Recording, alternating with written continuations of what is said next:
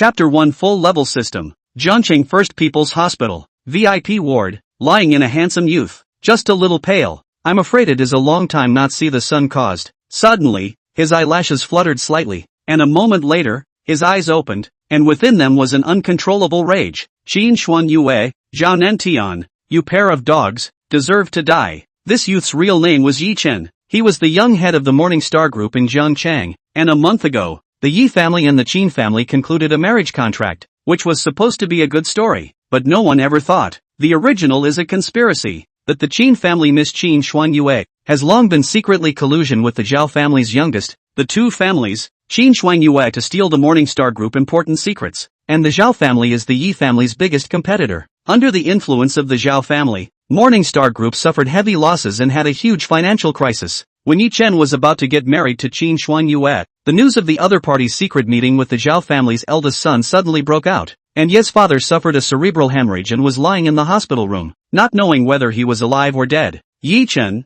who was furious, went to look for trouble with Zhao Nantian, and was severely injured and in critical condition. Two backbones fell in a row. The big Morning Star Group instantly collapsed, and Ye Chen, also from the high and mighty young master of the Ye family, was reduced to everyone's scorn of the lost dog. This lying is half a year. Just when Ye Chen was clenching his teeth and was furious, a clear beep sounded from his mind. Detected the host's first wakefulness, rewarding the host with max physical quality. Vision system repair completed. Current vision level max. Hearing system repair completed. Current hearing level max. Taste system repair completed. Current taste level max. Repair of the fertility system is complete. Current bed fight level max. The injuries have been completely repaired, and now the host's physique surpasses that of all earthlings. Hearing the mechanical female voice returning to his ears, Ye Chen was still shocked even though he had known about the existence of this system for a long time. Half a year ago when he went to find trouble with Zhao Nantian, this system had already appeared in his mind. This half-year's coma was nothing more than his own consciousness fusing with the system.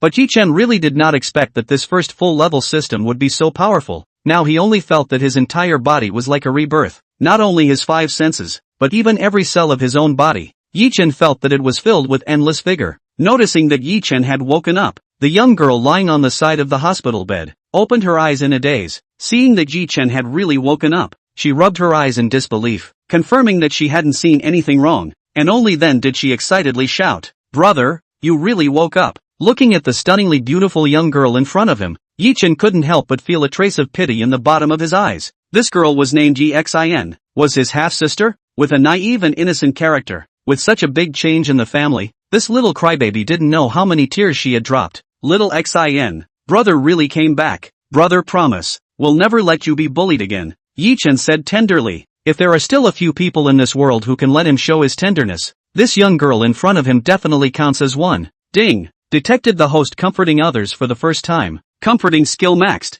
Originally, Ye Xin was a crybaby by nature, and now that her big brother was awake, she was even more joyful, shrinking in Ye Chen's arms and crying into tears. If it is to Ye Chen's previous nature, will certainly educate some, saying what men and women are different, even if it is a brother and sister cannot be too close, not to mention that the two are not a brother and sister. However, in the case of comforting skills max, Ye Chen did not stop Ye Xin's ambiguous behavior, but also put his hand on the back of this niece, gently patting. After crying for half a day, Ye Xin finally came back to her senses, and only then did she feel that Ye Chen's actions seemed to be a little intimate. Her cheeks slightly reddened. She felt that Ye Chen had changed. Her previous brother would never be this intimate with herself. Brother, I'm fine. It's just that Dad he hasn't woken up yet, and now the company has collapsed. If it wasn't for the fact that Mom sold off some of her properties and jewelry, we wouldn't even be able to pay for the hospitalization, Ye Xin said in a low tone. Now the Ye family's life is very difficult, almost can't hold on.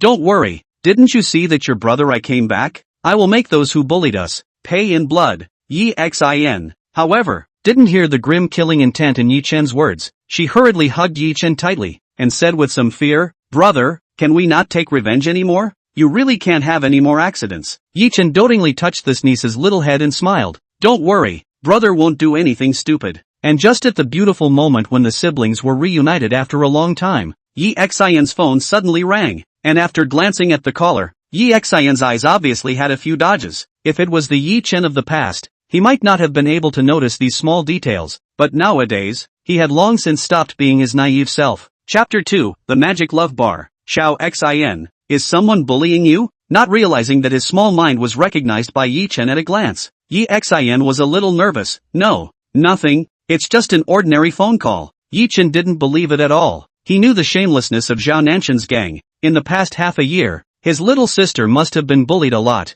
Unable to withstand Ye Chen's soft words, Ye Xin then told the reason for the incident. It turned out that there was a guy called Sun Mingho inside their school, who had been madly pursuing her. Although the Sun family is not as good as the former Yi family, but it is also a well-known family force in Jiangcheng. The most critical, this Sun Mingho is Zhao Nanshan's #1 lapdog. Ye Xin naturally did not agree, but she did not expect that this Sun Mingho would be so shameless. He even used the seriously ill Ye Chen and Ye father as a threat, saying that if Ye Xin did not accept, he would have to drive the two fathers and sons out of the hospital. He said that he will wait for me at the magic love bar at night, and if he doesn't see my person, he will have to come down hard tomorrow. Ye Xin said with some distress. She really didn't know what to do. It doesn't matter, Xiao Xin, just go, wear something pretty, because tonight, you'll be the prettiest chick in the whole bar. At 8 o'clock, the magic love bar, Sun Mingho's group of people, have been waiting here for a long time. A group of doglegs have long been unable to hold down the excitement in their hearts, and spoke in tongues.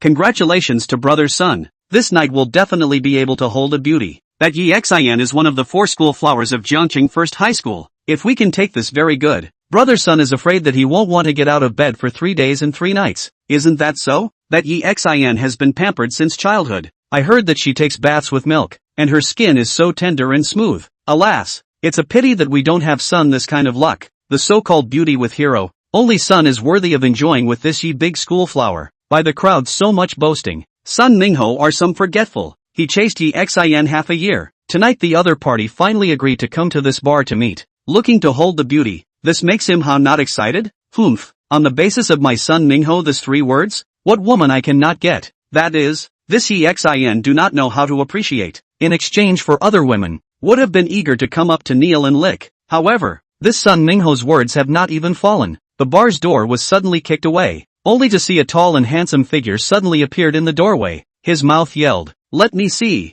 Which one of Sun Mingho's ungrateful dogs is it? My Ye Chen's sister. Is also something you can get your hands on?" Ye Chen unexpectedly woke up. This news spread like wings, instantly spreading to every corner of the bar, and one of the juniors even smiled awkwardly and said, "Yi, brother Yi, you're here?" Before the decline of the Yi family, Ye Chen was also a regular customer of this magic love bar, and the crowd often referred to him as Yi Xiao, and although he was in a coma for half a year, his residual power was still there. Idiot, still call you? Brother Yi. Morning Star Group went bankrupt. He is now a poor man. It's good that they didn't look for trouble from him, actually not hiding like a dead dog, but still dare to come out and bark. It's really self-seeking death. That little brother was slapped by Sun Mingho, covering his red and swollen cheeks. He was aggrieved and looked at Ye Chen with incomparably resentful eyes. He didn't dare to hate Sun Mingho, so he could only put his resentment on Ye Chen's head. For the first time in his life, he was scolded for being poor. Ye Chen laughed. These people are really snobbish and scary. Before, when he was rich, one by one,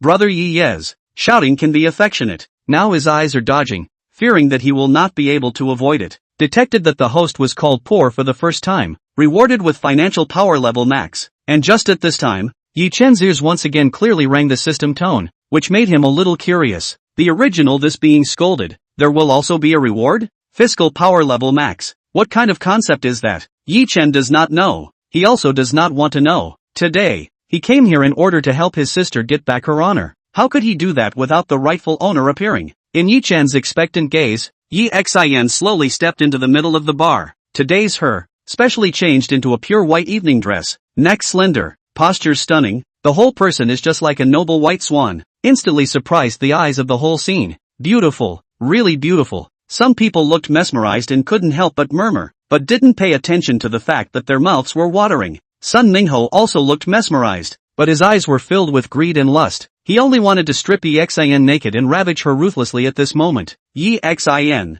did you agree to come to this bar today because you figured out that you want to be my girlfriend? Without any concealment nakedly asked. Sun Mingho's wolf ambition revealed undoubtedly. However, Ye Xin is gently ringed Ye Chen's arm. Zhu lips opening, proudly said, "I will not be your girlfriend, even if death will not. Toad want to eat swan meat. You die this heart." The dry refusal, without any procrastination, was like a clear slap, fiercely slapping Sun Mingho's face. Chapter 3, One Against All. Even Ye Chen couldn't help but applaud his own sister. The way he said it, it was just too beautiful. Sun Mingho laughed back in anger. He glared fiercely at Ye Chen, but said with a cold smile, Ye Chen, since you're here today, it's not up to you. Today, you have to agree even if you agree, and you have to agree even if you don't. I didn't expect this surname Sun to be so overbearing. Ye Chen also got a little angry and snapped. On what grounds? It's fine if you don't agree. I'll break Ye Chen's 2 dog legs in front of you today. If you don't believe me we can try. Sun Mingho coldly laughed.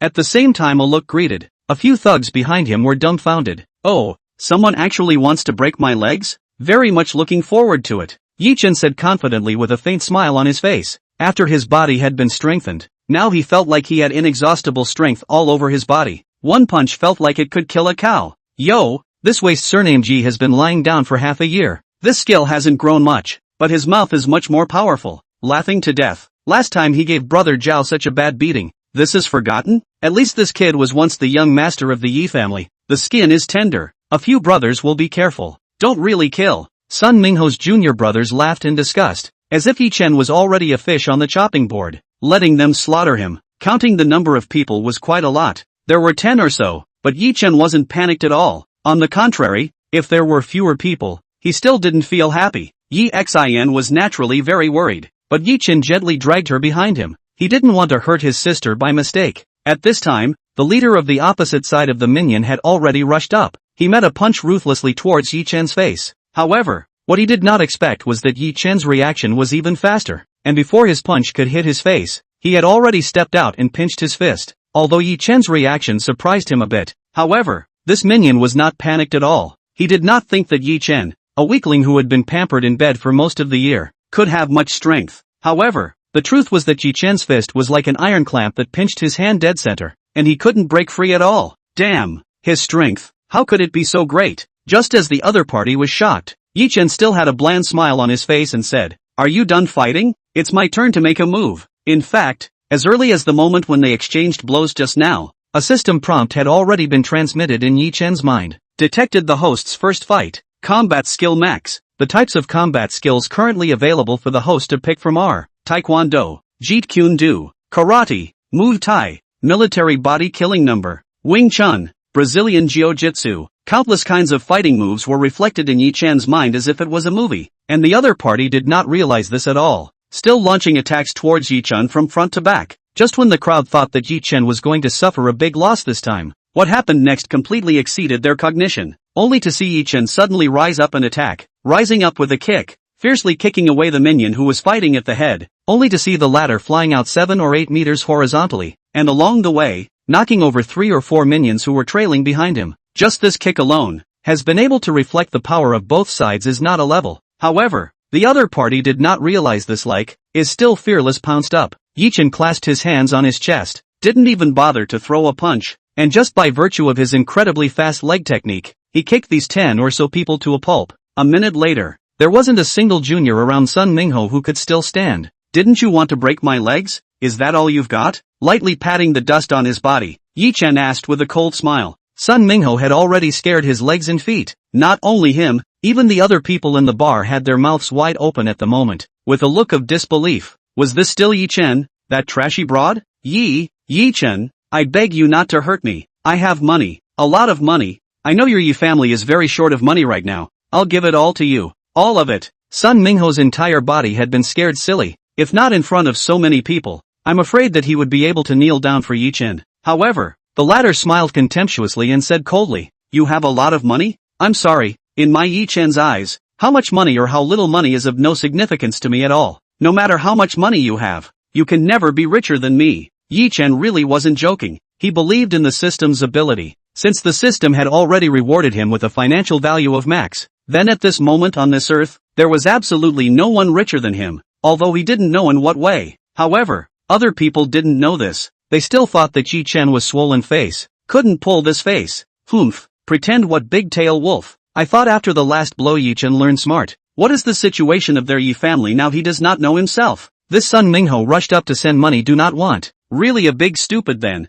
That's why I said I can't find this kind of loser. I don't have any skill, but I think face is more important than anything else. Privately, the crowd was talking a lot. and Ye Chen took it as if he didn't hear it. Suddenly, Ye Chen's phone rang, as if to corroborate what he had said. Chapter 4, The World's Richest Man. Without the slightest hesitation, Ye Chen directly connected the phone and turned on the speakerphone. Only a clear and melodious female voice could be heard coming from inside the phone. "Excuse me, is it Mr. Ye Chen Yi?" "I am," faintly answered. Ye Chen knew that this call was more than likely to send money to himself. "Hello Mr. Yi, I wonder if you know Mr. Ye Fight?" "Ye Fight?" Ye Chen looked puzzled. It seems that he had heard of such a person, a rather powerful old man, probably 70 to 80 years old this year, known as the most discerning Chinese investor. He had once created a legend of making $10 million back in a week with $500 on Wall Street, and he had invested countless times in his life, and was known as the richest person in the world. It's like this Mr.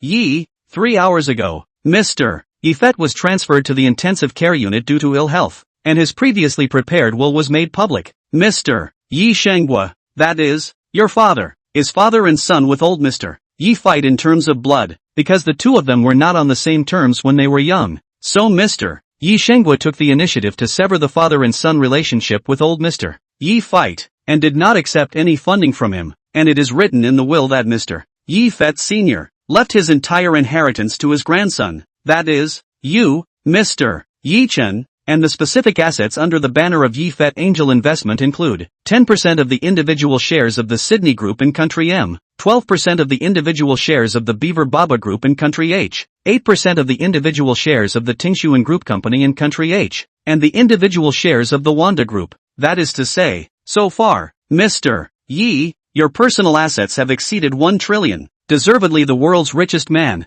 I've become the richest man in the world? At this moment, not only was Ye Chen stunned, even the surrounding crowd watching the show were stunned. No one dared to believe that the new richest man in the world was born right in front of them, and it was still such a young man. Liar, someone questioned, but even their voice was a bit shaky. The more resourceful people had already pulled out their cell phones to check the recent hot news. However, the news that Master Yi Fight was critically ill was like a typhoon, instantly blowing across the north and south of the Yangtze River, and the headline news broadcast on almost any portal site was all about this content, and it also broke out the identity of the trillion-dollar heir, the mysterious man surnamed Ji in Jiangqing City, so that everything matched up. Just when the crowd still couldn't believe it, a roar of car engines suddenly sounded at the entrance, and when the crowd sniffed and looked, they only saw 20 Rolls-Royce Phantoms neatly parked at the entrance, and each of the Phantoms was equipped with 2 tall and majestic black-clothed bodyguards, as well as an extremely good-looking manicured woman. Ye Chen slowly walked out of the bar, only to see the crowd bowing in unison and saying in unison, "Good day, young master."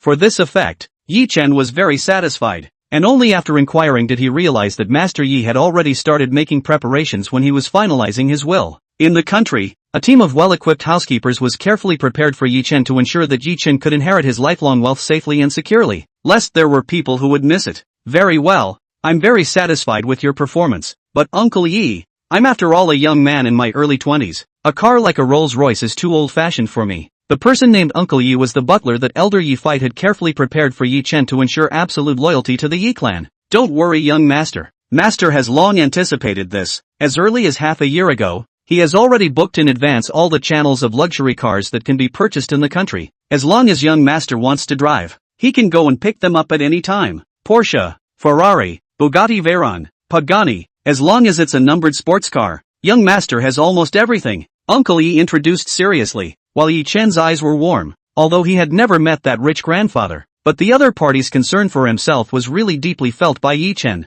"Very well, then you guys go back first. You don't need such a big battle in the future, so that people don't think that I'm the president of some country going out." However, Ye Chen's humor was exchanged for Uncle Yi's serious face. He solemnly said, "Young master, you are the most honorable person in our hearts. That is, even the M country's chief can't compare to you. Your travel, we must consider it with the maximum safety limit." At the same time, he also handed Ye Chen a key to the most expensive villa district in Jiangqing City, the top single-family villa inside Jinsha Manor. Almost every square meter was priced as high as 200,000, and the entire villa covered more than 1,000 square meters. So this villa alone was priced at more than 200 million. The crowd had already been struck to the ground. For this $200 million villa, it was just an unimaginable astronomical figure. Poof! Just when the crowd was still in a state of shock, Sun Mingho, this kid was quick-witted and immediately fell to his knees, with a look of sincerity to admit his mistake. Chapter 5 Pain Levels.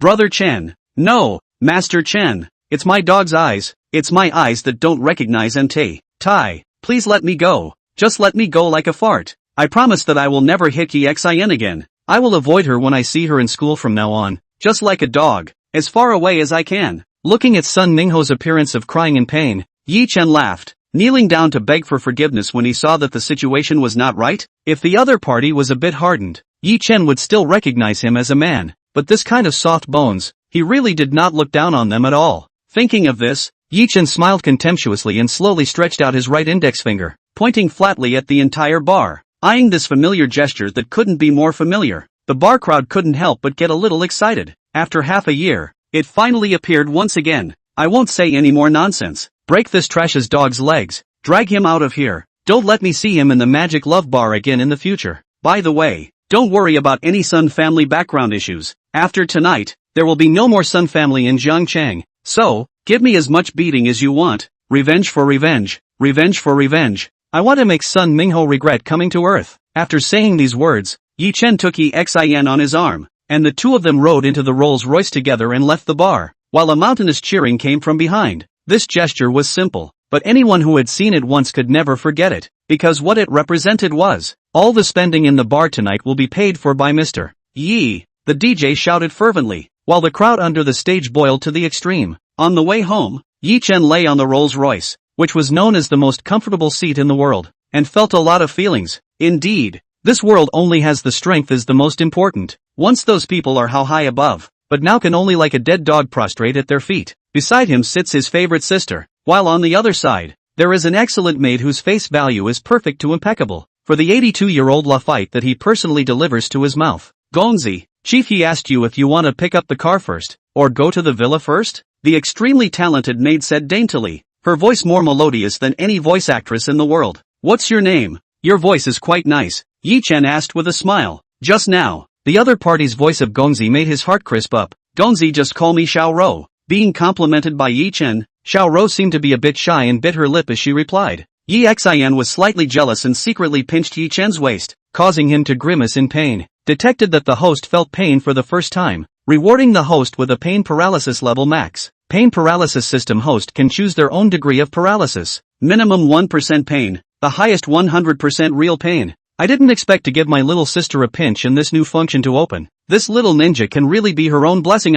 With this function, in the future when he fought with someone, Ye Chen only needed to turn this pain paralysis function on. Then he was the humongous berserker. Little Xin, you're simply wonderful. Come on, Boo One. Thinking of this, Ye Chen couldn't help but feel a burst of excitement in his heart, pinching Ye Xin's little face and bearing a bite. Hey, nasty. Ye Xin didn't expect her own brother to be so mean. Her face instantly turned red like a ripe apple. However, Ye Chen's sudden action had dispelled a few points of Ye Xin's nervousness. She quietly pasted into Ye Chen's ear and whispered, Brother, to be honest, I still feel as if I'm dreaming. You said that all this wouldn't be a dream, right? It was no wonder that she couldn't believe it. Ever since Ye Chen woke up, everything that had happened was just too fantastic. Even the most imaginative director couldn't make such a bizarre movie. Seeing that his sister was still in a dazed state, Ye Chen laughed and said blandly, Stupid girl, haven't you been clamoring that you want a Porsche for your 18th birthday present? Let's go pick up the car. Ye Chen brought his sister and the two of them to outside the Porsche store.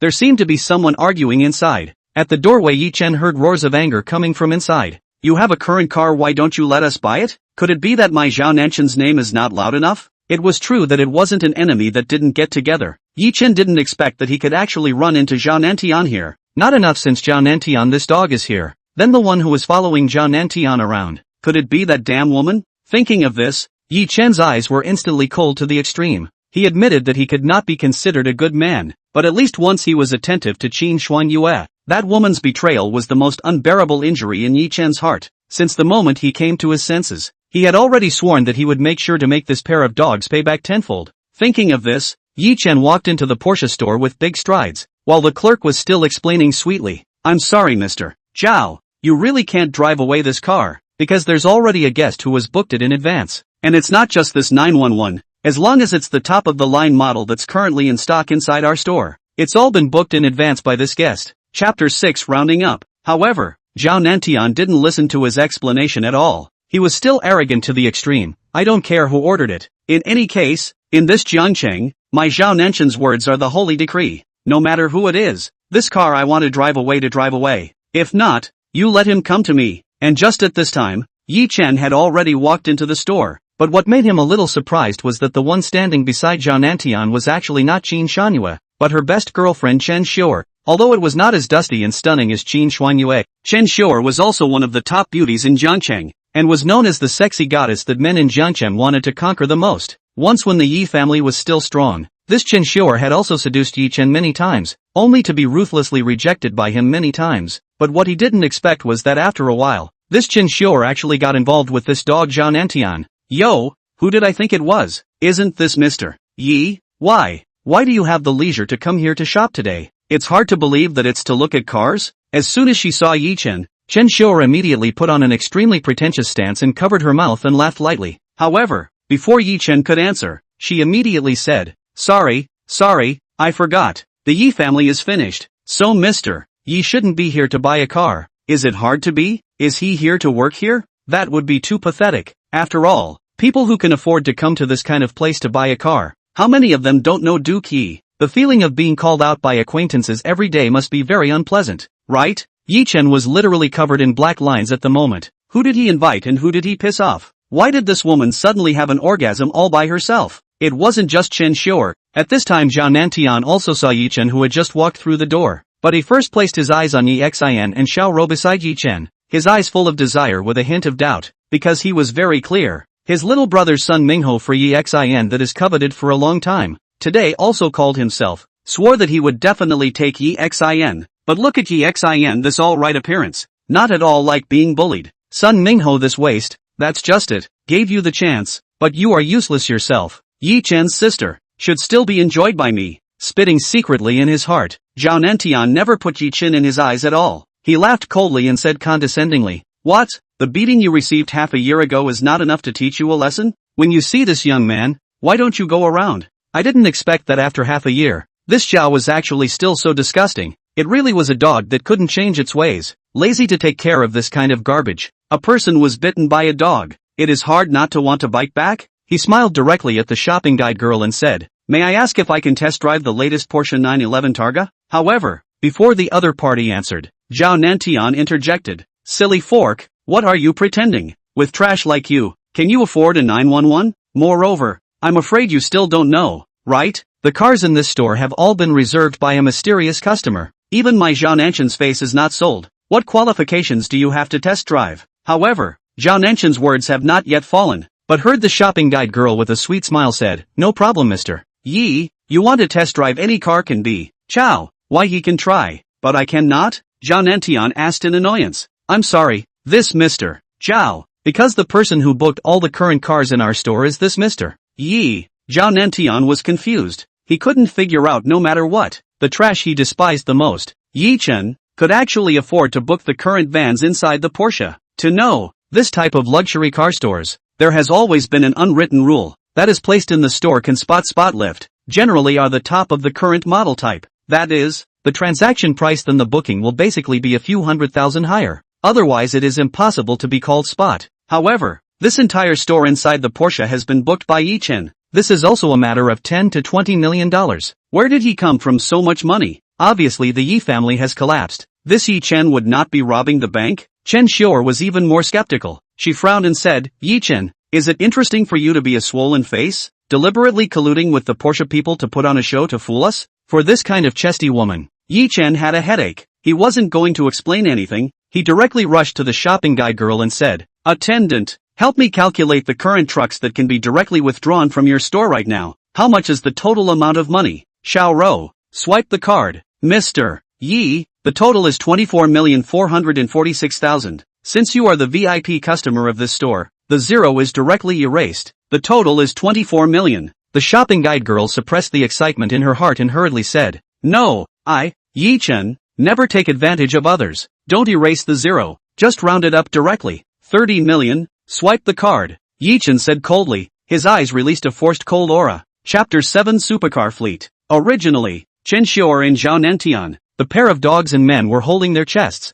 ready to see how Ye Chen was going to end up by pretending to be such a big pussy, but as a result, The two of them instantly fell into a state of dumbfoundedness when they heard the beeping of this consumption of $30 million coming from inside the card machine. How about it? Satisfied? Ye Chen asked with a cold smile. Although the facts were already in front of him, the other party was still a dead duck and said, "Humph, it's not just brushing a $30 million card. It's not like I can't brush it out. Master Zhao." I didn't expect this kid to still be unconvinced. Ye Chen smiled wider and wider. Very good. He likes this kind of person who puts his face in front of him to let himself be beaten. Xiao Rou, call Ferrari, Bentley, Pagani, McLaren, Lamborghini, Aston Martin, yes, and Bugatti's 4S store. I'll give them 10 minutes. Send someone to drive all the sports cars that can be driven out of the store, and park them in front of Porsche's door. How many counts is how many? Young master, I'll buy them all. As soon as these words were said, not to mention Zhao Nantian and Chen Xior, even the onlookers watching from the side couldn't stand it anymore.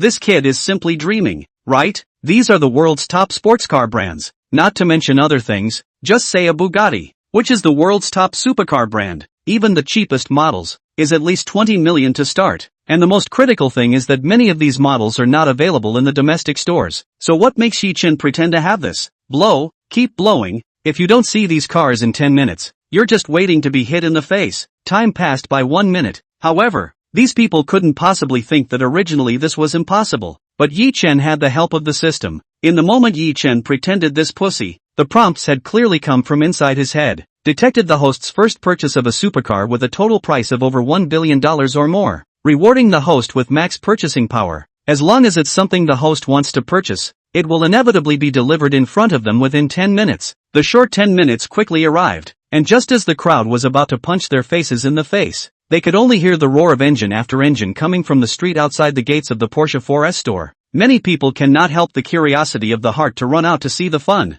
only to see a Bugatti Veyron at the head, followed by Lamborghini Poison, Ferrari Enzo, etc. A variety of people counted to come up with the name of the supercar, followed by a trailing, previously questioned Ye Chen pretending to be a pussy. At this moment his already angry lips are beginning to shiver. However, Ye Chen just a faint smile, hands a-spread, very helpless. Sorry, money is can do whatever you want. As for Zhao Nantian, at this moment, he was already so scared that his legs went weak. He fell to his knees and shivered. Brother Chen, what I did earlier was all my fault. Please be generous and spare me for once. Only Chen Xior, a woman with big boobs and no brain, hadn't figured out the seriousness of the matter yet, and with a hypocritical smile on her face, she came together in front of Ye Chen and said in a delicate manner, "Young Master Yi, in fact, the one in my heart that I like the most is still you. It's all because this damn Zhao Nantian forced me to be with him. Nothing happened between us. You must believe me." Ruthlessly kicking this shameless woman off, Ye Chen coldly said,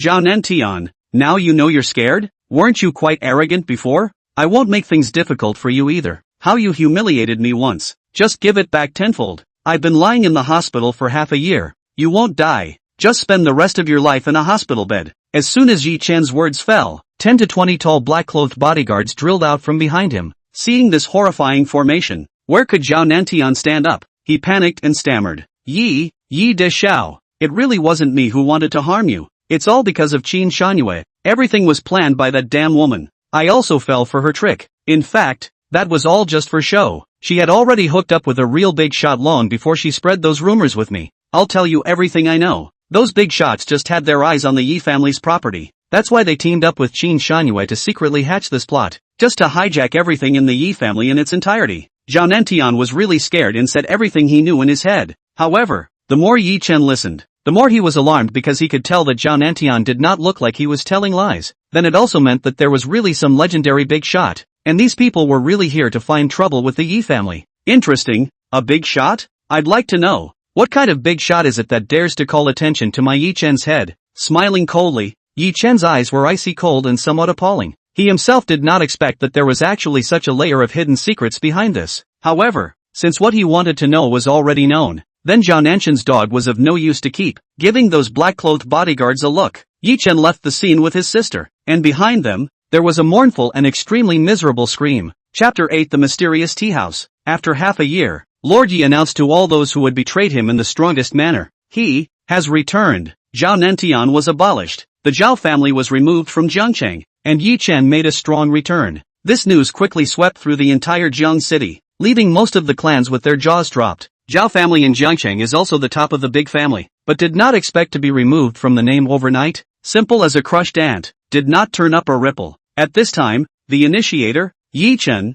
was sitting in front of his mother with his younger sister, Ye Xin. Under severe scrutiny, Ye Chen was hairy from his mother's eyes, and couldn't help but speak stiffly. Mom, my sister and I, this is not nothing, but we also taught those guys a lesson and wiped the Zhao family's neck in the process. The best of both worlds. Ye Chen broke his fingers and said seriously, Humph, is this the point? Mother Ye looked at her playful son in front of her and let out a cold snort. You woke up after being in a coma for so long. It should have been a joyful thing, but you're so good. You brought Ye Xin to cause trouble without a word. What? You still think it's not enough trouble? Have you been such a big brother? Ye mother continued. Yes, I promise. I won't be so reckless next time. Ye Chen heard his mother's tone loosen up and hurriedly assured. Detected the host's first serious review. Rewarding speech level max. System, you've had enough, huh? What a mess to reward. Although skillful, but this is too much of a mishmash. Hearing the reminder tone from the system, Ye Chen secretly spat in his heart. Detected the host spitting out the system for the first time. Rewarding sneer level max. Hearing the reminder tone, Ye Chen's face stiffened for a moment, instantly feeling that his brain was filled with countless exasperating paragraphs, as if no one could beat him once he opened his mouth, and any cursing words were less than a pat on the back before his own lips. Ye Chen, what's wrong with you? Seeing her son's face suddenly freeze, Ye mother couldn't help but worry, reaching out her hand and shaking it in front of Ye Chen's eyes. Mom, I'm fine. Ye Chen came back to his senses and grinned. Well, this time, thanks to your grandfather's timely help, you guys escaped? Next time you can't be so messy. Ye mother urged with a worried face. Yeah, and with the wealth that grandpa gave me, not only will our Ye family regain its past glory, it might even leap at the top of the world. Ye Chen laughed. You can't rely on your grandfather's assets and stagnate. Although these belong to you, they didn't come from your hard work. Ye mother frowned and said, Alright, I know, old mother lord. I will rely on my own ability to restore our Ye family's industry. Ye Chen assured his mother. Now that he had a full-level system, it wasn't difficult for him to recover the Yuanxian Ye family group. The only thing he needed was just a little bit of time. The assets given to him by his grandfather, Ye Fight, were not the biggest thing to rely on. Ye Chen's confidence came from the system on his body, and now that the hidden behind the major forces in Ye family wave, the so-called big man is what he should worry about. Even with the system on his body, he may not have full certainty to deal with this person. People's fear often does not come from the strength of the high and low. More often than not is the fear of the unknown. Big man? I'd like to see what kind of god you are, Ye Chen thought in his heart, and although he had a smiling look on his face,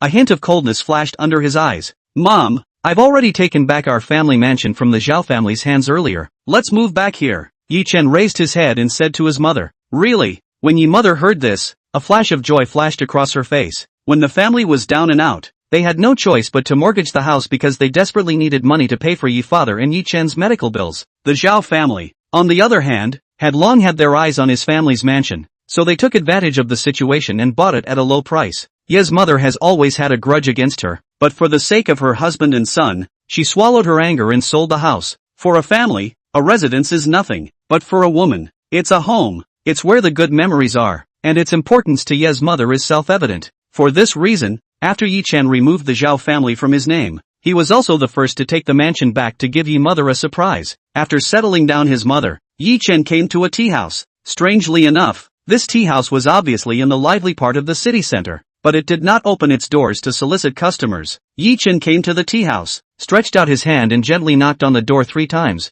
and then hung his hand still. After a while, only heard a sound of footsteps coming from inside the door, opening a doorway from the inside out. Who is it? A hoarse voice came out from the door crack. Me, Ye Chen. Ye Chen blandly replied back. The door crack was instantly open, just enough for one person to enter and exit. Ye Chen didn't care. Lifting his foot, he walked inside, and only when Ye Chen's body completely disappeared into the tea house did this door slowly close. And all this didn't attract the slightest attention among the hurrying crowd. Chapter 9, Reviving the Family. Why is it so dark? As soon as he entered, Ye Chen felt as if he had entered a black hole, unable to see anything. Detected that the host was caught off guard and plunged into the darkness for the first time. Rewarding night vision level max. Ye Chen heard a voice coming from the system. His eyes instantly lit up and drove away the darkness, seeing clearly the surrounding appearance. A dilapidated old tea house. Amazing. It's 100 times better than bringing a night vision device. It's like being in the daytime. Ye Chen sighed. although the system many times added some abilities indiscriminately, but there were so many that were truly magical as well.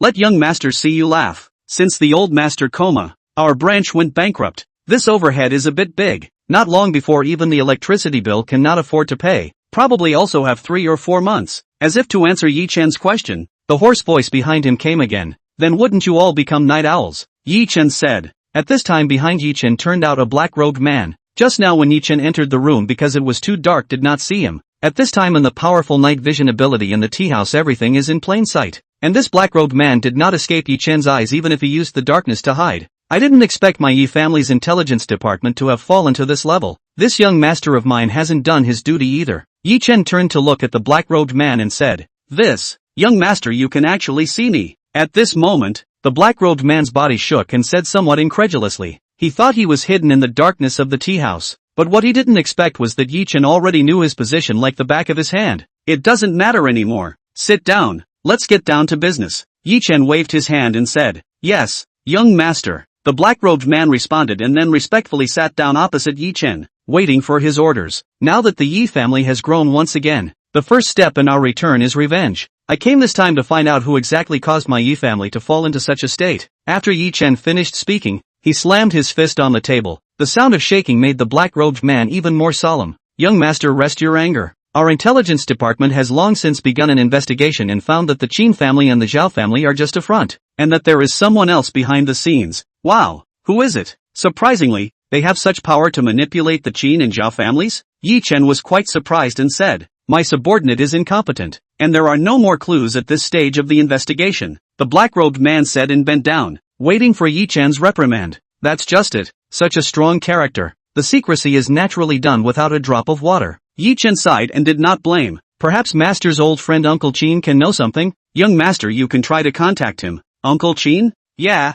he will definitely learn something." Ye Chen could not help but pat his thigh and said, "The Uncle Qin in Ye Chen's mouth was one of the top businessmen in Jiangqing City. His success was not entirely based on his business acumen, but rather because he was a road master and a source of connections. There was nothing he didn't know, no matter which line he was mixed up in." "Young master, may I ask what else you need to investigate?" the black-robed man inquired. "Nothing for now. I'll go find Uncle Qin first," Ye Chen said and got up to leave. The black-robed man also got up to see him off. Ye Chen turned around again, and the black-robed man was surprised for a moment, suddenly forgetting that Ye Chen was able to see him. The family will soon allocate funds to come over. Where would the work efficiency be high in such an environment? "You will be responsible for the reconstruction of the intelligence department," Ye Chen said as such. "Good. My subordinate thanks young master," the black-robed man said joyfully. Finally he didn't have to be a night owl anymore. After leaving the intelligence department, Ye Chen got into his newly purchased Porsche 911 and thought for a moment before starting the car and heading towards Uncle Qin's Fongzhen group.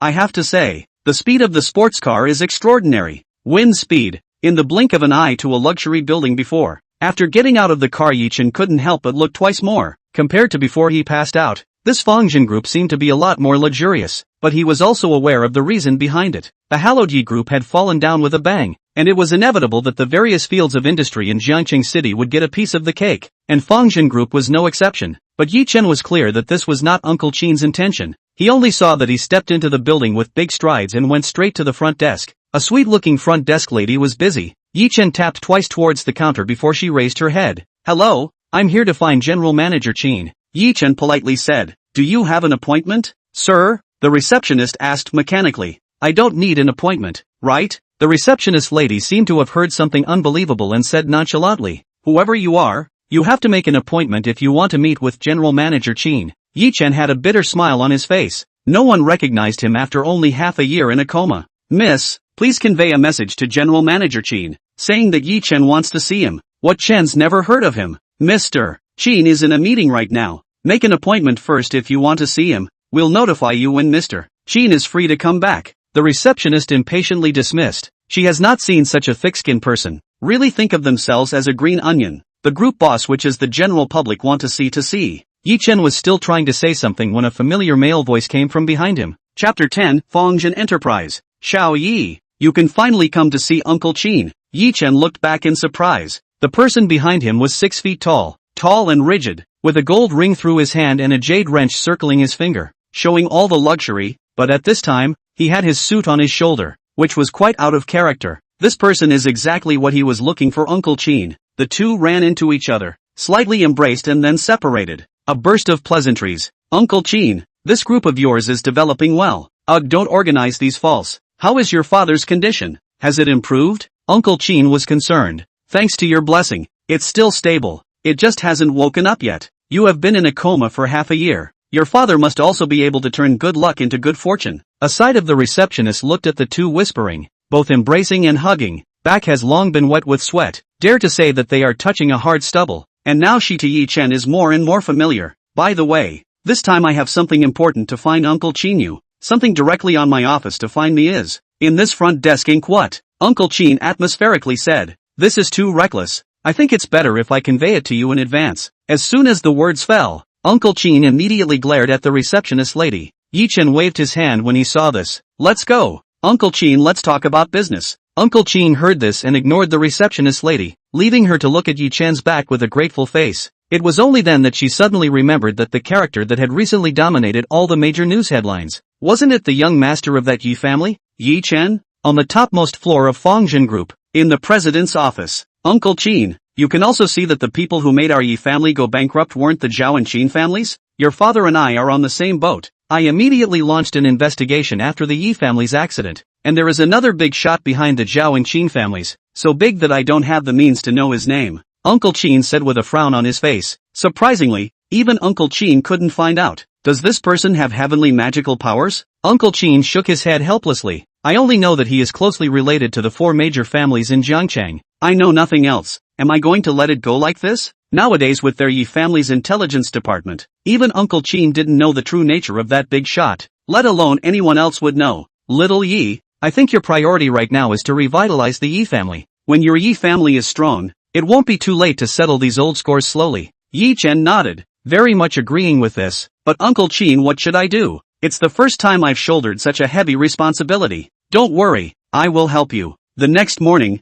Ye Clan Group. Early in the morning, Ye's group is already in a mess. The company has not been this busy for a long time since the bankruptcy. Go faster The shareholders meeting is about to start. Hurry downstairs and pick up the shareholders. How come the shareholders meeting was called all of a sudden? Who has so much power Isn't the chairman still in a coma in the hospital? Keep your voice down. If the top management hears this there will be consequences for you. The two employees whispered. This was already the norm for Ye Group. The company was in decline and inevitably attracted gossip. Soon the conference room was full of people, but it was a dead silence. The shareholders all looked serious, staring at the main position is still vacant. In the end, who will sit? At this time, the door of the conference room will push open. The person who came was Ye Chen, only to see him walk straight to the main position, calmly and freely sat down. Now the atmosphere immediately condensed. The shareholders were all talking to each other, and soon someone recognized him as the chairman's son, Ye Chen. Ye Chen pretended to clear his throat and everyone calmed down.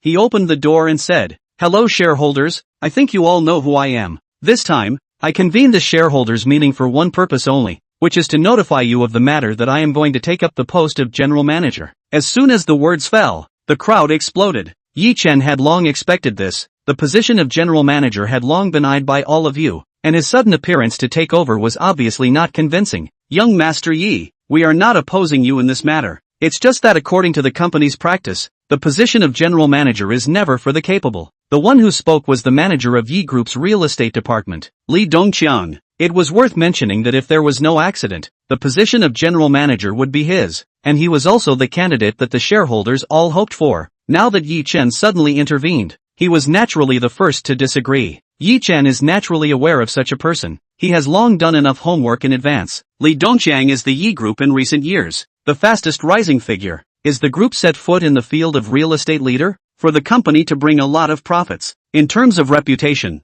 he was also quite cohesive, counting as Ye Chen's #1 competitor. That's right, even the chairman won't be biased in this matter. Indeed, young Master Yi, you are still young. The fire is not enough. To lead the Ye Group is a bit of a stretch. The shareholders spoke in unison, all the voice of opposition. Simply put, it's the turn of a random person on the scene. It's not Ye Chen's turn to be the general manager. Chapter 11, The First Test. Ye Chen's brows furrowed as he listened to the words. Finally he couldn't help but open his mouth. Are you guys just qualified? I dare say that only I, Ye Chen, have the ability to be able to bring the Ye clan back from the dead. The moment these words came out, the crowd was even more unsettled. No one had dared to talk to them like this, arrogant to the extreme, not to mention after the coma. Even before the coma you haven't stepped a step into the company. What can a dude like you do? Li Dongxiang said disdainfully. We've been fighting in the mall for decades. How can it be your turn to judge? You'd better keep going to spend your days drinking. The position of general manager is also manager Li's if you want to be one. Which is your turn? Ye Chen sniffed coldly. Ridiculous. 30 years east of the river and 30 years west of the river. Less look down on people. Just by virtue of his Ye Chen now has the help of the system. Not to mention revitalization of the Yi group. Even if it is another Yi group is not a problem. Ye Chen took a deep breath. It seemed that there was no way to convince the shareholders with his mouth alone. He waved his hand, signaling everyone to be quiet. Let's put it this way. Do the shareholders dare to bet with me? If I win, you guys won't have any more objections. Bet on what? Betting on how long it will take you to completely bring down the Yi group? The shareholders burst out laughing at this point. What's the biggest problem facing the company's operation right now? Ye Chen suddenly asked. The shareholders couldn't help but look at each other and smile. It seemed that they had a common answer. The plot of land in Songjiang village in the middle of the city. Our group has been slow to get the right to develop it, and other real estate developers have been stupid enough to do so. Li Dongqiang, who was the manager of the real estate department, spoke up. This piece of land had been troubling the real estate department for almost a month. Even Li Dongqiang was unable to take it down. If Ye Chen could take it down, the shareholders would recognize that Ye Chen was more capable of taking the position of general manager than Li Dongqiang.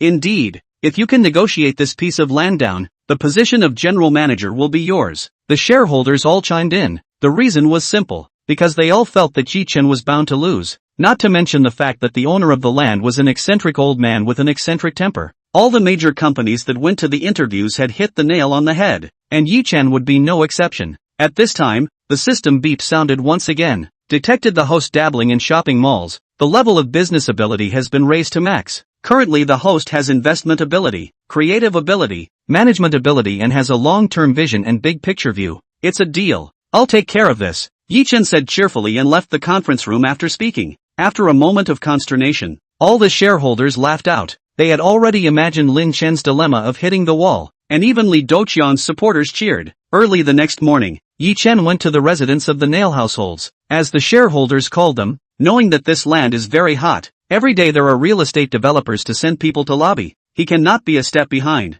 Soon he arrived at the Songjiang village. Not far away from the construction team is constantly working, is in the construction of the latest subway trunk line. No wonder the Songjiang village land will be so popular. Ye Chen also curious that nail household is for what is not willing to go. Cannot help but speed up the pace. Soon a rather large yard appeared in front of him. Before the person arrived, a rich flowery aroma flooded into Ye Chen's nose, intoxicating people. Ye Chen went forward and politely knocked on the door. Come in, the door is unlocked. Which company is it again today? A hoarse voice came out in the courtyard. It seemed to be an old man. Ye Chen smiled and pushed the door with a smile on his face. Just outside the courtyard was still quite big, but once he entered the door, it felt very crowded. The courtyard was filled with flowers of all colors and sorts. At this time, an old man with white hair was examining a pot of flowers with a sad face. Hello grandpa, my name is Ye Chen. I specially came to visit your old man. I don't represent any company. Ye Chen took the initiative to greet him. Who cares what you are? I'm not in the mood to greet you right now. If you want to persuade me to move out, then don't bother even more.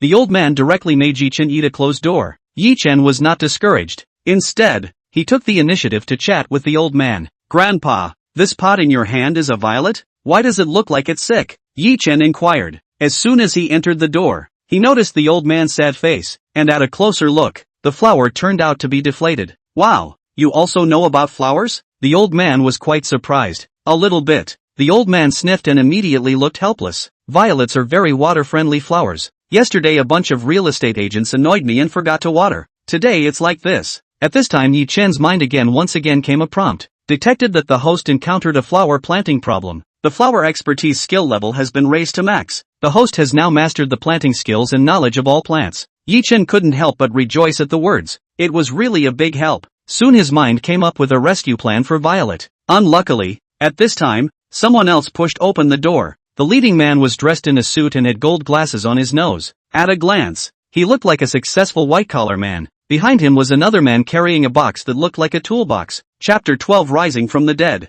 Uncle Chun, I'm here again. Yesterday I heard that your violets shriveled up. Our company immediately invited a professional flower expert to help you. This expert is a new force in the field of flowers in Jiangqing City. He just won the champion of the city's flower planting competition. I had a hard time getting him here, the man in the suit introduced. That old man hadn't had a good face yet, but once he heard that the flower expert had come, his eyes immediately glowed, and he served the violets to the expert. You're the expert, right? Trouble you to see if this pot of violets of mine is still salvageable. This is my favorite. Don't worry, Uncle Chen, I will definitely be able to save your flower, the expert boasted. Ye Chen couldn't help but frown at the situation, but now he could only be watching from the sidelines. Uncle Chen, let the expert handle your violets. Let's talk about the relocation, the man in the suit said as he pulled Uncle Chen aside. Manager Lu, other matters will be considered after the experts revitalize my violets. Chen Bo waved his hand and pushed Manager Lu away. Studying with the expert. What do you think, expert? Uncle Chen, your violets have tender stems and curled petals. This is severe water loss. Yes, that's it. Uncle Chen sniffed, was nodding his head repeatedly. It seemed that he trusted the expert very much. I'll take some remedial measures first now. I'll do my best. Ridiculously, after the expert's operation, the pot of violets was not only not saved, but it was even more deflated. Frightened Chen Bo hastily watered the pot of violets are not helpful, and finally the expert concluded that the pot of violets is hopeless. The sight of the manager Lu was very embarrassed. Chen Bo, even more like a deflated ball, sat down, then the violets more shriveled. Uncle Chen, I might have a way. Only then did Ye Chen try to speak. You come? What kind of person are you? The experts all said they couldn't save it. Can you still bring the dead back to life? Manager Lu disdainfully said. This flower has suffered a serious water loss. The rootstock has shrunk by a third. Professionally speaking, it's a dead root. How dare you say you have a way? Ridiculous, the expert disdainfully said. At the loss of you still claim to be an expert. Did your teacher teach you that dead roots are hopeless? I suggest that you should just rebuild it. You? Well, then I'll wait and see. If you can bring this pot of dead-rooted violets back to life, I'll smash that trophy of mine. This trophy was the symbol of the expert's fame, and smashing it would probably be the end of his career. Ye Chen looked at the expert's exasperated appearance, not to mention how funny it was. Since the system said he could save, he could definitely save. It's all come to this point. Then you try. If you can save it, everything is negotiable. Chen Bo faltered at this time. Okay, Ye Chen said cheerfully, and after saying that, he got busy. He took the expert's toolbox without any hesitation, patiently aligned the flower heads, and took scissors to cut off the excess leaves, then tenderly plucking out the violet, he turned on the faucet and gave the violet an inverted shower, straight to the roots.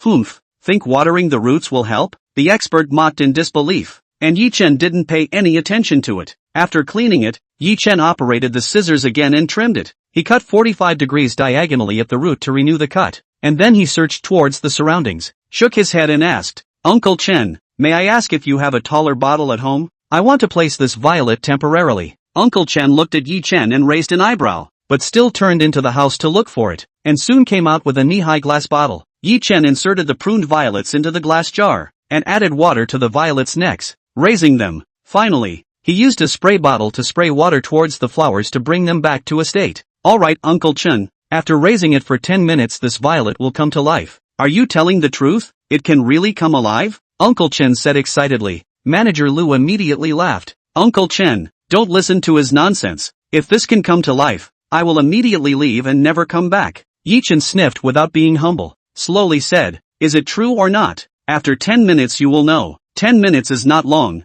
but the effect is very significant. Overseas living in the violet surprisingly under the eyes of Chen Bo to the naked eye visible speed to restore the posture. Young man, what's going on? Uncle Chen, violets are hydrophilic plants. Alone more watering is not enough. At the beginning you planted it in a pot is not right. It has to be planted and inserted in a tall vertical bottle, keeping most of its branches and trunks able to soak in water all the time. Afterwards you find a more aesthetically pleasing bottle to replace it. And that's the end of it. Ye Chen spoke with a straight face, coupled with the fact that the violet's petals were already a change from the shriveled stance they had just taken, becoming full and stretched out. When Uncle Chen looked at it, it turned out to be even more beautiful than when it was previously healthy, so he couldn't help but nod his head and say yes. On the contrary, Manager Lu, at this time as the face is green, toward the side of the expert reproached, how do you do things?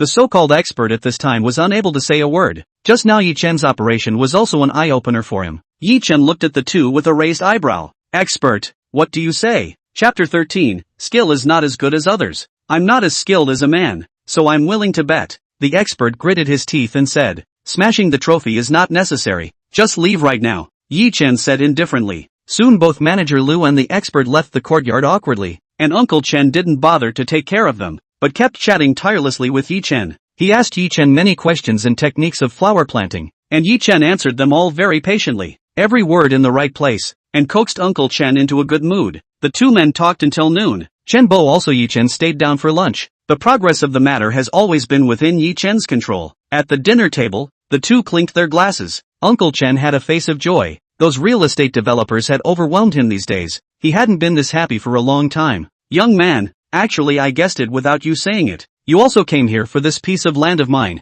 right? Uncle Chen suddenly came out with this sentence at this time, catching Ye Chen off guard. Ye Chen was slightly stunned. Then he revealed a smile and raised his wine glass. Whether it's land or not is another story. Today, the late generation came just to make a friend with you, Uncle Chen. Good. It's good to make friends, not to mention a confidant among flowers like you. Come and drink up. Uncle Chen happily clinked glasses with Ye Chen, meaning that he agreed to make this friend with him. The two people were happy. The meal was quite peaceful, and the whole process Ye Chen did not mention anything about the land development rights. He knew that this matter is not impatient to come. Otherwise in the previous other competitors have long been won. Ye Chen can see that Chen Bo is very sensitive to this matter. He has to follow the gradual progress. After the meal, Uncle Chen warmly sent Ye Chen away, and also let him have time to come often. And this has already reached the purpose of Ye Chen's visit today. After going back, Ye Chen didn't slack off at all, and kept studying the background of that piece of land as well as its utilization value. He even personally planted a pot of lotus petal orchid, intending to present it to Uncle Chen when he visited him next time. This flower was extremely valuable, not in its species, but in its tedious and complicated cultivation. Because of this, Ye Chen chose to personally plant it, with the aim of showing his sincerity. 2 days later, Ye Chen visited Uncle Chen again with this pot of lotus petal orchid. The fragrance of the flower was still as strong as before. Ye Chen pushed the door like last time, and saw Uncle Chen still tending to the flower. As soon as he saw Ye Chen come, he immediately smiled, carrying a bottle of violets to show off in front of Ye Chen. Ye Chen recognized that this is the violet he saved, and now it's been replaced with a more delicate glass bottle. Young man is really something. After listening to your advice, this violet of mine is alive and more spirited than before. That's good. Uncle Chen might as well make good things happen. I brought a pot of lotus petal orchid that I personally planted to honor you today, Ye Chen said and lifted the flower pot in his hand. What? Surprisingly, it's a lotus petal orchid. Let me have a good look, Uncle Chen said in surprise. The other real estate agents had already taken the lead in sending flowers, but the flowers they sent were vulgar and superficial, nothing but expensive, and Uncle Chen loved the flower itself, not its value. Chen Bo knows that this lotus petal orchid is exceptionally difficult to take care of. Even he himself does not have enough confidence to cultivate. In front of this pot of lotus petal orchid but by Ye Chen to take care of the vitality, can be seen where its sincerity. Chen Bo was holding this pot of lotus orchid and was trying to find a conspicuous position in the yard to place it down. But just after 2 steps, the situation changed. He sat down with difficulty, and after placing the lotus orchid with difficulty, he covered his chest and gasped for breath. Seeing this, Ye Chen rushed over and assisted Uncle Chen. Uncle Chen, what's wrong with you? Why are you suddenly like this? My old illness is back. You help me go to the house and fetch the medicine, Chen Bo said with difficulty. His expression was very painful. Ye Chen heard immediately drilled into the house. As soon as he entered the house, he saw a very conspicuous medicine bottle on the dining table, but when he picked it up, he couldn't help but cry out. How is an empty bottle? Ye Chen said anxiously. When he ran out, Uncle Chen's situation was already even worse. His lips were blue and face purple, and his back had long been soaked. Uncle Chen, you finished this bottle of medicine. Is there more? AI. Look at my memory, Uncle Chen painfully said. After saying that, the whole person slowly hunched down and softened on the stone table. It seems that he forgot to buy the medicine. Ye Chen hurriedly notified the group's hospital to come and provide first aid, but he realized that it wasn't enough. According to Chen Bo's current situation, first aid must be taken. Detected that the host's friend is facing a life-threatening situation. Rescue ability max. The host has now mastered first aid practical ability, surgical ability, specialized medical knowledge and other medical functions. The system said as such. Asterisk.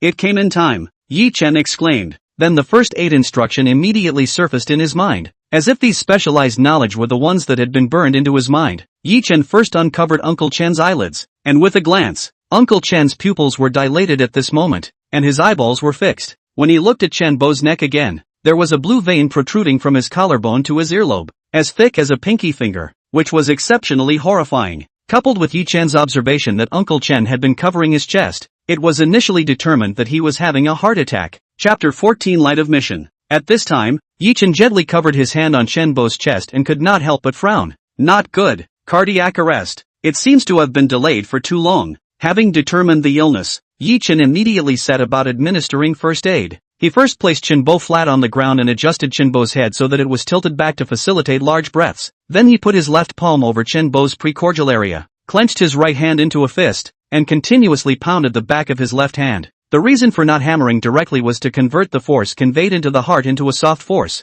After hammering for a minute, Ye Chen clearly felt Chen Bo's heart begin to beat, but it was still very weak. Seeing this, Ye Chen changed his technique again, placing the palm of his left hand on the lower third of Chen Bo's sternum, on top of the sword protrusion, pressing the palm of his right hand against the back of his left hand, while his arm was perpendicular to his sternum, exerting force to sharply lower the pressure, and then relaxing, and so on in a cycle. Slowly Chen Bo also regained some less consciousness. Confused, he struggled to hold up a sliver of eyelids. See as Ye Chen is sweating profusely, kneeling to give himself pressure. Look anxious. Then he closed his eyes again. The whole process went on like this for 3 minutes until the sound of a rumbling engine gradually came from above his head, and a helicopter with the logo of the Ye Group printed on its body docked outside the courtyard. Such speed also once again highlighted the Ye family's financial strength and capability, and soon the medical staff rushed into the courtyard carrying a stretcher. Ye Chen finally exhaled a long breath when he saw the visitor and stood up wearily. The patient had a sudden acute myocardial infarction that also triggered a cardiac arrest. I've already resuscitated him.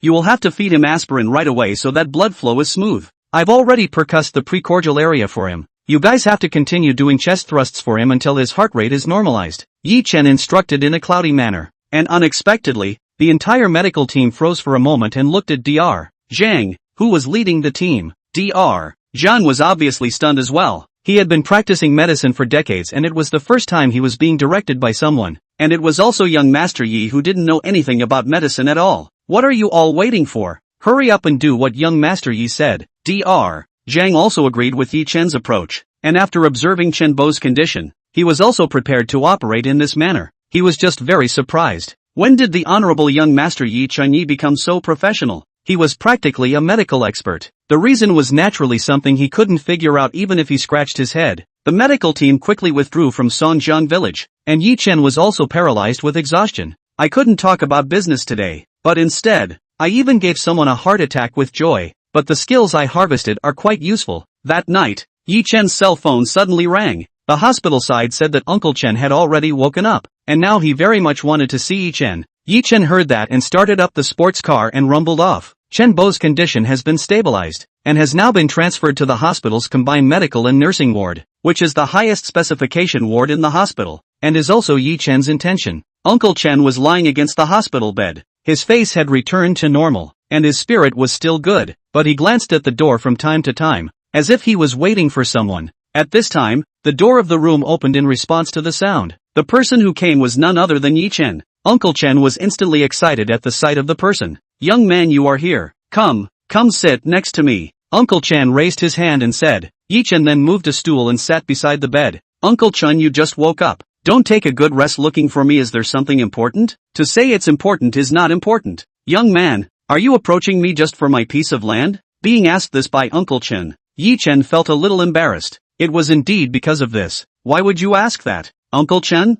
Although I'm old, I'm not stupid. You sent a special plane to transport me to the hospital, and they even called you young Master Yi, so I guess that you're not an ordinary person. An upper-class person like you is willing to approach a stardust citizen like me. What else could it be for if not to collect my land? Uncle Chen, no need to say it. Uncle Chen directly shouted at Ye Chen. The latter also lowered his head in embarrassment. In order to save people today, he didn't think of that much. Now everything is out of his plan. However, the Emperor's heaven is never responsible for those who have a heart. Only to see Chen Bo paused and then continued. When will you sign the contract? I am willing to transfer my land to you. Ye Chen seemed to be hearing something unbelievable. I haven't heard of Uncle Chen, right? You want to transfer your land to me? Exactly. What? You don't want it? Then I'll take that back, alright. Uncle Chen said mischievously. No. I'm just curious. I lied to you. Shouldn't you be angry? Why are you still? Chen Bo couldn't help but smile cheerfully at his words. Indeed, you came to cajole me like other real estate agents, but you're different from them,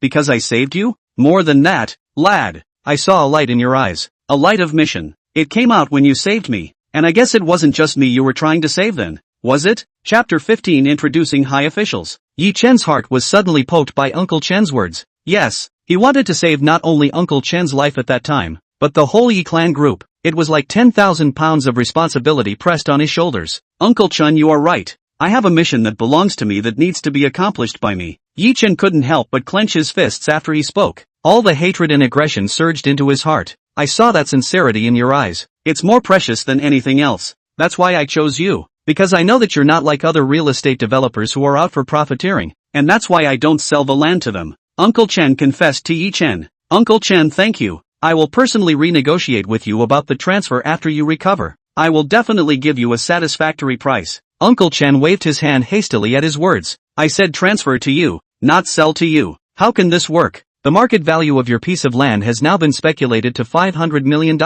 and our group's bid is only more. Ye Chen's head was shaking into a rattle. I'm an old man with no children and no daughter, but I'm also old. It's not necessary for me to take so much money that I can't bring with me to death. If you want, just take the contract though, Uncle Chen helplessly said. Ye Chen fell into silence. Think about it this way, Uncle Chen is also quite poor, usually live alone. No wonder he will be so distressed that the yard full of flowers to accompany him. Let's put it this way, Uncle Chen. I can't take advantage of you. You also need a place to live. I decided to send you a set of high-class detached residence, which will come with a large area of flower-raising base, transferring all the flowers in your yard, and equipped with professional staff to take care of them. Do you think this is okay? Chen Bo's eyes couldn't help but light up at this point, and he clapped his hands together. Good. I have long resented that my yard is too small and there is no place to put the flowers. I guess I'll have to expand the area in the future. After all, I can't come empty-handed when I visit you in the future. Ye Chen concurred. Ha ha ha, good. In this way, the two of them hit it off. Ye Chen successfully obtained Uncle Chen's land, and Uncle Chen also gained a half-son. In the grand scheme of things, Chen Bo was the first helper in Ye Chen's blueprint for his rise to power,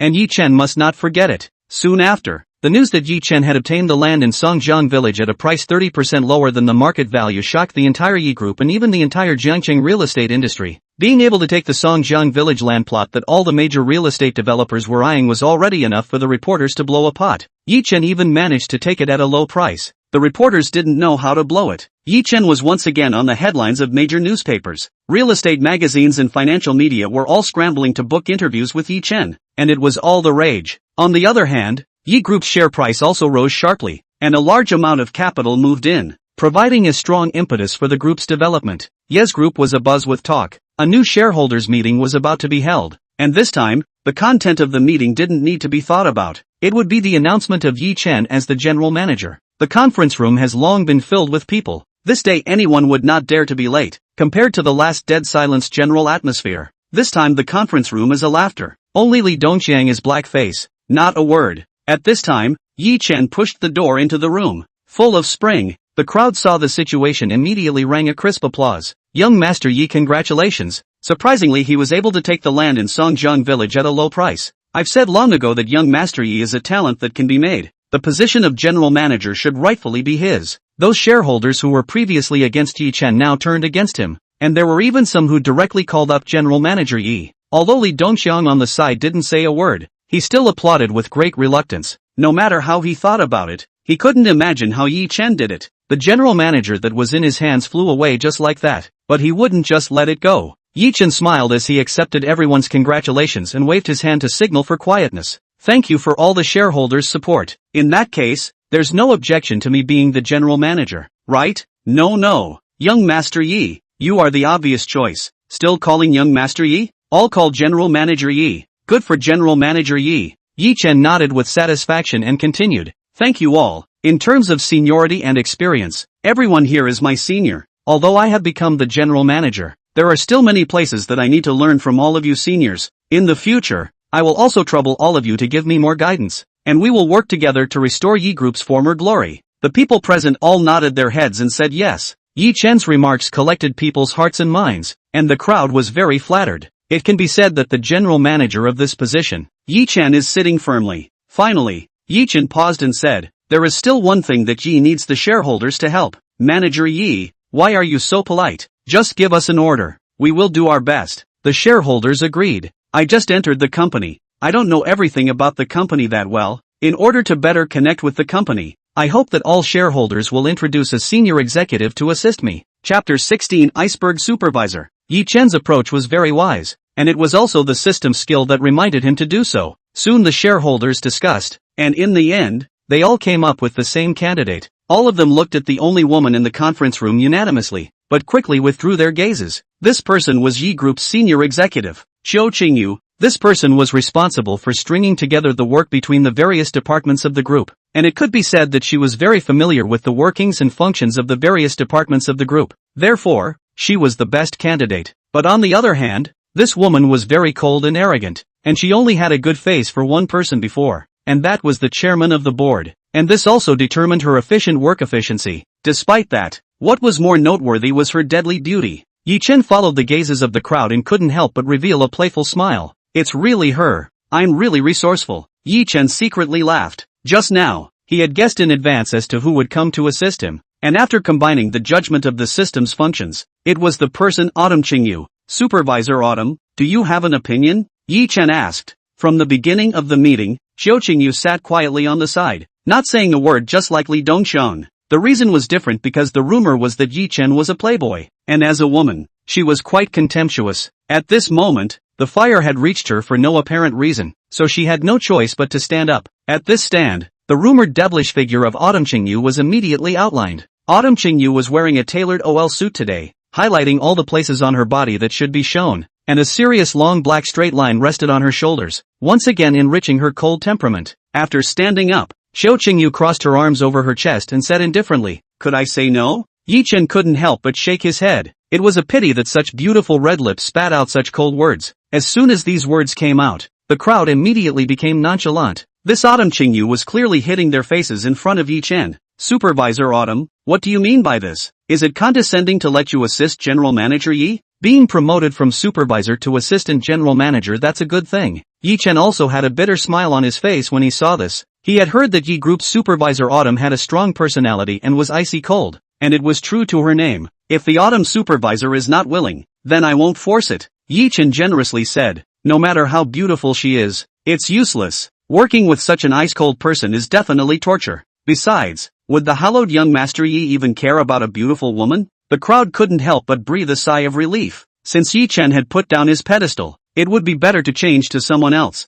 Unexpectedly at this time, Xiao Qingyu spoke again. No, I'm very happy to serve. Yes, she agreed. Why? For the sake of supervising what Ye Chen did in the company. Autumn Qingyu thought to herself, since Ye Chen was so unreliable, let her personally supervise him. It could be said that Xiao Qingyu's starting point for everything was from the company, and this was also her backbone, that she wasn't afraid to offend any of the higher-ups. Ye Chen was also quite surprised, but still said flatly, in that case that's too good. If there's nothing else, then the meeting will be adjourned first everyone. At this time, Li Dongxiang, who had always had a serious face, the corner of his mouth unexpectedly curled up with an undetectable smile.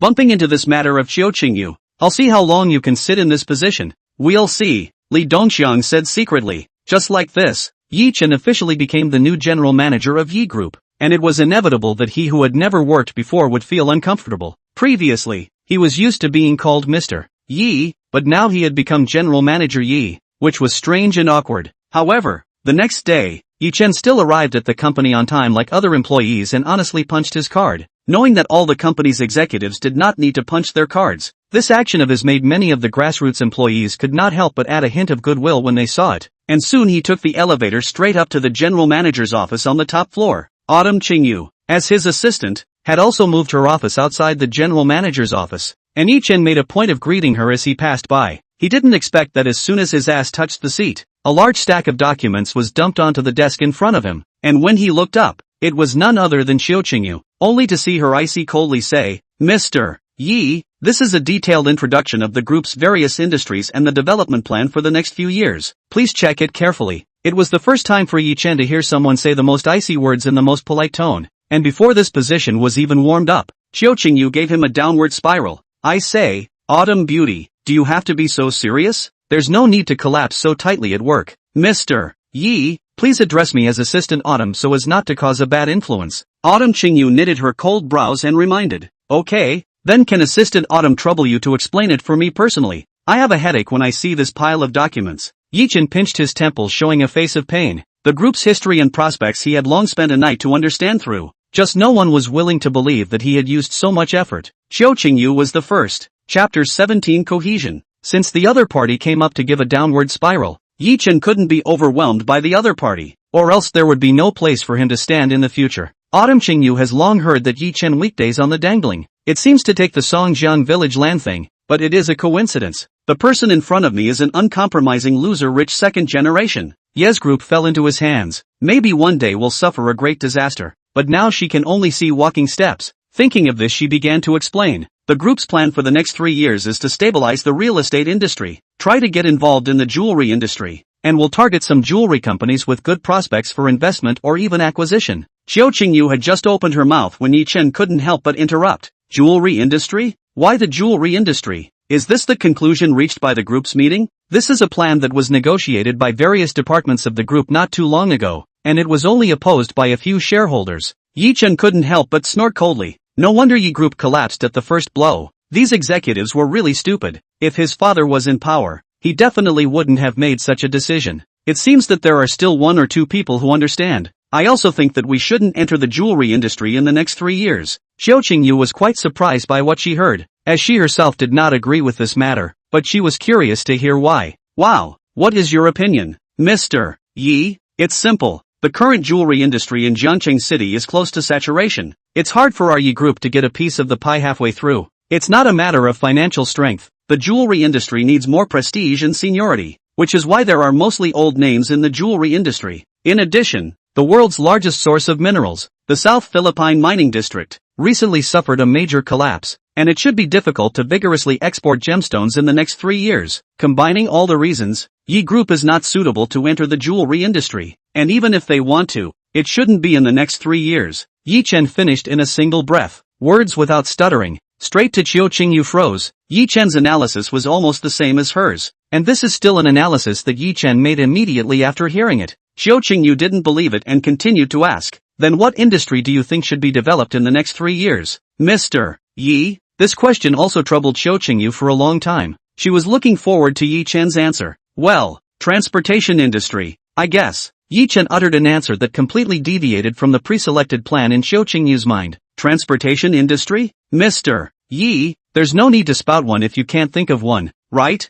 Qiu Qingyu mocked. Listen to me. Our Yi Group was founded on the supermarket industry. This is our foundation. That's why we need to develop the real estate industry. We need more land in order to open more supermarkets. And by developing the transportation industry after the real estate industry is solid, the three will be able to complement each other and develop together. Qiu Qingyu obviously didn't understand and asked, why? Does the transportation industry help the supermarket industry? Now that the e-commerce industry has matured, they are equipped with their own fleet of vehicles, and they have also built their own distribution centers, with the self-managed distribution model dominating. If we establish our own transportation lines, not only can we keep up with the consumption rhythm, we can also reduce transportation costs, and if we develop well, we can even underwrite the transportation of other industries. Qiu Qingyu couldn't help but have a happy look gradually appear on her face as she listened. What you mean, Mr. Yi, is that our own transport lines will convey goods to our own supermarkets, or even to other industries? You can understand it that way too. Is there a problem?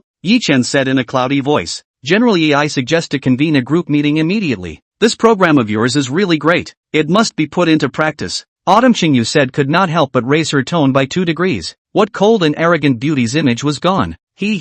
Then you arrange it. Ye Chen snorted. Little kind. Want to give my business ability max Ye Chen a dismay? Doesn't exist. In Qiu Qingyu's eyes, she had already re-examined Ye Chen's ability and even his personality. He was undoubtedly a thunderous and far-sighted leader, which was completely unrelated to the rumored Yi Gongzi. Soon, Yi Group was on the right track. The stock price was rising, although it hadn't yet returned to its previous heyday, but it was more popular than before. The Yi Group had quickly established a transportation sector, an industry that could attract countless investments as long as it had strong financial resources and a bright future. With Ye's Group's recent popularity, many industry bigwigs have invested, and even many old transportation companies have taken the initiative to seek a merger. And in the blink of an eye, Ye's Group has almost monopolized the entire transportation industry in Jiangcheng City. Many experts in the industry believe that Ye's Group would be even more powerful than at its peak, and it was just around the corner. For a while, the group's leader, Ye Chen, was once again pushed to the top of the public opinion.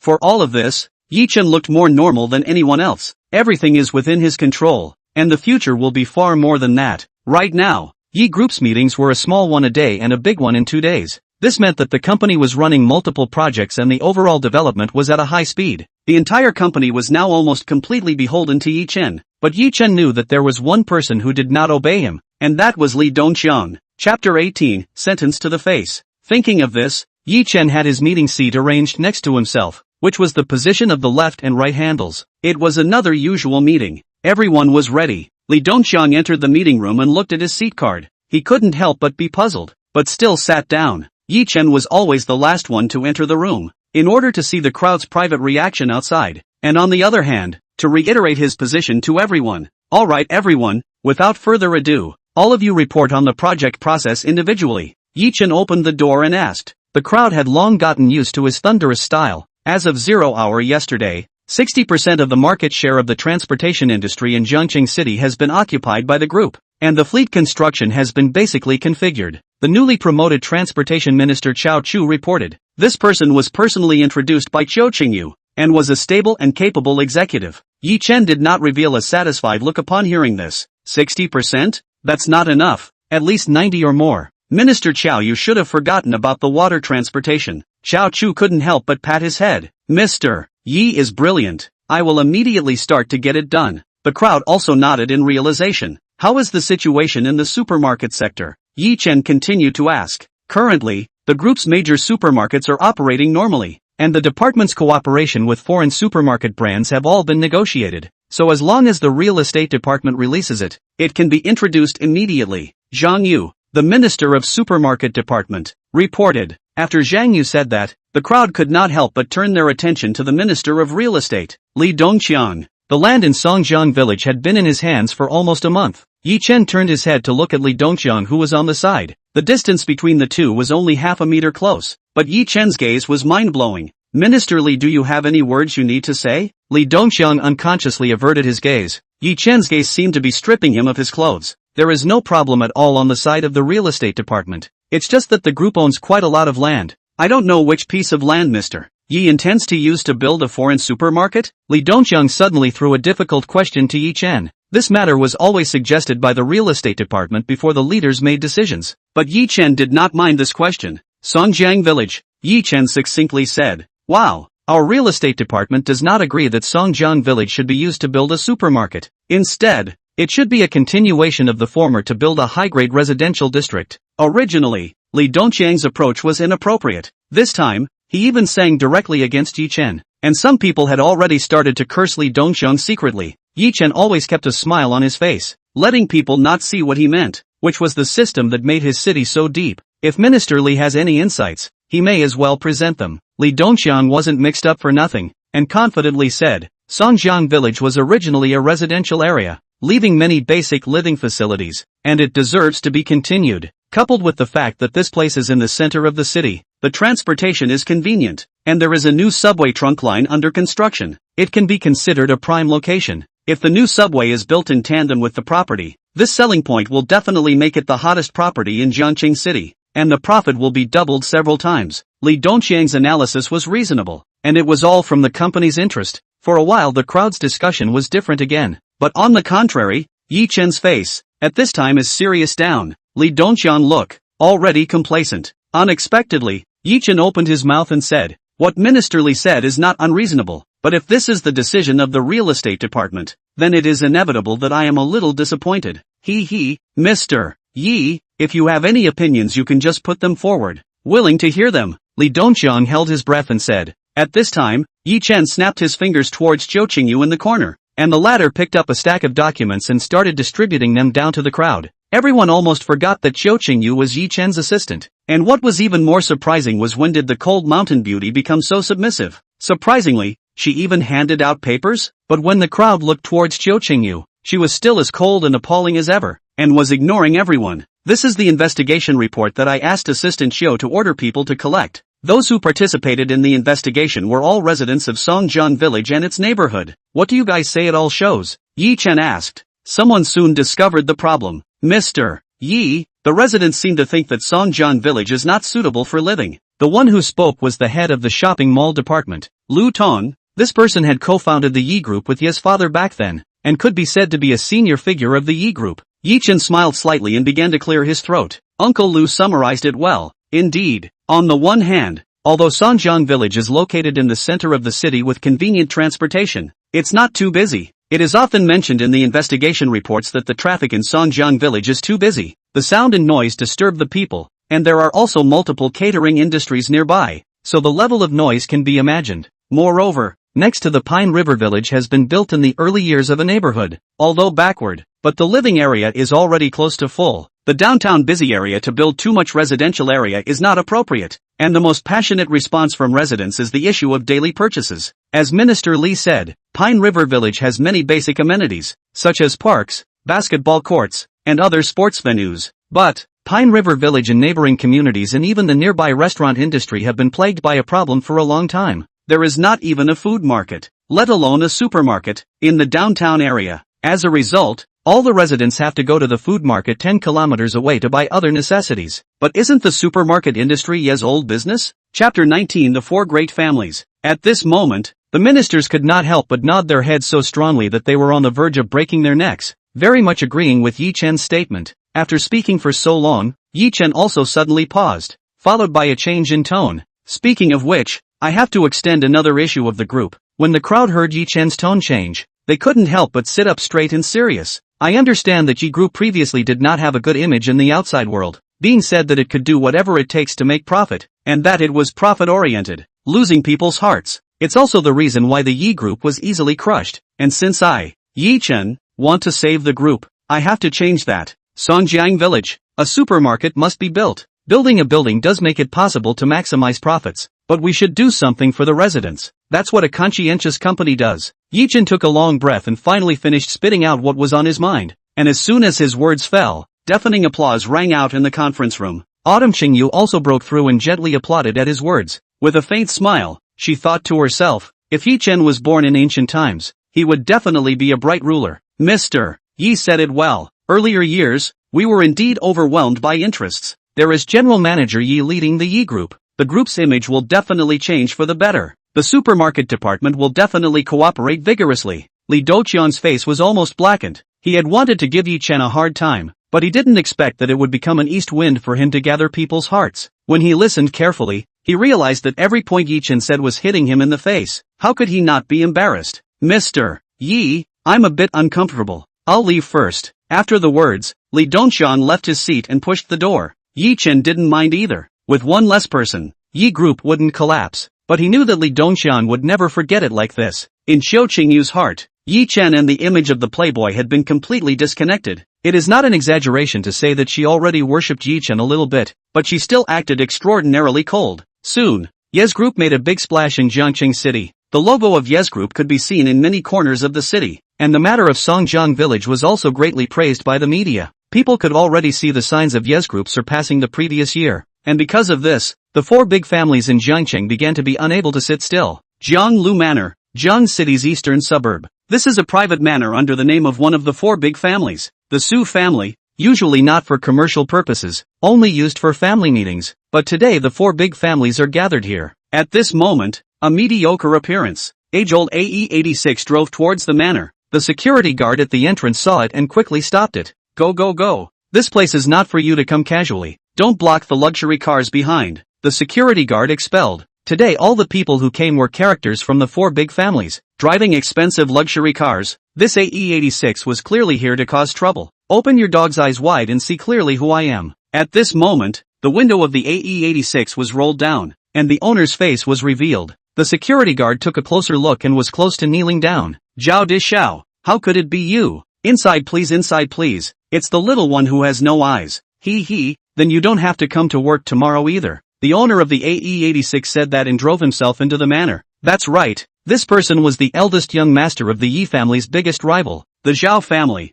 Zhao Nentian, who was the one who teamed up with the Qin family's Qin Shanyue to bring down the Yi family. Although this river stream manor belonged to the Su family's name, there was no need to doubt that it would still be easy for Zhao Nentian to fire one of the Su family's security guards. It's over. It's over. My iron rice bowl is gone. the security guard said with difficulty. Why are you so stupid to offend Zhao Nantian? Another security guard spat. Who knows? Whoever drove a sports car over here today. Who knew that Zhao Nantian has a quirk of liking to drive cheap cars? You just don't see it. Zhao Nantian likes illegal racing on weekdays and drives sports cars that are modified by experts. Don't look at that car's appearance as an AE86. All the accessories inside are top of the line, and it may be worth more than a luxury car. The security guards could only cry without tears after hearing this. The four big families are destined to have no good fruit to eat no matter which one they have offended. At this time, another Rolls-Royce Phantom drove to the manor. The security guard immediately returned to the professional smile. Tomorrow do not have to go to work. Today still have to go on it. This Rolls-Royce was parked in the manor. Just happened to be parked next to Zhao Nanshan's AE86.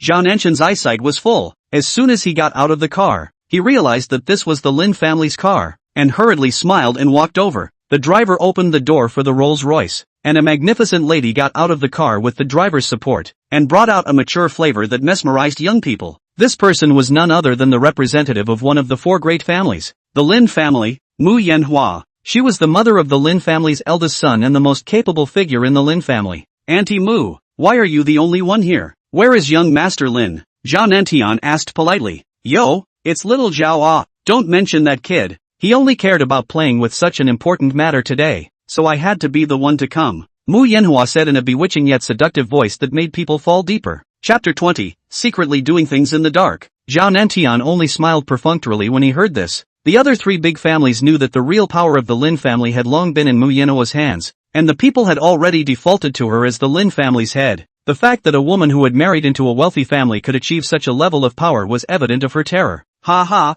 Auntie Mu, Hao Yang, he's just like this. He still needs more education from you. Little Zhao, since you're the one who came to the banquet today, it seems like your father, Zhao Gang, has already handed over the Zhao family to you, right? It's really young and promising. Mu Yanhua guessed that the people sent by the four great families today were all their representatives, so it could be said that the ones who came were the family heads of each family. Wherever, I'll need Auntie Mu to teach me more in the future, Zhao Nantian politely said. He didn't want to chat with this woman for a moment now. Fatal at any time. Mu Yanhua looked around and realized that there was also a Maserati parked not far away, and laughed. It seems that everyone is together. Just the two of us. As expected, the only seat in the banquet hall was already full of people. In fact, there were only 7 people. A young handsome man saw Mu Yanhua and Zhao Nantian. 2 people came in, immediately rose to the seat and went forward to greet. Auntie Mu, young Zhao, welcome, just waiting for you two. Please take your seats. You're too polite, little dust.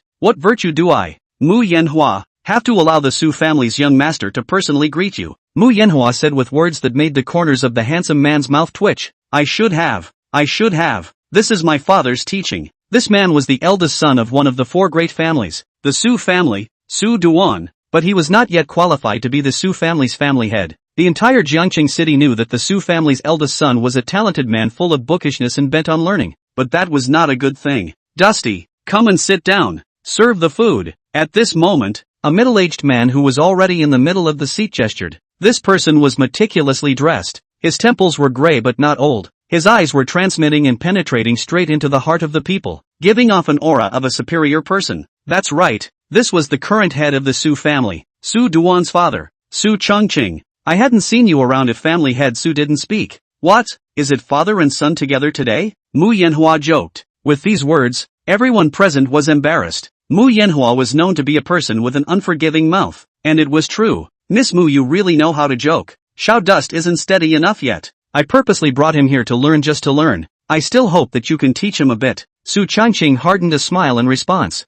Ha ha, Xiao Dust, you'd better read more. Reading is good. Being cultured is really too important. Mu Yanhua said with a flamboyant smile. It was well known that Su Changqing's son was rotten to the core, had no interest in business, and wore a pair of thick glasses that made people worry about the future of the Su family. Su Dust could only smile awkwardly when he heard this, and Su Changqing's face was even more black and rotten. At this time, Zhao Nantian sat down and realized that beside him there was also a woman who was so beautiful that he was familiar with her, and without joining forces with her, they would not be able to mess up the Yi family. That's right, this stunningly beautiful woman is the eldest daughter of the 4 great families Qin family Qin Xuanyue. Incidentally, she went to the banquet today as not the Qin family has fallen into her hands. Rather, the Qin family is only left with the Qin Xuanyue generation, and she is the eldest daughter, so the head of the family naturally fell into her hands. As for her elders, they had long since passed away due to reasons, so compared to her peers, Qin Shuangyue possessed abilities in urbanity that exceeded them many times over, and no one had ever questioned her.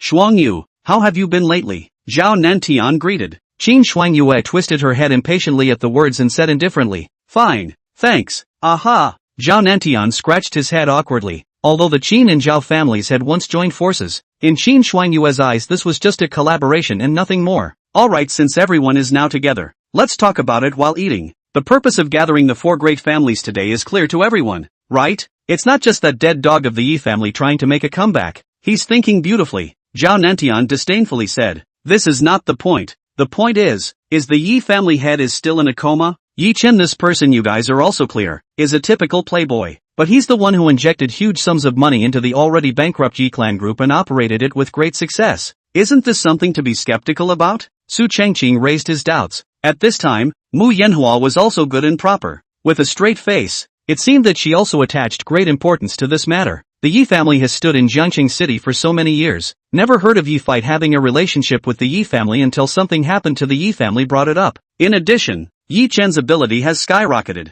It's really worth investigating. Mu Yanhua analyzed. It's worth investigating, but what we should do at the moment is to first cover the momentum of the Yi group. The way it's going, our four families will soon have no place to stand in Jiang City, Zhao Nantian offered. After the words were spoken he paused and said, this is also the meaning that was given down by that great man. Chapter 21, Legend of the Business Sector. The moment these words came out, the looks of those present all became rigorous, as they were all clear that that person had heavenly abilities. Even if the four great clans united against him, it would still be completely insufficient. Zhao Nantian looked a little exuberant. Did that great man say what we should do? He didn't go into detail. He just assigned each of our families their respective tasks. The Lin family is responsible for investigating the source of Ye Chen's ability. The Zhao family and the Su family are responsible for suppressing the Yi group. As for the Qin family, Su Changqing said as he couldn't help but look at Qin Shuangyue, who hadn't said anything. She was notorious for being a loner and away from people, not good at talking. As for the Qin family, just continue with your mission. Hard work to you, Qin family head, Su Changqing politely said, and the others nodded at each other. They all understood that the Qin family's task was the most arduous, and so a shocking conspiracy unfolded around Yi clan group, and naturally Ye Chen did not yet have the ability to foretell things. And soon, the company's first crisis came after Ye Chen took office. Ye's group general manager office. A burst of urgent knocking sounded in Ye Chen's office. He hadn't seen his employees so flustered since he took office. Come in. After the words, Xiao Qingyu pushed the door in, with a tablet computer in her hand, and then she shoved it hard into Ye Chen's hand. It's not good. A rival supermarket maliciously fought a price war with our group's supermarkets, absorbing a large amount of market share, and now guests are shopping at their place, Xiao Qingyu reported. Ye Chen heard and did not panic, looked at the information on the plate calmly said, not just all the goods price reduction of 20% well, to find out what is the operation of the people, have not checked, only know is on the surface is which supermarket. Autumn Qingyu said bitterly, behind the other party there must be a powerful gold master,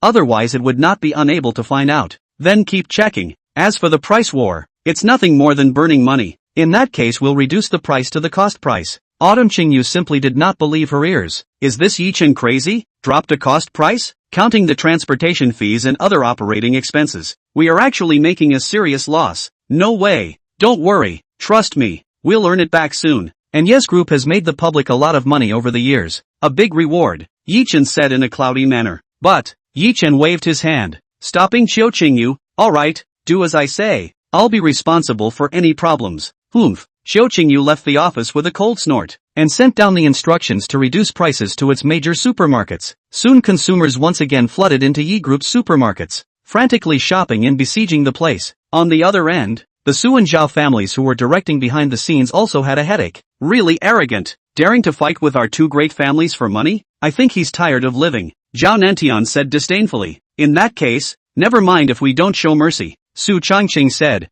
Soon they gave orders to their supermarkets to reduce prices by 50%. For a while, the supermarkets of Su Zhao's two families were once again flooded with countless Amazons once again. Yi Group quickly received the news, and at this time, Autumn Qingyu was in Ye Chan's office constantly stomping her high heels back and forth. I say Autumn big beautiful girl, cannot stop will, this just how big a thing, Ye Chen said helplessly. Autumn Qingyu couldn't help but look at Ye Chen with wide eyes. The opponents have already broken down the goods to below cost price. How can you calm down? Then let me ask you, What do you think about what they did? Ye Chen suddenly asked. Xiao Qingyu said after a little thought. Stupid to the core. Then it's not. Ye Chen spread his hands and said, but people have the ability to do so. This is no longer an ordinary business competition. It's simply an act of revenge. In that case, I can probably guess who it is. If it was pure business competition, Ye Chen couldn't really say. If it was purely to force him to death, who else was there if not those four great families? Who did it? Xiao Qingyu pursued.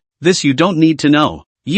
Then you come up with a solution in the end. Xiao Qingyu was furious and said. She admitted that Ye Chen did have the ability, but was unable to stand his dangling energy like this. How much of the transportation industry in Jiangqing City has been grasped by Ye Group now? Ye Chen suddenly asked an irrelevant question. Xiao Qingyu almost wanted to have a seizure again, but still held her tongue and said, after mastering water transportation, it has exceeded 90%. That's good. Go home from work today and take a nap. Go to work tomorrow and watch the show. Ye Chen excitedly applauded. Put. Xiao Qingyu was close to spraying Ye Chen to death with a mouthful of spittle. The next morning, the refreshed Ye Chen returned to the office on time, and as soon as he pushed the door, he found that Autumn Qingyu was already sitting inside, and was looking at him with a grudging face. Yo, why does Assistant Autumn look so bad? Didn't sleep well? Didn't I tell you to rest earlier? Ye Chen said with a bad smile. How can you let me sleep? Ye Group's Le Tian supermarket. The stock price has dropped 10% one after another. The loss is heavy. Ye Chen was not surprised. Wow,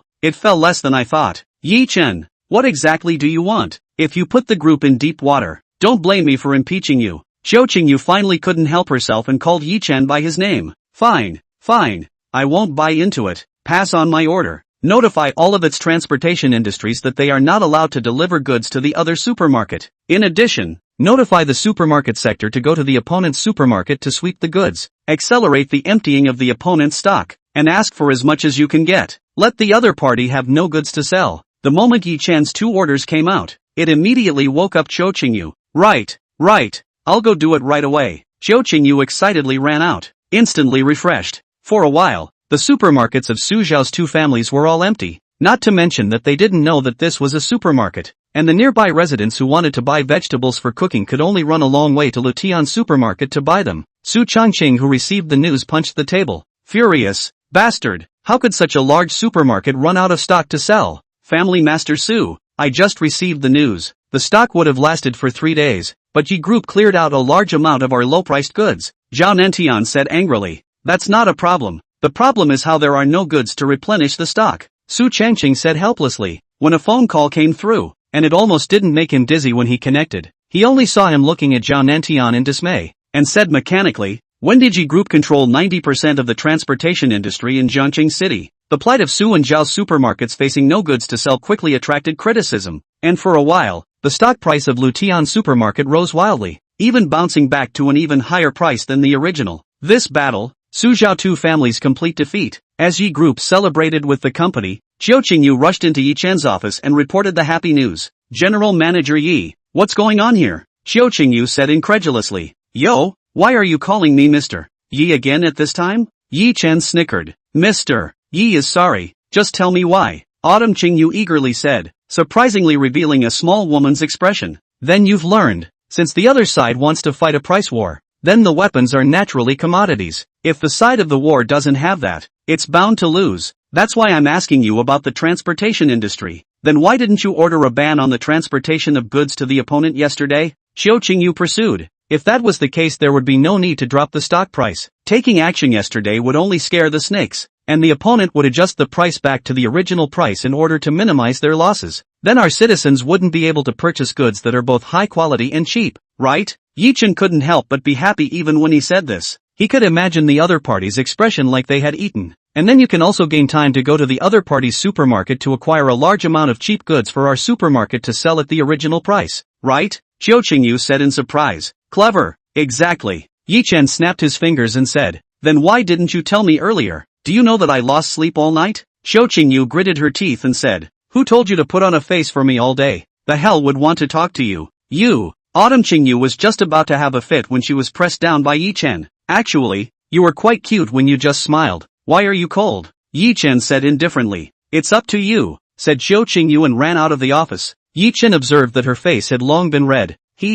Interesting. This time, Xiao Qingyu was completely convinced by Ye Chen. She had never met a man who was so wise. Facetious. Not a single crack. And Ye Chen's words about her being cute have been burned into her heart ever since, making her constantly recall. In this way, the sensational supermarket price war in Jiangqing City came to an end, and the result was that Ye's group defeated the two serious loss-making Su and Zhao families with almost zero investment, and even made a big profit. Of course, Su Zhao too, as the mastermind, naturally was not discovered, so did not affect their company's share price. In the eyes of the media is just a few not afraid of death of the supermarket mantis blocking the car just. And this battle has also made Ye Chen become a legendary figure in the business world of Jiangqing City. Zhao Nantian and Su Changqing secretly hate. Their four big families this time is equivalent to push Ye Chen to the more top. Ye Chen also became the focus of the audience, and the major media naturally would not let go of this hotspot. Jiangqing TV station director's office. The door of the room was knocked gently, and one could tell that the visitor was a gentle girl. Please come in. The door opened in response, and in walked a beautiful girl wearing a cute duck-tongued hat and halter dress pants. She was Ye Chen,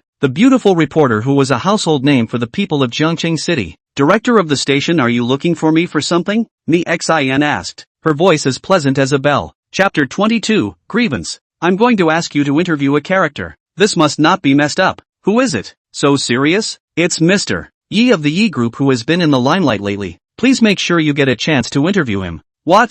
It's actually him? Great. I won't let you down. Ye Chen had a face of fangirl infatuation, and after saying that, she jumped up and ran out. Soon the phone on Xiao Qingyu's desk rang. Xiao Qingyu picked up the phone and quickly put it down again. Then she knocked on Ye Chen's door. Mr. Ye, a reporter from the TV station wants to do an interview with you, and asked you to set a time. Don't do it. Don't do it. How many times have I said it? If you accept one of these media interviews, there will be more to come. I'm not that idle. Ye Chen refused dryly. It was the first time Ye Chen had been rejected by someone else. It was never just someone else requesting her to come and do an interview for them. However, she wasn't discouraged. Ye Chen was the idol of her heart. Soon Xiao Qingyu walked into Ye Chen's office again. Mr. Ye, the reporter from the TV station, said not to accept any interviews. No, what she said was that she wanted to ask you to have a meal and never do any interviews. By the way, she said her name was Ye Chen. This name had caused Ye Chen's thoughts, and soon a beauty came to his mind. If it's just for dinner, then you promise her for me. Oh, Xiao Qingyu wasn't surprised. There was no man who didn't like beautiful women, and Ye Chen was no exception. The appointment was booked at a Michelin 3-star Chinese restaurant. After all, it was a public expense reimbursement. Ye Chen couldn't afford to slow down Ye Chen. Ye Chen arrived at the restaurant on time. As soon as he entered the door, there was a cute and playful girl waving at him. Ye Chen walked over with a smile. Hello, Mr. Ye. My name is Ye Chen. I'm the chief reporter of Jiangqing TV station. Ye Chen said nervously with a flushed face. Oh, hello. There's no need to be so nervous. Just relax. Ye Chen comforted, exerting his max-level comforting ability, like a warm current flowing into Ye Chen's heart. Although Ye Chen's status was outstanding, but now he was the one who didn't have any frame at all. His amiable smile was very close to people. In the past, that would be no one's face, and this was also the influence of the system. The system gave him the get-along ability level max, which made his communication ability, quarreling ability and other social skills rise to the extreme.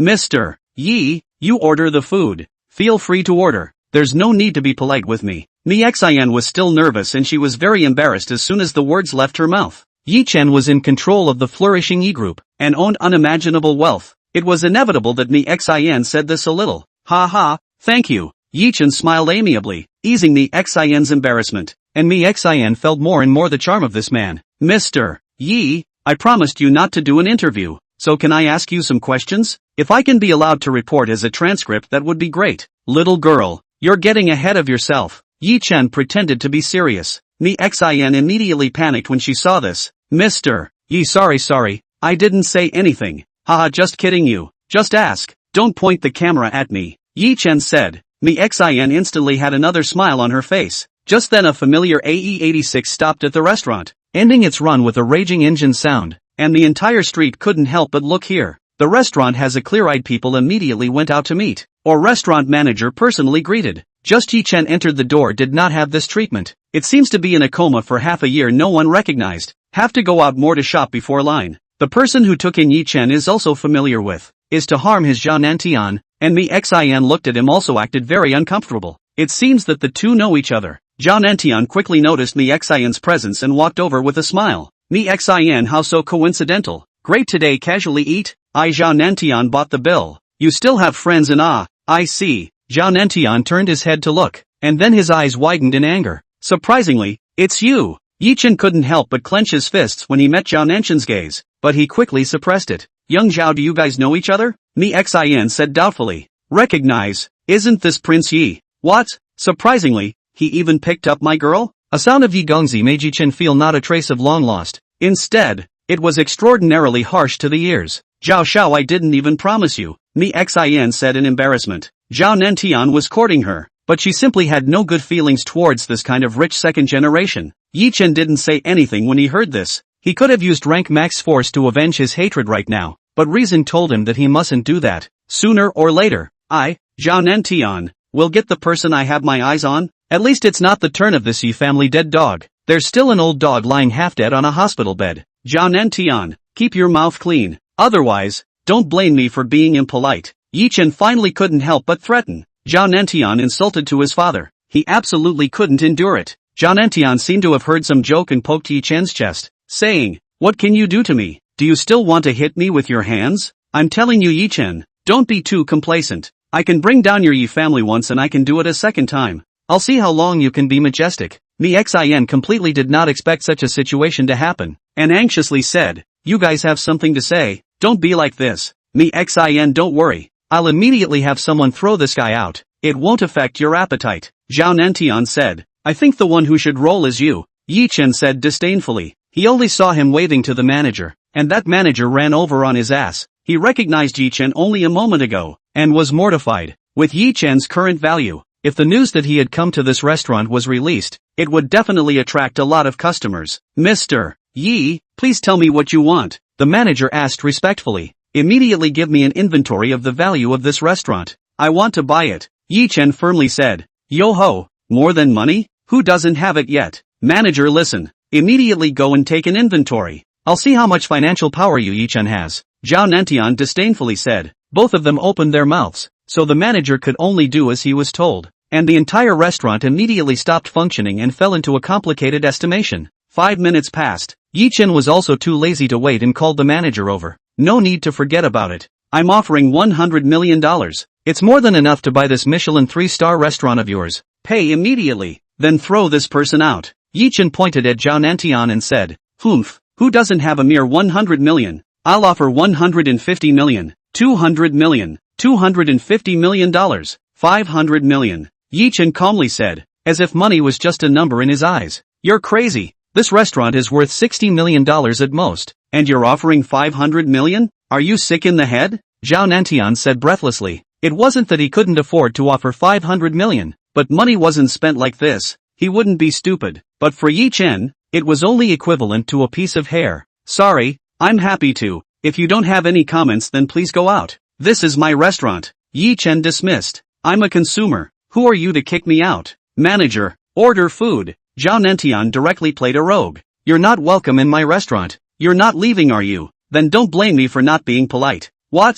Are you going to make a move or not? You only need to move me. I guarantee that your Yi Group's stock price will plummet tomorrow," Zhao Nantian said confidently. "Oh manager, call someone to throw him out." The manager smiled with a difficult face. How could he dare to touch Zhao family's Zhao Nantian? Wasn't this looking for death? But now he couldn't disobey Ye Chen's words. Ye Chen obviously considered the manager's concern. "Don't worry, I'll take all the responsibility myself. Nothing will happen to you. You really dare to touch me, Ye Chen? It's a matter of minutes for me to get you killed. Don't be too wild." Zhao Nantian was a bit flustered. Today he came alone. Maybe Ye Chen really dared. Then he would lose his face. He wasn't afraid of getting beaten up. He was afraid of losing face. "I think you haven't recognized the current situation." As soon as Ye Chen's words fell, 2 tall and strong security guards picked up Zhao Nantian from behind him and started walking out. "You guys, do you guys know who I am? I am Zhao Nantian of the Zhao family." But this time, no one paid any attention to him anymore. In the next second,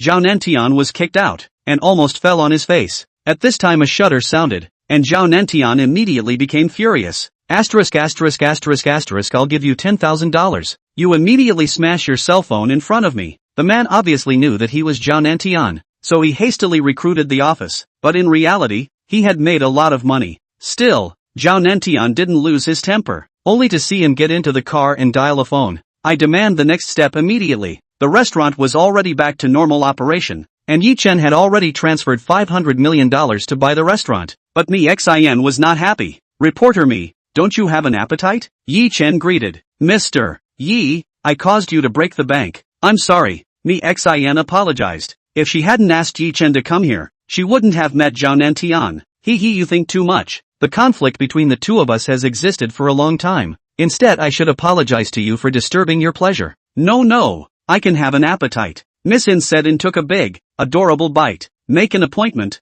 I'm willing to be interviewed by your TV station as an apology. Ye Chen added. Thank you so much, Mr. Yi. I'll pay for this meal. Me Xin said joyfully. Her eyes narrowed into a line. Ye Chen loved to see Me Xin smile, thinking that she was as cute as his sister. You're buying the bill? Have you forgotten that this restaurant is already mine? Ha ha ha ha ha. Just like that, Me Xin was blessed with a chance to interview Ye Chen, and the two even became friends. On the other end, an even bigger conspiracy against Ye Chen was already brewing. The four great families had gathered together once again, but Zhao Nantian was so angry that he couldn't sit down. Chapter 23, Seeing the Tricks. Xiao Zhao, I understand your feelings, but it's even more important to be calm at a moment like this. Su Chongqing reminded. Uncle Su, he actually kicked me out of the restaurant in front of everyone. How can you ask me to be calm? Gu, little Zhao, Auntie Mu didn't come to see you lose your temper today. Mu Yanhua was still speaking in a gloomy manner. Su Chongqing got up and pressed Zhao Nantian back into his chair, glancing at Qin Shanyue beside him,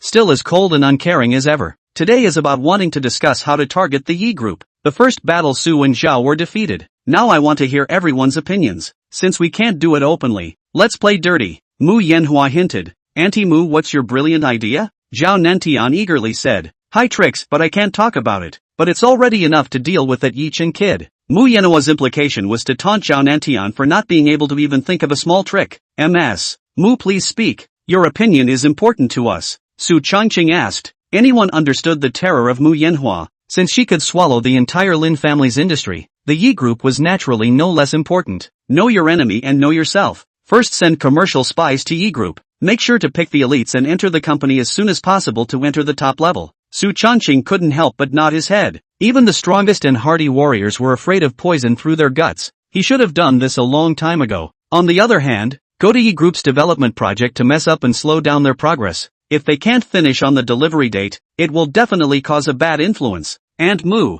wonderful, leave this to me, Zhao Nantian said excitedly. In the four great families, everyone defaulted to the Zhao family to do those things that were usually not seen in the light. After all, the Zhao family was well known in all of them. There's another move, and it's also the driest one. It's to dig out the Yi group's top management, which is rather chopping off Ye Chen's right and left hands. Just digging out is good. It doesn't necessarily need to attract them to jump ship. It just needs to be that they can't continue to work at Yi group. Mu Yanhua added. This time the crowd was understanding what she meant. This was to do whatever it takes. I investigated that there is a right-hand man beside Ye Chen right now, named Xiao Qingyu. Her effect on that dead dog is just too great. Do you think I should? Zhao Nantian proposed. Okay, this matter is better left to you. Little Zhao, do it cleanly, Su Chongqing reminded. Until the dismissal, Qin Shanyue remained silent, as if she was just listening to the lecture every time she came. On this day, the sky was clear, but Yi group had a thunderbolt. The new supermarket being developed in Songjiang village suddenly collapsed, causing 2 deaths and 10 injuries to the workers, causing the media and even the upper side to pay attention to the tragedy. Surprisingly, Ye Chen rushed to the scene at the first time after learning the news, and was surrounded by reporters for a while. Hello Mr.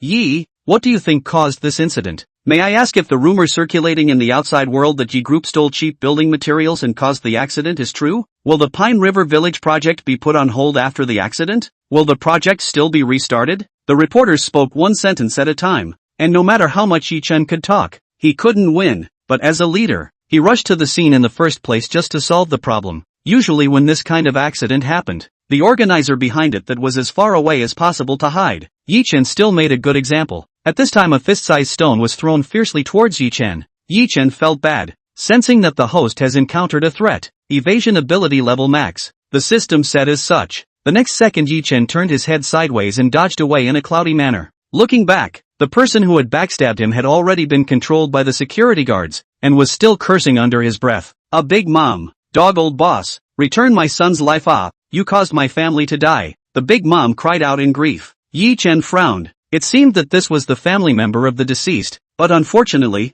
she was also blinded by the rumors. He slowly walked towards her. When the big mom saw this, she immediately became anxious. The security guard couldn't help but press her harder. But Ye Chen signaled the security guard to let go. After letting go, the big mom copied another stone. At this time Ye Chen immediately spoke. Big mom, if you feel that smashing my head will give you peace of mind, then you can smash it, but your son will die in this way, understand? Let me help you. I will definitely return the truth and give everyone an explanation. Otherwise I wouldn't have appeared today. That big mom first hesitated when she heard this, choked for a while, and finally put down the stone in her hand and sat down on the ground and sobbed. Ye Chen's approach was also praised by the media. A leader who is brave enough to take responsibility is praiseworthy. Finally, Ye Chen gave a deadline in front of the media. Within 3 days must let the truth of the matter come out. After returning to the company, Ye Chen, heavily knocked on the desktop of the autumn pouring rain, said, "Immediately let Li Dongxiang to see me." Immediately. Soon Li Dongxiang ran into the office with his buttocks in the air. Although he was bewildered, he was still a bit complacent, because Ye Chen helped him,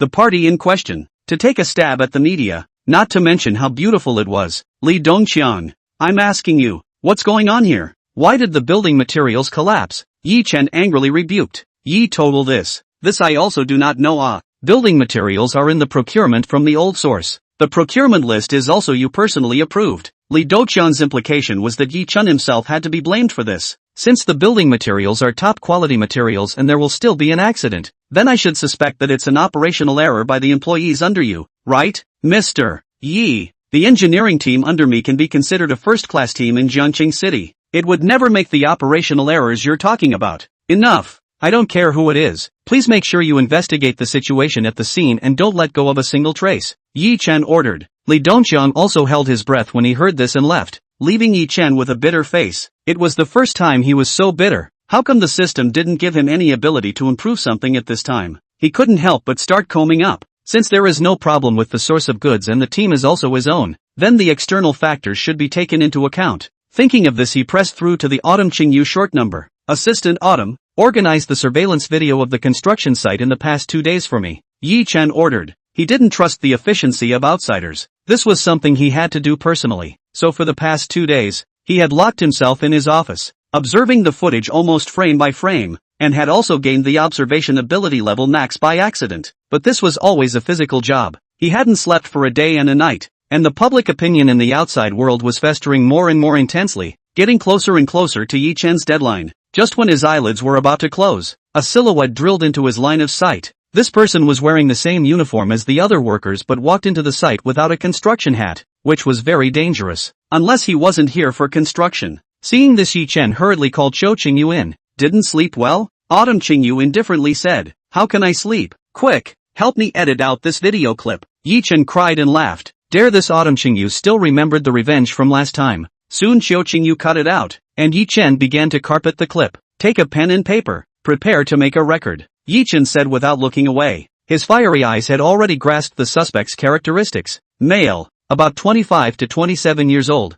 Height, 1 meter 72. Weight about 65 kilograms. There is a saber tattoo on his left wrist. His shoe size is 42. He smokes and seems to have rhinitis. Ye Chen said this and Chou Qingyu was dumbfounded, because when she looked towards the video, what she saw was almost a mosaic, and Ye Chen was almost on the verge of reporting the other party's name. Is this really reliable? Chou Qingyu said awkwardly. Go, dig this person out for me. Ye Chen waved his hand, and then snoring sounded. No one could wake up even if they called. He wasn't talking nonsense. Although his height and age could be roughly estimated by the naked eye, his weight was calculated by the shoe size and figure and height together. Shoe size, as he used superhuman eyesight to look into the soles of his shoes to get. As for smoking, but also saw that the man threw a cigarette but by hand. In the end, the man was normal before entering the construction site. After entering, he sneezed constantly. It seemed that the dust had caused his allergic rhinitis. These characteristics were enough for Ye Group to find out the exact one who came. Soon the group's security department found the man in a rented room in the west of the city, where he was packing up his things and preparing to leave.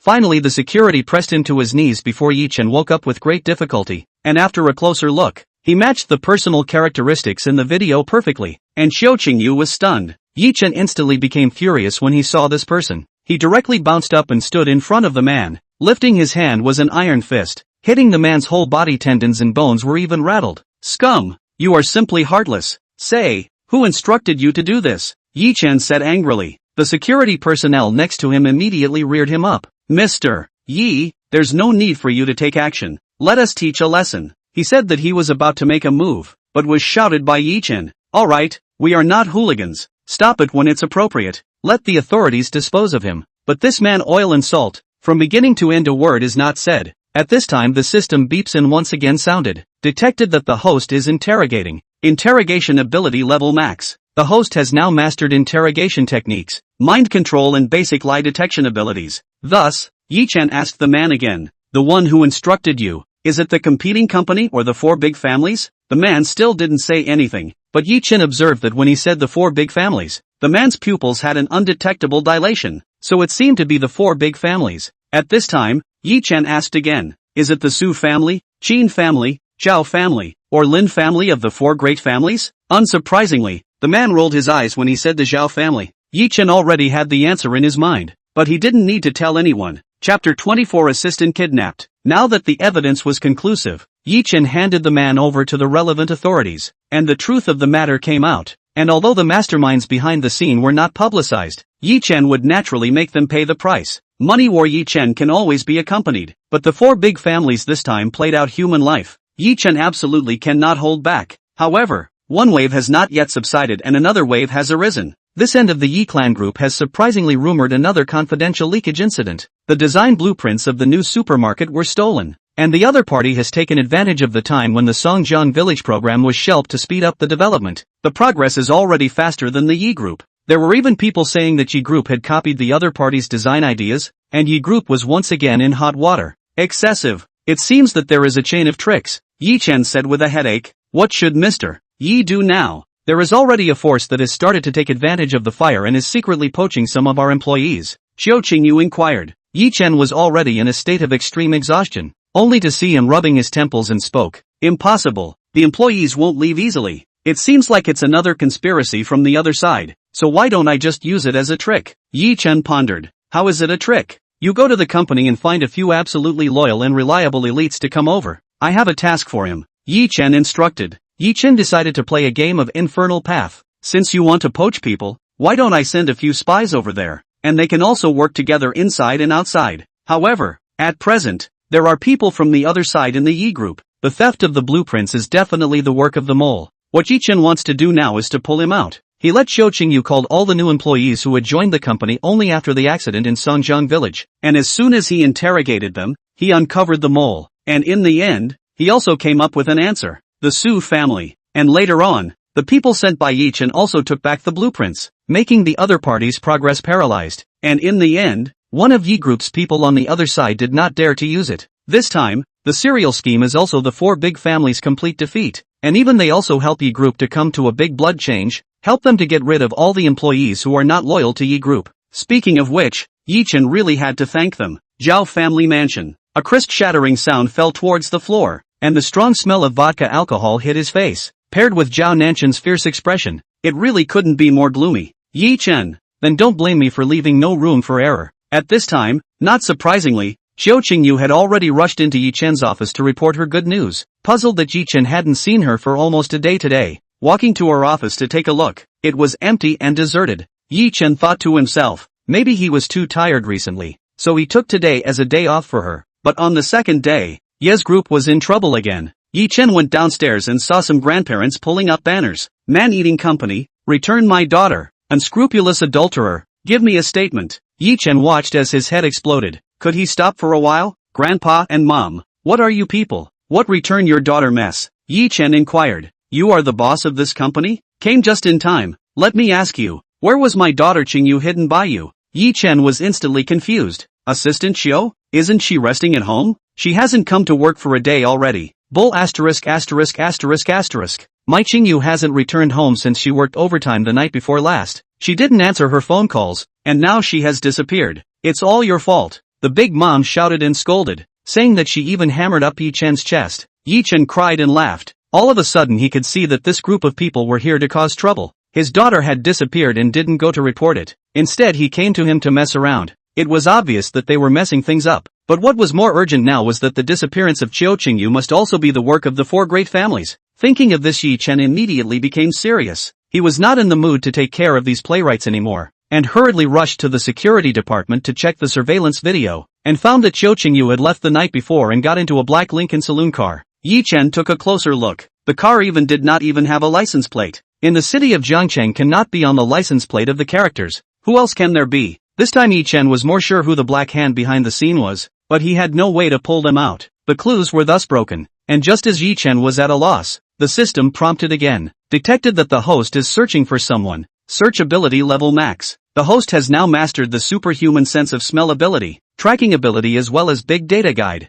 Ye Chen was pleasantly surprised and couldn't help but wonder what the heck this big data guide was, and as soon as he associated a place, a three-dimensional abstract map appeared in his mind. It turned out that this ability was to guide you to reach the designated place in the shortest time and distance at the location. Very practical. And at the same time, a familiar and charming fragrance drilled into his nostrils. It was Autumn Qingyu's body fragrance. Ye Chen twisted his head and thought that she had returned, but it wasn't. Is this my sense of smell ability? Then won't I be able to find Xiao Qingyu if I go after the smell? Ye Chen pondered, pulling his leg and leaving the security room. This was also the same as how search dogs worked, being able to follow the scent to find people. Ye Chen followed the scent and eventually drove to Jiangdong Dock in the east of the city, where Xiao Qingyu's scent eventually stopped at a tightly closed warehouse. Ye Chen pulled hard on the door and found that the door had been unlocked and could not be opened from the outside. Detected that the host is unable to open the door. The power level is raised to max. The system suddenly said, "I am so in love with you." Ye Chen couldn't help but shout. Then he grabbed onto the door handle. His veins exploded. His astral energy was released with a bang, and the huge iron door was broken off by him. Not even the door frame was left. The few punks inside quickly sensed the commotion and ran out to stop Ye Chen. Ye Chen entered the door and found that Xiao Qingyu's scent was even stronger. She must be here. Those people were all tanned and shiny, bare-chested and barebacked.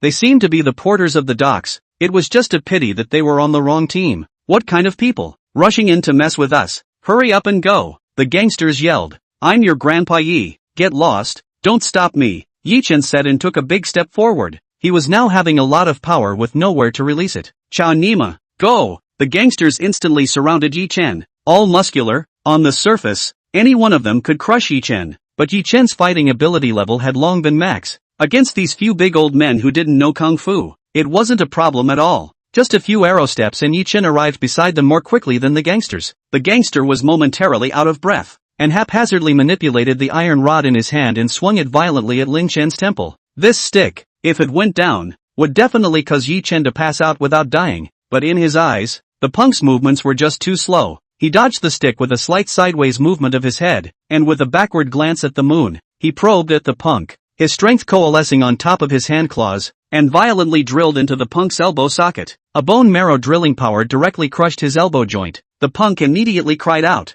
fell to the side and constantly convulsing. When the other gangsters saw the first person fall down, they were not scared. They treated it as a momentary mistake of their own brothers. Instead, they rushed towards Ye Chen even more fiercely. Ye Chen, this head just waste a small gangster's hand. Turn around, there are two people to him. Up and down the two iron bars swung over. Almost no dead angle. Ye Chen could not think of a countermeasure for a moment, so he could only subconsciously retreat backward. But it was too late. Seeing that the iron rod was about to knock on his body, Ye Chen could only tense his whole body, intending to resist these two. However, this is completely worthless to him. At this time the system will be his physique level up to max. Now his physical body in all aspects of the resistance to pressure has reached the extreme of normal people. With Ye Chen's strong physique, he could fight with the punks at will, killing 1,000 enemies and damaging less than 100 of his own. It was just that this kind of fight wasn't very decent. The two sticks then knocked on Ye Chen's shoulders and knees. The two punks could not help but show a smug look, but then immediately confused. They hit on Ye Chen's body. At this time feels like mud into the sea.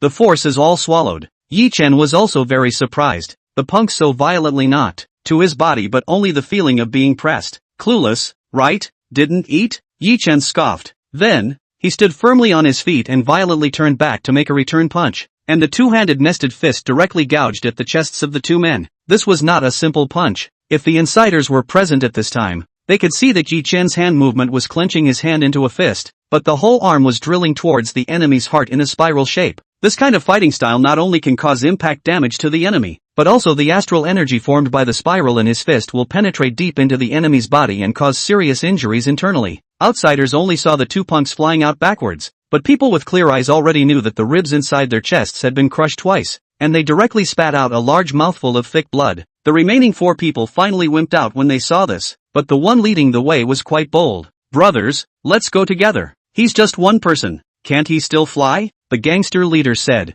"Come on, I really can't fly now. Maybe later," Ye Chen arrogantly said. At this moment he seemed to have the aura of a great man. Those 4 people quickly surrounded Ye Chen. The leading one even lit up a small knife, shook it twice in front of Ye Chen. The knife light flashed, flashing Ye Chen a little bit distracted. He wasn't sure if he could take the knife now. 5 people immediately reacted to the sound, almost at the same time moved. Ye Chen realized that he had no moves to speak of. To one against many must not be caught in the enemy's encirclement, must be broken one by one. So when everyone's guy swung in front of Lin Chen, Ye Chen first a rabbit step backward stirrups back 2 meters. This time the people closest to him will certainly take advantage of the victory, and the back of the people will certainly follow on. This time is the same as the Halua to save Grandpa, one by one to send. Chapter 25, turning into a kitchen god in seconds. As expected, one of the gangsters saw Ye Chen suddenly retreating, intending to take this opportunity to take him down in one go, immediately broke away from the group and smashed a stick at Ye Chen's head. This is the next dead hand, but Ye Chen's eyes are not with blinking, directly grabbed his wrist, the body strength of a violent explosion, the iron stick shocked flying at the same time, directly the gangster's palm broken, bones are fast breaking, the palm flesh exposed. Asterisk asterisk asterisk asterisk. Really bad luck. Ye Chen obviously rarely saw this kind of bloody scene, and he didn't expect his shot to be so heavy. "Ah! Ha!" The punk with the broken palm immediately screamed. The heartbreaking shouts made it feel like they were about to rip their throats out, hearing the people present faintly tremble. The remaining 3 gangsters were already on the verge of attack, or directly rushed towards Ye Chen, who now had to be careful and on guard, especially the leader of the gangsters with a small knife. Ye Chen still calmly waited in place for the 3 to attack first. In his opinion, the backhand is the most surprising party. The gangster leader in the back followed closely behind, and the 2 people who rushed in front didn't purposely hide from Ye Chen, but just opened their arms and rushed towards him. It seemed that they were planning to use the strength of the 2 of them to forcefully suppress Ye Chen, and then the gangster leader would go and inflict damage on him. Ye Chen didn't expect all this. He was still very confident in his own abilities, thinking that he would just kill the Buddha when he met the Buddha and the God when he met the God. When the 2 people to his front, he casually spit out 2 heavy punch, intends to clean up these 2 people. How do you know the 2 gangsters not only did not dodge, but also bullying forward, steadily ate the punch. The pain is yellow bile water they spit all over the place. They didn't dare to slacken off. The 2 immediately grabbed Ye Chen's hands printed on his stomach, a reverse twist to hold his hands on the back. Afterward, they also used their knees to press Ye Chen's entire body to the ground with deadly force, and the latter immediately lost his ability to move. Ye Chen was instantly confused. He simply could not imagine that these gangsters were so cunning. At this time, the gangster leader had already walked up to his face triumphantly shaking his knife. His smile was very frightening. "You're very capable of fighting, aren't you? When I waste your arms and legs, I'll let you watch me play with that woman with your eyes wide open." He. The gangster leader pervertedly said. "I'm afraid you guys don't have the life to play at all. I advise you to kneel down and call me Grandpa Ye twice right away." Ye Chen scoffed. "Bull asterisk asterisk asterisk asterisk. You hurt so many of our brothers.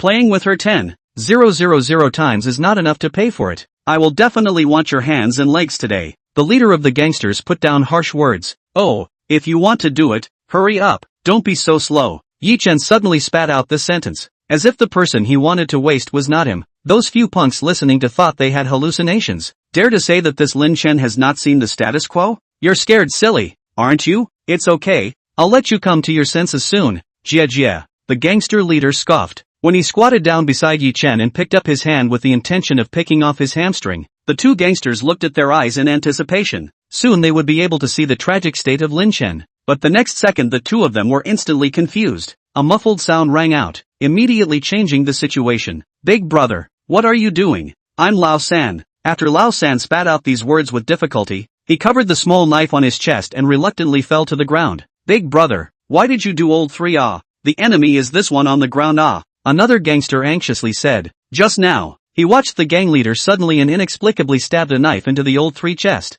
and he could not run over what had happened for a moment. The gang leader had come to his senses at this time, completely unaware of what he had just done, but saw his brother fall to the ground. "Holy, this kid knows demonic magic, can't leave him alive," the gangster leader said excitedly. But Ye Chen had already broken free from his uniform at this time, jumped up from the ground, and hammered his fist crisply into the gangster leader's face, smashing the big teeth on one side of his mouth and breaking most of them at that moment, and finally he fell heavily on the ground, smashed unconscious. The rest of the gangster spinelessly climbed up and fled, fearing that he would be the next to suffer. But Ye Chen chased him forward, twisted his palm into a claw and grabbed him in the knee socket. Although the 5 fingers are not sharp, but easily drilled in, and soon crushed the knee joints of the last punk, and then could not move. The only thing left was the endless screams. After the last punk fell down, Ye Chen hurriedly drilled into the interior of the warehouse, and found that there was only a small room inside, decisively kicked the door, and Xiao Qingyu was indeed inside. At this time,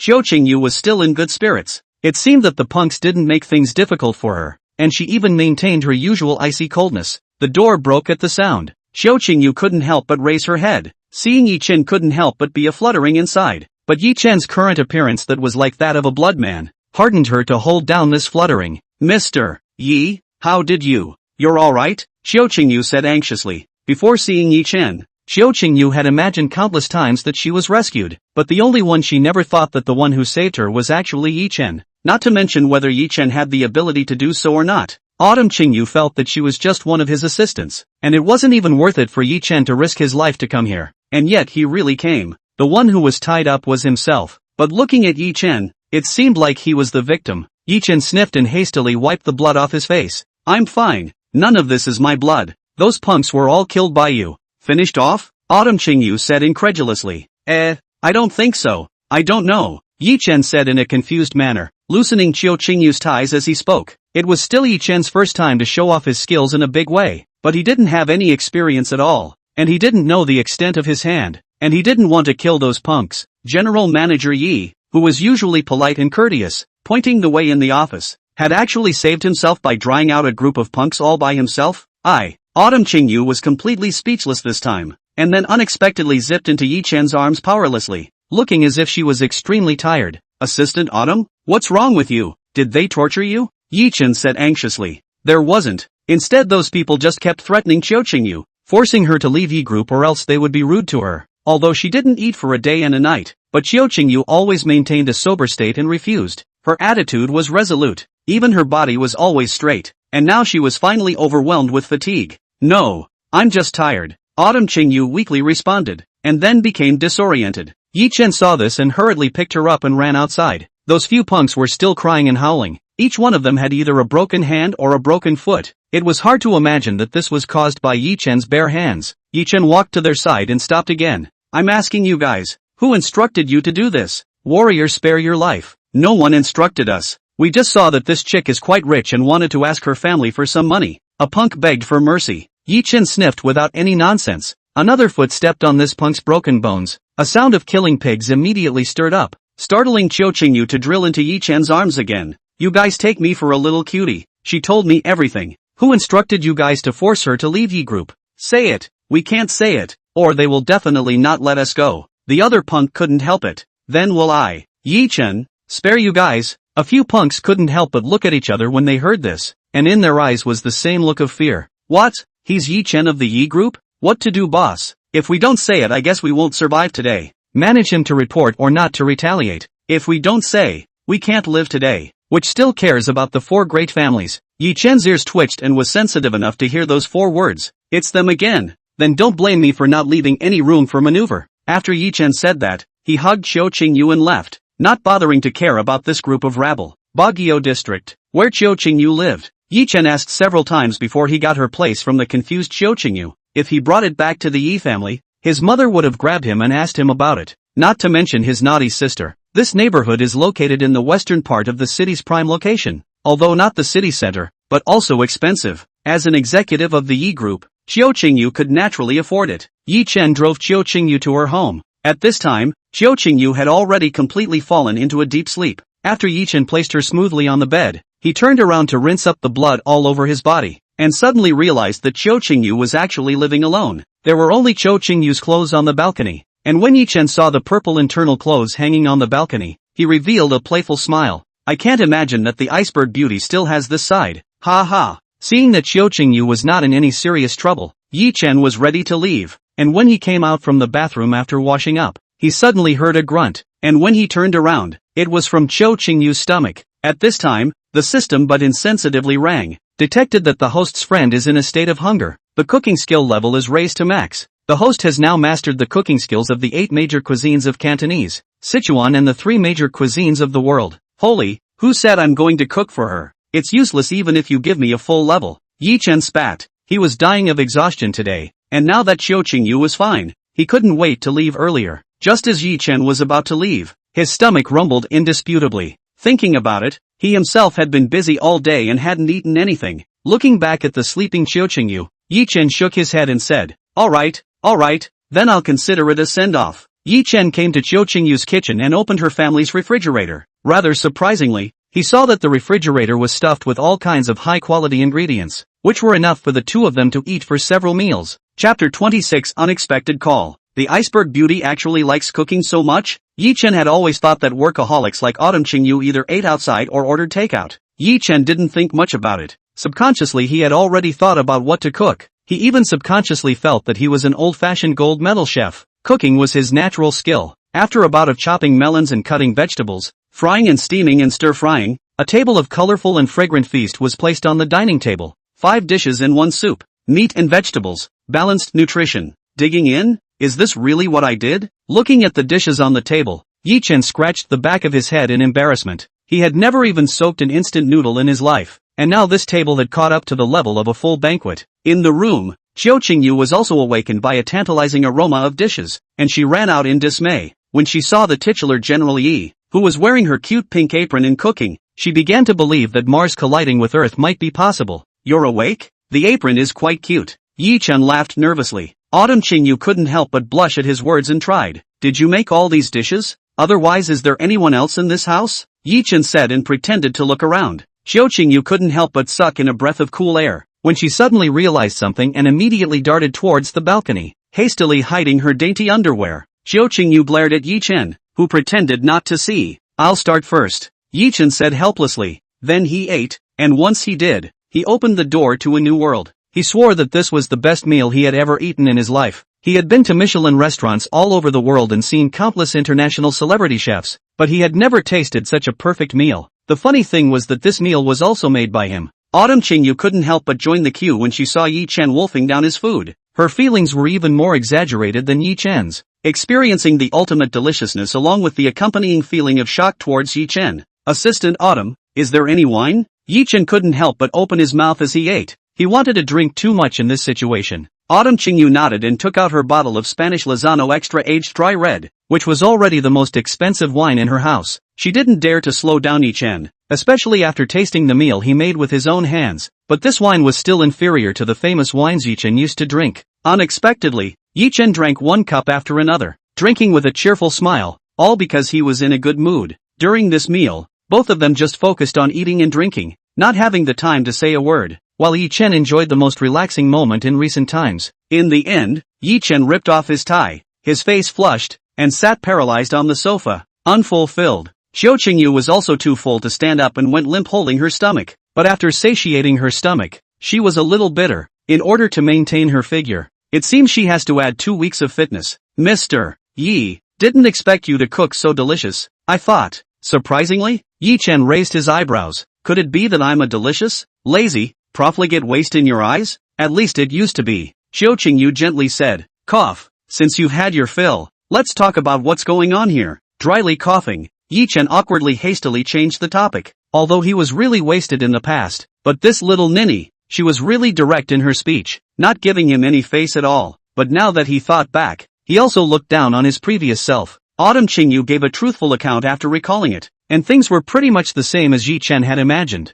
Just the night before, after Xiao Qingyu left the company, a commercial car blocked in front of her. The person in the car was still sincerely inviting her to jump ship, but after she firmly refused, she suddenly changed her face and took her captive into the car. And then what happened later happened. Do you know what kind of person did this? Mr. Yi, Xiao Qingyu said suspiciously. Let me handle this, and you shouldn't tell anyone that they came at me. Sorry for implicating you this time. If you think this job is dangerous and don't want to continue, I will compensate you. Ye Chen added. This time was still just a kidnapping. Next time to what extent no one could imagine. For the sake of safety, if Xiao Qingyu wanted to leave, he wouldn't stop him. No, I will continue to stay in Yi Group. If I wanted to leave, I agreed when they were looking for me. Without hesitation, Xiao Qingyu retorted. Why? Ye Chen was quite surprised by her attitude and couldn't think of any reason. There is no why. Mr. Ye, you don't really understand me. Just as I don't understand you, I have my reasons, and you as the boss,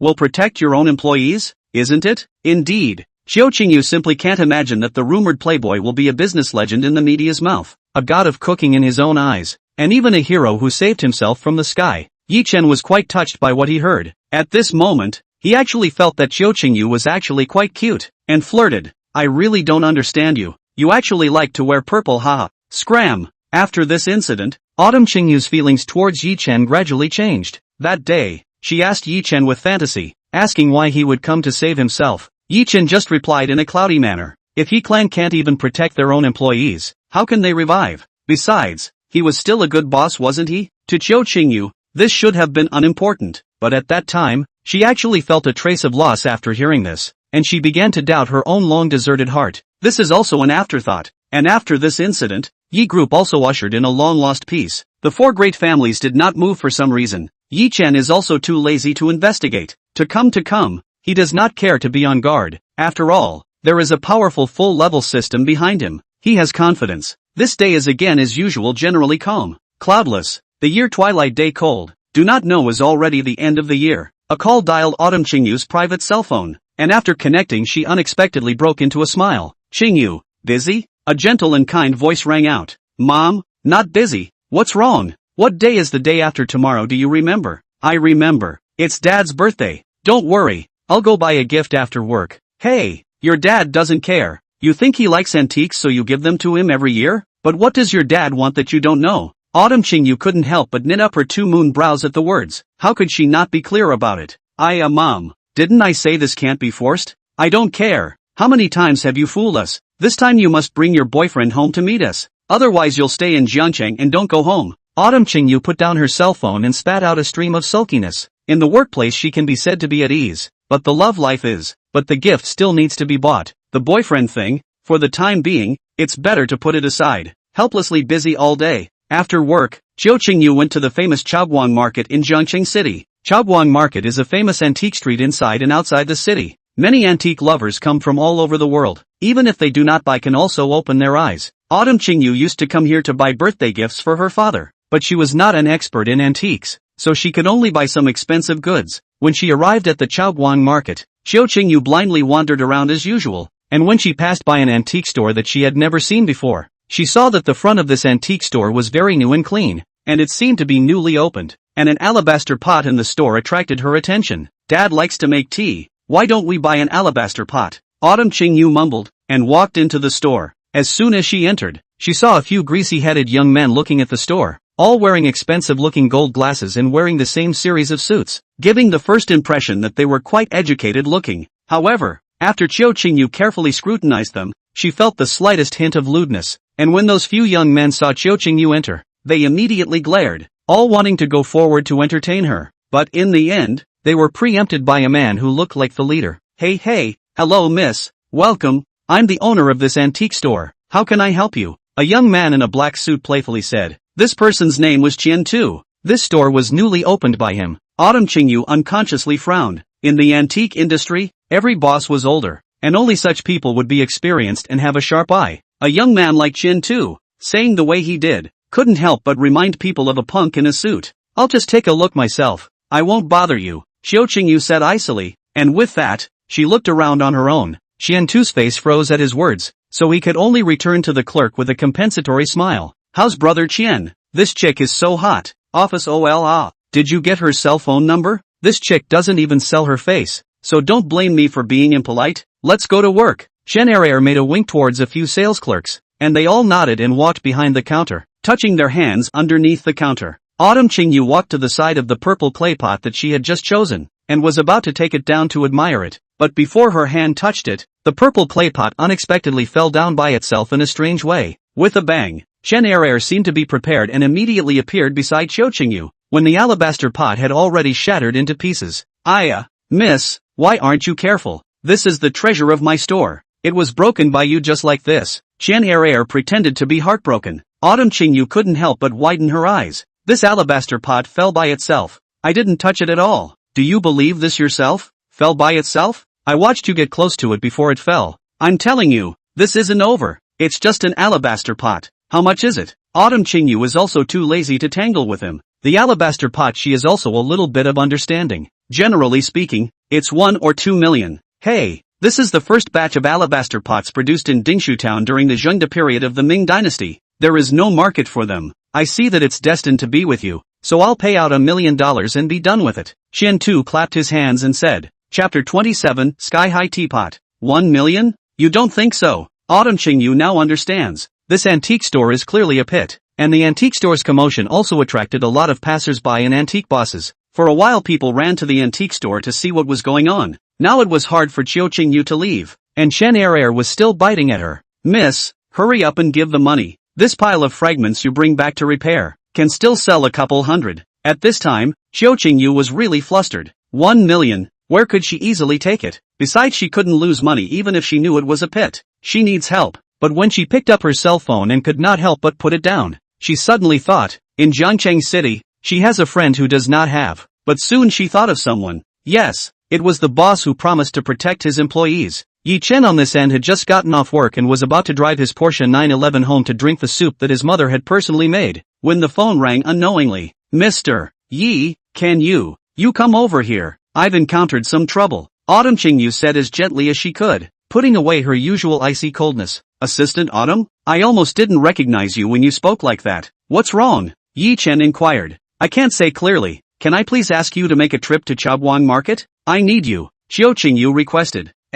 I'll be right there. Ye Chen was still hesitating, but when he heard Qiu Qingyu's last 4 words, he no longer hesitated. If he were an ordinary person, he probably wouldn't have bothered. But if Qiu Qingyu said those 4 words, it meant that she really needed help. Chaobuang Market. This place, Ye Chen was also more familiar with it. In previous years, the auction was held there, and the Yi group had been invited to participate in all the years. But every time, he followed his father to go there, because he didn't understand antiques at all. Stepping on the gas, in the blink of an eye Ye Chen flew to Chaobuang Market. Just as he entered the street, he was attracted by a loud noise and subconsciously stopped there. After getting out of the car, he then saw people blocking an antique store. Intuition told him that Autumn Qingyu was inside. Thinking that, he then trudged through the crowd and squeezed in. Entering the door, he saw Qiu Qingyu confronting someone else. I told you, I never touched this porcelain at all. It was just misplaced in the monitor to show that I touched it. Autumn Qingyu explained. Her tone didn't sound panicked in the slightest, but her face had long been held red,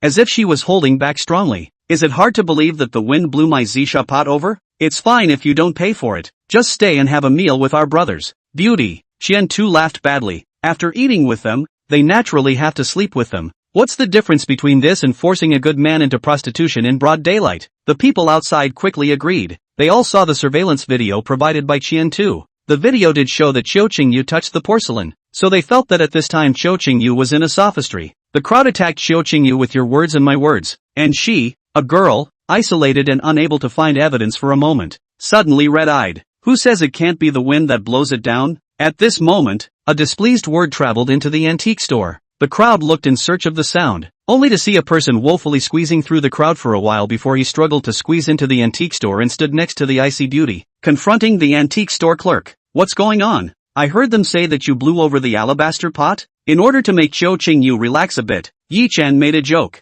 Somehow, when Autumn Qingyu saw Ye Chen appear beside her, her heart was incredibly solid. They said that I broke this alabaster pot, but I didn't touch it at all, and I don't know why. Qiu Qingyu said feebly. I understand. Ye Chen didn't need to ask any more questions. He understood Qiu Qingyu. Since she said she didn't touch it, then she definitely didn't touch it. Help? What are you here to get involved in? Unless you have the money to help her compensate me for this Ming Dynasty Zisha pot, Qian Tu said disdainfully, and kicked a pile of debris by his feet as he said so. I heard that there is a surveillance video. Can I take a look? Ye Chen inquired. His observation ability level was already full. He could definitely observe any clues. Qian Tu sniffed in disbelief. Of course there's no problem. As long as you can find the evidence, I'll apologize and not pursue the matter. But if you can't find the evidence, you, and her, must pay for it. Chen Er pointed at Ye Chen and Qiu Qingyu, and then asked his men to pull up the video. Ye Chen watched it with full concentration, and first of all, he ruled out that the video was a forgery.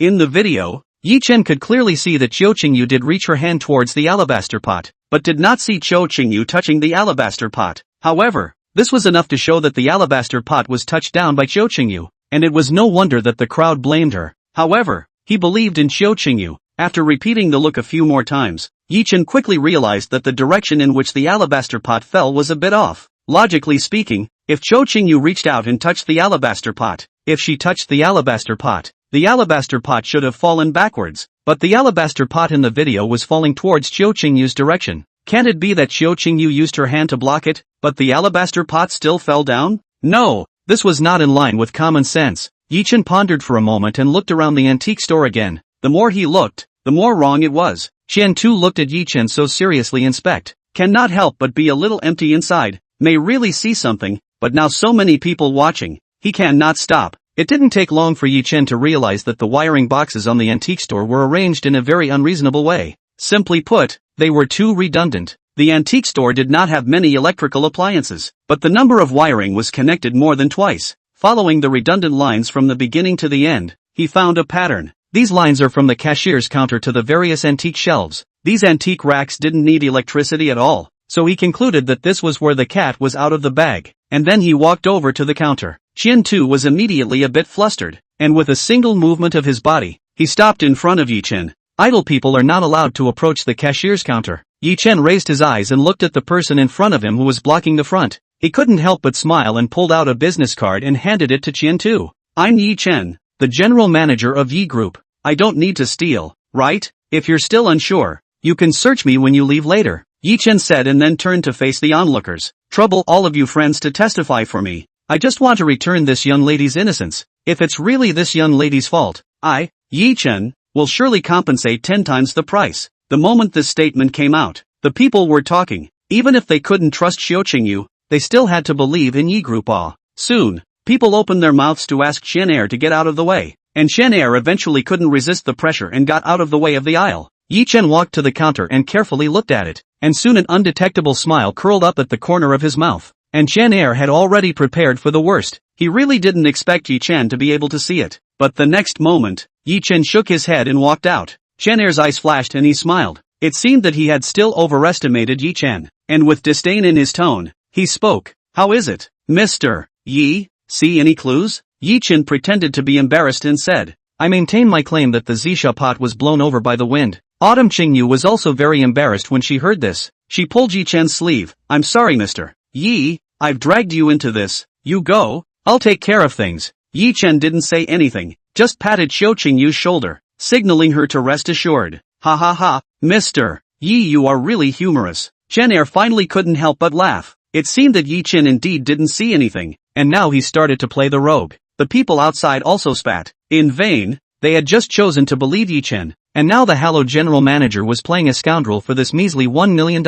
Ye Chen waved his hand and faced the people and said, I'm not joking. The purple sand pot was just blown over by the wind. The wind in this store is just too strong. If I can't prove it, then I will still compensate 10 times the price. The people immediately became energized at the words and encouraged Ye Chen to prove it. Did this matter even need to be proved? Ye Chen was clearly giving away money. However, they didn't mind the hustle and bustle. Seeing this, Ye Chen said to Xiao Qingyu, you now do as I say. Walk around this store as you please, but don't get too close to the antique racks. Xiao Qingyu wanted to say something else, but after seeing Ye Chen's firm eyes, she just nodded. At this time, Ye Chen went back to the counter that he had observed just now. Shen Tu saw this and cried out, but it was too late. Something weird happened. Xiao Qingyu walked next to an exquisite celadon, and the celadon on that shelf unexpectedly fell to the ground without warning. Shen Tu took a glance and his heart went cold. It seemed that the porcelain was of extraordinary value. Xiao Qingyu almost screamed out when she saw it. It was too weird, but when she looked at Ye Chen, he signaled that it was fine.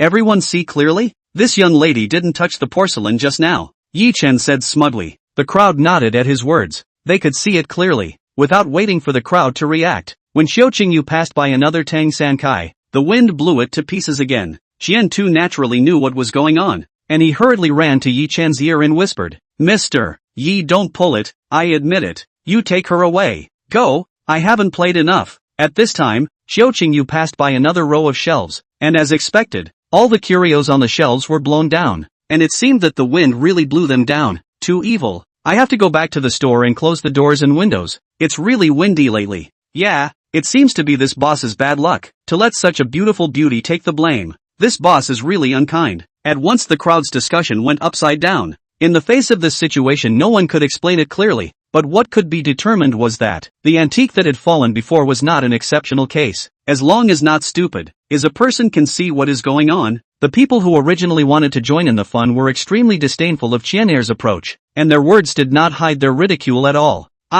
Everyone saw it. None of us touched those goods. It was entirely too windy, blowing me almost unsteadily. Ye Chen laughed badly. Chapter 28, leaving no room for error. Wherever Qiu Qingyu went, the antiques fell, and the antique store was instantly pinging. The store was about to be smashed. Alright, quickly stop. I believe it's the wind blowing. My dear mother, please stop smashing. Chen Tu cried out, immediately kneeled on the ground to pick up a pile of debris, not to mention how heartbroken. This time it was estimated that they all had to lose millions of dollars. Ye Chen was not enough to enjoy himself. I do not know how many customers Chen Tu has already cheated on weekdays. This loss is nothing. Qiu Qingyu looked at Lin Chen's playful stance and Qian'er's pitiful appearance. She couldn't help but smile at once, but quickly reverted to a cold and icy attitude. But it was still captured by Lin Chen. You have a nice smile, Ye Chen joked. Qiu Qingyu's face flushed, but she didn't say anything. Ye Chen turned back to Qian'er. At this moment, he wiped a tear from his eye and his nose was drooping. Then do you still want to pay for it? Do you want me to prove to you again that it was blown down by the wind? Ye Chen said smugly. No need. It was indeed blown down by the wind. Dear mother, you can't go anywhere else. Qian'er begged for mercy. At this time, Ye Chen turned the tables and pointed at Qian'er cursed. The wind blew Nima it. You'd better explain the truth clearly to everyone, or else how many more things have to fall I can't say. The truth is that there are hidden compartments under the bases of the antiques in this store, which have thin cords leading to the counter, and the counter can pull this side when it is pulled, so that the fall can be artificially manipulated. And those extra line boxes to hide these fine rope with. Ye Chen only need to pull the fine rope under the counter. Antiques will continue to fall. He had discovered this mechanism the first time he approached the counter, but he felt that it was too cheap to expose Qian'er just like that, and he had to let him taste some bitterness. Qian'er couldn't help but emerge cold at his words. He had to explain to everyone? That wasn't the same as cutting off his own life. Mr. Yi, I think this matter should be settled like this.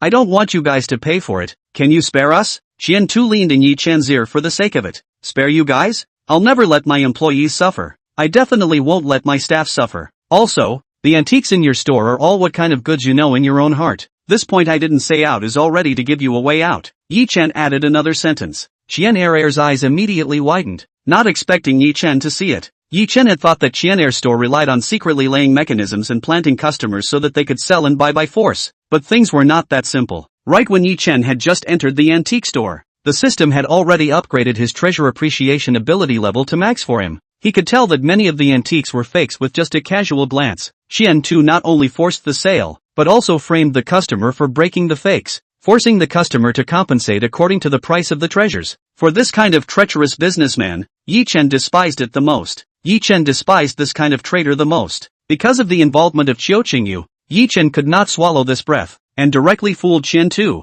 breaking many of his real works, making him lose a lot of money. However, after the heartache, Qian'er calmed down and couldn't help but reveal a trace of a sinister smile. He had heard of Ye Chen, the playboy that no one in Jiangqing City knew about. Although recently Ye Chen's popularity is flourishing, but only limited to business. For treasure identification, he dared to make a policy. Ye Chen simply do not know anything. Antiques this thing, without a few decades of eyesight, can see at a glance? He did not believe. Thinking of this, Qian Tu responded, okay, I admit my mistake. He stood up in front of the crowd and explained what happened, admitting that he had indeed laid a trap in his store and planted the evidence against Qiu Qingyu. However, after saying all this, Qian Tu turned his words around and pointed the finger at Ye Chen. I admit that I'm willing to accept the law, but we all saw that Mr. Yi broke a lot of my antiques by using the mechanism, so how should I settle this account? Qian Tu looked at Ye Chen proudly, thinking that even if he lost 1,000 of his own, he would still want to hurt you, Ye Chen, for he didn't believe that Ye Chen would do anything, because he didn't believe that Ye Chen could appraise treasures. To know, Ye Chen has not read properly since he was a child. He dropped out of junior high school, and since then, he just spends his time wasting money every day, not to mention treasure hunting. Even if it is a little bit of basic knowledge of history, Ye Chen also does not see to know. Even if Ye Chen really knew how to identify treasures, it would be too whimsical to identify the result of a single piece of debris on the ground, unless he was a treasure connoisseur. That was why Qian'er intended to knock Ye Chen hard. Qiu Qingyu heard the words also could not help but panic, because just now Ye Chen in order to teach Qian Tu, but broke a dozen of objects, which did not have a few million cannot run away. Although this money is nothing for Ye Chen, but if he is because of his own money, then her heart is definitely not good. The crowd was talking again, and many people felt that Ye Chen had been too heavy-handed. Even if Chen too made a mistake, he would be punished by the law. But he didn't even smash his family's money. Ye Chen didn't panic at all. He dared to say that naturally with certainty. It seemed that this Chen was betting that he was scaring people. Could it be that people really think that Ye Chen, am so useless? Ye Chen couldn't help but laugh at himself and began to feel that his previous self was really undignified. He only saw him waving his hand towards the crowd and said, "Everyone, calm down. Since I broke something I will definitely pay for it. So what do you say, Boss Chen? How much should I pay for it?" Ye Chen turned his head again and asked Chen too, who knew that the latter had already taken a small notebook and calculated. Muttering under his breath, pretending was quite decent, Ye Chen slandered. In his heart, he already knew that this pile of garbage was worth more than 20,000 yuan at most, and the most valuable object was more than 10,000 yuan. If Chen dared to ask for more than he wanted, he would just expose him. "Okay, no need to act. I'll give you 30,000. Take the money and turn yourself in." Ye Chen threw $30,000 bills on the counter. When the crowd saw this, they snorted with laughter. Rumor has it that Ye Chen has no culture, but now he has seen that it's true. He even wants to pay 30,000 yuan to get rid of the matter. Chen saw this and laughed his ass off. It seems that this Ye Chen really doesn't know how to read. It's purely to scare him. "Mr. Yi, you don't understand, it's okay. I'll count for you. I have a total of 12 objects. I count you are buying them together. Give you a 10% discount, and then erase the 3 million. Chen Tu picked up a piece of debris toward the crowd to list their own loss of objects. Said the style, "I've heard that there are no idle people on the antique street. We are all people who know what they are talking about. This fragment of mine is a Tang 3-color horse, and this one, the Luo Zi Zun, which was handed down from the Qing dynasty royal family. Each piece is worth a lot of money." Ye Chen looked at the money too, and that monkey show really cannot help it. He has left the way to the money too, but this person does not appreciate. All connoisseurs, I can prove that 9 out of 10 of the objects on the ground are fakes. Ye Chen patted his chest and said, "After all, he just picked the fakes to fall. How can you prove it? Do you know about antiques, Mr. Yi?" "That's right, it's all shattered into crumbs. How can you identify it?" "Mr. Yi actually played a rogue person for just a few $1,000,000? All the people present felt that Ye Chen was talking nonsense, except for an elegant and mature lady who never expressed her opinion from the beginning to the end. Empty mouth is no proof. Ye Chen found a piece of the pot handle from the pile of fragments and held it up, saying, "General ancient porcelain, by the hand contact more parts are more likely to find black bubbles, such as pot handle, cover knob, bottles and bowls mouth. There are black bubbles with non-crystallized surfaces and those with crystallized surfaces, and those with crystallized surfaces reflect bright spots in the light. And the handle of this Zisha pot, even if it has no bright spots under the light, it's obviously a modern craft." Thinking that printing a year in the center of the pot is the real thing, Ye Chen held up the bottom piece of the pot and showed it to the crowd. Although the heart of the pot was branded with the word Zhengda, it was meaningless. Part of the people cannot help but nodded. Antique street no idle. In this infestation of people are more or less a little weight. Ye Chen did say in the right, but there are many digested. Ye Chen saw the situation and picked up a fragment of the Tang 3-colored horse, and wiped off the black dust from the shattered area with ease. "Everyone look again. The heirloom porcelain, glazed surface cowhair pattern in the gray and black, difficult to wash away the dirt, percolating color. It is difficult to use modern detergents to take off, and you all just saw it.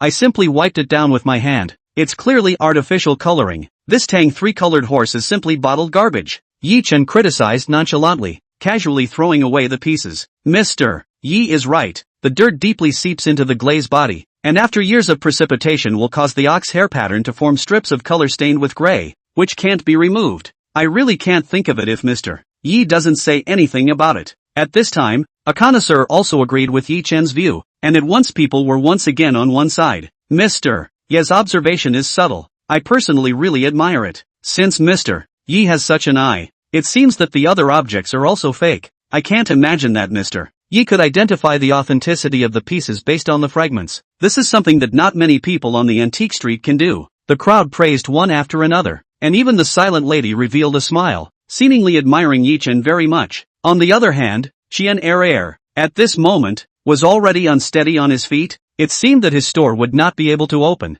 and he would have to go to jail. According to this, Ye Chen's payment of $30,000 to Qian was already more than enough, but Qian didn't know enough and asked for trouble. "Boss Qian, I don't know if I'm right? Ye Chen asked towards Chen Er. This time, Chen Er can't admit it. How can he speak with one mouth over so many connoisseurs? Thinking of this, Chen Er snapped and knelt down towards Ye Chen and Xiuqingyu. Auntie, Grandpa and Grandma, I have eyes but I don't know that I've offended you too. Please let me go. I really don't want to go to jail. I have a little old man waiting for me to take care of him. Chen Er grabbed Ye Chen's thigh and begged for mercy. Panicked and incoherent. You're calling your son dad? Are you calling your son father? Ye Chen teased. And Xiuqingyu couldn't help but laugh out loud. No, no, no, as long as you spare me, Mr. Yi, you are my father. Qian Tu continued to beg. Asterisk asterisk asterisk asterisk you mean I'm your son? Ye Chen shook off Qian Tu's hand and said. Those present laughed again. Who would have thought that Ye Chen was still a mouthy master? Chapter 29, Mysterious Woman.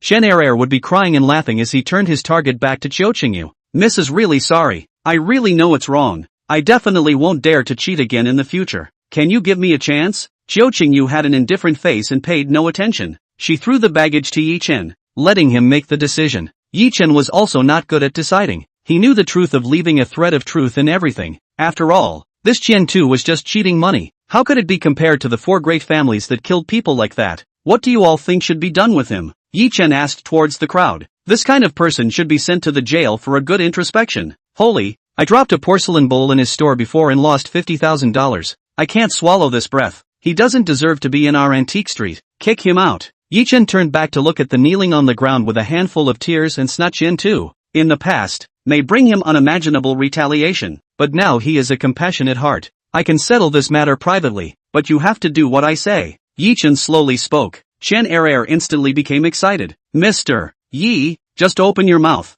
I will do what I can for you. No, this is done for yourself, Ye Chen said and then faced the crowd. Everyone stay calm. I think let's leave this matter as it is. Just consider it as selling me. Mr. Yi, a face. Boss Qian has already promised that he will compensate all the monies that he cheated from before, and also assured me that he will reform. Young people will always make mistakes, just like me before I fell into a coma. Now that I can wake up to work for the good of society, I, Yi, have done my best, and so will you, Boss Qian, right? Ye Chen looked at Chen Er. Will, I will definitely try my best to contribute to society in the future. Chen Tu didn't care if it was right or not. He had to answer whatever he said now. But he was heartbroken when Ye Chen said for him that he wanted compensation. As for whether or not this store can still be opened, this matter will be left to the seniors of Antique Street to decide. Ye Chen added another sentence. People looked at each other and discussed underneath. Since Mr. Yi opened his mouth, then this face we, Antique Street, will definitely give. Yes, Mr. Ye's eye for identifying treasures is so unique, and he can't be wrong in identifying people. This antique store definitely can't be opened anymore. Boss Qian should leave Antique Street. Qian Tu couldn't help but breathe a sigh of relief at his words. As long as he doesn't have to go to jail, after all, there's no need to worry about staying in jail. Since that's the case, Boss Qian, you should find another source and be good. Ye Chen patted Qian Er's shoulder and said. Qian Tu nodded aggressively and said, Thank you, Mr. Yi. The matter was over. Xiuqingyu seemed to still be a bit stunned. Ye Chen was trying to take her away. When people saw this and surrounded her again, Ye Chen asked in disbelief, Is there anything else for you connoisseurs? Mr. Yi, the new auction will be held soon, and we, Antique Street, sincerely invite you to come and guide us. Yes, if you such a big man can come, this session of the auction will definitely add a lot of color. Mr. Yi, I have an object I want you to take a look at. I don't know if I can. Ye Chen cried and laughed. It seems that these people are really treating him as a treasure connoisseur god, but unfortunately he is not interested in antiques at all, and now he just wants to send Xiuqingyu away as soon as possible.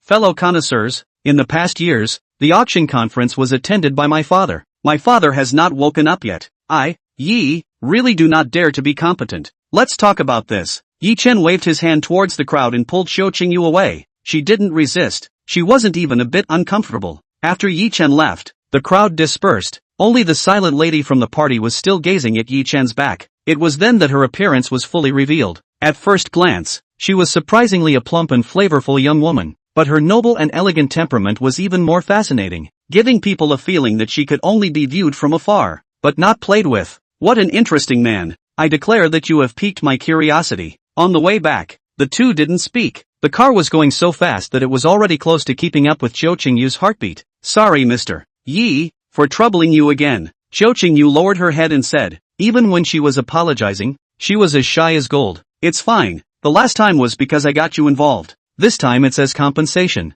Besides, I'm a good boss, aren't I? Ye Chen said in a cloudy manner, trying his best to let Xiao Qingyu relax a bit as well. Ye Chen didn't know why he was so gentle right now. Probably because the comfort skill level had been raised to max. If it was any other girl, there would probably be no one who wouldn't be moved. Autumn Qingyu stopped talking when she heard this, not knowing what she was thinking. Right, Assistant Autumn, what are you going to Antique Street for? Ye Chen asked. To buy a Hersheng gift for my father. Right. Ye General Manager, can you help me once more? Autumn Qingyu seemed to have remembered something. Ye Chen narrowed his eyes and said, Assistant Autumn, you seem to be getting a bit carried away. Autumn Qingyu was quite embarrassed at her words. She had never been a woman who was alone and autonomous and never asked for help on weekdays, but this time she really had no choice. She was about to apologize, but Ye Chen added at this time, say it, what is it? Forget about processing wages. Autumn Qingyu's heart was warmed and she took a deep breath. Can you pretend to be my boyfriend for once? Mr. Yi? Yes. What made Xiao Qingyu entangled was this matter. The pressure from her family was just too much, but she almost didn't have a single male friend in her life. It was Ye Chen who socialized with her most frequently,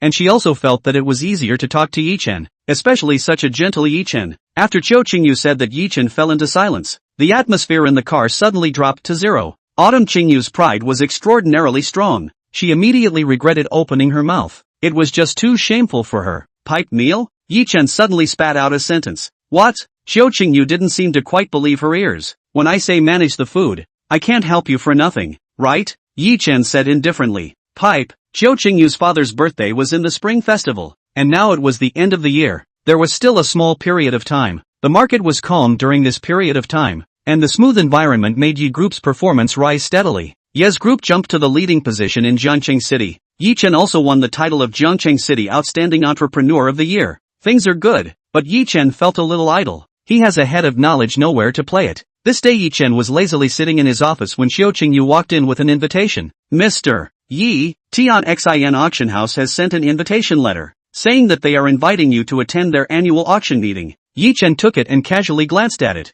thinking about it before realizing that today was already Christmas Day, and the business community conference would be held on New Year's Day every year. And this auction conference was just one of the parts of the business community conference. The strange thing was that those who participated in the business community conference would naturally attend the auction conference, as long as they received an invitation letter from the business community conference. But this year, Ye Chen received an invitation to the auction conference, probably because the system had changed this year. Ye Chen didn't think too much about it. It could also be that the previous Antique Street matter made the connoisseurs introduce him. Assistant Autumn, do you think it's good for me to go or not? Ye Chen suddenly asked. As everyone knew, every year's business conference was organized by the four great families. In previous years, the Yi family and the four great families were all river water, not offending well water. Who knew that they had been calculating the Yi family behind their backs? The four great families had made no movement during this period of time, so it seemed that they would make a big deal out of the business sector conference. If not for that, Ye Chen would have definitely attended decisively in place of his father.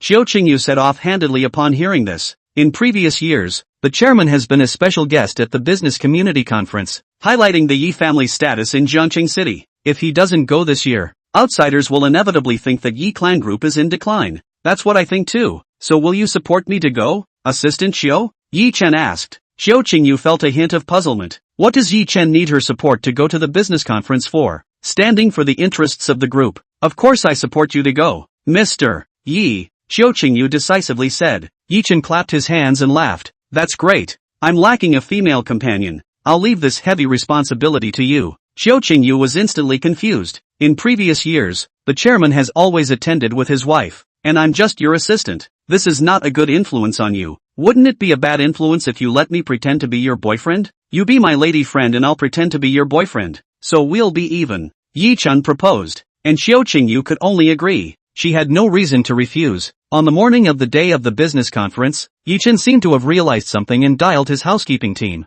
Hello, young master, what are your orders? Uncle Yi, I'm going to attend the Business World Conference today. Alright young master, I will immediately inform the costume team to pick you up. Uncle Yi responded respectfully. When Ye Chen said the first half of the sentence, he could guess the second half. Not long after, two lengthened Lincolns stopped in front of Ye's house. A group of people drilled out from the cars and walked into Ye's house in a flurry. Hello young master, we are the Yi family's private and exclusive costume team, the person leading the group said. time is running out, go to Baguio neighborhood. Ye Chen responded. Today was really a bit rushed. Ye Chen was after all the first time he participated in a business conference. He completely forgot to organize his appearance in advance. Not to mention Xiao Qingyu, it was estimated that she didn't even have an evening gown. At 9 o'clock in the morning, Xiao Qingyu was still dreaming in bed. When the doorbell rang restlessly, Xiao Qingyu suspiciously climbed up, opened the door. A group of people in strange clothes poured in. Scared Xiao Qingyu thought they were going to burglarize the house, but not. Only to see the first few girls began to organize her makeup, combing hair, and the technique is very professional. At this time Ye Chen walked in and greeted, "Good morning Assistant Autumn, let's get going. It's only 9 o'clock, I haven't washed and dressed yet. These can be taken care of in the car, they will help you." Ye Chen pointed to the costume team and said. After saying that, Xiao Qingyu was tied up in her pajamas and got into the stretch Lincoln downstairs. The scene was very funny. Chapter 30 Attending in full costume. After getting into the car, Xiao Qingyu realized that this car has a very large space, complete facilities. She even saw the corner of the car set up a wash basin. It seems to be for her to wash with. Autumn Qingyu sat on the opposite side of Ye Chen is very uncomfortable. She is still the first time to wear pajamas to face people. Although her face with the usual not much more big difference, the skin is still very tender white, but wearing pajamas is really embarrassing. At this time, the assistant put down the car seat. Behind the back revealed a hand. A pull. Will be thermostatic storage box pulled out? After fixed even turned into a table, placed in the middle of the Autumn Qingyu and Ye Chen. The assistant then took out a variety of ingredients from inside. And after a simple treatment,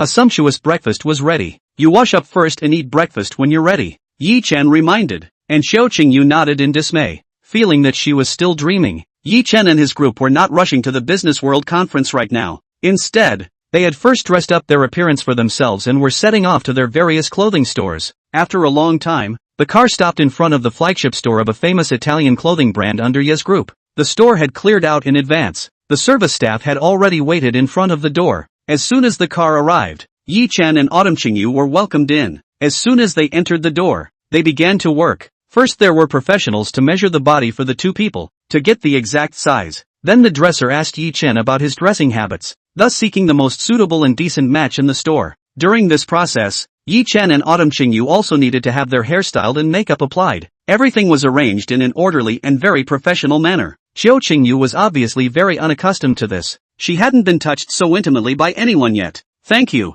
I'll just do this one myself. I don't really like this lipstick color. Can I change it? Isn't this evening gown showing a little too much? Ye Chen was listening with great interest on the side. He just liked to see another side of Xiao Qingyu, proving that she wasn't a cold and icy person. After the clothing and instruments were taken care of, the group still had to head to its jewelry store and other stores. This was also a helpless move. Who let Ye Chen forget? Normally, everything should be prepared in advance, and the costume team would bring all the peripherals to dress up at the door that day. At the end of the day, the female assistant put on a Swarovski double heart blue diamond star ring for Xiao Qingyu's neck, making her whole person look radiant. At this time, Ye Chen also finished dressing and walked over, sizing up Autumn Qingyu. His eyes were instantly brighter than the necklace. Assistant Autumn, you are so beautiful, Ye Chen said from the bottom of his heart. Even the female assistant was very envious when she saw Xiao Qingyu. Although Xiao Qingyu's image was created by her, it seemed that she didn't play a big role. At this moment, Autumn Qingyu wore a simple embellished long straight hair that tilted down like a flowing waterfall,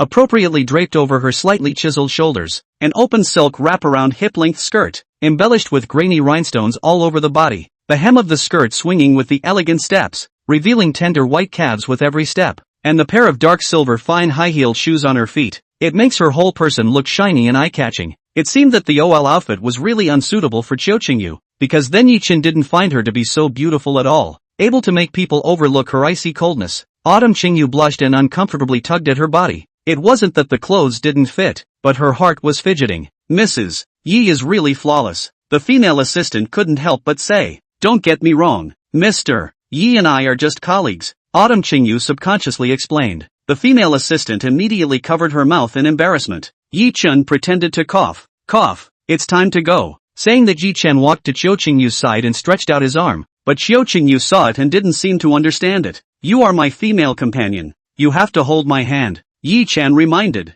Xiao Qingyu's face couldn't help but turn even redder. She was well aware of the social etiquette, but Ye Chen suddenly opened his mouth. She also looked a bit shy. Xiao Qingyu mechanically took Ye Chen's hand, and the two of them set off in a generous and decent manner. Today could be said to be the most formally dressed day of Ye Chen's life. Previously he liked to wear fancy suits no matter what occasion he attended. Although it was expensive, it wasn't decent at all. But outsiders who understood Ye Chen's urbane nature would be very understanding. After all, he was the #1 playboy in Zhongcheng. And today's suit, from the well-tailored and fitted suit, to the tie, pocket scarf, every detail exudes a charming English gentleman temperament, making Ye Chen look mature and dignified. Lining is a French double-stacked cuff shirt. Its metal cuffs look calm and atmospheric. The jacket is the style design for the single row of 3-button British-style jacket leisure suit. The choice of brown tone of the Scottish grid tweed. Waist is low-key luxury Hermes stacked button belt, and then matched with the same color as the jacket non-turn pants. And finally stepped on a pair of gentlemen must-have Oxford black shoes. An atmosphere of the wind came into being. It was worth mentioning that Ye Chen also had a secret collection badge passed down from the Ye family on his chest, a symbol of the Ye family's identity. It was important to know that the Ye family, a great family that had been passed down for several generations. Ye Chen's image was also refreshing in the eyes of Cho Ching-yu.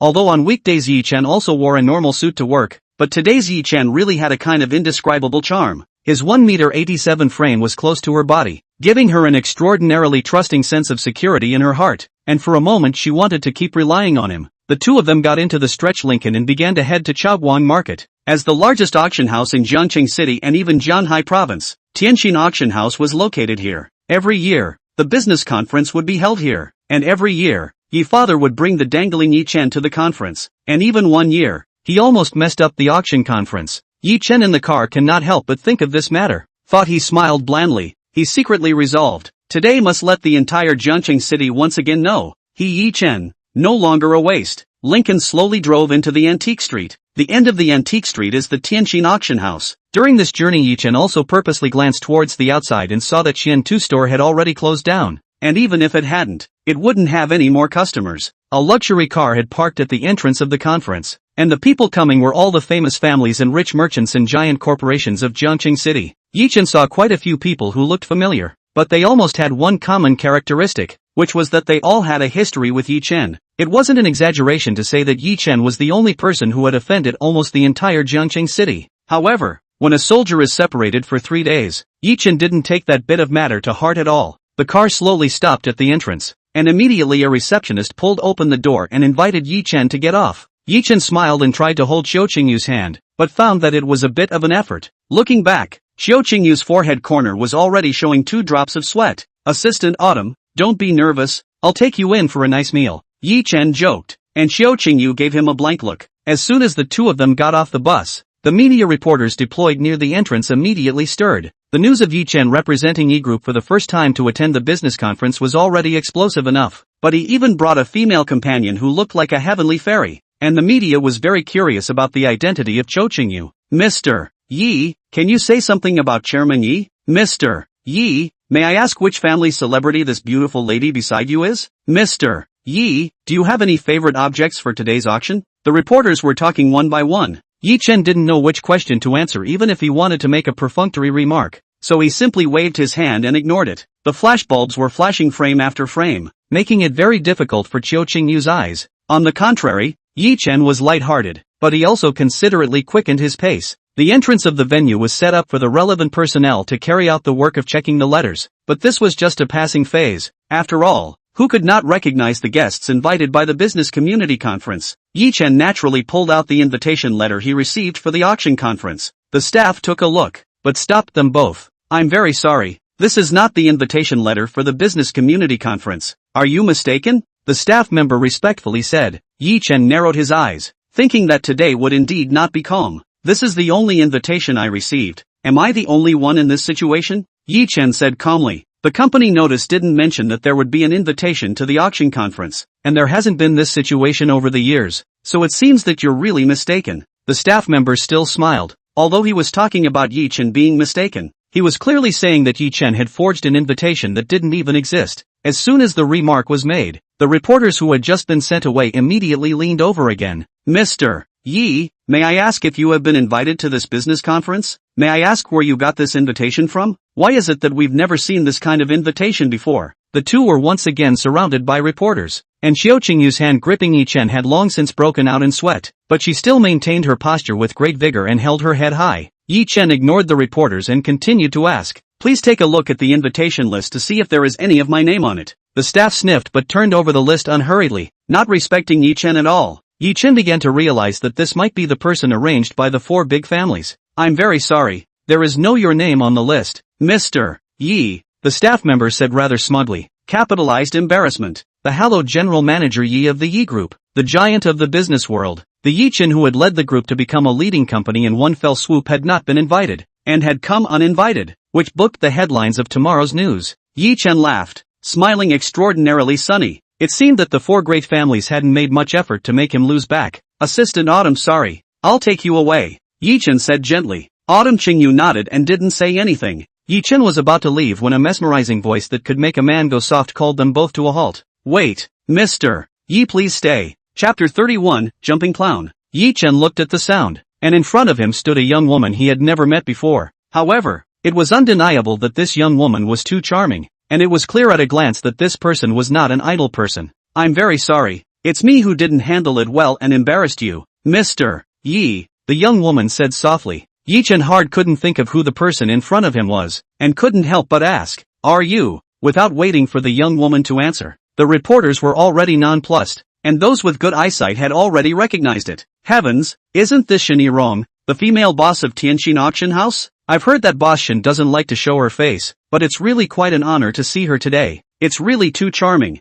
I have to take 2 more shots for the cover. That's right, this young woman was the young woman who stopped outside the antique store that day. The female boss of Tianjin Auction House, Shani Rong. My name is Shani Rong. I'm the boss of Tianxin Auction House. I personally wrote your invitation, but I didn't expect this to happen. Just leave it to me to handle it next. After saying that, Shani Rong walked a rhythmic pace to the staff and said, Yi is my friend. I wonder if I can bring him in. The staff member couldn't help but look embarrassed, knowing that this Shani Rong wasn't simple. The weight of her words was even heavier than the 4 great families. When things came to this point, he couldn't be insensitive, and quickly made an inviting gesture and said, of course you can, Boss Shen, please. Seeing Ye Chen follow Shani Rong graciously into the venue, the reporters immediately hung their heads. Asterisk asterisk asterisk asterisk. I've written all my scripts. Such powerful news just flew away like this? Don't write nonsense, Mr. Yi seems to have an unusual relationship with Boss Shen. Right, if you don't say it, I almost made a big mistake. After the reporter said that, he hurriedly tore the manuscript off his hand and pretended that nothing happened. Shani Rong's appearance made the already puzzled Ye Chen even more puzzled. He couldn't help but ask, Boss Shen, what's going on? The 4 great families are targeting you. Shani Rong spat out a sentence that seemed like an answer. Whoa, how did you know? Ye Chen was quite surprised. Although he had fought with the 4 great families quite a few times, it was all backstabbing. The 4 great families and I are the planners of the business conference. I found out that they got rid of your name for this conference, so I had to invite you privately. I didn't expect that they wouldn't even recognize my signature. It was only then that Ye Chen remembered that the invitation to the auction conference did have Shani Rong's signature on it, but he didn't recognize it, so he didn't worry about it. Boss Shen, did we know each other before? Why did you step in to help? Ye Chen asked after him. Shani Rong couldn't help but cover her mouth with a smile. At that instant it seemed that the surrounding scenery was eclipsed, and a little girl like Qiu Qingyu couldn't help but swallow a mouthful of saliva when she saw it. A woman with flavor like Shani Rong was not something that could be polished out by years alone, but Ye Chen was quite capable of holding steady. I just think that Mr. Yi is a friend who deserves deep friendship. I still have things to do. Mr. Yi, you guys have fun, Shani Rong said and left on her own. Ye Chen took a deep breath and tried his best to escape from Shani Rong's body scent. He knew clearly that this kind of woman could make a man wield all he had. He didn't really want to get in touch much, but since the other party gave away a favor, then he wasn't polite either. Assistant Qiu, let's go in. The auction will start soon. A little storm finally passed, and Qiu Qingyu appeared in front of the crowd on Ye Chen's hand, behaving graciously and naturally. In particular, Qiu Qingyu attracted a lot of flashbulbs. Some of the rich kids had their mouths watering up to their chests and froze, not understanding which family's celebrity Qiu Qingyu was, or which company's top model. At this time, there was a man in the corner wearing a uniform, similar to a security officer, who was very surprised to see Ye Chen, and then he quickly disappeared from the spot. In a short while, he appeared beside Zhao Nantian, who was sitting in the wine hall. Young Zhao, Ye Chen, he's come in, the security guard reported respectfully. Zhao Nantian was about to drink, so when he heard that, he couldn't help but bang his wine glass heavily on the bar. What's going on? Who invited him here? Zhao Nantian said unexpectedly. I've investigated. It was Boss Shen who brought him in. Zhao Nantian seemed to have heard words that surprised him even more and said in shock, damn it, How did this dead dog get involved with that woman? Notify the other 3 great families to the meeting hall immediately. Originally, the 4 great families had already done something behind the scenes to remove Ye Chen's qualification to participate in the Business World Conference this time, but they were completely surprised that a Shinny-Rome had jumped out. In a short while, the representatives of the 4 great families gathered in the parlor. They were still talking about fast things in the reception. After receiving Zhao Nanshan's notice, nothing was in the mood anymore. Bastard! We must find another way to deal with Ye Chen. Su Changqing let out. Uncle Su, this Ye Chen kid seems to have an unusual relationship with that woman surnamed Shen. This time, we must do it more covertly. Zhao Nentian reminded. Su Changqing eased his tone and asked Mu Yanhua,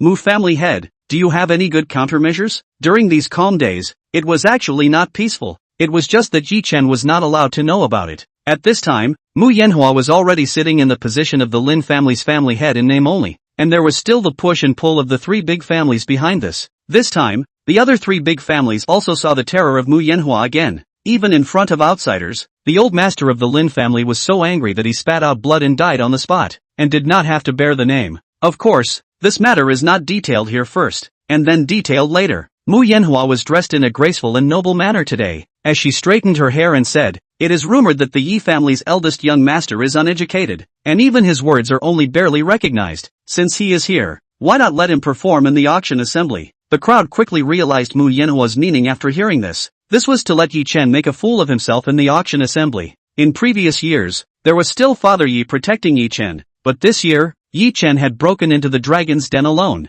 and it seemed that he was going to return home in defeat. Immediately afterward, Su Changqing passed down the order to immediately increase Ye Chen's seat at the auction, and to arrange it in an especially conspicuous manner. On the other hand, Ye Chen was dealing with people from all walks of life with Qiu Qingyu, but Ye Chen realized that the ones who came to greet him were the bosses of some emerging businesses and small companies. As for those big-name enterprises that used to follow the Yi family's ass and eat farts, they were nowhere to be seen. Ye Chen knew clearly in his heart that it was not because they had all defected to the feet of the 4 big families. On the contrary, these small businesses are convinced by Ye Chen's recent great achievements, are truly appreciate his people, so Ye Chen is also very happy to deal with these people. At this time, an elder walked towards Ye Chen with a glass of wine, looking a bit excited. Mr. Yi, I didn't expect to really let me bump into you. Let me toast you. Ye Chen turned around and looked at another person he had never heard of. He awkwardly said, hello, may I ask who you are? I am the owner of Hongtu Antique Firm, Zhangdong,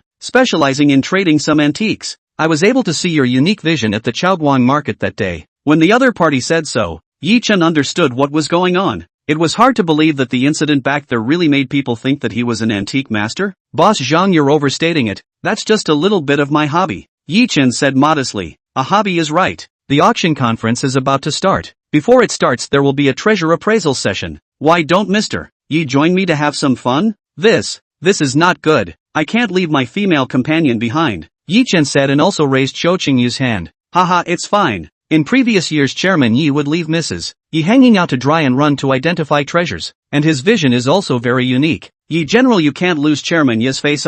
Wow, looks like I really need to go there. Ye Chen's eyes suddenly became firm. Before his father woke up, Ye Chen was willing to take back all the face and everything he had in the past for him. Assistant Autumn, treasure appraisal is probably not something you're interested in. You sit over here for a while, I'll be back soon. Autumn Qingyu nodded, still as shy as gold. Zhang Dong then excitedly pulled Ye Chen away. Qiu Qingyu did not feel uncomfortable staying alone. On the contrary, she preferred to be alone. However, there were still people who ran to him unknowingly. Qiu Qingyu was holding a glass of red wine, just about to enter her mouth, when a pair of reckless hands reached out to her, and then retracted when they reached the base of her ear. Qiu Qingyu hurriedly put down her glass of wine and looked up to see that a boy who was dressed strangely, yet not vulgar and low-grade, was smiling at her. Taking a serious look, Autumn Qingyu felt that he might be even younger than herself, only to see the boy pretend to pull out a single rose from the root of Qiu Qingyu's ear, and surprisingly pull out an inexpensive Juliet rose. This beautiful lady, can I give you this rose that is as eye-catching as you are?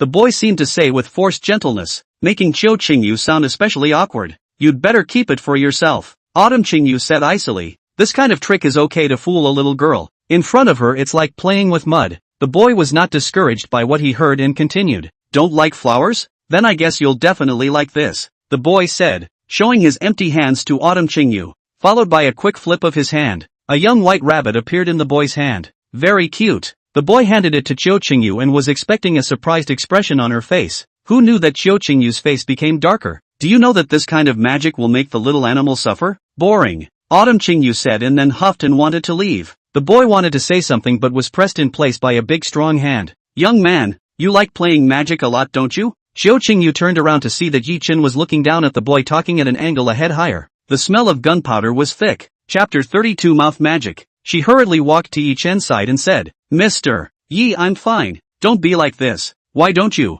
You like to see magic, you tell me.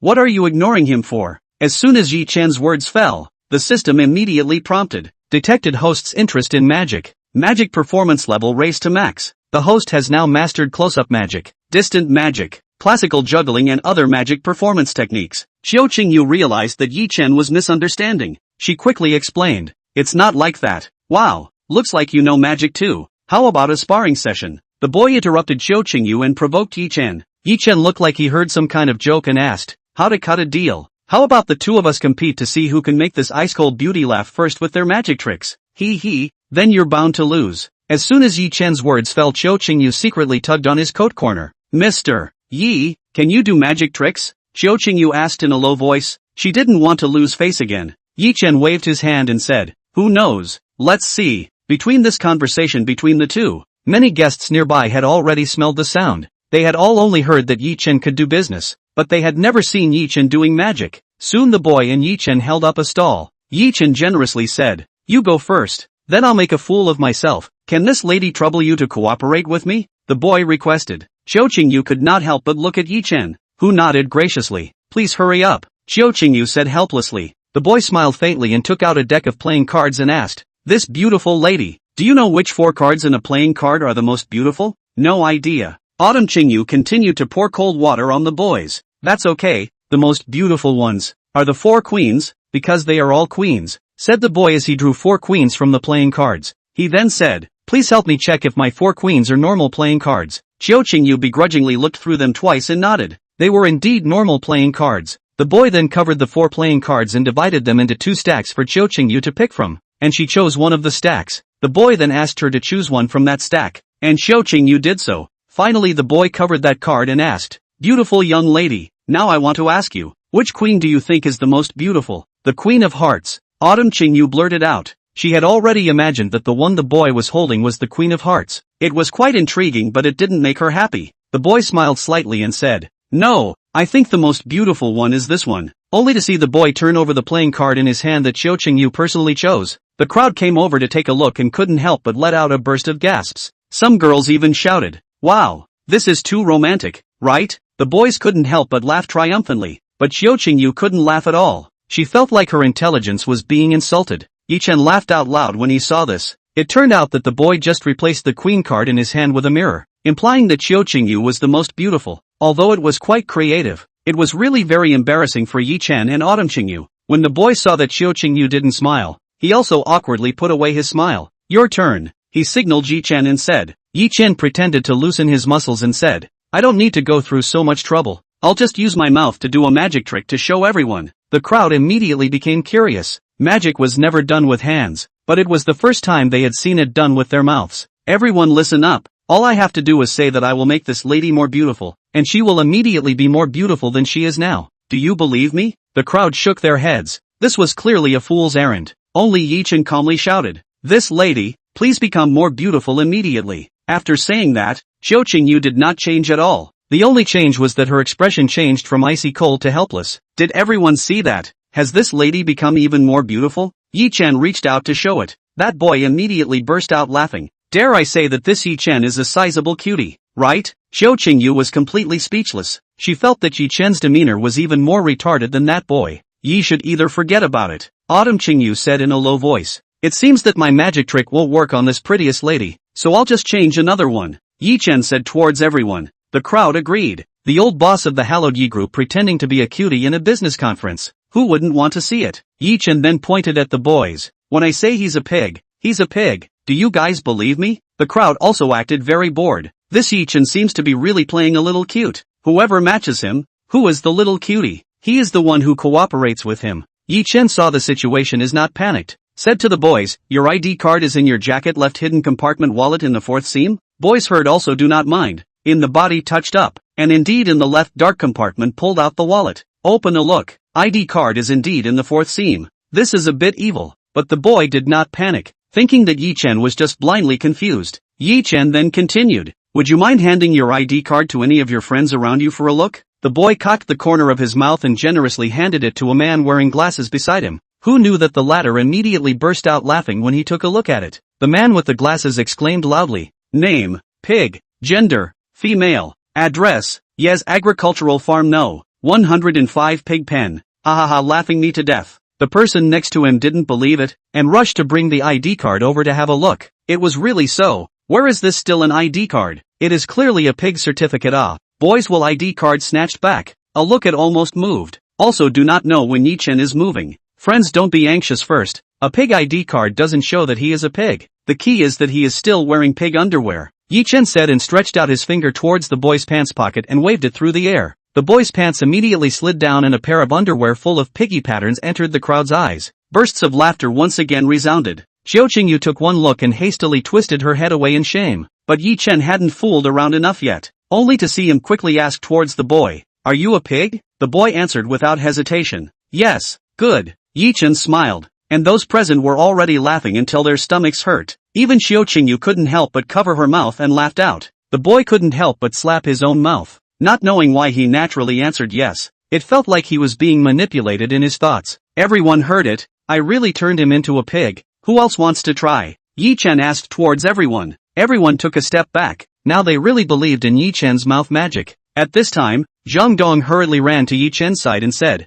Mr. Yi, why did you run back? I've been looking for you for a long time. I want to come back to bring my female companion to go treasure appraisal together. Ye Chen held Xiao Qingyu's hand and said, Mr. Yi must also be a wife-loving master if he is married. Zhang Dong joked. Xiao Qingyu's face was red again and she didn't bother to explain. That boy saw Ye Chen pulled up Xiao Qingyu's hand immediately he was stunned. It turned out that he had just molested someone else's female companion. This was too undignified. Soon he put on his pants and disappeared from the scene. Although the matter is past, but Autumn Qingyu heart is born many ideas. Outsiders may not see, but Autumn Qingyu obviously feel. Ye Chen just clearly is jealous. Autumn Qingyu is not a self-involved person. This idea quickly flashed away. But she also subconsciously Ye Chen's hand more tightly. Ye Chen had already gone in with Zhang Dong, but he couldn't rest assured. So he left Zhang Dong and ran back by himself. And sure enough, someone had molested his beautiful assistant. The three of them walked into the treasure appreciation hall, and found that the inside was more lively than the reception outside.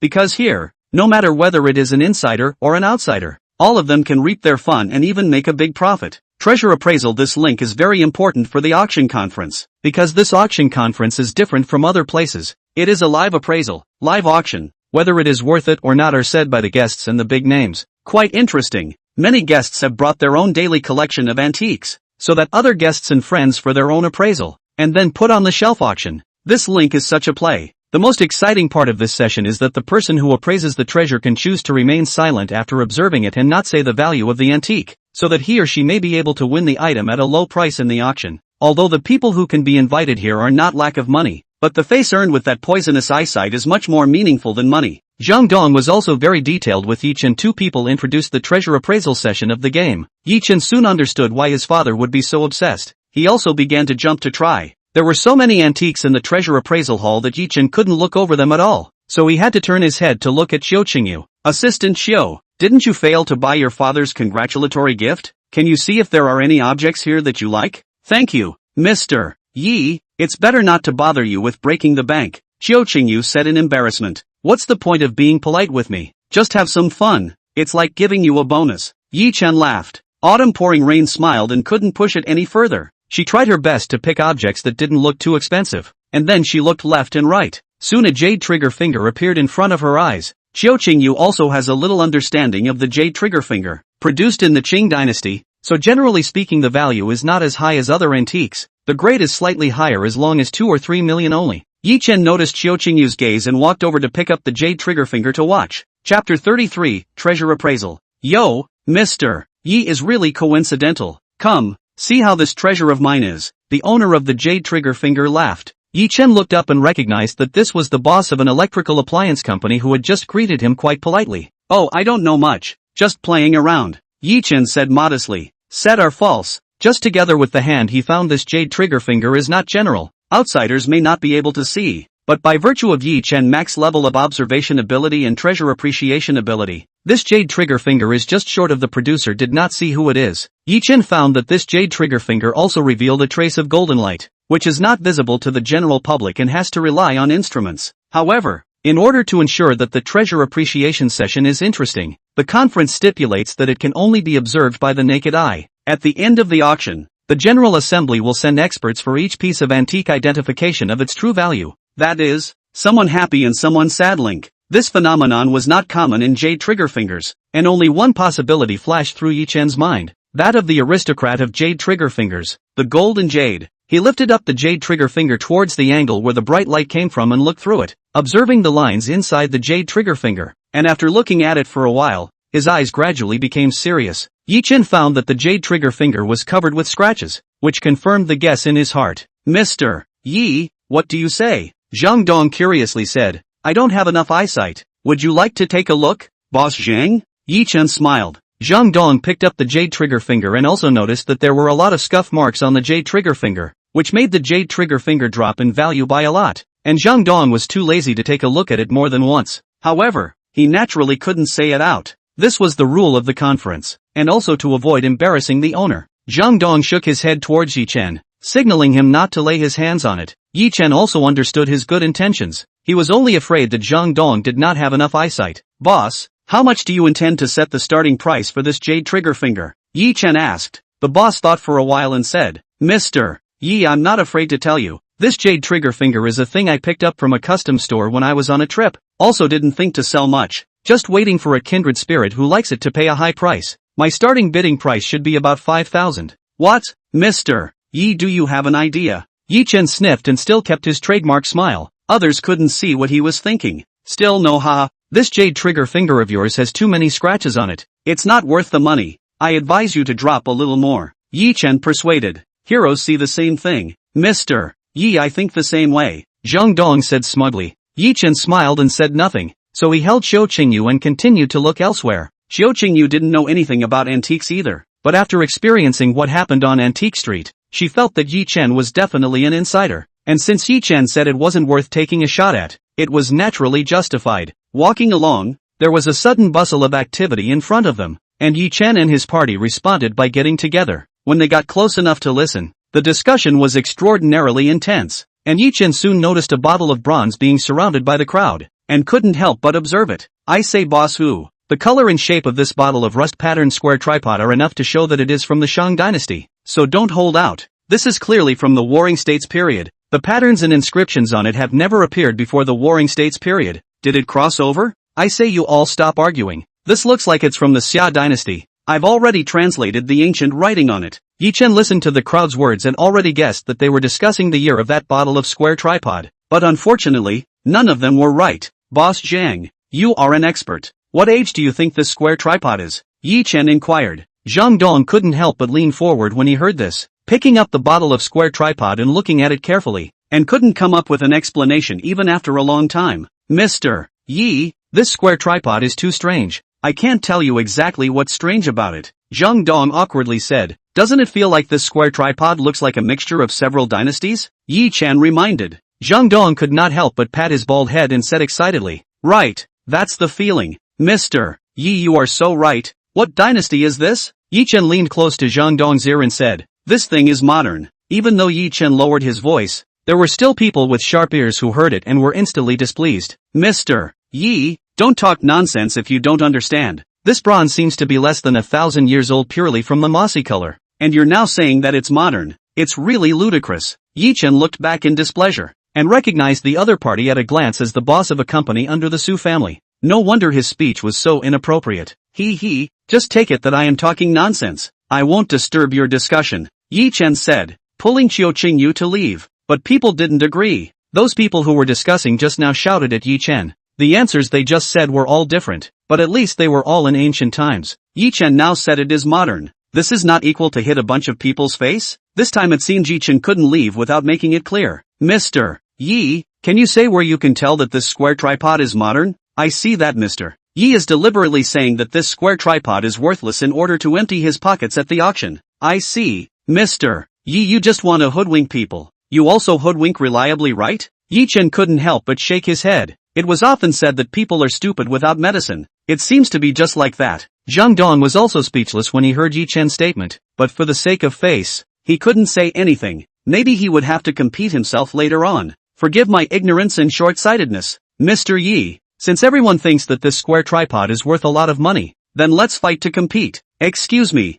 Ye Chen said and left with a faint smile, drawing a burst of booze. Autumn Qingyu looked at Ye Chen as she wanted to say something. She was too upset for Ye Chen. He clearly didn't need to lose this face. Ye Chen also noticed Qiu Qingyu's expression and said, "You also think I'm wrong? I don't know anything about antiques. I don't know if you're right or not, but I think that since you've said it, you'd better explain it clearly, or else what will other people think of you? Tell them? Then what fun is there in this treasure appreciation session?" Ye Chen said, and Qiu Qingyu didn't understand what he meant. Mr. Yi, the stuff brought by these guests is not reliable. Let's go and take a look at the official product. Zhang Dong proposed at this time. The so-called official product is the Tianjin auction house owned specially selected antiques, good and bad not to mention, but can at least guarantee that all are authentic. For this reason, there were also specialized stalls set up, so this place was also more lively than other places. However, the upper-class people are still very qualified. No matter how crowded, the whole venue is very orderly. Ye Chen approached the booth and took a look at it, and saw a table full of turquoise and dark jadeite.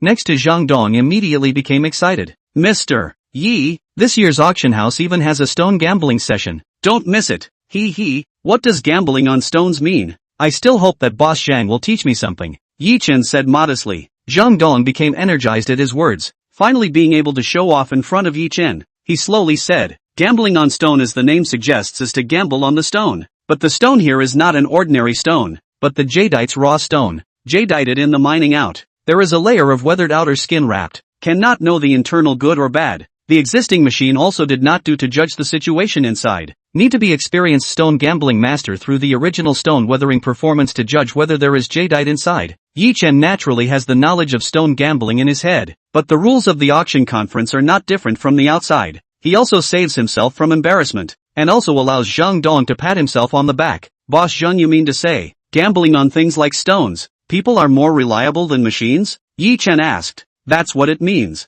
Gambling on stones is all about eyesight, experience and knowledge. A stone gambling master can judge the direction and quality of the internal jadeite through the skin of the stone, so as to judge the angle and position of the next knife to unravel the stone. Most of the time, the stone with good external performance will be labeled with a slightly higher price by the seller, but no one can tell whether there is jade inside. Sometimes the raw stones bought with a lot of money are not able to solve the jadeite, while the raw stones that seem to perform poorly are on the contrary solved with high-quality jade. It's said that it's hard for a god to break an inch of jade. This is the so-called one cut of heaven, one cut of hell, and this is where the charm of the gambling culture lies. Sincerely, no one who comes here today will lose their fortune." Ye Chen joked. That's true. Ha ha. Zhang Dong really enjoyed spending time with Ye Chen. He completely did not expect a leading group's wordsmith to be so calm and approachable. For the gambling stone, Ye Chen was not very sure, although his eyesight was good, but he could not penetrate the stone like an X-ray machine, and the full level system gives him only knowledge, but no experience in gambling stone. Experience comes from all rely on a margin.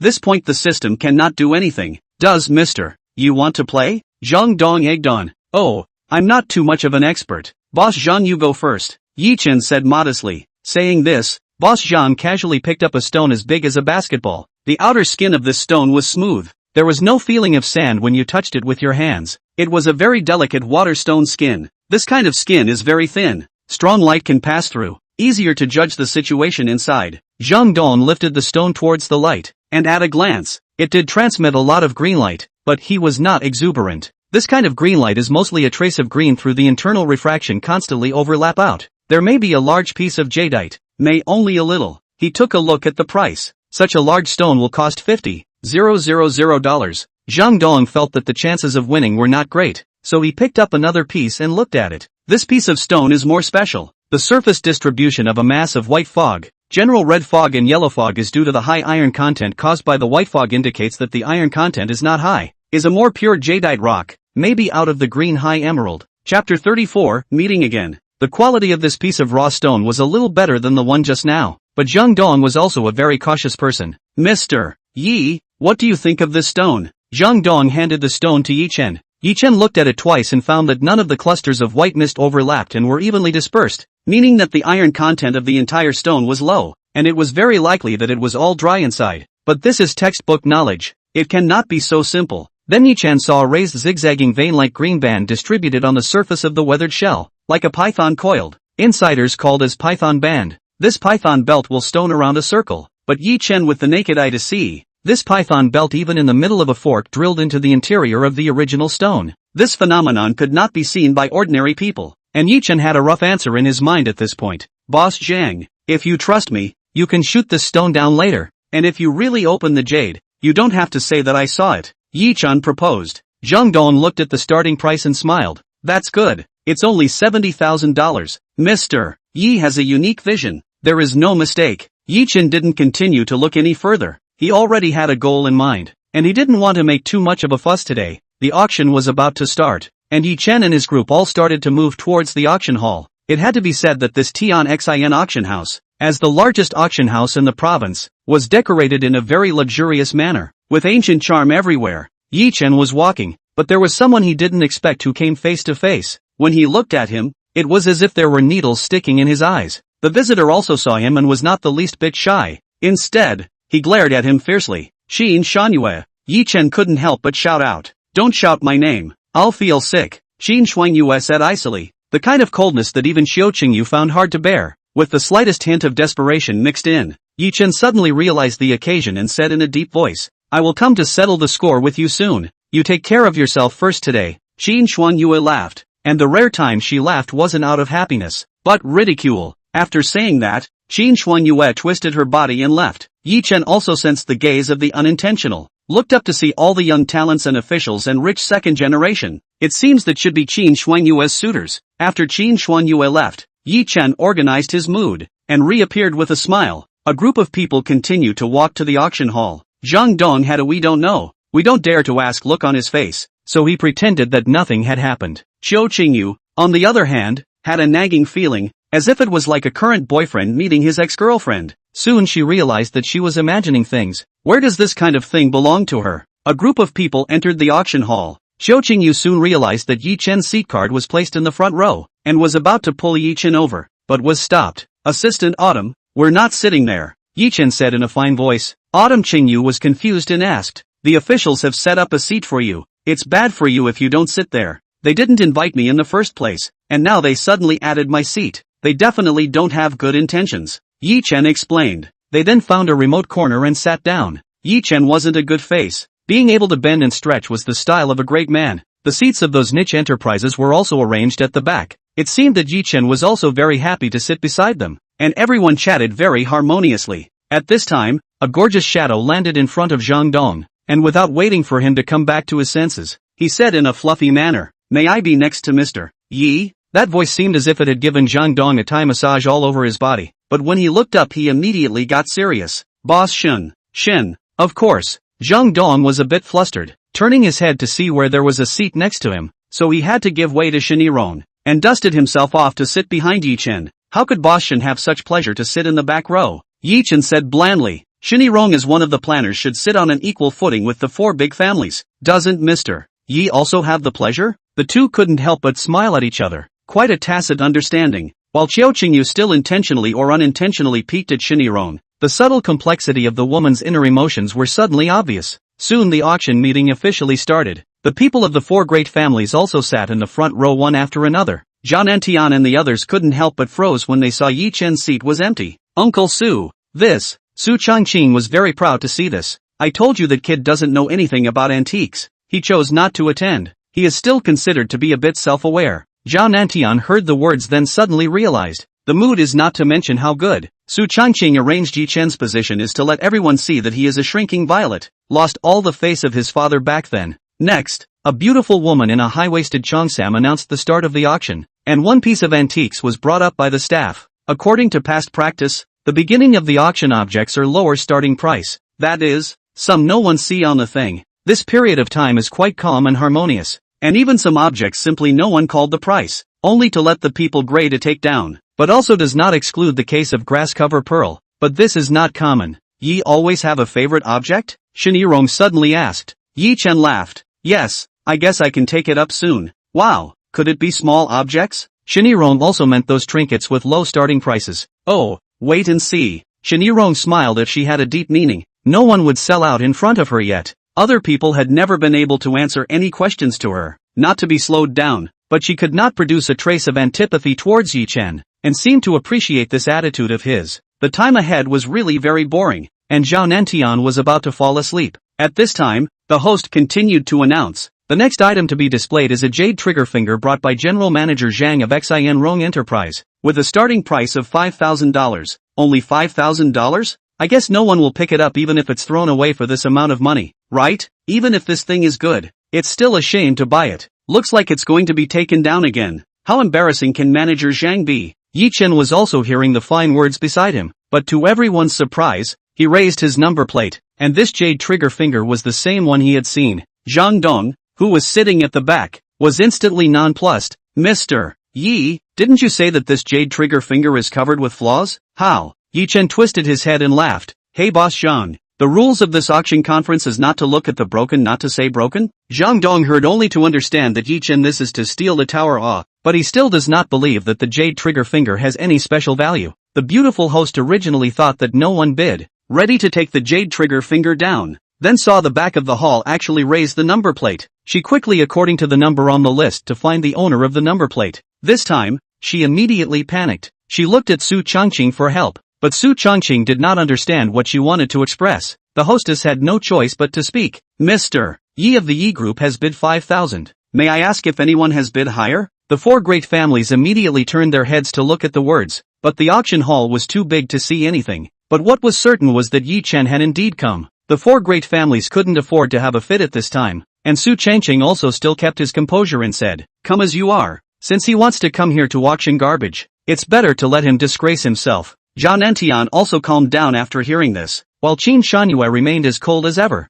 She didn't have the heart to tangle with Ye Chen today, because there was one thing she had to auction off today. The people present immediately laughed at Ye Chen upon hearing this, not to mention that there would be someone competing with Ye Chen, and it was directly auctioned off by Ye Chen. Ye Chen even graciously said thank you to the person next to her, making people unable to stop laughing. Buying a piece of trash and still so happy. Shinirong also couldn't figure it out. She asked, Mr. Yi, is it worth it to buy this jade trigger for $5,000? She didn't mean whether this jade trigger finger was worth $5,000, but whether Ye Chen was worth pulling down his face in front of the crowd for this $5,000 jade trigger finger. Ye Chen was still gloating at this point, as if it was like he had earned a great bargain. Hey, it's definitely worth it. Super value? If this jade trigger finger is finally appraised to be worth more than $5,000, I'll give it to you on behalf of the auction house. Shinirong laughed. After the bidding session ended, there would also be an expert appraisal of value session, when the true value of the item would be made public. The climax stage of the entire auction conference. That's really thanks to Boss Shen,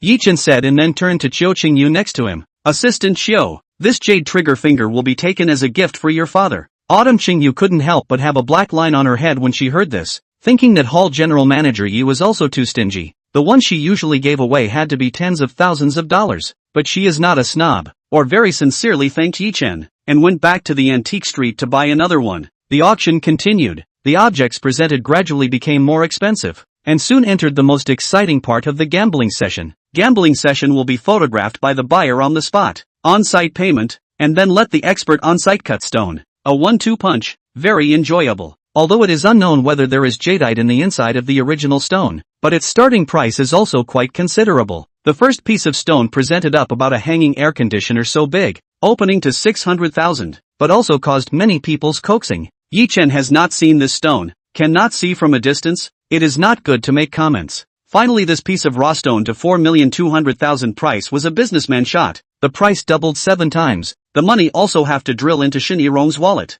If the cut no emerald no, or inside the emerald is not worth $4,200,000, then the businessman will have to cry to death. But no matter what, Shinirong is earning. Even if there really is jade, Shinirong is just a little less money. Chapter 35 Excitement to open the stone. In fact, the matter of gambling on the stone is not as mysterious as most people think. In the final analysis, this is just a means of transferring the risk of the owner of the emerald pit. Mining a jadeite mine, the human and material resources used cannot be said to be not big, and the jadeite raw stone and not necessarily really able to open the jadeite. So the sellers chose to sell a portion of the uncertain raw stone directly, so that the risk was transferred to the hands of the buyer. The seller can naturally rest easy. The merchant quickly made the payment, and immediately an expert came up with tools to cut the stone, and those present stared straight ahead and waited. The first knife down. No, but not panic. If the jadeite production in the center of the original stone, it is possible that the value will be doubled a few times it. At this time the businessman and let the experts directly from the center of the original stone cut down. Very courageous, caused a burst of applause, but the next moment he could not laugh, only to see the raw stone from the center of a break, only to see a black piece, no hair. The businessman was almost unsteady. The rest of the part, even if cut all jadeite, that is not worth 4,200,000. In short, a big loss. A burst of booing came. The rest of the raw stone businessman is embarrassed to continue to cut down, then let the people put away to bring back, after he slipped off the stage. Although the money is not much, but the face is lost. The businessman's heart is dripping blood. Ye Chen watched also feel quite interesting. I should have known that he himself also seriously pick a piece of the limelight got, but for him to help Zhang Dong pick that piece of raw stone, he is still very sure. At this time, the hostess continued to announce, the next to bid is the 23rd original stone, the starting price of 70,000 yuan. As soon as the hostess' words fell, Zhang Dong immediately raised his number plate. It seemed that he still trusted Ye Chen very much. Compared to the last stone, this one was not as competitive, and only 1 or 2 people fought with Zhang Dong. However, Zhang Dong was trying his best to win the auction, and in the end, those 2 people gave up the competition, and Zhang Dong won the basketball-sized stone at a price of $250,000. Immediately he was about to go on stage to open the stone. Ye Chen called him over. Boss Zhang, later on, you have someone cut from the quarter of the side that is on the longer side. If not, then cut from the other side. If not yet, let's say that I, Yi, have screwed you over. At this time, Ye Chen turned his words and continued. If you see green in one cut, don't be heartbroken. Continue to cut off a quarter, but that's as far as it goes. Zhang Dong nodded and said, Mr. Yi is fine. I can still afford to play with this amount of money. He patted Ye Chen's shoulder and went up. The way he walked was quite dashing, just a bit pretentious. After going up he told Ye Chen's original words to the expert. The expert sniffed a moment of doubt, but there was no objection, and immediately made his move. Zhang Dong playstone is not once or twice, but not much big profit, but this thing as long as not lose as a win. And this stone at a glance he is not the kind he would normally choose him, is really too flat, the kind of small to big situation he does not believe will happen on their own. So he usually choose the surface looks like the odds of winning a little bit of the original stone, that even if less earn a little bit, after all, it is just for fun. Smart people are not going to rely on this to get rich, but the first cut went down, his jaw dropped, as if the cut was his mouth, a cut of green. Someone present was already calling out. Zhang Dong close to take a look is extremely uniform emerald green, so basketball big piece is estimated to be worth several million. The scene immediately resounded with booming applause. Zhang Dong also kept thanking, but then he suddenly thought of Ye Chen's words. At this time, he continued with the expert. Please continue to cut off a quarter. The stone cutting expert seemed to be not believing his ears. Are you sure you want to cut? This will most likely waste the first quarter of the jadeite. Cut. Zhang Dong gritted his teeth. Ye Chen's statement that this raw stone could produce green was already out of his expectation. Now he had to continue to believe Ye Chen. The people present all advised Zhang Dong. After all, take what you can get. Zhang Dong, this is too greedy. Cutting machine is again restarted open. Zhang Dong through the glass dead staring at the situation inside. A quarter of the jadeite little by little cut down seems to Zhang Dong's heart and liver in the cut. But soon a trace of more colorful and bright turquoise began to replace the former. Zhang Dong's breathing gradually sharply up. Cutting machine is finally stopped. Chapter Dong hastily took the stone out, only to look at his old bones jumped up with joy. Surprisingly emerald, ha ha ha ha ha. Zhang Dong hugged the stone and laughed maniacally, happier than hugging his grandchildren. Holy, that is only inferior to the emperor green quality of jadeite. 250,000 such a big piece. Blood earn.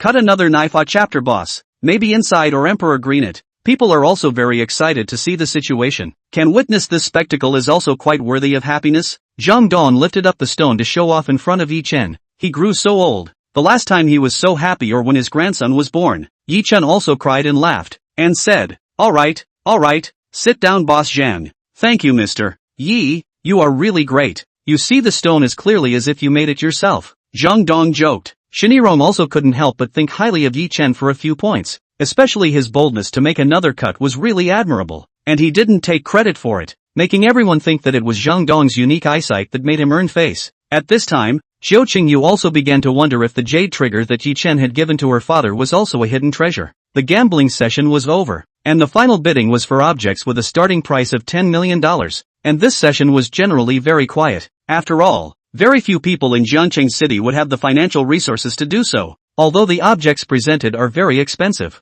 Ye Chen is not like his father. He is not interested in antiques at all. What Tang and Song poets authentic, ancient emperor personally used wine cups to him as just some decorative objects. The first bidding is the rust pattern square tripod that caused the crowd to argue earlier. Even the age has not yet understood. The starting price of the opening is 11 million. This price did not let the crowd deterred. Previously questioned Ye Chen's argument of the few people are launched a fierce competition. At the head of the first is to say that the square tripod produced in the warring states people, together with the price on the shout 20 million, seems to be on their own identification of the age is very confident. The representative of the Xia dynasty was also not willing to show weakness, and went up another 5 million. But in the end, it was the supporter of the Shang dynasty who auctioned off the tripod for $32 million, and that person even glared at Ye Chen proudly. It is worth mentioning that during the bidding Ye Chen also deliberately raised the sign, in order to raise the price, because he knew that there will certainly be fools, then shouted. And what was also presented next was surprisingly a piece of jade pendant that was broken in half, which was a bit intriguing.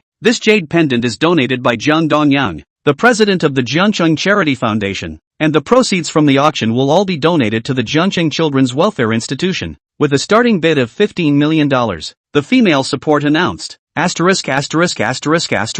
$15 million for a piece of broken jade pendant? I might as well buy the jade trigger finger in front. What do you know? This jade pendant is just a formality. This is to see who donates more money. To put it bluntly, it's all about who donates more and who has face. Ye Chen heard everyone's discussion is not even a little idea, even if he wants to do charity, but also will not be so open and obvious. This is really vulgar. At this time in the front row of a number plate slowly raised up. The crowd took a look, and immediately did not dare to raise the plate. Qin family Miss Qin Shuanyue bid $15 million.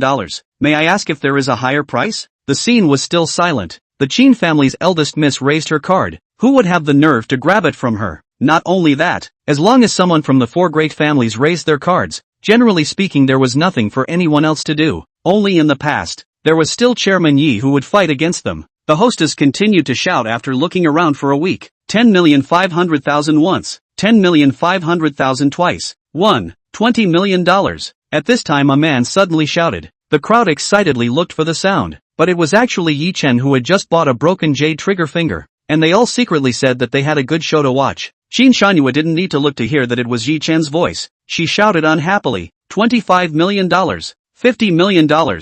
Ye Chen directly and overwhelmingly doubled it. Zhao Nantian also punched his fist on the table when he heard this. Shuang Yu, he's not asking for the jade pendant. He's clearly trying to embarrass you. Miss Qin, don't worry about calling the price. I don't believe that our four great families can't fight him, Su Changqing said ruthlessly. These words were like a shot in the heart of Qin Shuanyue. She didn't believe that the financial power of the four great families couldn't compare to a newly revitalized Yi group. Qin Shuanyue continued to raise her hand. $60 million, $120 million, $130 million.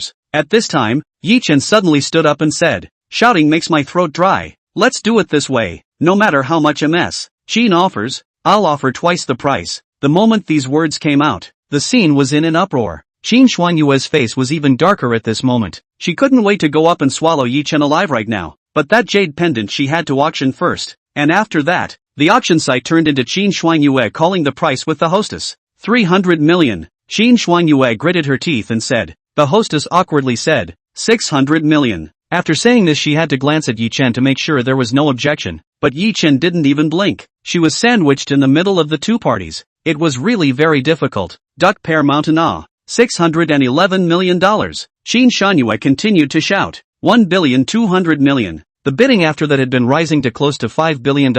Su Changqing and Zhao Nantian were also starting to be a bit unable to sit still. Miss Qin, is this jade pendant of any significance? To not forget it. Let this kid complacent for a time. Su Changqing for is not. Yes, Frost Moon. Donating $5 billion for this kind of person is too much of a loss. Let's think of another way to cure him. Zhao Nantian was also very embarrassed. Chapter 36, The Imperative to Get. Qin Shuanyue sniffed and immediately glared fiercely at the two men. Letting Su Changqing break into the business world for decades, being glared at by Qin Shuanyue like this, he still couldn't withstand it because Qin Shuangyue's eyes surprisingly had a murderous aura in them, which was the most terrifying of all. Only Mu Yanhua kept quiet. After all, she was the richest and most willing to spend money in the four great families. 100 billion. The hostess hesitated. She didn't even believe that Ye Chen would be able to pay this price, so she looked again and again at Ye Chen, who at this moment was laughing and joking with Zhang Dong. Su Changqing and Zhang Antian finally couldn't carry on at this time. Miss Qin, I still have some things to do. I'd better leave first. Frost Moon, my father has summoned me urgently. I must return immediately. What are you guys afraid of? You guys think he has $10 billion? Qin Shuangyu said angrily, and Mu Yanhua, who had been silent, saw the two leave and couldn't sit still herself. It couldn't be that she alone was burdened with the share of the three great families, right? She then followed in the footsteps of Su Changqing and Zhang Antian. Qin Shuangyu couldn't help but have her pupils dilated. A terrifying aura of bleak gods and cold bones was immediately released. She was really going crazy. After a long time, Qin Shuangyu did not continue to bid, and finally the hostess announced that Ye Chen had auctioned this piece of broken jade pendant at a price of $10 billion, and the scene immediately resounded with a mountain of applause. It was really too heroic. At this time, an elder also couldn't help but stand up, only to see him approach Ye Chen and shake his hand. Mr. Yi, on behalf of the children of the orphanage, I, Zhang Dongyang, send you a sincere thank you. Thank you for your generosity. The applause at the scene was long-lasting, and the media was scrambling to take pictures. There were too many headlines tomorrow. The media didn't know which one to choose for a while, and they were all about Ye Chen. Should be. This amount of money is much less than Mr. John's behavior of you wholeheartedly worrying about the children, Ye Chen politely said. Zhang Dongyang couldn't help but sneakily roll his eyes when he heard this. $10 billion was said to be a little bit of money in Ye Chen's eyes. Whoever heard that wouldn't be happy about it, right? Ye Chen had slapped the faces of the four great families with his own strength. This was simply announcing that the Yi family had re-emerged as the #1 family and the #1 group in Zhang City. What? Calling it $10 billion and that's it? Too boring. Ye Chen waved his hand and said, his grandfather, Yi Fight, had left him $1 trillion of wealth, so this 10 billion could only be considered as a small amount of money. Xiao Qingyu had completely froze at this time. It felt like the only way to have 10 billion was to sell half of the Yi clan group, but Ye Chen was so cloudy and lighthearted? On the contrary, Shinirong was covering her mouth and showing a faint smile. This Ye Chen is still unexpectedly charming, she secretly thought.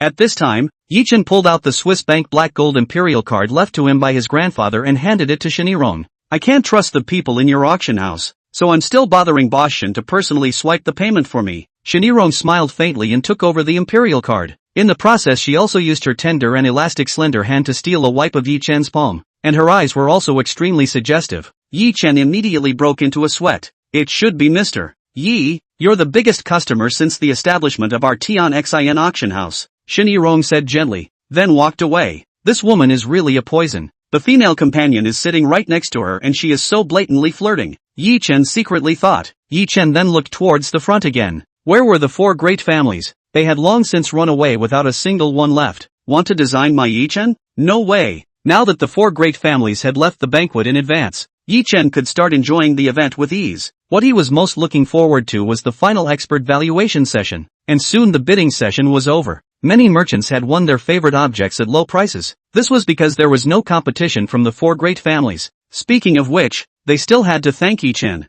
Immediately after that, there were staff members setting up the stage, adding a few seats on it and placing seat cards. Ye Chen looked at the names and had no impression at all. He didn't recognize them at all. Then, under the hostess' introduction, the people on the seating cards started to enter the stage. There was a loud applause, and Ye Chen was not in a good position to make it special, so he also followed the applause. Let's welcome the president of the Zhongcheng City Cultural Relics Protection Association, the titan of the treasure appraisal world, old Mr. Feng Litsai and his disciple. As soon as the words fell, a group of people led by an old man walked onto the stage and sat firmly on the seats. Heavens, old Mr. Feng is as spirited as ever. None of his disciples are idle. I believe that their future heights are not below him. Alas, I don't know if I'll still be able to invite old Mr. Feng to the next business conference. The people at the scene had diverse opinions, but they all showed their respect for Feng Litsai. This Feng Litsai seems to be very good at treasure appraisal. Ye Chen praised. Mr. Yi, you wouldn't even know old Mr.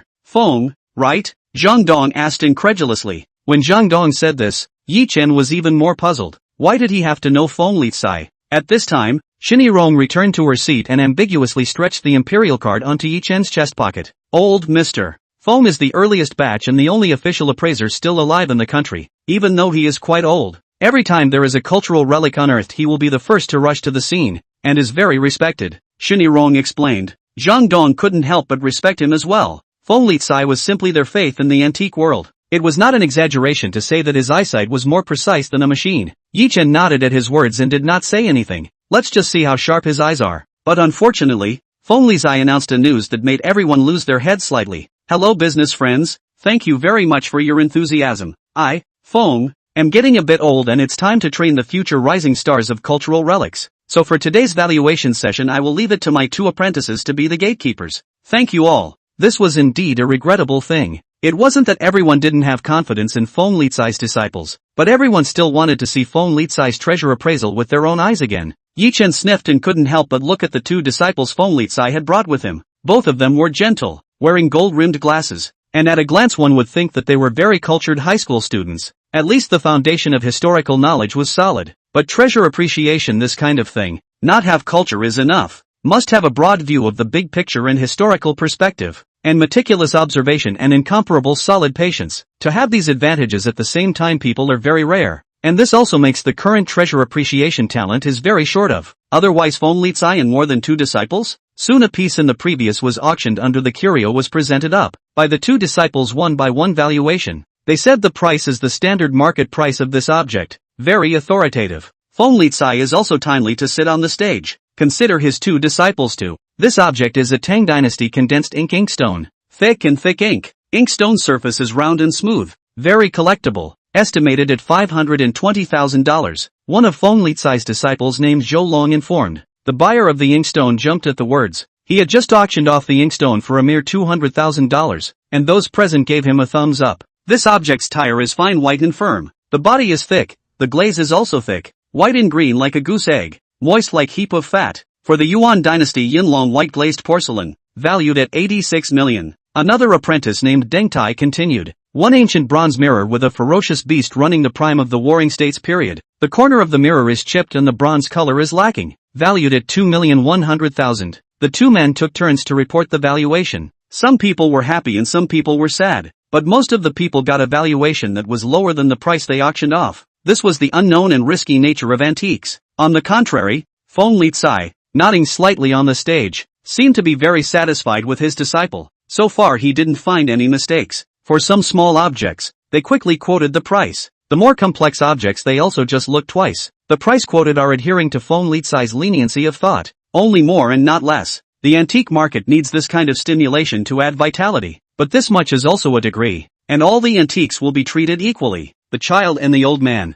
and Foam Litsai as the authority of the antique world, can completely sway the market direction, so his responsibility and mission is very huge. The valuation of some small objects in the front was a bit boring, but everyone was watching with great interest, looking forward to see if any of them had looked away. Next Ye Chen shot the jade trigger finger is also presented. He could not help but sit up straight, ready to listen with an open mind. Only to see Zhou Qian slowly seem a little disdainful said, Qing Dynasty 3rd grade official household jade trigger finger a, 20,000, said then casually set aside. Continue to assess the objects behind. You can Mr. Yi, earned 15,000. Zhang Dong praised. On the contrary, Ye Chen was not happy at all. $20,000 was too far from the price he had in mind, but he didn't know how to give feedback. Shinirong noticed his inappropriateness and asked, Mr. Yi is not too satisfied with the valuation? Well, there's a bit of a discrepancy, Ye Chen said in a deep voice. Then just bring it up directly. Our auction house is very considerate of our customers. No need.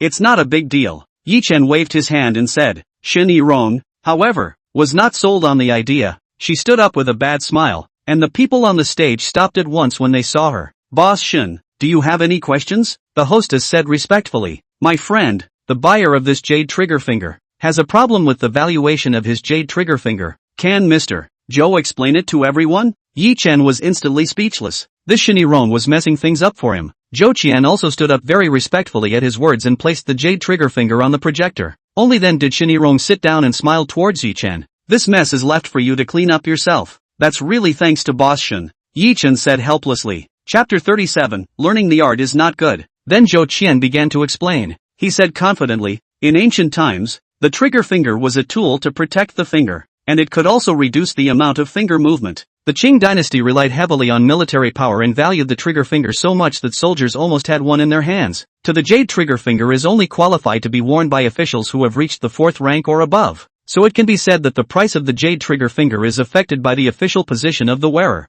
I identified this as a jade trigger finger of a 4th grade official from through the color and stripes. Given that there are still multiple scratches on it, it is really depreciated. Valued at 20,000, which is already more than enough, Ye Chen said. The crowd nodded their heads in agreement. It was indeed such a statement, really worthy of being the disciple of old Mr. Feng, sentence by sentence. Yes, the historical knowledge is also very solid. I have also learned, but by the looks of it, Mr. Yi is also considered to have earned it, isn't he? Ha ha. After listening to Ye Chen's explanation, Ye Chen did not compromise. He helplessly said, old Mr. Feng received such a disciple. I really feel sad for him. The scene immediately exploded again. Even Feng Litsai couldn't help but twist his head around, wanting to see who had said such arrogant words. Ye Chen also held down his temper and patiently said, it seems that Mr. Yi has quite an opinion. Please come up and give some guidance. Ye Chen said and stretched out his hand to send an invitation to Ye Chen.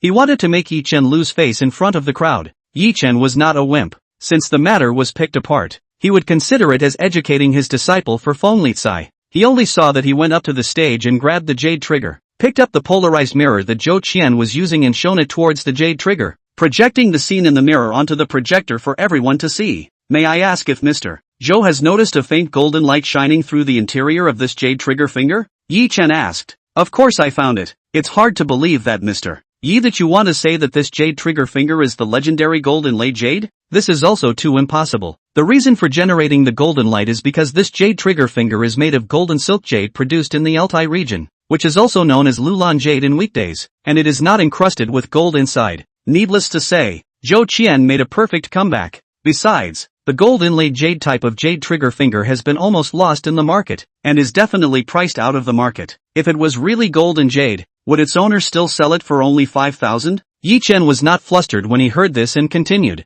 I don't deny the existence of this kind of reason, but what makes you think that it's not another kind of reason? The number of gold and jade in the history of the original is not much. Which can be you casually say is? Ye Chen could not explain for a time, but he just did not believe that this is the gold inlaid jade. Feng Litsai under the stage narrowed his eyes and seemed to be very interested in Ye Chen, wanting to hear how he would explain, only to see Ye Chen change the polarized light to a laser pointer again and shot it on the jade trigger finger. A circle of impenetrable black shadow was soon illuminated and it had a very regular shape, and those present were immediately shocked. Heavens! Unpenetrable! Could it be that those golden lights are solid? It's definitely a gold ring set inside. If it was a pattern it definitely wouldn't be so regular. It's really a blessing of 3 lifetimes to be able to see the gold inlays with my own eyes today. Feng Litsai was also unable to sit still at the sight. He stood up and walked towards the stage, slightly glaring at Ye Chen. Mr. Yi, please can you lend me a couple of eyes? Feng Litsai politely said. Ye Chen was also not expecting Feng Litsai to come on stage, but still smiled and said, of course, please.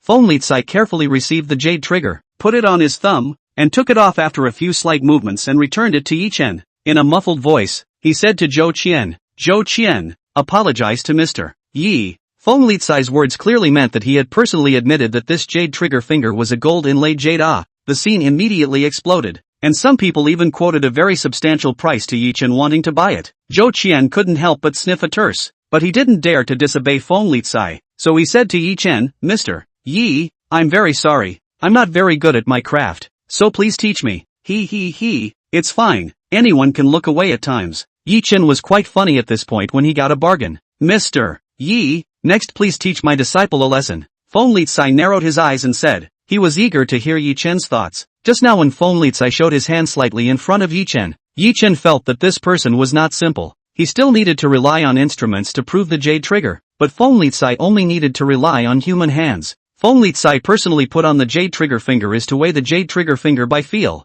Based on experience he can conclude that this jade trigger finger is heavier than the same size jade trigger finger, which means there is metal inside. This was completely unexpected for the inexperienced Ye Chen, who admired Feng Litsai from the bottom of his heart. Since Feng Litsai opened his mouth, Ye Chen could not afford to push back. He nodded his head and said, I believe everyone has seen the black shadow in the jade trigger finger. It is obviously the location where the golden light was revealed before. This black shadow presents a ring-like shape and is placed in the center of the jade trigger finger. very much in line with the way of craftsmanship of gold and jade inlays used by emperors and kings, and together with its vintage year, it is enough to show that this is a jade trigger finger that was used by an emperor of the Qing dynasty. But as for which one it is, I really have no clue. I still hope Mr. Zhou will answer for me. Ye Chen threw the question to Zhou Qian again. This was not to make things difficult. On the contrary, Feng Lizai at this time looked at Ye Chen a few more points higher. Because Ye Chen, this is exactly for his disciple to save a little, face it. Zhou Qian is a little flattered. Thinking for a split second said, Jin Shiyu inlaid gold ring.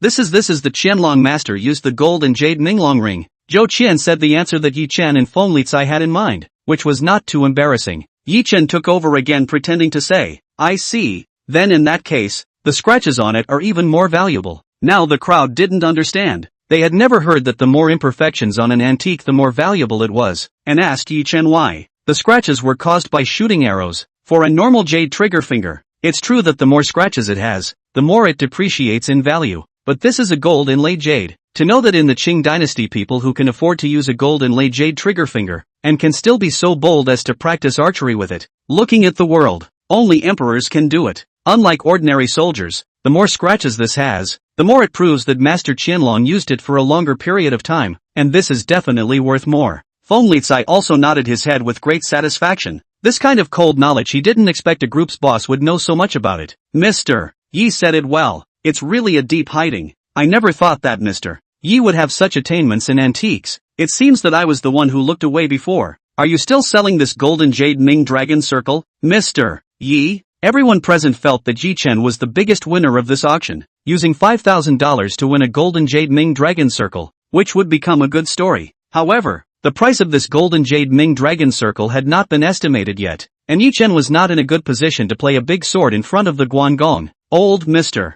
Feng, can you please estimate the value of this golden jade Minglong Circle for me? Ye Chen asked. Feng Lizai was about to speak when he heard this, but he swallowed, and only said after thinking, I think that this gold and jade Ming Dragon Circle doesn't need a price anymore. Are you saying that it is priceless? Ye Chen guessed. Brilliant. Currently the number of known gold and jade in the country is already less than 3. Even if there is a price, no one will sell it, and no one can afford to buy it if they sell it. As soon as Feng Lizai finished speaking, many people were already repenting their intestines. They had all seen this jade trigger finger in the treasure appreciation session, but their eyesight was not good enough. Then I'll be respectful. Thank you, old Mr. Feng. Goodbye. Ye Chen said and slipped away. That Feng Lizai still wanted to say something, but there was no chance. As soon as Ye Chen sat down, Zhou Qingyu was not calm anymore. She anxiously said, Mr. Yi, I can't take this jade trigger finger. You'd better keep it yourself. Just when Zhou Qingyu had just learned that this jade trigger finger was not only valuable, but even very rare, she didn't want to take it. It could be a fortune that she would never earn in her life. I said I'd give it to your father, and that's all I said. I don't have anything to lose anyway. Ye Chen comforted. But, there's no buts. The value of this jade trigger finger, if you don't say it and I don't say it, how would your father know it? Just take it as a trinket. Autumn Qingyu also do not know how to refuse. Just $10 billion of broken jade pendant Ye Chen or casually auction this jade trigger finger, and what counts? Then I'll thank Mr. Yi for my dad. Autumn Qingyu sincerely said. He, there's no need to thank me. I heard that this jade trigger finger is a treat paid out of Boss Shen's pocket. Ye Chen said and then looked at Shinirong. It was only then that Zhou Qingyu remembered the bet they had just made, that as long as the price of the jade trigger exceeded 5,000, it would be paid for by Shinirong. Shinirong sniffed but did not admit it. She said, didn't old Mr. Feng not estimate the price? And how can it be considered that I lost? Ye Chen heard Shinirong say this seems to be no problem. There is no accurate price, really does not mean anything. Ye Chen smiled and asked, Boss Shen won't be heartbroken over a mere $5,000, right? Humph, it's not a matter of money. Besides, isn't Mr. Yi also counting on this $5,000? Zhang Dong had to be dumbfounded as he listened. General Yi, who was spreading tens of billions of dollars, was actually weighing in with Shinirong, who owned the Tianqin auction house, over $5,000. It seems that the real rich people character is really very strange. He, this small curio store owner, or wash sleep. Midway a little storm is also finally over. There are many objects have not been estimated. The estimation of the link must continue. And Feng Lizai at this time cannot rest assured, decided to personally sit in the town for the estimation work, attracted the applause of the crowd. It seems that Ye Chen has made a merit. At this time, the bottle was presented to the $32 million auction rust pattern square tripod. The buyer proudly stood up and waited for the estimation results. But before the tripod could be carried to Feng Lizai, He already waved his hand to indicate that there was no need to bring it over. Chapter 38, Mysterious Jade Pendant. Only to hear Feng Litsai disdainfully opened his mouth and said, Modern processing decorative copper tripod, valued at $4,000. The buyer was immediately not sold. He felt that this square tripod Feng Litsai simply did not look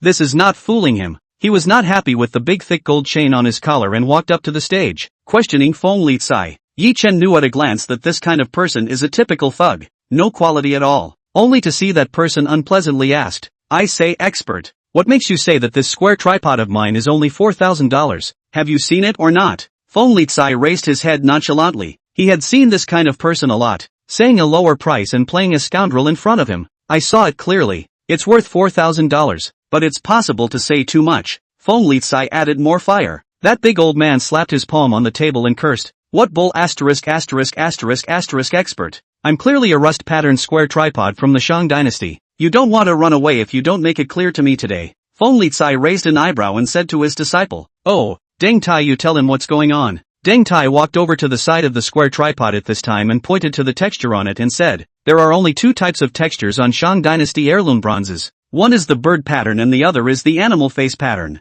The animal face pattern is mainly the Taotai pattern and so on, and the bird pattern is mainly the phoenix pattern, the vermilion bird pattern and so on. And what you have tattooed on this is a weapon, so it's obvious that it's not a product of the Shang dynasty. Furthermore, this bottle of square tripod even has ancient characters from the Xia dynasty on it, adopting the modification style of the Warring States, which can be said to be incongruous, and should be an abstract artwork by some modern artist. Deng Tai's humorous explanation caused people to roar with laughter. Even Ye Chen couldn't help but laugh out loud. It felt so good to fool a big old man. That big old man couldn't listen at all, only to see him running towards Ye Chen in a rage, questioning, You goddamned bastard. Just now didn't you tell me to fight hard to compete? I told you to fight hard to compete only. I didn't say that it's authentic, and I also said that it's modern. You just don't believe it yourself. Ye Chen responded grimly. Fake, then what price are you shouting? If you don't shout, how will you bid a higher price to auction this trash? Ye Chen scoffed and the crowd laughed once again. They realized that Ye Chen had long seen the origin of this square tripod,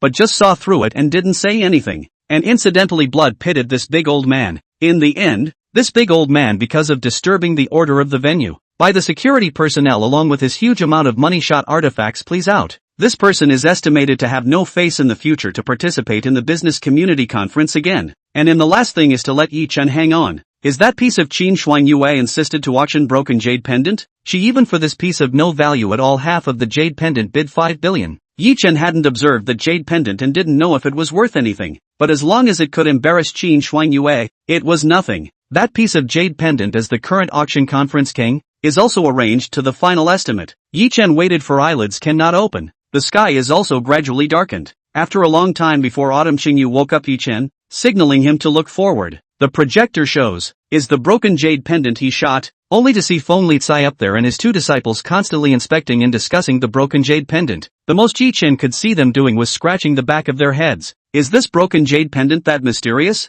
Ye Chen couldn't help but say. At this time, the hostess on the stage walked down and invited Ye Chen up again. Even if she didn't come, Ye Chen would have long wanted to go up and pick up the jade pendant to see what was going on. Mr. Yi, hurry up and see what this jade pendant is about, Feng Litsai said with a straight face. Ye Chen could not help but get serious when he saw this, and he hurriedly picked up the jade pendant and inspected it. The jade pendant as a whole was dark brown in color, and this half was the upper part of the original jade pendant. The top was the head of a beast Ye Chen had never seen before, and the bottom was some regular stripes. These were nothing special, but soon Ye Chen's expression gradually became as puzzled as Feng Litsai's and theirs. How come? Ye Chen put the jade pendant down, seemingly not wanting to touch it much. Seeing Ye Chen's reaction, Feng Litsai also confirmed the idea in his heart even more. It seemed that he had not lost his mind. This jade pendant was just as ridiculous as he thought in his heart. This jade pendant, I suggest that you take it back first, Mr. Yi, and keep it tightly. I will contact you afterward to discuss this issue together.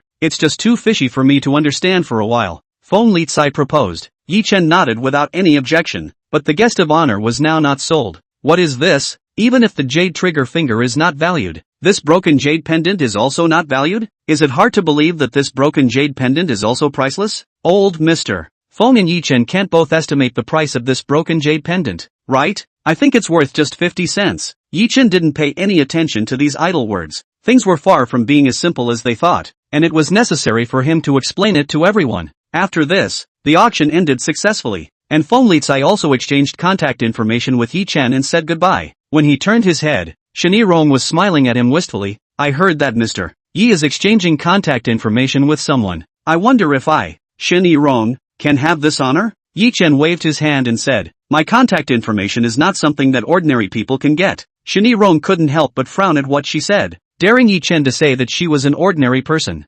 Mr. Yi, you broke my auction house's rules twice at the auction conference. Shouldn't you compensate me? Then what do you say to compensate? You're not going to kick me out, are you? Ye Chen said with the face of a dead pig. Shen Yirong smiled mysteriously, and 2 minutes later she was satisfied and said goodbye to Ye Chen and left. Ye Chen really couldn't resist this woman. The other party easily got his private cell phone number. For Ye Chen, if he gave his cell phone number to the other party, it was the same as admitting that the other party was his friend, so he didn't disclose it freely. And after that, Zhang Dong also made a request to Ye Chen with a smile on his face, but Ye Chen politely refused him, and in the way, he still accepted Zhang Dong's card, and the two of them said their goodbyes. The last one left was the most beautiful one in the room today. Qiu Qingyu, today was just too shocking for her. She couldn't digest it at all. Ye Chen subconsciously arranged her hair for her. This action was a bit ambiguous, and Qiu Qingyu didn't mind after she reflexively shrank a bit. The party for the business conference has already started. Let's go over there, Ye Chen said.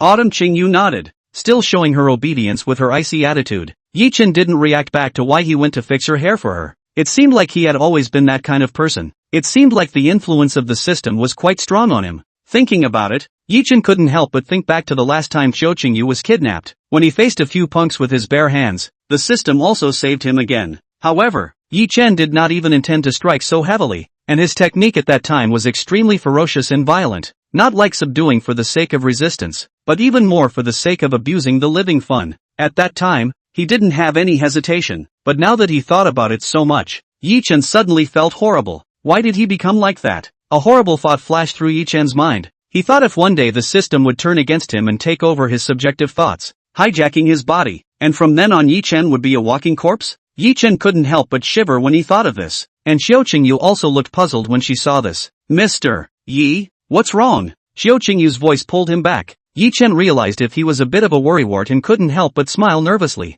Nothing, let's go. The party is about to start. Ye Chen sorted out his emotions and reappeared with a smile, being held by Qiu Qingyu's hand as he walked towards the banquet hall. The gala session of the business conference, as the last session, was not much fun in comparison, but it was the one that could best reflect the quality and cultural cultivation of an individual. The steps of the evening party are first a dinner party, and then the business conference as the name suggests. That is, Jiangcheng City. Large and small enterprises gathered together to discuss the future development of the city's meeting. But according to the current situation of the four big families have run away, it seems that this meeting will be awkwardly cancelled and directly to the final ball, which is also the past year's Ye Chen sleeps the most fragrant time. After the sumptuous dinner, Chao Yongkong, the president of Jiangcheng City Chamber of Commerce, who was also a very good friend of Ye's father, and had always maintained a neutral position in the struggle between Ye's family and the four great families, gave a brief speech. After the speeches, the final ball began as the violins played by the orchestra rose. Many men asked their female partners to dance like gentlemen, and pairs of couples competed to dance. Here, your dancing skill is the only way to reflect your personal quality. It was the first time for Ye Chen to be in this part. At this time, he seemed to be thinking about something, and Qiu Qingyu was also using her afterglow to appreciate the dance of every elegant lady. Qiu Qingyu had been very fond of dancing when she was a child. It was a longing engraved in her bones. And after arriving at Ye's group for work, the group had also arranged for its employees to learn social dances such as ballroom dancing. The only obstacle is that she can't handle social dancing at all. To be precise, it's the boys who know her who won't ask her to dance. Qiu Qingyu didn't hate her cold and icy personality, and even felt that it was the most suitable way for her to survive, but she always had a slight expectation in her heart. At the time of the cocktail party, there were many people who had noticed the existence of Qiu Qingyu's stunning presence, and were planning to get a dance from her at the party. And that's when a listed company's Diamond King found to look at Qiu Qingyu's figure and realized that she was actually still sitting, and hurriedly walked towards her, fearing that she would become someone else's dance partner.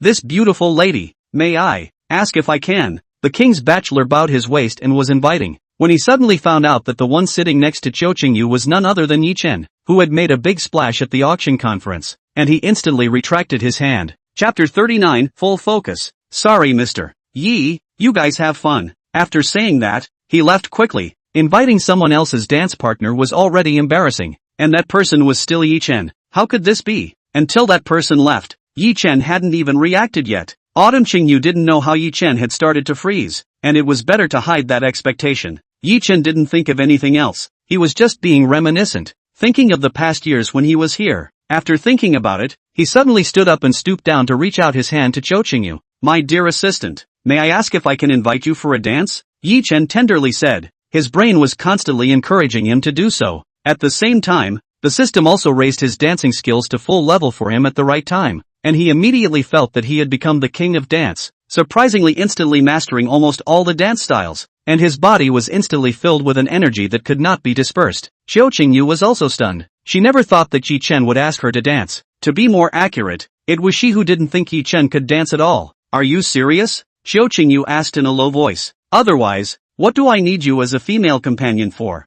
I can totally go to the meeting by myself." Autumn Qingyu also hesitated when she heard this. She felt that Ye Chen was inviting the dance for the sake of face. After all, the two of them were the only ones on the floor right now who were still off the dance floor, but she had no reason to refuse now. It was an act that would make a man lose face. Cho Qingyu then nodded and placed her hand on Ye Chen's hand. Autumn Qingyu just stood up. Ye Chen's hand climbed onto her waist, and Autumn Qingyu responded in a hurry. Ye Chen's first hand meant that he would take the initiative, signaling that Cho Qingyu's dance steps should follow his rhythm, a very gentlemanly behavior. Cho Qingyu had no idea that Ye Chen would do this, and thought to herself, does he know how to dance? Interestingly, Ye Chen also held this thought, thinking that Autumn Qingyu did not know how to dance. That's why he made a preemptive strike at the beginning to make the other party relax. "Can you waltz?" Ye Chen asked. Cho Qingyu nodded slightly. Her face was already red. It was the first time she was hugged by a man around her waist, and it was so robust and strong. Ye Chen saw this and smiled slightly. The hand that wrapped around Cho Qingyu's thin waist shook slightly, and Cho Qingyu knew that it was about to start. The two of them blended in at the start of a bar of the dance song and gracefully stepped onto the dance floor. Ye Chen guided Cho Qingyu unhurriedly, also catering to her rhythm. On the first beat, Ye Chen retreated to the left, and Cho Qingyu entered the right. On the second beat, he crossed to the right, she crossed to the left. On the third beat, both sides joined feet. Until the completion of the sixth beat, both of them also did not make a single mistake. Tacit understanding. It was hard to believe that this was their first dance together. Two people who were mistakenly thought not to be able to dance were actually two of the best dancers. To such an extent, the two naturally moved to the center of the dance floor, becoming the most visible soulmates in the eyes of the crowd. "Assistant Autumn, you dance really well." Autumn Qingyu also revealed a rare smile. "Mr. Ye overpraised. I thought you wouldn't." "I won't? Oh, how about we speed up a beat?" Ye Chen provoked. Autumn Qingyu was the most unwilling to lose woman in the whole Yi group. Of course she would not back down, and directly accelerated a beat, not giving Ye Chen any response at all. This time, Cho Qingyu's dancing talent was revealed to the fullest, and Ye Chen's dancing skills were also utilized to the fullest. The two of them danced with undulating steps and gorgeous and elegant dance moves, quickly attracting the attention of the crowd. Before long, people on the dance floor stopped to admire Ye Chen and Autumn Qingyu's dance. "Oh my god, Mr. Ye's guidance is too good. Every dance posture is so standard. Isn't his female companion the social dancing queen who just won an international award? It's just too beautiful. It's just too taciturn." They must have danced together many times. Even if they raised a beat, the two of them were not at all uncomfortable. And the side-by-side foot-style left turn connected with a textile step and then an electric pattern left turn. A set of showy maneuvers in one go, winning a crowd of applause. At this time, Ye Chen suddenly gathered his eyes, which had been staring ahead, into Cho Qingyu's eyes, and no matter what, he no longer moved away. Seeing this, Cho Qingyu couldn't help but feel a hint of panic. Giving up her vision in the midst of a fast-paced dance is very dangerous. It's easy to make a mistake or even bump into someone else. She looked at Ye Chen suspiciously, but at this glance, she could no longer retract her gaze. At this time, Ye Chen's face was smiling like a spring breeze, with a light in his eyes, and also her, unwavering, a kind of unique emotion that has never been seen in the inner heart of autumn pouring rain instantly came into being, unusually surging. She really peeped into her heart. She seems to be in love with this man. Autumn Qingyu laughed, smiled as exceptionally relaxed and comfortable. Very youthful young girl. The world's beauty of the world are just like this. The two just kept their eyes on each other and continued their elegant dance, dancing 490 degrees in the waltz and then returning to the original point, so that they could keep their line unhindered. But the two had no need to pay any attention at all. No matter how long they danced, they were so natural that it seemed as if the whole world was their stage, and that they permanently had only each other in their eyes. Wow! this is too romantic, so envious. What a pair of soulmates, quite like the passion my old partner and I had when we were young. Mr. Ye really impressed me. I take back what I said before that he has no cultural literacy. Xiao Qingyu gazed at Ye Chen with infinite expectation in her eyes. She was expecting something to happen. It could be a hug or a kiss. The dance music closed in a slow piano sound, and Ye Chen and Xiao Qingyu's dance steps slowly stopped.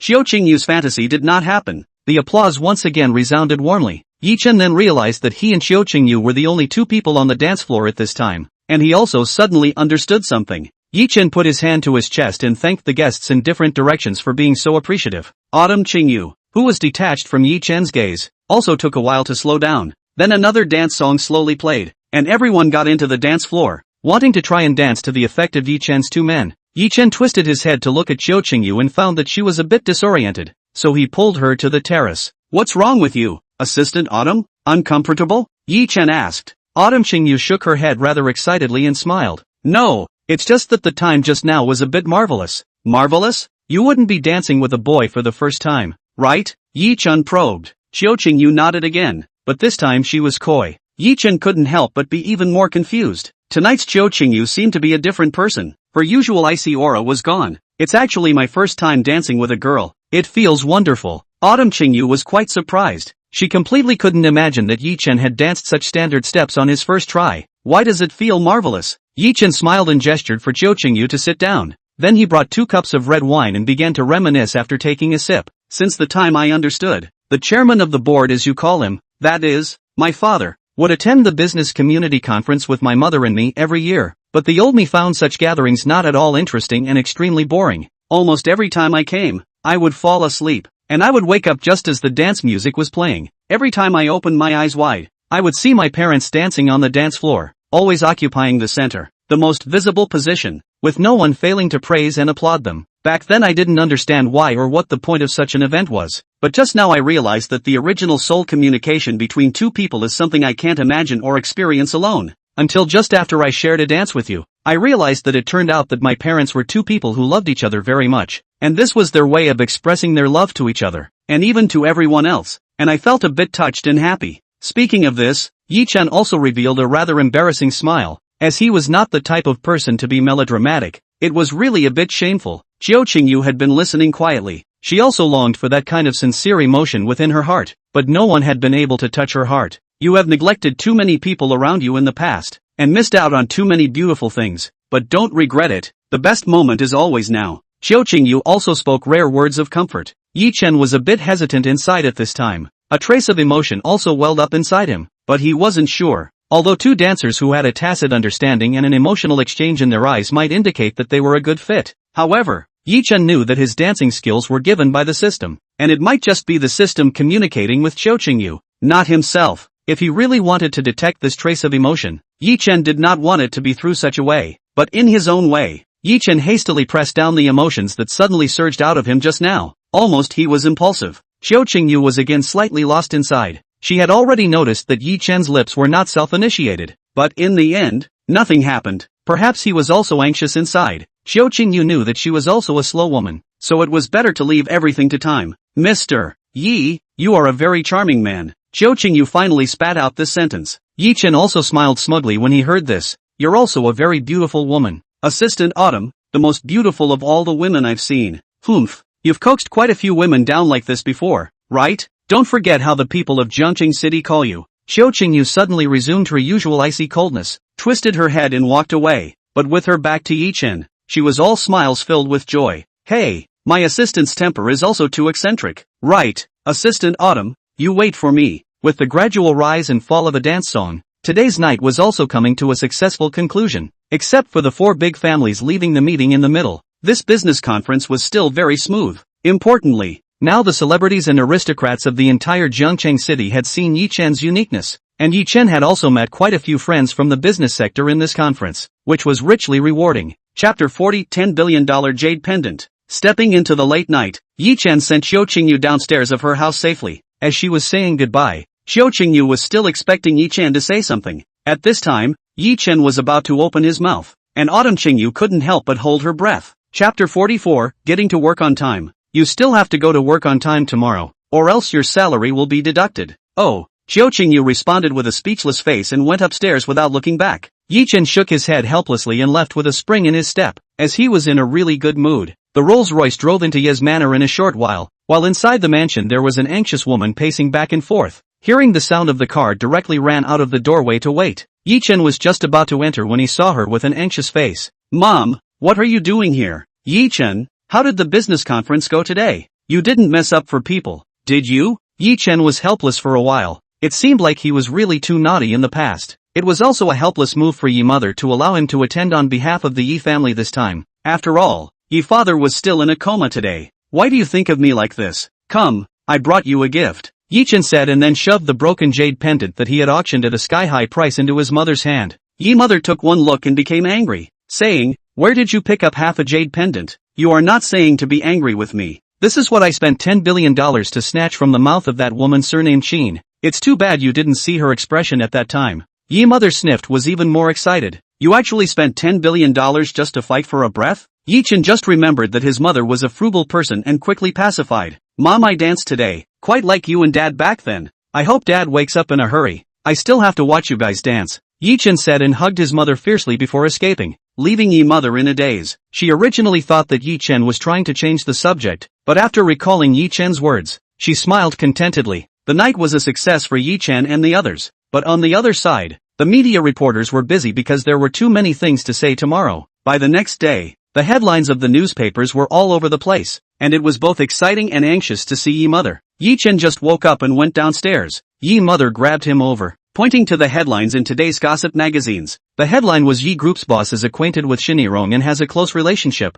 Then the following content was all about exaggerating things, but Ye mother was inclined to believe what the media said very much. Ye Chen, tell me, how did you come to know that woman? This question was baffling to Ye Chen, as if Shinirong was a devil in his mother's eyes. What happened to her? Killed someone and set them on fire? It's more serious than that. Listen to your mom, don't follow a woman around anymore, or she'll eat you up. This said Ye Chen was even more confused. In his impression, Shinirong was still good in other aspects except for a little bad. I say, what's wrong with her? Without her yesterday, I still couldn't get into the business community conference? Ye mother didn't soothe when she heard this. She still said forcefully, she must have a purpose in approaching you. Just listen to mom. Ye Chen nodded perfunctorily, ignoring his mother's words, but he felt that it was necessary to investigate Shinirong. At these, Ye Chen's cell phone strangely rang. Ye Chen cried and laughed when he looked at the caller ID. It was Shinirong who exchanged contact information with him yesterday. Ye Chen walked a few steps away and asked in a low voice, Boss Shin, is something wrong?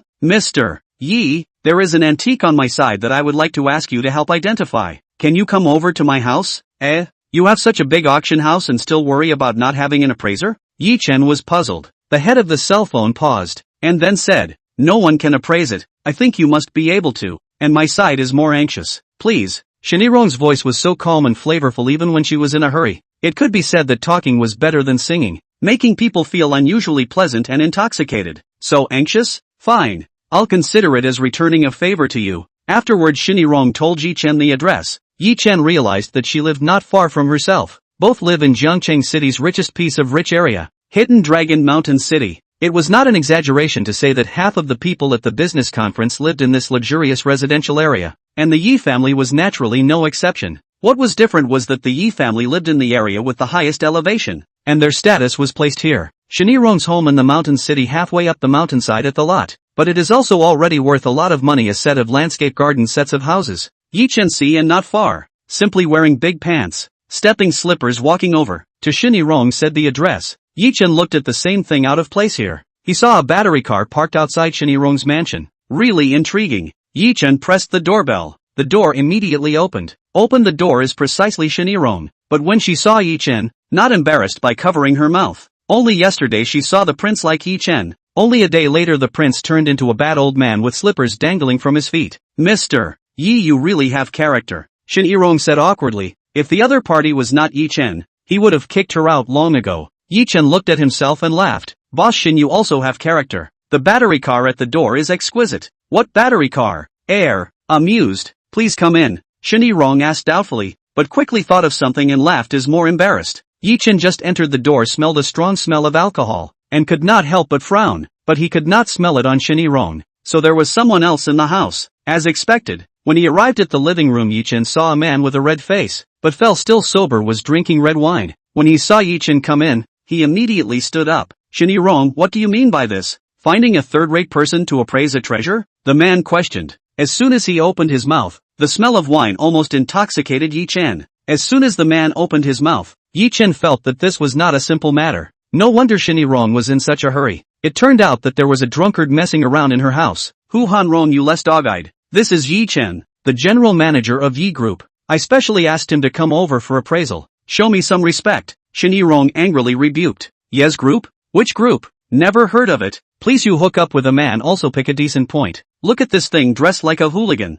but also said treasure appraisal. Ridiculous." Shinny Rong was so angry that her chest was heaving together. Ye Chen also looked at it more when he saw it. "Please keep your mouth clean. It's fine to vilify me, but I can't protect you if you slander Mr. Yi," Shinny Rong said angrily. Ye Chen finally couldn't help but ask in a thin voice after listening for so long, "Boss Shin, what's up with this person?" Shinny Rong pressed her temples with a headache and said, "This man is my ex-husband." Ye Chen immediately widened his eyes. This was considered the most shocking thing he had heard since he woke up. Boss Shin really has unique tastes. It's hard to explain. I'll tell you more when I have the chance. Hu Hanrong watched the two whispering and immediately became upset, shouting, Hey, if you two want to flirt somewhere else, what about my business?" Ye Chen glared at him fiercely. His gaze was like a sword, and Hu Hanrong consciously closed his mouth without knowing why. "Boss Shin, what did you say about letting me appraise the treasure?" Ye Chen asked, his tone already mixed with some displeasure. Shin Yirong knew that she was in the wrong, and that her ex-husband was still so rude in front of Ye Chen, so she explained what happened to Ye Chen.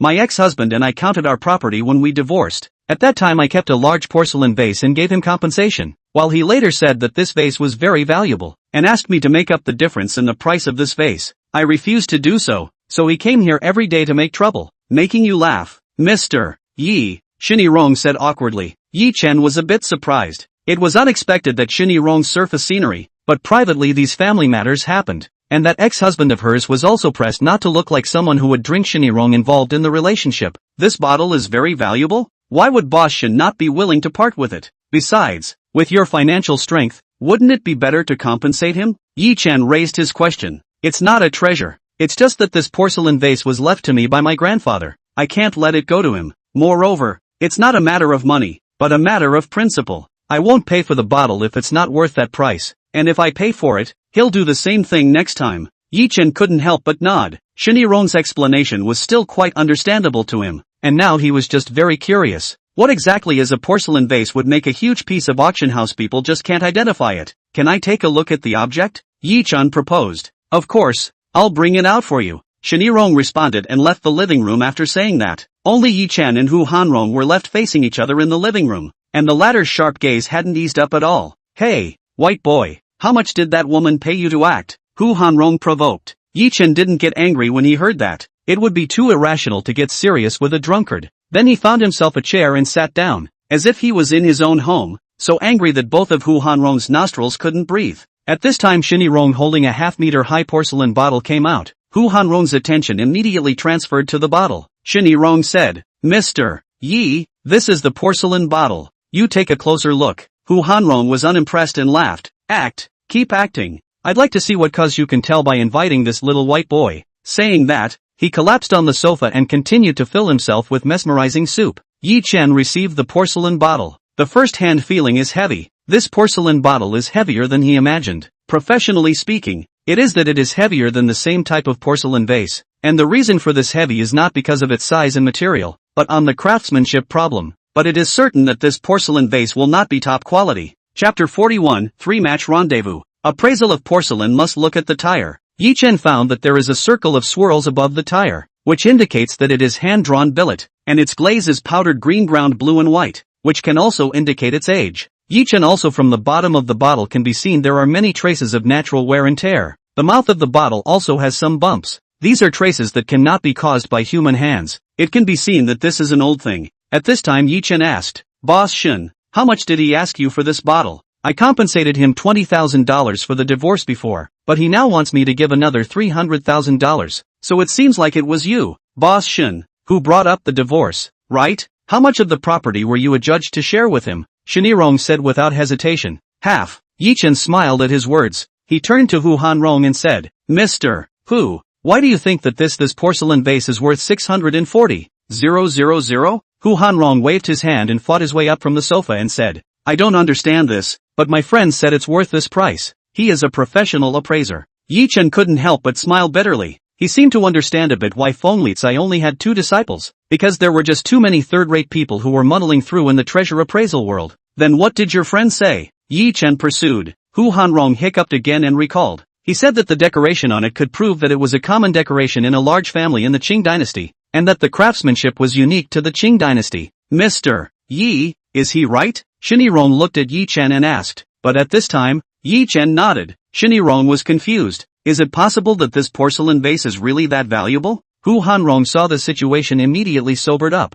jumped to Shinirong's side and stretched out his hand to her. Shinirong knew that it was to ask her to pay out money. But, this porcelain vase is not worth 640,000. Even at that time Shin boss you give him 20,000 also gave more. Ye Chen added at this time. Hu Hanrong immediately seethed at his words, and his mouth sprayed Ye Chen's face. You tricked me? You admit in front that this porcelain vase is from the Qing dynasty, and then you say it's not worth anything at this end? If you don't give me a clear explanation, I'll smash this bottle on your head. Hu Hanrong, you don't want to mess around. Do you want to go to jail? Shinirong reminded. Ye Chen patted Shinirong's shoulder, signaling her to rest assured, and added, many appraisers think that old things are valuable, but this is a classic misconception. The value of an antique depends on 4 points. 1 is its age, 2 is its craftsmanship, 3 is its rarity and quantity, and 4 is who its historical owner was. So it's not that simply old means it's worth a lot of money. This porcelain vase is produced from the Qing dynasty, yes, but this kind of vase is heavy on the hands. The craftsmanship is certainly not high.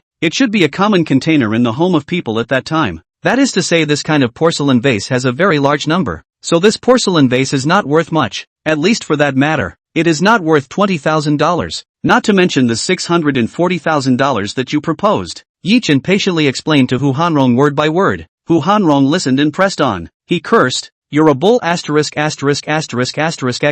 talking nonsense here. Why should I believe you? Shinirong became furious when she heard this. Mr. Ye's ability to identify treasures is something that even old Mr. Feng agrees with. On the contrary, it's you and your friend who don't know anything about antiques. Ye Chen didn't panic and asked with a smile, then how will you believe me? As soon as Hu Hanrong heard Ye Chen say this, he immediately became energized. Since you are the group boss, so you should have been in and out of quite a few casinos. So let's play 2 out of 3 games. When Ye Chen heard Hu Hanrong say this, he immediately understood that he was clearly here to make trouble. What is the relationship between a good treasure appreciation and entertainment? It seems that the vase is just a front for him to mess up. At this time Shinirong but inexplicably excited up. Hu Hanrong, you even dare to play? What a deadbeat. Get out of here. Suddenly the beautiful young woman turned into a shrew. Ye Chen could not digest it at all. Why was Shinirong so agitated at the mention of entertainment? Shinirong, why are you angry? It's not like we're playing with money. It's just a bet. Hu Hanrong said in disbelief. You're still obsessed even now. It's because you're so lousy at playing that I left you, and thought you would repent on this. You're just too disappointing to me. It was only then that Ye Chen realized why Shinirong was so agitated. Everything has a reason after all. And at this time, the system suddenly reminded mechanically, detected the host's need for entertainment. Entertainment skill level upgraded to max. The host has now mastered the rules of all types of entertainment methods, techniques as well as the corresponding 1,000 techniques. Ye Chen's mind was jolted when he heard this, and countless images immediately flooded into his mind. Holy, it turns out that people can really be as powerful as my idol, Brother Fat. I thought it was just a movie, Ye Chen thought, but soon he frowned because he didn't want to play at all, and even abhorred people who cheated, even though it was just a game with no chips. Hey, what are you fuming about? To play or not to play? Hu Hanrong urged. Ye Chen couldn't help but look at Shinirong, but the other party was shaking his head slightly, signaling that he didn't need to do that, but yet because of that, Ye Chen decided to answer the game. Okay, but make it a quick battle. I don't like touching this, and also, what's the punishment? Ye Chen asked. Shinirong sniffed and wanted to say something. At this time, Ye Chen nodded to her. She swallowed her words stiffly. It seemed that she could only leave it to Ye Chen now. If I win, Surname Shin will pay me back the money obediently. Not a single penny less than $620,000. If I lose, I promise not to bother her again in the future. Hu Hanrong said cheerfully. Very well, it's up to you what to play. Ye Chen said. This woman's family probably only has poker and dice. So let's play a game of pokies first. Shinirong, you deal the cards. Hu Hanrong said in a commanding tone. Shin Yirong said unhappily. I don't know how. It's right if you won't. I'm afraid you'll collude with this kid. Hu Hanrong laughed. Although Shin Yirong was upset, she still went to get the cards for Ye Chen's sake. How can I play pokies without chips? Ye Chen asked. Hu Hanrong took 2 bottles of red wine and 2 cups and laughed. Whoever said there are no chips? Just bet on a cup. Whoever finishes a bottle first loses. People like you can probably play without any tools. Ye Chen spat. Overpraise. What surprised Ye Chen was that Hu Hanrong was extraordinarily sober when he was ready to play against the game, his eyes gleaming, not at all like he had been drinking, truly worthy of being a rotten playing ghost. Ye Chen secretly said. The two sat down, while Shin Yirong also took out an unopened deck of playing cards and shuffled them clumsily. It was worth mentioning that before Shin Yirong shuffled the cards, Ye Chen said that he wanted to check the cards and asked her to spread out all the playing cards, and it was only after he clearly saw each one that he could shuffle the cards. And while Shin Yirong was shuffling the cards, Ye Chen also observed her hand movements with full concentration. Boss Shin, it's fine. When I tell you to deal the cards, you deal them. Now first deal one to each of us. Ye Chen signaled Shin Yirong to stop shuffling the cards and started dealing. The first card in stud is called the dark card, which is what people call the bottom card. It would only be turned over when the winner was decided, and the opponent would not be able to see it before that. Shin Yirong was dealt 1 card each. Hu Hanrong took a look and covered the card up, but Ye Chen didn't even look at it and covered it up directly, confusing Hu Hanrong. Ye Chen then asked Shin Yirong to deal a second card to each person. Hu Hanrong got a 10 of clubs. Ye Chen's hand was a 5 of hearts. Seeing this, Hu Hanrong said smugly, I have the biggest card. I say so. 1 cup. Ye Chen said without hesitation. I call. Young people really don't know the sky and the earth, not even looking at the base card before being so loud. Deal the cards. Shin Yirong dealt another card to each person. This time Hu Hanrong got the 10 of hearts and Ye Chen the 4 of diamonds. Sorry, it's my call again. I'll add another cup. Hu Hanrong laughed. Heal. I'll call as much as you call after that. Ye Chen still said decisively, which made Hu Hanrong a bit skeptical. Ye Chen signaled Shin Yirong to continue dealing the cards until he had dealt all 5 cards. Ye Chen still didn't look at the dark card for a second. At this time, Hu Hanrong's deck was the 10 of hearts, 10 of clubs, 10 of diamonds, and 6 of hearts. Ye Chen's cards were the 5 of hearts, 9 of diamonds, 6 of diamonds, and 7 of clubs. At this time, Hu Hanrong already couldn't help but celebrate. Hey, the newly opened cards are good. Grabbing them at will is 3 haha. Since this is the case then mister, who can bet hard? Ye Chen provoked. You think you don't dare? With that pile of crappy cards in your hand you still dare to scare me? I'll add 2 more cups. Open the bottom card. It's normal for Hu Hanrong to have a bottom card. His bottom card is the 7 of hearts. According to the current cards, Ye Chen's bottom card must be an 8 so that Ye Chen can win Hu Hanrong's 3 of a kind with a straight. But Ye Chen even do not know what is the bottom card. Is this provocation? Hu Hanrong, who is afraid of Hu, is a little cute. Ye Chen smiled faintly and said, Mr. Hu, I'm sorry, said he turned over the bottom card. It was really an 8 of clubs. The straight was bigger than the 3. Ye Chen won this hand. Further counting, Hu Hanrong had bet a total of 5 glasses of wine, and Ye Chen had called every time, so Hu Hanrong had to drink a total of 10 glasses of wine. How do you know your bottom card is 8? You didn't even look at it, Hu Hanrong said excitedly. Yeah, I didn't look. How would I know? Ye Chen asked rhetorically with a bewildered expression. Hu Hanrong couldn't help but stutter when he was asked rhetorically. Then how come you are so confident with the bet, and also dare to provoke me? Ye Chen spread out his hands and said, Didn't Mr. Hu just say that? I was just scaring you. Didn't think I was really that lucky. Ha! Hu Hanrong didn't believe Ye Chen's bull. He had been entertaining for many years. It was clear that those expressions of Ye Chen just now were definitely not feigned. It must have been a good plan, but he couldn't hardly think of a reason. A total of 10 cups. I guess 1 bottle is not enough for 10 cups. I thought I could play a few more. Ye Chen laughed, because Hu Hanrong lost a bottle of wine in one hand. So in the first game, Ye Chen won. Shin Yirong was also quite surprised, but remembering Ye Chen's past, she quickly digested it. After all, he was the #1 playboy in Jiangqing City. How could he not play 2 hands? Chapter 42, Fancy. Hu Hanrong was willing to gamble, and cheerfully dunked a bottle of red wine, but the whole person was still very much awake, only to start murmuring something that no one else could hear. Less pretending. I'll play big talk dice with you in the second game. 1 hand will determine the winner, Hu Hanrong said confidently. As he said that, he pulled out a dozen dice from his pants pocket, leaving 10 on the table. Ye Chen couldn't help but laugh at the sight. Mr. Hu is really good at elegance, carrying dice with him.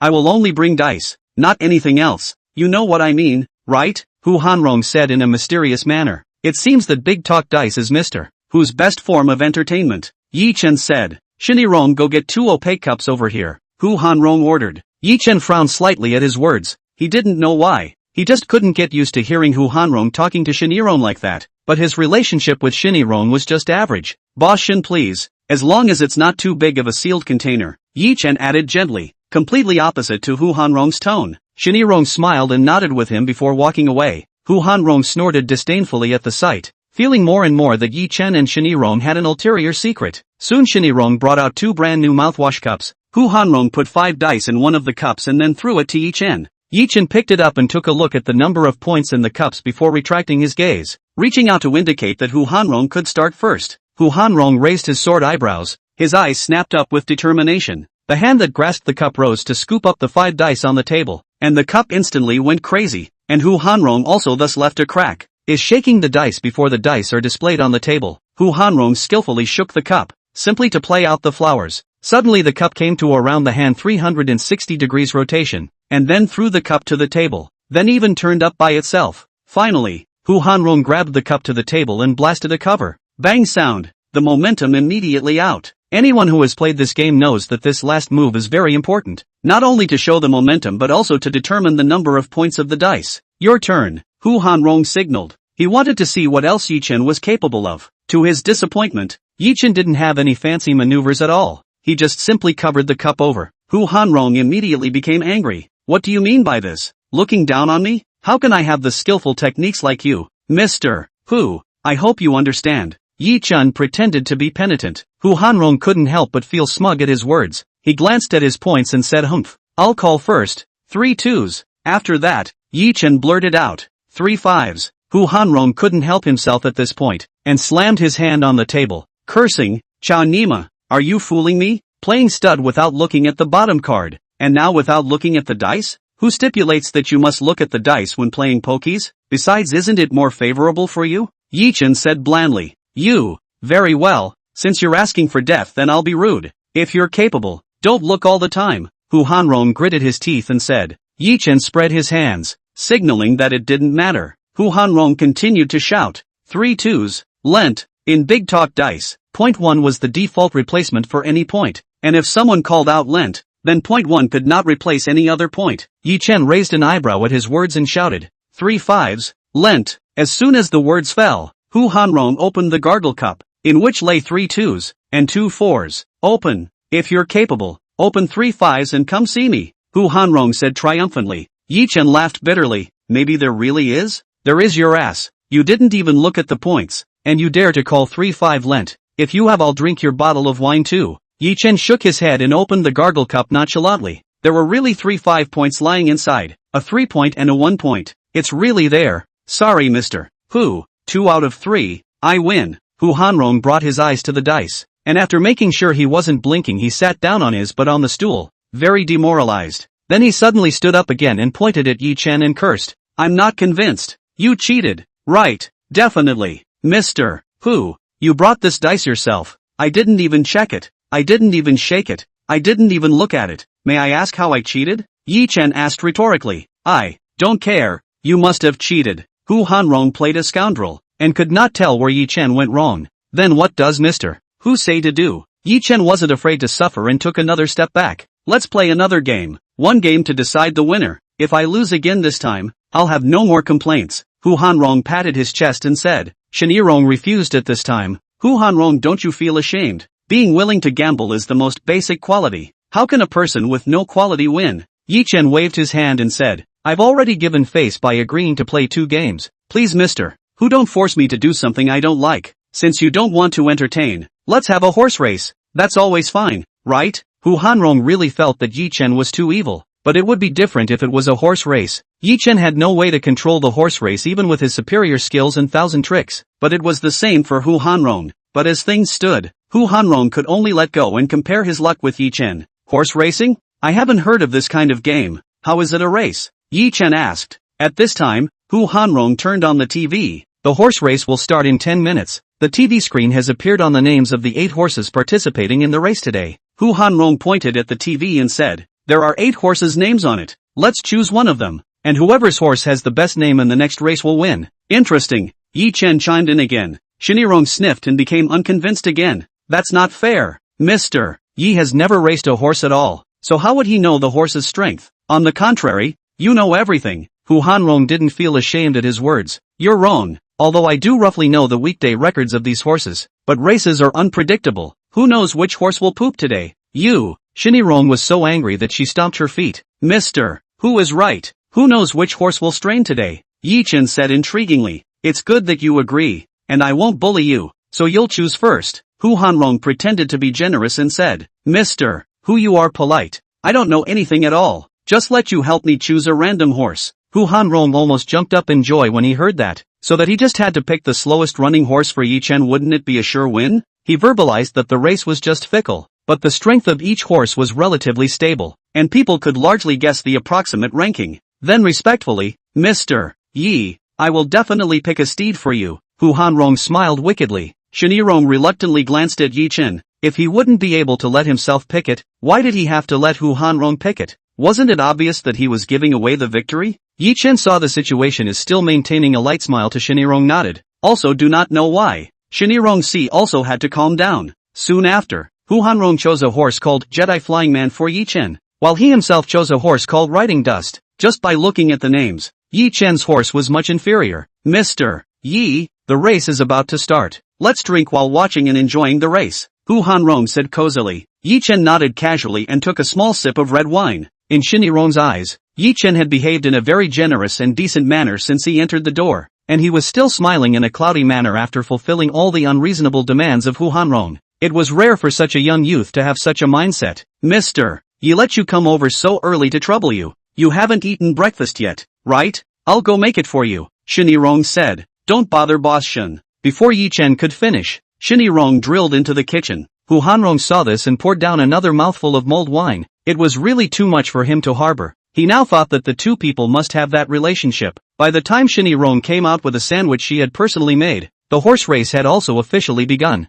As soon as the gates opened, the 8 horses went head to head, and it was not yet possible to see the difference, so it was estimated that the gap would not be visible until the middle of the track. Hu Hanrong held up his wineglass and frantically shouted and cheered for his horse. Ye Chen was nonchalant and picked up the sandwiches made by Shinirong and took a big bite, seemingly not caring about the race. Boss Shin, you're good with your hands. Can't tell at all. Ye Chen praised. Thank you. I'll make it for you again if you like it, Shinirong said with a satisfied face, smiling very ambiguously. Ye Chen waved his hand and sent off the sandwich in his mouth with a mouthful of red wine. No need. I drank 2 cups. I can't eat anymore. Ye Chen actually wanted to eat, but he hastily refused when he saw that Shinirong's smile was a bit off. At this time, the race was approaching the middle. The 8 horses were not in the same straight line, and the leader was Ride of the Dust. Shinirong looked for a long time but could not see Ye Chen's horse. After a while the camera was given to the last side of the team. Is not it that horse as if it has not eaten enough Jedi Flying Man? Ha ha,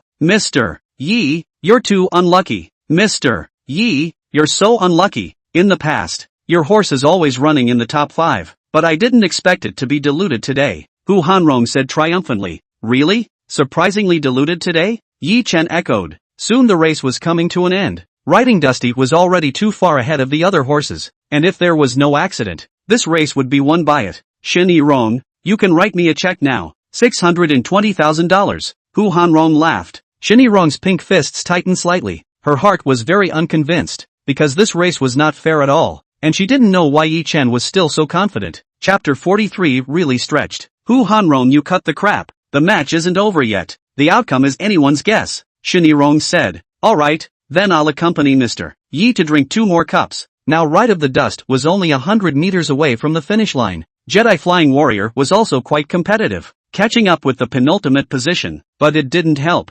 Just then, Jedi Rider suddenly shook his head, and the rider was so scared that he immediately grabbed the bridle to avoid being thrown off. At the same time, the speed of the one-horse race gradually slowed down. The rider quickly waved the whip, wildly whipped the horse's buttocks. The 2 feet also constantly kicking clipped the horse belly, but the one-horse race speed froze, did not pick up, and finally simply stopped on the track. The next laughable scene happened. A Ride of Dust even in the track diluted. Even the rider on the horse could not be spared. He jumped down and left the track in a hurry. Chow Nima, what kind of thing is this? Hu Hanrong was close to running out of breath. He just couldn't digest today's string of events. Ouch. I can't imagine that, mister. Whose horse actually strained? You're really a godsend. Ye Chen laughed out loud. Shinirong also couldn't help but laugh at this time, remembering that before the horse race, Ye Chen had always been attached to Hu Hanrong, so it was expected. But the strange thing was, how did Ye Chen anticipate all this? When Jedi Flyer pulled up on the track, the horses behind him gradually caught up, and it was not until the end of the race that he pulled up cleanly. In the end, Jedi Flyer finished 6th, while Dusty Rider, the favorite to win the race, finished 8th in a blowout, but did not finish the race. Hu Hanrong sat paralyzed, his heart ashen. It wasn't the loss itself that made him frustrated, but the fact that he had played 3 rounds with Ye Chen, and he hadn't figured out how he lost in each round. Mr. Hu, are you convinced? Ye Chen asked. I'm not convinced, unless you tell me how you beat me in these 3 games. I'm dead set against it, Hu Hanrong hissed. Ye Chen seemed as if he had heard something unimaginable and asked rhetorically, have you ever heard of the king of the entertainment industry teaching his skills to others? Hu Hanrong shook his head. He understood what Ye Chen was trying to say. Ye Chen meant that an expert wouldn't tell others about his winning techniques, which was the same as losing his job. But you are not the king of the entertainment industry, and you don't rely on entertainment for a living. If you don't tell me today, I guess I'll be haunted for the rest of my life. Hu Hanrong condescended. Alright, there's no harm in telling you. You can't learn anyway, Ye Chen said generously. Hu Hanrong's eyes immediately shone, and he hurriedly came to Ye Chen's front to listen with his ears. And Shinirong also looked at Ye Chen with great curiosity. Then how did you beat me in the first round? Why did you know it was an 8 without looking at the bottom card? Ye Chen sniffed, then took the party's playing cards into his hand, scattered a whole stack of cards into a standard and sleek fan shape, and after glancing at all the cards, he closed and shuffled them. He then drew a card out and covered the table, asking, do you believe me when I say that this card is the Ace of Clubs? Hu Hanrong said excitedly, I believe it. I believe whatever you say now. With that, he opened the card, and it was really the Ace of Clubs. Wow, Master, how did you do it? Hu Hanrong said excitedly, directly calling Ye Chen his master. Before the first game started, I said I wanted to check the cards and had Boss Shin show me all the cards, in order to try to memorize the order of the cards. What? You memorized it just by looking at it? Hu Hanrong said incredulously. Ye Chen nodded and continued. After that, I started to pay attention to Boss Shin's shuffling movements, and every time she shuffled the cards, the order of the cards in my mind would change as well. If I want the first card dealt to be an ace, I let Boss Shin start dealing when the first card is shuffled to an ace, which is equivalent to whatever card I want to deal to you because the cards are already shuffled to what I want. Ye Chen said. Then why don't you deal yourself a flush? Hu Hanrong pursued. Ha ha, I can't let dang Boss Shin shuffle the cards for too long, right? As long as the cards I get can beat you. Ye Chen laughed, and Shinirong was also amused. How strong of a memory does this need to be? Hu Hanrong seemed to be a bit deterred. That's why I said there's no harm in telling you. Ye Chen crooked his head and laughed. What about the second game? Why did you win against me even when you were messing around with the points? Hu Hanrong continued to ask. The principle of the second game is a bit similar to the first game. It still mainly relies on memory. Before I covered the mouthwash cup,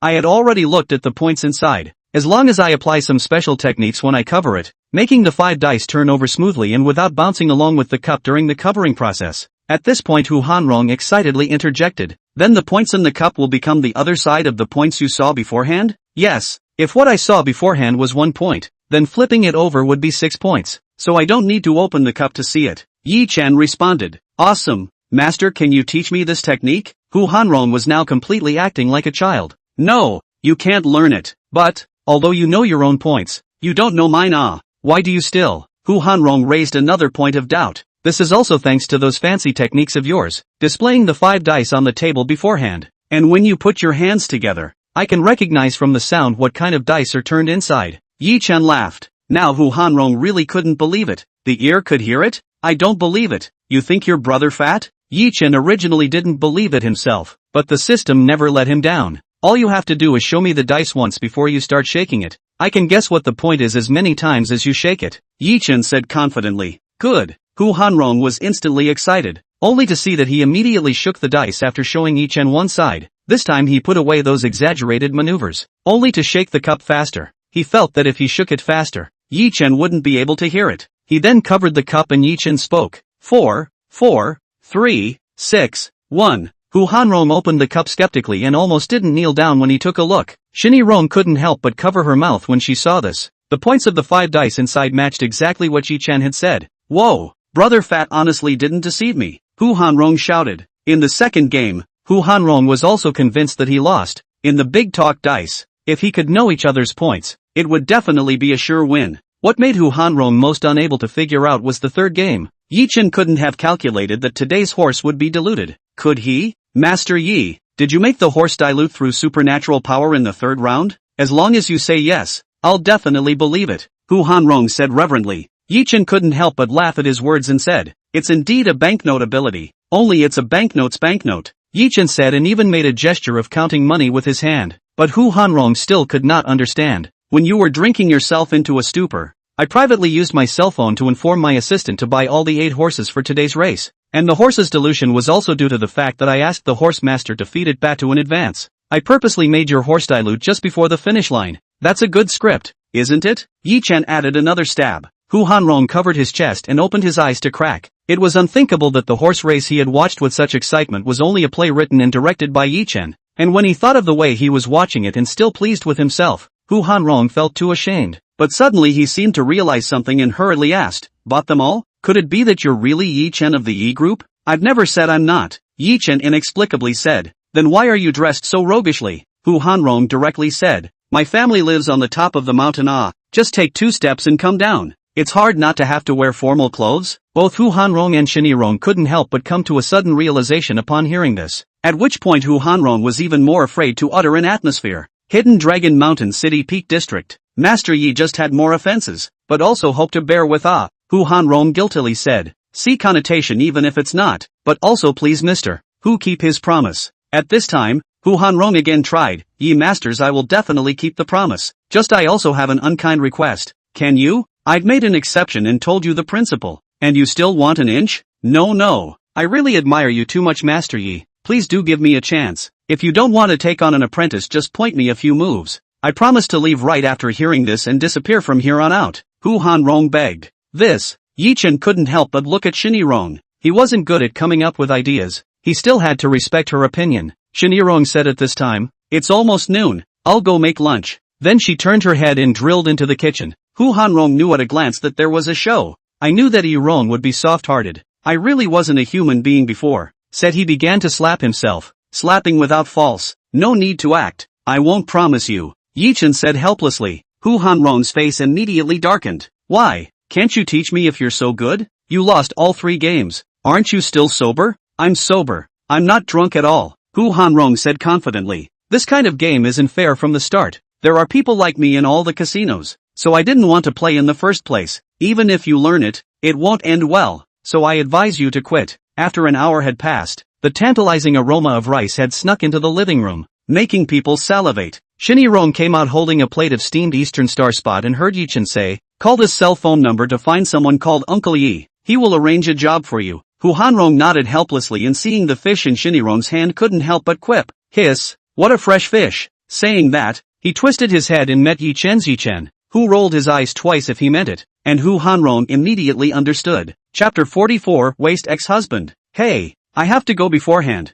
Master Yi when I soar I will definitely come back to repay you. Hu Hanrong left with a sense of humor after saying that. Ye Chen called out to him at this time and said, Mr. Hu please make sure you remember one thing. Be truthful and practical. But back to just now. In fact, the first 2 games Ye Chen didn't even use the 1,000 tricks, completely relying on superhuman memory and observation to win the game. Just the horse racing game played some means. He did not bother to cheat in order to win. On the other hand, he didn't prepare anything, so how could he cheat? For example, if you want to change the cards, you must have prepared another card on your body in advance. And Ye Chen naturally did not prepare. Hu Hanrong's departure was also in line with Shinirong's wishes, because she really had too much to explain to Ye Chen and want to understand from him. Shinirong made 2 dishes and 1 soup, meat and vegetables, simple and healthy. Ye Chen was beginning to guess if all strong women liked to cook, and so did Qiu Qingyu. Boss Shin couldn't imagine that you cook so well. I thought you would hire a nanny or something, Ye Chen said as he ate. Shinirong spooned a bowl of soup for Ye Chen and replied, I wanted to hire a nanny before, but the kid can't get used to other people's flavors. Put. Cough. Ye Chen choked on his words and he wiped his mouth with a tissue in a wretched manner. Mr. Yi are you too hungry? Eat slowly eat.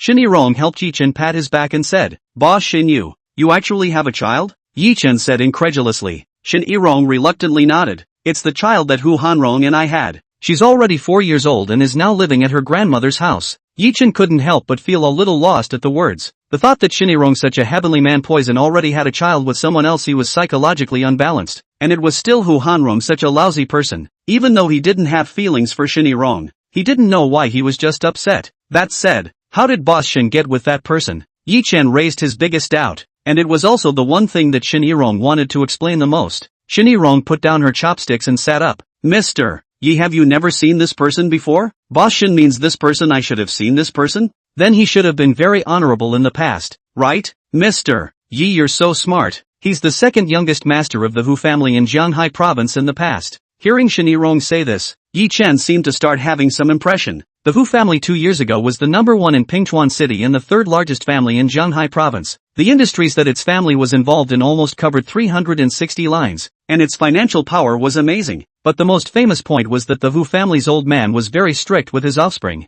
Hu Hanrong was a notable example, and Ye Chen still vaguely remembered the news headlines back then. Hu family's second youngest lost $3 billion in one day. The Hu family's master angrily expelled him from the family. Ye Chen remembered as if it was like this. So it turned out that the gambler was Shinirong's husband. It was because of the lousy play that you left him? Ye Chen asked. More than that, he would drink heavily when he played and lost, and even hit me. I just couldn't stand the aggravation. I divorced him 3 years ago, Shinirong said in the middle of the sentence. Her tone became aggrieved, and also poured herself a glass of red wine and drank it. Then Boss Shin, you are quite decisive. The sooner this kind of person leaves you, the sooner you will be happy. Ye Chen comforted. Shinirong, this woman in Ye Chen's eyes is simply impeccable. There is also a fatal temptation, and this fatal place is that you know that it will kill you. Also want to taste some, but I'm not willing. I've paid so much for him. This kind of man whose upper and lower body are not used for thinking is better to get out of it earlier. Boss Shin, you don't just drink, eat. Ye Chen then noticed that Shinirong had been pouring red wine.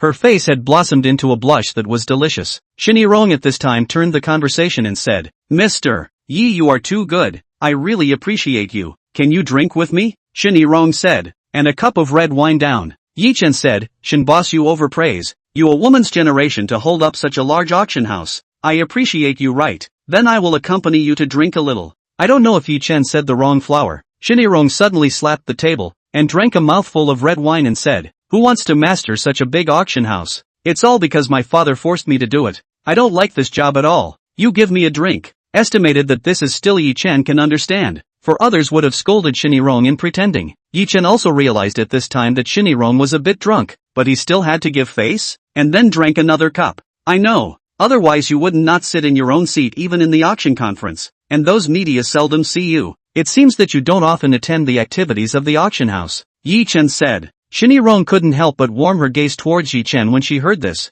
and slowly she leaned towards his face. Mr. Ye, you really understand me. In fact, I quite admire you, Mr. Ye. You manage such a high level of skill but don't suck at playing. You're not proud of having outstanding treasure identification ability, and you're also a business magnate. I feel like you're almost omnipotent. Ye Chen was also slightly startled by Shinirong's sudden approach, and laughed. Boss Shin, you've drunk too much it seems. Don't drink anymore. It's not good for the body. Drunk? I haven't tried to get drunk yet. In the past my father often forced me to socialize. I was always the one who drank the most desperately, but also the one who collapsed the fastest, right? Ye Chen laughed. Ha ha, Mr. Ye, how are you so smart? I like you too much. Shinirong raised her wine glass and laughed. Her words were already slightly flippant. Just for your words I'll toast you. Ye Chen cheerfully drank another glass, and Shinirong hurriedly filled it up for him again. The two of them drank a cup and I drank a cup, and soon 3 bottles of red wine reached the bottom. Ye Chen originally did not want to drink that much, but he saw Shinirong drinking alone was a bit miserable, so he agreed.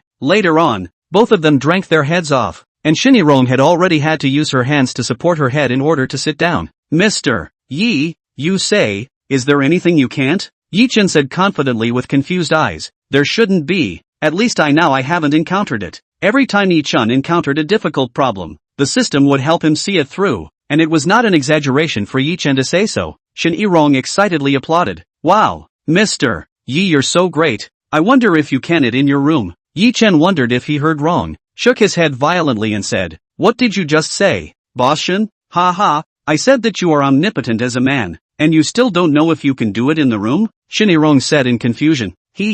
Boss Shin, you're really drunk. I think you'd better take a rest. Ye Chen waved his hand and said, His situation was not more optimistic than Shinirong's, because he had accompanied Hu Hanrong to drink 2 glasses before lunch, and now he was already lightheaded. Shinirong got angry when she heard this and fiercely approached and grabbed Ye Chen's collar provokingly. I said I won't get drunk, could it be that you really can't? Then I won't force you, haha. A charming and flavorful body fragrance drilled into Ye Chen's nose, undoubtedly giving him a shot of stimulant. Boss Shin, you have to be careful with your words. Playing with a man's dignity is very serious. Haha, then prove it to me. Shinirong became more and more excited as she spoke, completely losing her mind. Lean woman, you brought this on yourself, Ye Chen said and then stood up violently. He almost fainted without standing still. He held the table to stabilize himself and then hugged the person in front of him. Wow, so exciting. Shinirong patted Ye Chen's chest and said. Ye Chen then hugged Shinirong and randomly found a room and zipped in, throwing Shinirong on the bed. Shinirong was full of anticipation,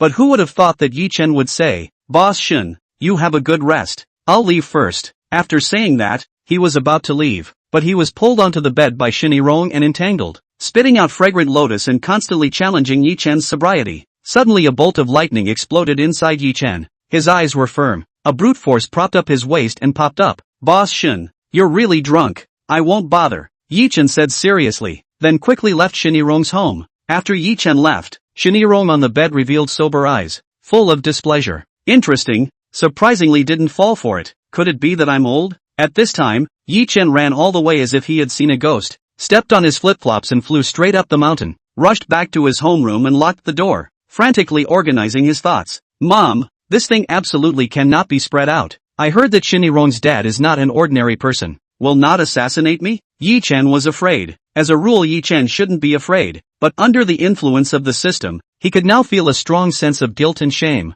What am I afraid of? I have the system to back me up. The big deal is to admit it openly and honestly. I didn't do anything anyway, Ye Chen murmured. This night the two had a sleepless night. The next day Ye Chen went to work with 2 dark circles under his eyes. Many employees couldn't help but cover their mouths and laugh when they looked at him. Just as he entered the office and sat down, Xiao Qingyu ran in furiously. Mr. Yi, why didn't you come to work yesterday without saying anything? Do you know that all the executives were waiting for you at the 2 important meetings yesterday? Calling your cell phone hasn't been answered. Ye Chen sniffed and just wanted to say which one of them dared to talk to him like this. He raised his head and saw Xiao Qingyu and then swallowed his words. Assistant Autumn, I had some important matters yesterday. I was too busy and forgot to tell you. Sorry, Ye Chen said sincerely. It won't happen again. Autumn, Qingyu said and walked out of the office. Ye Chen immediately cried and laughed, almost forgetting who was the boss of this company. It is estimated that only Xiao Qingyu can rule him. Soon after, Xiao Qingyu walked in again and stuffed a hot towel into Ye Chen's hand. Chapter 45, 100%. Apply a compress on your eyes to dissipate the dark circles. You have a meeting later, Autumn, Qingyu said icily, and then left. It's true that you still have a hard mouth and a soft heart. Yesterday's meeting was supposed to be a year-end meeting. After it was over, everyone could go home for the new year. But because Ye Chen alone dragged the whole company into working overtime for a day, it was inevitable that there were some grievances up and down the company. But everyone still had great respect for Ye Chen. Ye Chen wiped his neck and face with the hot towel given by Xiao Qingyu and entered the latter conference room with a very awkward look. The Lada. Our conference room was a large conference room that could accommodate 3,000 people and was specially set up for Ye Group to hold their year-end meeting so that the entire company's employees, regardless of their rank or size, could gather together. But to his surprise, a deafening applause suddenly rang out at this time, louder than all the previous meetings because the number of people was just too much worse. Welcome, Mr. Yi, people said. Ye Chen couldn't help but feel a trace of emotion rising within him as he raised his hand to signal everyone to be quiet. Thank you all for being considerate of me. I apologize for delaying you all yesterday due to personal matters, Ye Chen said and gave a bow to everyone. The applause suddenly rang out again. Mr. Yi is brave enough to take responsibility. What a good leader. Yes, we don't blame you at all. We are willing to work as many shifts as we can. With a boss as good as Mr. Yi, who wouldn't want to work for you? Ye Chen was quite surprised. It had been a long time since the last meeting. It was unexpected that during this period of time, the company had not only changed their opinion about themselves, but also became so embracing. It seemed that their efforts had not been in vain. He then seriously immersed himself in the meeting with everyone. Everyone was listening with incomparable concentration. Given that this was the year-end meeting, there wouldn't be too much content, and soon the main content was over. At this time, Ye Chen said, "Thank you everyone. Today this meeting is the year-end meeting. In addition to summarizing the company's performance and achievements this year, The most important thing for you guys is to announce this year's year-end bonuses and benefits. The crowd could not help but be excited when they heard this. This year, Ye Clan Group has regained the top of the leading list under Ye Chen's leadership. The scale and performance have surpassed the pinnacle of the company in the past years. The bonus is surely only more and less. I announced that this year the whole company staff year-end bonus rose by %. Ye Chen deliberately slowed down the speed of speech. He just wanted to see people's expression. People have stretched their necks, especially the grassroots employees. They can all look forward to the bonus back to their distant homes to have a good year. 500. Ye Chen suddenly changed his tone and said, "Up 100% was said." People's reaction was not as Ye Chen imagined. Instead, they all froze. At this time, someone opened his mouth and asked, "Mr. Ye, did I hear you right? You actually wanted to say $100, right?" Another added, "Definitely misheard you. But still, thank you Mr. Ye." Ye Chen smiled and waved his hand and shouted, "I'll reiterate, the year-end bonus for all employees goes up by 100%. In previous years, the bonus was 5,000. This year it's 10,000. Past year 10,000, this year it's 20,000. Hear me clearly." At this point, people dared to shout happily. Ye Chen also saw that the cleaning ants who usually greeted him every day had called home to report the good news. Autumn Qingyu, who had been standing in the corner on standby, also revealed a rare smile upon hearing this, not because of the bonus, but because she saw that everyone was smiling. Originally, Ye Chen wanted to say a 50% increase, but when he saw everyone's eager eyes, he resolutely changed his mind and wanted to do what he could for everyone. "Thank you, Mr. Ye," the employees said. "Everyone go home and have a good year. We, Ye Group, will fight again in the coming year." Dismissed. It had already begun to snow in Jiangcheng, which had already passed the little cold, and the entire Jiangcheng had put on a snowy silver cloak for taking the opportunity. For Ye Chen, the spring festival was just an ordinary day. After all, the older you get, the lighter the flavor of the new year. Not to mention that in such a big city even fireworks are subject to control. How else can you toss it? This night Ye Chen stayed at home as usual to accompany his sister Ye Xin to watch TV. In previous years at this time, no matter how cold and harsh the wind outside, Ye Chen is still the brightest star in the night scene. He was really bored. If he could, he would rather work overtime every day all year round. At this time, his cell phone suddenly rang. Ye Chen looked at the caller ID and instantly became energized. "Hello? What's wrong with Assistant Autumn? Does she want to go to work?" Ye Chen laughed. "That, Chief Yi, soon. It's almost the new year." Autumn Qingyu stammered. Ye Chen didn't understand what Autumn Qingyu meant and said, "Yes, it's almost New Year's Eve. I wish you a happy new year in advance." Phew, Ye General Manager, you promised me, the new year will be. Autumn Assistant, you are our company's excellent staff. What needs I meet you? Is not the new year to red packets? Autumn Qingyu on the other end was so angry that she stomped her feet. She didn't know if this Ye Chen was really stupid or still acting. "Mr. Ye, you promised me to pretend to be my boyfriend to go home with me for the new year." Zhou Qingyu huffed and puffed, then rudely hung up the phone. Ye Chen held the cell phone with a bewildered look on his face, and after an instant he couldn't help but slap his thighs violently. "Hey, look at my memory, haha. I actually forced the iceberg beauty to say it again." Ye Chen laughed. He once again felt how much pressure Zhou Qingyu's family was under to force her to marry. He then dialed Autumn Qingyu again. The call was quickly connected, but the other end never answered the phone. "Yo, still want to make me suffer?" Ye Chen murmured. After a while the other end picked up the phone, but the two have not been talking. Ye Chen could not even hear the breathing on the other end. He suspected that Zhou Qingyu had already hung up the phone to do something else. Finally Ye Chen as a man still took the initiative to say, "When? The 27th day of the Lunar New Year." The caller responded in seconds. "Good leh. Thousands of miles of Tianfu, stretching across the fertile land, lapelling 8 provinces and spanning 5 regions, strangling 3 districts and residing in the belly of the country." At a glance, this poem knew that it was describing the famous heavenly capital, Sichuan province. This is also the hometown of Zhou Qingyu. This day is the 27th of the year. Ye Chen as promised, and Zhou Qingyu met at the train station. Ye Chen was surrounded by men and women dressed in various colors of professional staff. A closer look will recognize that this is his housekeeping team. At this time they are holding large bags of luggage in their hands. Seeing this, Zhou Qingyu pulled Ye Chen to the side and said, "Ye General, I didn't tell you not to be so flamboyant. Those are just some gifts and dry goods for your parents. No need to be polite." Ye Chen laughed. "Then why did I take the train with you?" "It's so that they don't know that you're the boss of Ye Group. Otherwise they definitely won't believe that you're my boyfriend." Although it was normal for a boyfriend to buy some gifts for his parents, it was too high profile for Ye Chen to bring a first-rate dried abalone as well as special grade C cucumbers and other expensive ingredients.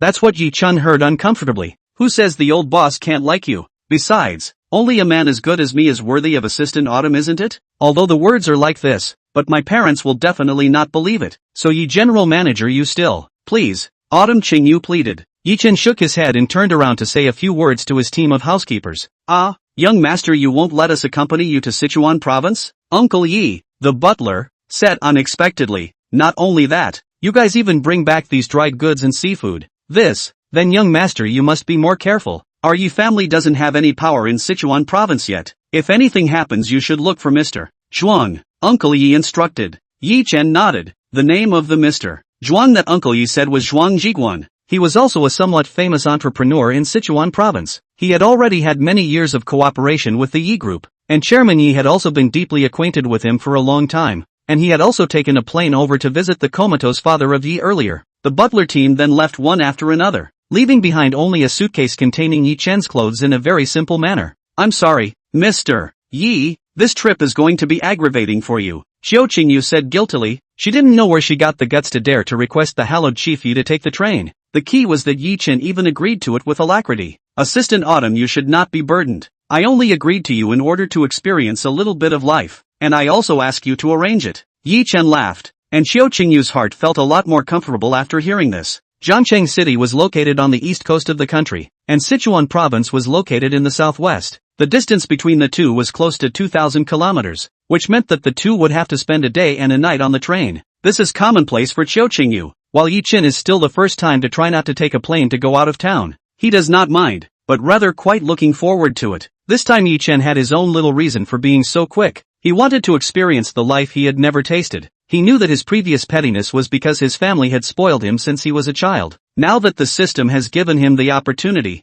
he must start all over again and hone his will. The train to Sichuan province left at 9 in the morning and would arrive tomorrow afternoon. Before Ye Chen got on the train, he had been obsessing about whether to ask Uncle Yi to send a few Western food over to eat on the train, or else he would starve to death. Xiao Qingyu smiled and hurriedly explained. Mr. Yi, there is food in the car. There is no need to buy it in advance. Wow, there's a kitchen on the train too? It's quite impressive. Xiao Qingyu laughed awkwardly twice and didn't answer. She was afraid that if she told Ye Chen that he could only eat instant noodles now, he would run away. At the train station, Ye Chen also saw another spectacle. The raging Spring Festival army. Thousands of people crowded on the road. Rather like a mountain of people. People could not move an inch. And there were even people squatting on the side of the road waiting because the train missed the time. And what Ye Chen couldn't understand was that even though these people were all from all over the world, they all had happy smiles on their faces right now. Ye Chen had arranged a special passage for himself through the butler team, so the two of them dodged the bullet and stood peacefully on the platform.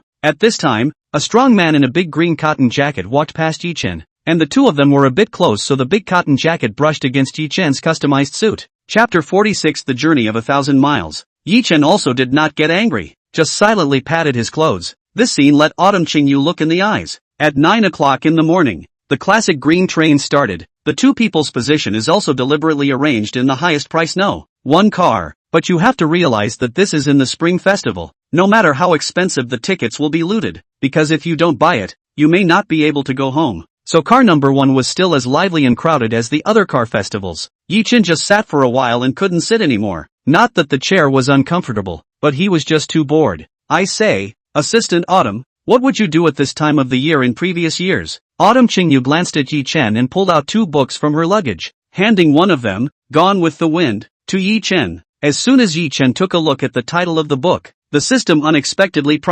detected that the host was about to read a book. The reading skill level has been raised to max. The host's memory now contains books of all sizes in the world, and the reading speed is increased by 1000%. ********. This system is sick. Ye Chen cursed. He shook his head helplessly and returned the book to Autumn Qingyu. Assistant Autumn, I've read this book, Ye Chen said in tears and laughter. Autumn Qingyu was quite surprised when she heard this. Although this literary masterpiece Gone with the Wind ranked as the first place of romance novels no one could shake, but she simply didn't believe that Ye Chen would read this kind of novel. Xiao Qingyu said tentatively, can you tell me briefly about this book, Mr. Yi? Ye Chen rolled his eyes then said, this book is alias Gone with the Wind. The story takes place in 1861 on the eve of the American Civil War. Scarlett, a young girl in the American South, has been deeply influenced by Southern cultural traditions since she was a child, but an unruly wildness flows in her blood. With the spread of war and the deterioration of the social environment, Scarlett's rebellious character became more and more distinct and prominent, and she continued to transform herself in the midst of constant frustration,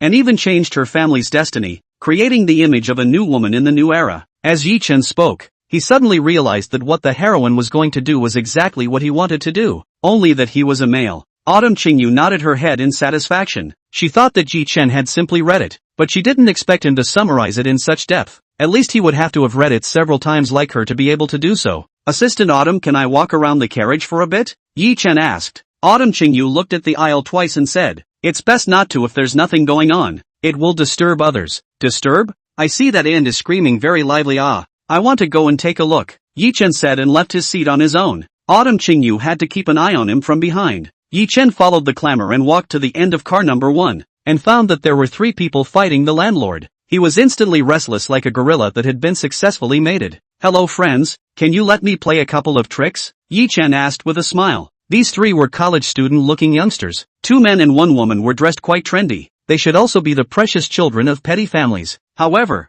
they didn't have much good feelings when they saw Ye Chen, because Ye Chen was dressed too formally and looked serious. This gentleman is very sorry. Do Di Ju Di can only be played by 3 people yet. A boy wearing a duck-tongued cap said. Then can we take turns to play? I'm really too bored. Ye Chen requested. The 3 of them shook their heads together. Ye Chen scratched the back of his head and said, how about this? The bottom bet is set to 1 meal. The bombs will be doubled. If you lose, it's on me. You guys don't have to give anything. How about it? The 3 of them couldn't help but look at Ye Chen in surprise. Suddenly they felt that this suit suited Ye Chen perfectly. Please sit down, sir. He. Let's play together. A girl with a cute double ponytail enthusiastically said. Ye Chen inwardly was already wondering how many times he had blanked these 3 people, but still smiled and sat down. Ye Chen thought to himself that these people are really realistic. Do not send money, pressure does not take care of you. In that case, then let's see if you pick up the money on the ground. Then Ye Chen took the initiative to show his goodwill and offered to let him shuffle the cards, and the people nodded their heads. Ye Chen scattered the cards and started shuffling them with a quick glance.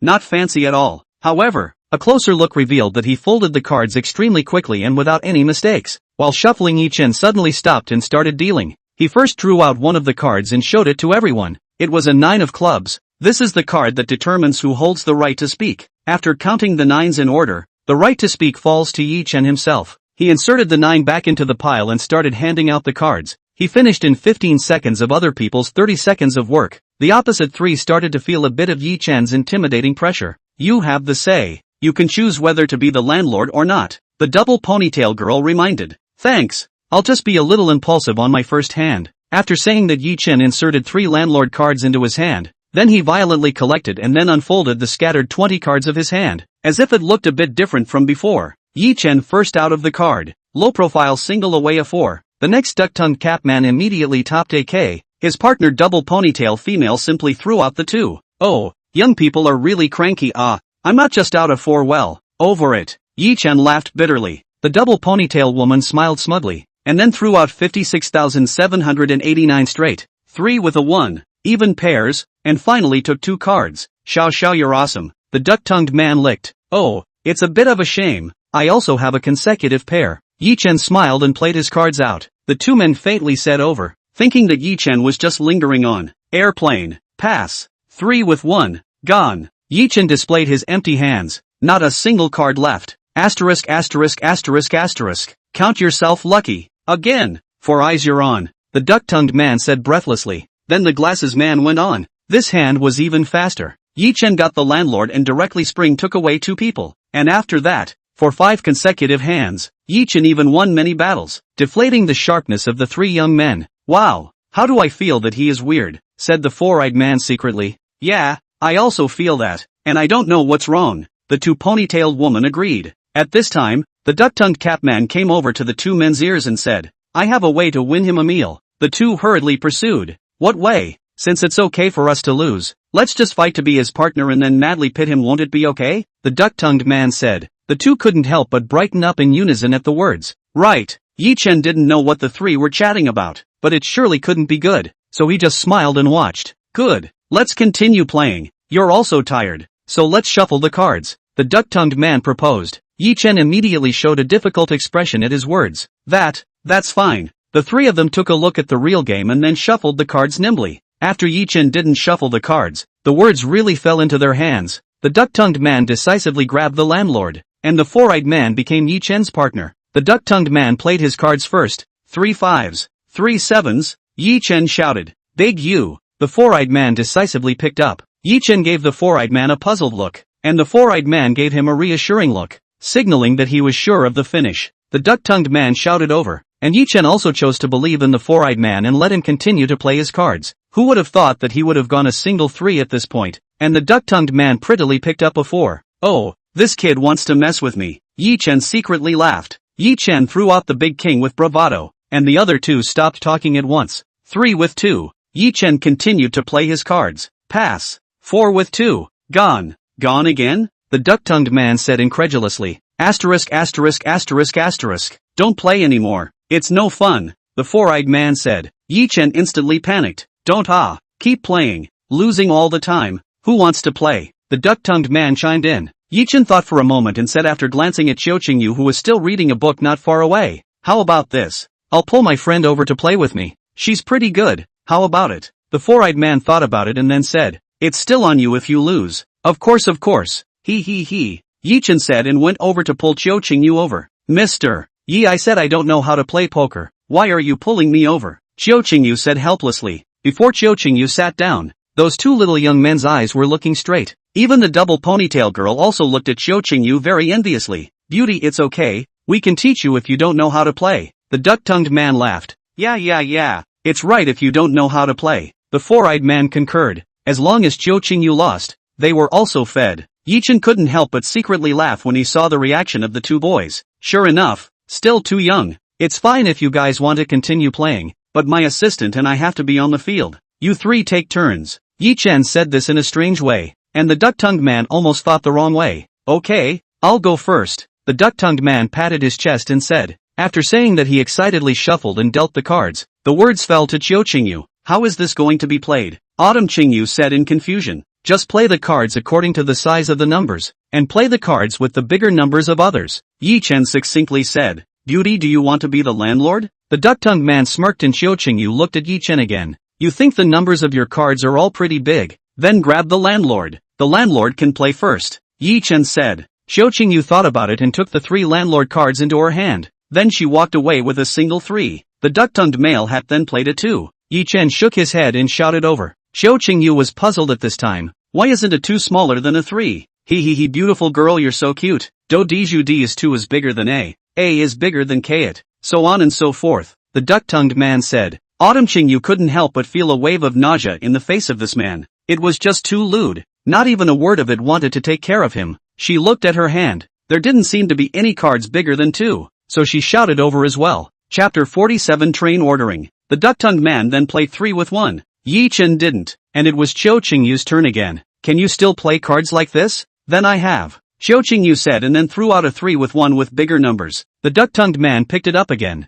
and it had to be said that he had a pretty good hand. I have more. Qiuqingyu said, throwing out 3 aces, 4 5s, bomb. The duck-tongued man gritted his teeth and said, the whole game he was suppressed by Qiuqingyu. If he lost to a newcomer he would lose his face. Can you still have 4 of the same together? Then I have them too. Qiuqingyu said expressionlessly, then threw out 4 more jacks. The duck-tongued man raised his hand and was speechless. Ye Chen also shook his head and smiled, signaling for Qiuqingyu to continue playing cards. This one should be able to come out as well, right? Qiuqingyu revealed another straight, which could be considered a killer. It can be. Ye Chen laughed. Finally, Qiuqingyu took the only 2 cards left and asked, what are these 2 cards? Can they be played together? The duck-tongued man took a glance and saw that it wasn't anything else. Wasn't it the big and small king rockets? Ye Chen couldn't hold back the smile on his face, but he didn't use any tricks at all. Qingyu completely relied on luck to crush her victory. Assistant Autumn is awesome and powerful. Ye Chen clapped his hands. I won like this? How come you never played your cards?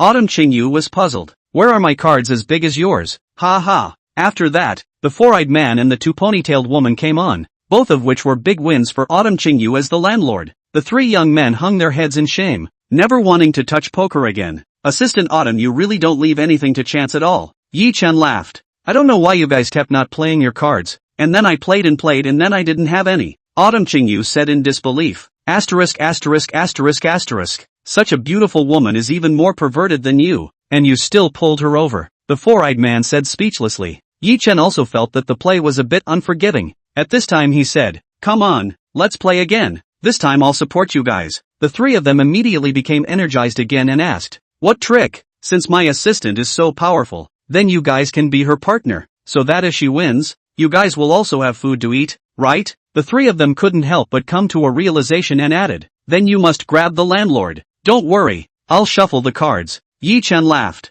Then as soon as Ye Chen drew his cards, sure enough the words came to him, "Very evil." As soon as the cards were dealt, Ye Chen spread them out and couldn't help but laugh bitterly. The biggest card in his hand was AQ. Could it be that Qiu Qingyu's luck was really stronger than his strength? This game was still an overwhelming victory for Qiu Qingyu, and the three young men jumped up and down in excitement because Ye Chen had finally lost. 3 fries, a total of 8 times, 8 meals. Looks like the three of us and this sister won't have to pay for the next 2 meals. The double ponytailed woman laughed. Okay, I'll eat openly for me and let the waiter order, Ye Chen said bashfully. The three of them immediately laughed even louder when they heard this. Ha ha ha, mister, you're too funny. Where can you order food on a train? Qiu Qingyu on the side also awkwardly held back her laughter. She hadn't dared to tell this fact to Ye Chen yet. Can't order food, then what are these stewards doing walking around? What are we eating? Ye Chen said in confusion. The four-eyed man looked towards the aisle and added, "Here it comes, the trolley is here." Ye Chen followed the four-eyed man's gaze and saw the stewardess pushing a cart and peddling food that Ye Chen had never seen before. It took a while for the cart to come to them, and the three youngsters excitedly picked it out. Autumn Qingyu was healthier and asked for a box of freshly made boxed lunch, while Ye Chen didn't know what to eat at all. He didn't recognize one of the things in front of him, but some of the food smells had already overflowed the packaging. Ye Chen couldn't help but swallow his saliva. "Assistant Autumn, when you said there is food on the train, are you talking about these?" Ye Chen asked. Assistant Autumn smiled and bowed her head slightly with a weak heart, saying, "Sorry Mr. Yi, everything on the train is very cheap. The most expensive lunchbox is only $20. The most expensive is only $20? Then what else to pick? The whole car is left for me," Ye Chen generously said. The three young men's eyes were round, looking at Ye Chen like a monster, until he pulled out his thick wallet before reacting. "No need to look for it. You've worked hard, comrade steward." Ye Chen pulled out a stack of red tickets and stuffed them to the stewardess, who knew that the latter took it more seriously. "Sir, no. I will definitely find you if there is more. Please wait a moment." Ye Chen was a bit stunned at his words, but still nodded slightly, and the stewardess then calculated on the side. "This instant noodle is delicious. Try it Mr. Yi. And this marinated egg, this is my favorite. Don't even argue. There's only one ham sausage left. Don't you all grab it from Mr. Yi." The three young men suddenly became enthusiastic. The table in front of Ye Chen was piled high with food, and Qiu Qingyu completely did not expect things to evolve into this situation. "Mr. Yi, you, what? Do you think I will not be used to eating this food? I think the flavor is not bad," Ye Chen said while eating the salt-baked chicken wings. "That's good, but it's too wasteful for you to buy them all," Qiu Qingyu reminded. "No, if you can't finish it, let your friends in the whole carriage eat it together." Ye Chen laughed nervously, and Qiu Qingyu unconsciously laughed along with him. The stewardess over here had already calculated and handed the extra money to Ye Chen. "Hello sir, this is the recovery to give you $1,357.60. The duck-tongued man looked confused and didn't know how big a pile of money Ye Chen had just handed to the stewardess. Ye Chen also looked at this pile of scattered banknotes and was confused. There were many denominations of banknotes that Ye Chen had never seen before, and for a while he forgot to take them. In the end, it was still Qiu Qingyu who took it over, and she told Ye Chen to take his wallet out. "These are still, or don't put them in," Ye Chen said as he pointed to those bills with a face value of 50 or less. Autumn Qingyu probably guessed what Ye Chen was thinking in his heart and added, "You take the wallet out. I'll teach you how to put it in." Ye Chen had an inexplicable docility towards Qiu Qingyu. He took the wallet out and then Qiu Qingyu organized it. "There are many layers in the wallet. It's for you to let you put different denominations of bills. You can't all put $100. But I only have $100 ones." Ye Chen laughed. "Don't you have other ones now?" Qiu Qingyu gave him a blank look. She continued, "The denominations are arranged from smallest to largest, and when you put them in, you have to spread them out so that the next time you take them out, they will be very flat," Qiu Qingyu carefully explained. Each bill was put into the wallet with great care. Ye Chen looked at her side face and suddenly had an inexplicable heartbeat. "Assistant Autumn, I want to experience the life of an ordinary person. Can you help me?" Ye Chen suddenly said. Qiu Qingyu glanced at him and saw his incomparably sincere eyes. "Then try to put the bills away yourself." Qiu Qingyu handed Ye Chen his wallet. "Okay." At this moment, Xiao Qingyu felt that Ye Chen was closer and closer to herself. The train went on, and the people in the car changed from one batch to another, until the night to stop down. 8 o'clock in the evening the car has slept most of the people. This time Ye Chen's cell phone rang up, but when he looked at the caller ID, he almost threw the phone away, but he didn't dare. He looked at Xiao Qingyu next to him, who was already napping, before he quietly walked to the toilet. Ye Chen picked up the phone and before he knew what to say, the opposite party spoke first. Mr. Yi, it seems like you left something at my house. Ye Chen couldn't help but shiver when he heard that bone-drilling soul-crushing voice all over his body. What is it? Ye Chen pretended to be calm. Your odor. Boss Shen, I really didn't mean it. You were drunk that day. You mean I got drunk and it's all my fault? Shinirong said and let out a petulant laugh. And when Ye Chen heard it, a hot blood surged up to his head from the soles of his feet. Boss Shen, don't joke with me. What do you want to do now? Ye Chen laughed bitterly. The cell phone suddenly stopped laughing. The atmosphere was suddenly serious. I don't really care, but it's this matter that has spread out. I guess it doesn't affect Mr. Yi too well, right? Shinirong complained. If you feel bad about it, come to my house to spend the new year with me. Shinirong blandly said. Spend the new year with you? But I have to go to Sichuan province for a few days. Then I'll wait for you to come back. Shinirong said and hung up the phone. Cold sweat broke out on Ye Chen's forehead and back at this end. This woman was just too good at bending people over. However, when Ye Chen thought about it, why did Shinirong want him to go to his house for New Year's Eve? But it wasn't a problem for him, so he simply agreed. Ye Chen stumbled between unconsciousness and wakefulness for a whole night, and the next day he got up with a sore back, more tired than after a night of renovation. After having breakfast, the train had already sailed into Chuan Province, and Xiao Qingyu and Ye Chen would get off at the capital of Chuan Province, Chang City Station. Coincidentally, the three young men also got off at Chang City. Ye Chen waved to them as a goodbye, but the duck-tongued capman patted his shoulder as he walked. Young man, there is something else? Ye Chen was puzzled. There's another thing I can't figure out. Why is it that when you play cards with you always win weirdly? Ye Chen narrowed his eyes and laughed. Is it because you think that my cards are finished all at once? The duck-tongued man couldn't help but realize. Right, that's the feeling. Ye Chen then pulled out on himself, pulling out all his pants pockets, and finally pulled out a playing card in his butt pocket. I can't believe there's another one. Return it to you. The duck-tongued man looked bewildered and surprised. You actually know how to hide cards? I don't believe it. Unless you show me two hands. Ye Chen didn't care. He only saw that he put the playing card in his hand, and when his palm closed, the playing card disappeared. Ye Chen opened his sleeve, and found that the card was already lying inside. Chapter 48 Spicy Hot Pot. Then how did you take it out? The duck-tongued man pursued. Didn't it come out with an open hand? Ye Chen said. His palm opened again, and the playing card was already back in his hand. This is too cool, the duck-tongued man said with two glowing eyes. This is the advantage of wearing a suit. Goodbye, lad. After saying that, Ye Chen followed Xiao Qingyu and left, and his back was burned into the duck-tongued man's mind from then on. After getting off the train, Qingyu did not go straight home with Ye Chen. Instead, she brought him to a cafe and sat down. What did Assistant Autumn bring me here for? Isn't it to go home?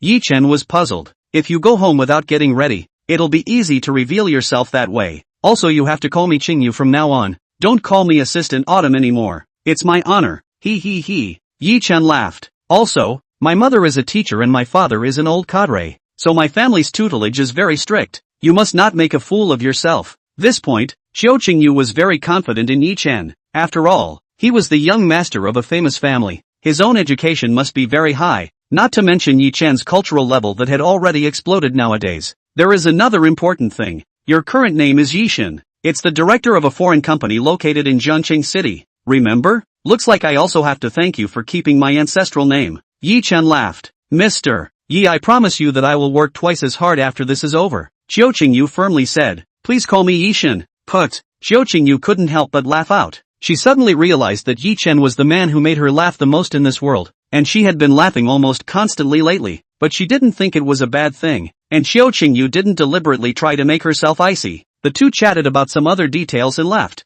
Autumn Leaning Rain's house was right in the center of town. It was a 2-block walk to her home. Autumn Qingyu stood still when she reached the door of her home. She was very nervous at the moment. Since childhood she had been the image of a good girl in her parents' minds, but what she did today was just too much of a rebel. On the contrary, Ye Chen was acting extraordinarily relaxed at this moment. Even he had already smelled the aroma of rice coming from the house, signaling Xiao Qingyu to open the door quickly. Xiao Qingyu blankly glanced at him, then knocked on the door. Suddenly she thought of something else and hurriedly took Ye Chen's arm. Don't you have a key? Ye Chen was puzzled. I rarely come back. There's no need to bring it. Qiu Qingyu responded. At this time there were hurried footsteps coming from the door. Ye Chen heard the visitor shouting Qiu Qingyu's name, and the next moment the door opened. The one who opened the door was a woman with a kind face. Her gaze was filled with infinite love, making Ye Chen feel like a warm sun when he looked at her. Xiao Yu, you're back. This is, the woman said expectantly, although she already had an answer by looking at the demeanor of the two.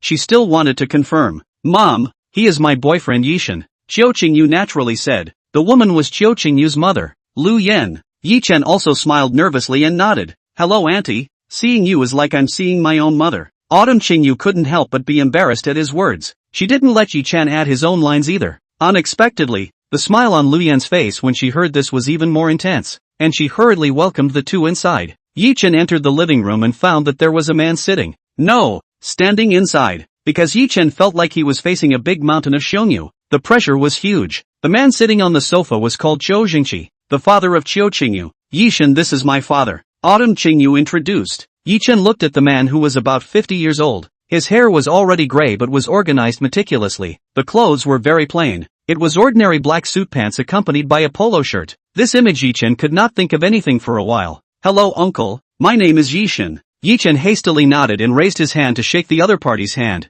The other party pressed his eyes to look at him and continued to look back at the newspaper in his hand. Ye Chen could only withdraw his hand awkwardly. The pressure that Father Qiu gave to Ye Chen was not because of how strong and fierce he was, but rather Ye Chen felt a righteous aura. It was a fearless aura that was backed up by a strong force behind it. Ye Chen then remembered that Qiu Qingyu had said that his father was a veteran cadre who had served the people for decades, so it was no wonder that Ye Chen felt this popularity that made him stand in awe. In spite of this, Autumn Jingqi, this person is very stubborn. There is also a backward thinking problem. That is, he is very strict on the object of the Autumn Qingyu. Simply put is that he feels that the average person is simply not worthy of his daughter. Autumn Qingyu also knew his father's character and gave a look to Ye Chen, signaling him to rest assured. But at this time, Autumn Jingqi suddenly spoke again. Young man, sit down, Autumn Jingqi said in a deep voice. Ye Chen for the first time really feel the power of words. Autumn Jingqi words like two pairs of big hands, hard to press him on the sofa. This kind of situation he faced all kinds of big shots in the society have not happened. Qiu Jingqi looked at Ye Chen's demeanor and expression and couldn't help but shake his head, seemingly very disappointed. At this time, the system suddenly prompted, detected that the host's pressure has multiplied. The level of stress resistance has been raised to max. The host now possesses a strong aura and incomparable self-confidence. Ye Chen was puzzled for a moment. This is also possible? Before he could react, his waist had already become straight from a hunched state. His chest was also puffed out. His gaze was sword-like. His face was relaxed. His hands rested calmly on top of his legs. His horse stance was wide open as he sat towards the other party, and an even more powerful aura struck towards Qiu Jingqi. Autumn Jingqi saw the situation could not help but hit a jolt. Not afraid, but he was very surprised. This kind of pressure he has never felt only in front of cadres higher than his rank. Younger than him has not really done. Qiu Jingqi had to re-examine Ye Chen at this time, and he gestured for Qiu Qingyu to sit beside him. He faintly asked, Qingyu, I heard that your boyfriend is a sales executive of a foreign company in Jiangqing City, right? Both Qiu Qingyu and Ye Chen nodded at the same time, and Qiu Jingqi continued to ask, young man, then which foreign company do you work for? Ye Chen also didn't expect Qiu Jingqi to ask so detailed, but he was the boss of Ye Group. Naturally he knew quite a few foreign companies, so he picked one of the group's rice companies. I'm an employee of this corporation. Ye Chen laughed. Who knew that Qiu Jingqi sprayed a mouthful of air from his nose when he heard it? Humph, Autumn Yu, that Dith company is one of your Ye Group's subsidiaries, right? Qiu Qingyu was quite surprised and asked, Dad, how do you know so well? Your dad hasn't retired yet, so his position and salary are lower than yours? Qiu Qingyu looked embarrassed. If she had known, she would have said that Ye Chen was a sales executive of Ye Group. She should have thought of Qiu Jingqi's problem. Qiu Jingqi only asked for his son-in-law to be able to be only stronger or not weaker than Qiu Qingyu, but he wouldn't fantasize about being some kind of business tycoon or super rich man. That was unrealistic. That's why Qiu Qingyu hid Ye Chen's identity. Qiu Qingyu nodded with difficulty. Qiu Jingqi saw this and turned his head to the side unhappily and did not speak anymore. Lu Yan saw that the scene had gotten awkward and hurriedly shouted, Oops, the meal is ready. We're having hot pot today, oh. All come over and sit down. Dad, let's eat. Qiu Qingyu shook Qiu Jingqi's hand and said, You guys go over first. Autumn Jingqi's nose spewed out another breath, and his mood suddenly went bad. Knowing that her father would not be angry for long, Qiu Qingyu pulled Ye Chen away. Is your father alright? Ye Chen whispered. It's fine, no matter what you are, Anyway, as long as I bring my boyfriend back, then he can't do anything about it. Ye Chen hadn't even made it to the dining table when an invisible knot of odor blocked him, and he couldn't help but cough. He covered his nose and shouted, "Qingyu, what is so choking? So spicy." On the contrary, Qingyu was not at all bothered and said with a puzzled face, "This is our Sichuan province's famous spicy hot pot. What's wrong? It's so spicy just by smelling it. Can this still be eaten? How can it not be eaten? You quickly come over and sit down. My dad is coming over," Qingyu reminded, pressing Ye Chen down. There was a large red pot on the dining table. The soup base in the pot was constantly churning, as if it was lava in Ye Chen's eyes. It was not that Ye Chen had never eaten hot pot, but every time he ate it was mildly spicy or even nourishing soup base. Such a deadly spiciness was still unheard of. At this time, Lu Yan brought out a plate of semi-coagulated blood and then sat down as well. Ye Chen looked at that plate of stuff and couldn't help but shiver. "Auntie, please ask what that is." "Duck blood. It's delicious. Later I will personally get you to eat it." No. I'll just do it myself." Ye Chen quickly waved his hand. He didn't want to eat duck's blood. There was a wide variety of ingredients on the dining table, and there were also some that Ye Chen liked to eat. But as soon as he thought that these fresh ingredients would be put into the pot of lava, he no longer had an appetite. At this time, Lu Yan spooned up a few pieces of tripe and sent them to Ye Chen's bowl. The white tripe had already been boiled into a reddish color, which felt like it could melt Ye Chen's mouth. He subconsciously picked up the bowl and ducked back, but Qingyu hammered his thigh under the table. Ye Chen had to tremblingly send the bowl out again. "This is 1,000-layer tripe, Qingyu's favorite. You try it?" Lu Yan smiled kindly. Ye Chen couldn't feel a trace of malice from her. Could it be that they couldn't smell that it was very spicy? Ye Chen tried to pick up a piece of tripe and put it in his mouth, quickly chewed it in an attempt to deflect his tongue, but the next moment he coughed. Spicy, the piece of tripe like a blazing fire, straight to the throat, stimulating the root of his tongue. Ye Chen hastily pulled out the hand of water, gulping up, but the fire did not slow down, but is spread to the root of the ear. At this time, Qiu Jingqi suddenly snickered, but soon stopped. Just saw him pick up 2 garlic, and from the hot pot picked up a piece of red beef, not waiting to blow cold. Accompanied by garlic will be sent into the mouth to eat up. Very comfortable. Qiu Jingqi looked at Ye Chen, who had not yet slowed down, with a sense of mockery in his eyes. Chapter 49, Master of Language. When Ye Chen saw this scene, he couldn't help but shiver when he thought about it, as he felt that it was unbearably strong and spicy. Qingyu couldn't help but give her father a blank look, knowing that Ye Chen was just a friendly actor, not really her boyfriend. Now that Jingqi was fixing him like this, where did Qingyu get over it? "Mom, can we get a mandarin duck pot?" Qingyu asked. Jingqi laughed out loud when he heard this, and said in Sichuanese, "You don't want to laugh at my old man. You can't even eat a hot pot, and you still want to marry my Sichuan sister, hanging by a thread. Dad, I've brought my boyfriend back. You're still bending sour people." Qingyu responded in the same language. Ye Chen was listening in a clouded mind, but could guess that Qiu Jingqi was bad-mouthing him, presumably dissatisfied with him and now whining with Qingyu. Detected that the host has encountered a language barrier. The language skill level has been raised to max. The host has now mastered a total of 7,546 languages and dialects from around the world. The system suddenly said. Ye Chen smiled slightly, knowing that the system would not let him down, and all of a sudden he was able to understand the conversation between the two. He only heard Qiu Jingqi say, "Dad's comrade in arms, Uncle Zhang's son is now the director of Tongda Hospital. People come to the house every New Year's Eve to ask you out. You don't even appreciate your face. And found a little white boy.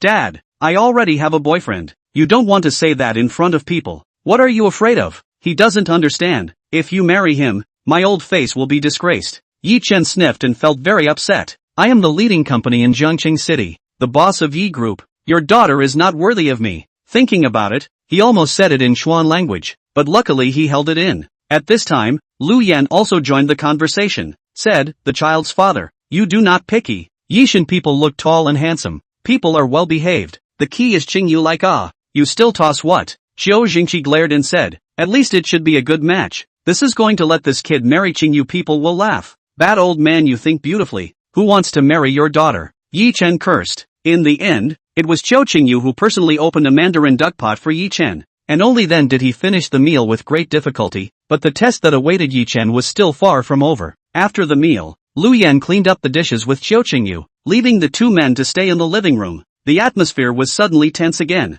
Qiu Jingqi beckoned to Ye Chen. Ye Chen didn't shrivel up like he did just now and walked over with big strides, only to see the other party pulled out a chess set from under the coffee table and asked, "Can you play chess?" Ye Chen nodded. If he shook his head at this point, It was expected that Qiu Jingqi would make some more snide remarks. However, he really knew how to play chess. When he upgraded his entertainment skill level before, his card and chess skills were all upgraded in tandem. Now he didn't talk about chess. Chess was not a problem. He just didn't know how good the level was. Then play 2 games with me, Qiu Jingqi said flatly, but Ye Chen heard a commanding tone. Ye Chen took the initiative to spread out the chessboard, set up the pieces for Qiu Jingqi, and signaled his red pieces to go first. Qiu Jingqi didn't appreciate the gesture and nonchalantly set up his center cannon. Ye Chen had an idea from the beginning of the game, that is, absolutely cannot win, because he felt that this is Qiu Jingqi just to test him to see if he knows what he is doing. But Ye Chen also had to act like it, and that's when he took on the manhwa pawn. In the regular opening, the wind was calm. The two played several rounds without causing any damage, but Ye Chen noticed that Qiu Jingqi has been secretly counting his rook. He knows how to reveal the cracks.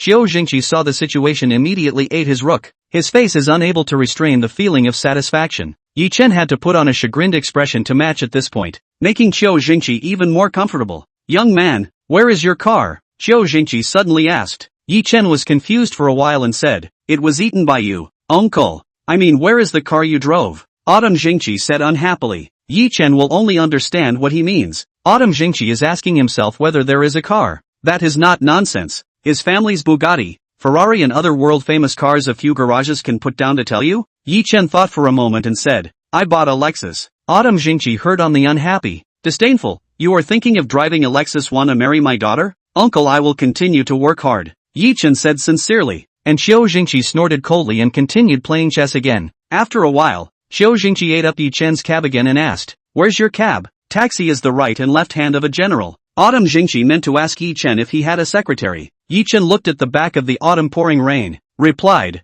"I have just been promoted to sales director. There is no secretary yet." Qiu Jingqi sighed and said, "It's very dangerous to have a general without a secretary by your side." Ye Chen listened to the Autumn Jingqi words, sentences with bones. The heart is very upset. He cannot help it. Anyway, just go through the motions, and do not really need to marry the Autumn Qingyu. Why he has to suffer this kind of gas? After a few rounds, Ye Chen ate Qiu Jingqi's knight lightly and won the game. Qiu Jingqi still hadn't reacted. Just now Ye Chen was obviously full of mistakes and kept giving away his pieces. How did he suddenly win? How did you? Qiu Jingqi said in dismay, only to see Ye Chen picked up his 2 uneaten elephants and said, "Right, I have no car, no cheese, but I have an object.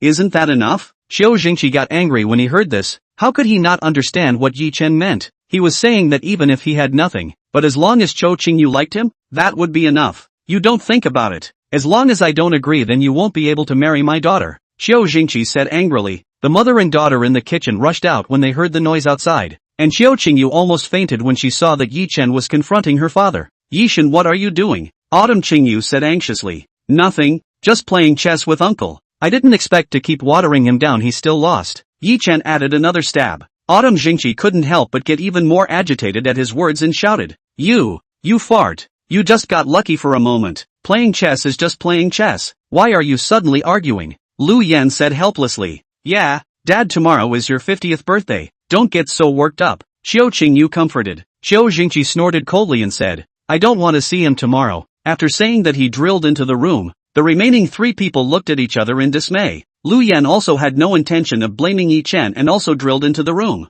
The one who had the most headache was Qiu Qingyu, because he didn't know how to please that side at all. She couldn't ask Ye Chen to apologize to her father. Qiu Jingqi's temper she knew best. Plus Ye Chen was in a high position of power. How could he stand her father's temper? On the contrary, Ye Chen seemed to have a little bit of regret at this time. He then remembered what he had promised to Qiu Qingyu. He was about to apologize to Qiu Qingyu, but unexpectedly the other party spoke first. "Mr. Yi, I'm sorry, I apologize to you on behalf of my father." Autumn Qingyu said guiltily, "I'm to blame for this. I was impulsive. I'll find a chance to apologize to your father. This is not appropriate." "Mr. Yi, you don't need to be like this." Qiu Qingyu refused. She felt that Ye Chen didn't need to act to such an extent, as a group boss, to lower his voice to apologize to his father. "Alright, don't say it. I promised you that I will definitely do what I promised you. I'm just doing what I should do in this capacity. Where will I sleep tonight?" Autumn Qingyu was also at a loss when she heard this. Obviously she hadn't thought about this yet. The 2 of them definitely had to sleep in the same room or else they'd be wearing out their welcome.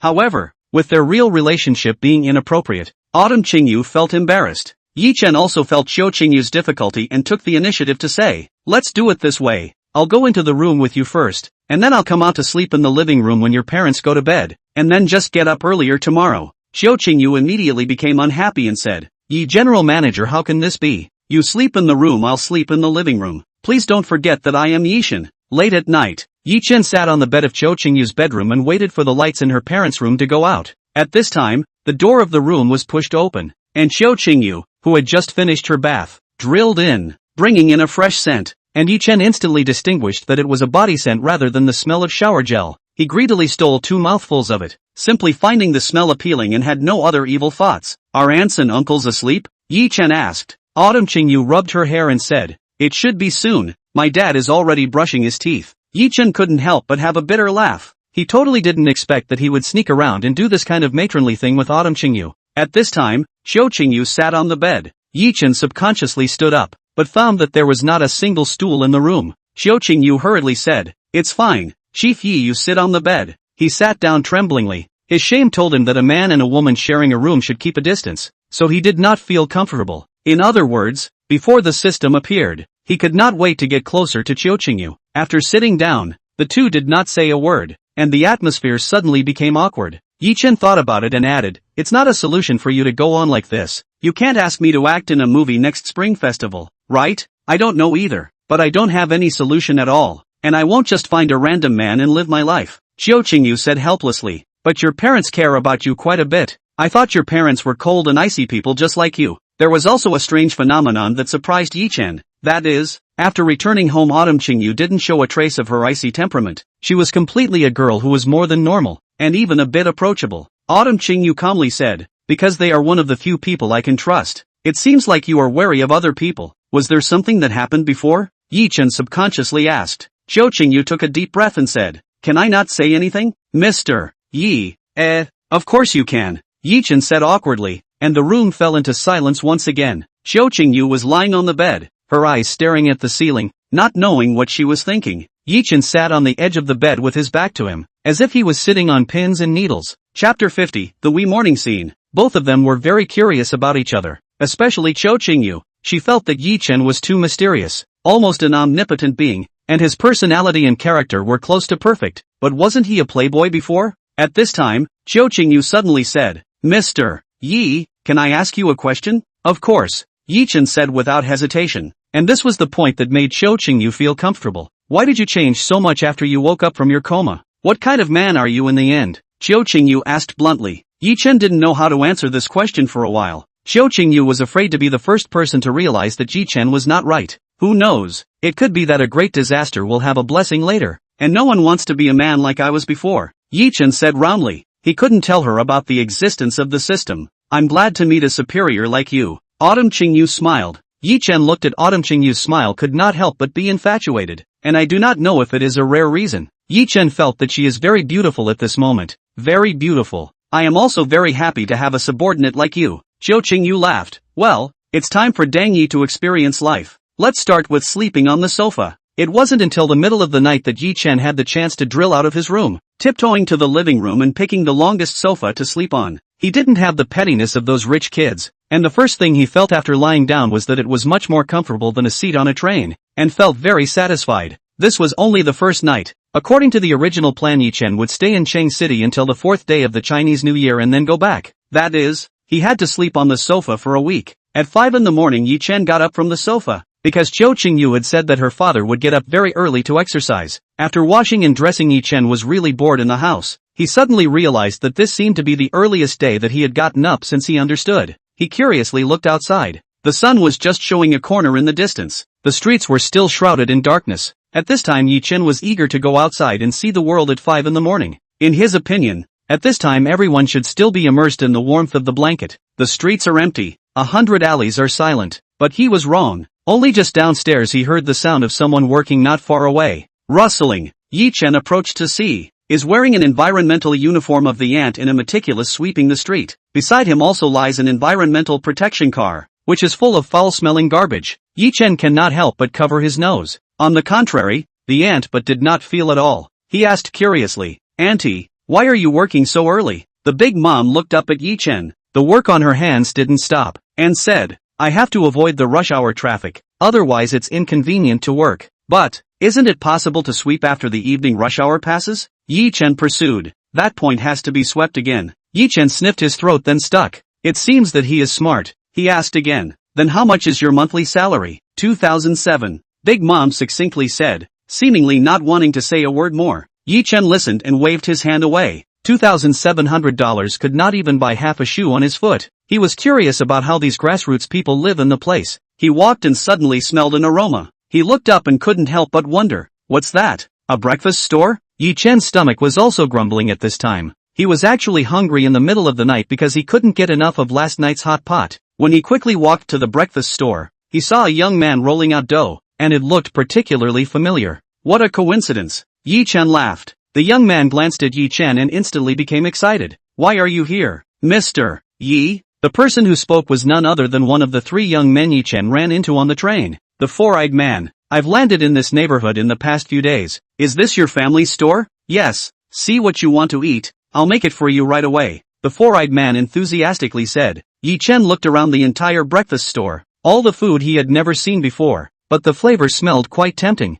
Looking at the menu again, he had never heard of any dragon hands, pot helmets, or burning noodles. Ye Chen laughed. I don't know what I want to eat. The old rules. The four-eyed man froze and asked. What old rules? Take them all. Pack it up. Ye Chen. This person hated making choices the most. Children were the ones who made choices. The four-eyed man sniffed and immediately got busy, after which he also called out his parents in the house to help together. The father processed raw materials. The mother was responsible for cooking. The four-eyed man finally packaged. The three people worked together. The efficiency was very high. Ye Chen looked at this picture and felt all the emotions in his heart. He suddenly realized that although the house was large and comfortable to live in, the distance between the family was not as close as that between the four-eyed man and his family, even though they would bump into each other when squeezed together. Ye Chen felt that the four-eyed man's family was actually happier and more down-to-earth than his own. In the end, the four-eyed man sorted out two large bulging plastic bags and handed them to Ye Chen, and the rich smell of oil hit his face, which was the breakfast specialty of Sichuan province.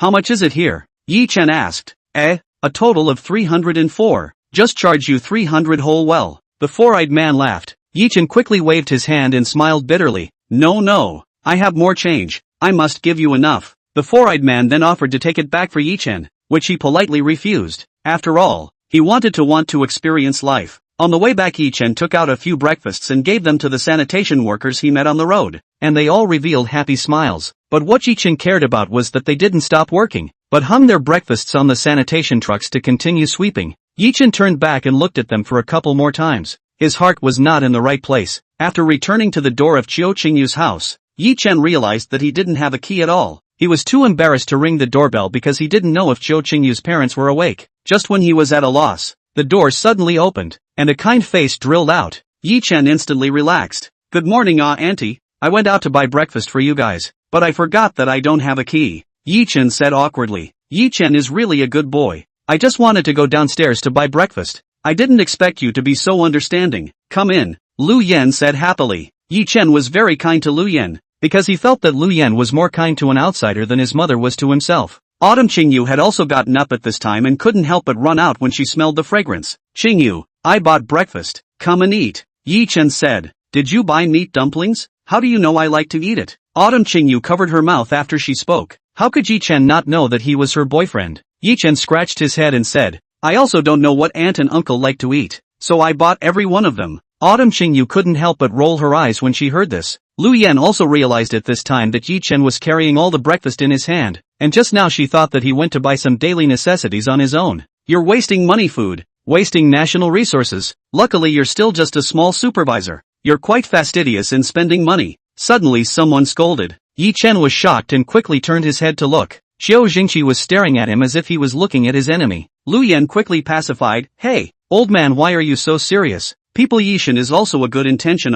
Uncle, don't worry. I will definitely eat all of it. Ye Chen said firmly. Autumn Qingyu was also confused. This decimal also has more than 20 kinds of breakfast. This means that Ye Chen alone will eat more than a dozen kinds of. Autumn Jingqi couldn't help but feel smug when he heard Ye Chen say so, and cozily sat down. Later, if Ye Chen couldn't finish it, it wouldn't be too late for him to educate a meal. Seeing this, Ye Chen also had the sense to display the various breakfasts in front of Autumn Jingqi, and let him take his pick. Autumn Qingyu also hurriedly sat down. She had to help Ye Chen eliminate as much food as possible. otherwise she would be too overwhelmed. It looked like she would have to get fat again after today. Xiao Jingqi would be eating deliciously. Ye Chen couldn't help himself as well, because he found that the breakfast in Sichuan province was relatively lighter, and it was still very good for him to eat. He took a bowl of tofu brain that he had never seen before and tasted it. The delicate and tender soybean flour dissolved in his mouth. Ye Chen couldn't help but have his pupils dilated after swallowing it and was pleasantly surprised. This $8 a bowl of pudding is so delicious? Ye Chen joyfully said. Autumn Qingyu awkwardly corrected. This is tofu brain, not pudding. Ye Chen laughed awkwardly twice and wiped out the bowl of tofu brain in a few mouthfuls. Then he made his way to the bowl of rice noodles. Rice noodles on a variety of ingredients. And the four-eyed man also deliberately to Ye Chen added fierce material. Beef and chicken, fat intestines, 3 kinds of fresh everything, and slightly spicy pleasant. Ye Chen also ate with gusto. At this time, Autumn Jingqi also found a bit wrong. Said to himself, when did the portion of the breakfast store downstairs become so full? At this time, Ye Chen again set his sights on the meat dumplings that Xiao Qingyu likes to eat, so he snatched a big sticky and fresh-smelling pill from her mouth. And once he bit into it, it turned out that it was still filled with meat, and Ye Chen ate it until his ears were all moving up and down. After this, Ye Chen's offense was out of control. Lu Yan looked at Ye Chen's eating and was close to cheering. Is it delicious? Eat more if it's good. Ha ha. Lu Yan said excitedly. She really liked Ye Chen, especially his down-to-earth naive eating style. After a windy meal, the food on the table was almost gone. Xiao Jingqi looked at Ye Chen, who was holding a big belly and couldn't help but gulp a mouthful of saliva, no longer having the appetite to eat the half bowl of beef noodles at hand. Still really able to eat, Xiao Jingqi said in a salty manner before leaving the dining room. Xiao Qingyu's face was filled with a victor smile that she couldn't hold back, and so was Lu Yan, thanks to the fact that the breakfast in this Sichuan province was delicious enough. Ye Chen, who had been starving for a night, escaped with this. Today is the 28th day of the lunar year, the birthday of Xiao Jingqi, and also the day of washing the dirt in folklore. Ye Chen, as Xiao Qingyu's boyfriend and the strongest laborer, naturally could not avoid doing the housework. Chapter 51, the 28th day of the Lunar New Year. Autumn Qingyu couldn't let Ye Chen do all these things for her family. She planned to think of a way to expense Ye Chen, or else her father would definitely be able to squeeze Ye Chen clean. She hurriedly traced a list and told Ye Chen to follow the list to buy back the things on it, and to come back only as close as possible to the birthday banquet. Hearing this, Xiao Jingqi immediately disallowed it and said unhappily, and you're still letting him go and buy it? Aren't you afraid that he'll buy back the entire mall? Let your mom go. Let him clean up at home. Lu Yan sniffed and retorted, if Ye Chen can buy the whole mall back, that's his ability. Are you still not happy about it? You! Xiao Jingqi almost didn't faint from Lu Yan's anger. He couldn't figure out why Lu Yan always helped Ye Chen. The situation suddenly froze. Ye Chen thought for a moment and then said, since uncle told me to stay home, then I'll stay home. I'll trouble auntie with this list. Lu Yan received Xiao Qingyu's list, and at a glance, she could see that it was full of unnecessary household chores, and it was hard for her to take the pains to do so. Autumn Qingyu slapped her own head in chagrin as she could already imagine the image of her father who would be commanding the leader of the Yi group to do hygiene in her own home. At this moment, Xiao Jingqi narrowed his eyes and said, young man, can you sweep the floor? Ye Chen couldn't help but stare at the words, and in his heart, he exclaimed that something big is not good. Xiao Qingyu awkwardly said in Ye Chen's ear, Mr. Yi, this is the Experience Life package that you ordered. I'm sorry. At the same time, the system also raised Ye Chen's housework skill level to max, and Ye Chen's eyes suddenly became incomparably resolute. After staring at Ye Chen picking up the broom with his own hands, Xiao Jingqi leisurely slipped to the balcony and brewed kung fu tea. Remember to sweep the corners as well. What you can't sweep off has to be scraped with a hand shovel. The water for mopping has to be added to the disinfectant at a ratio of 1 to 99. Not more at all. What?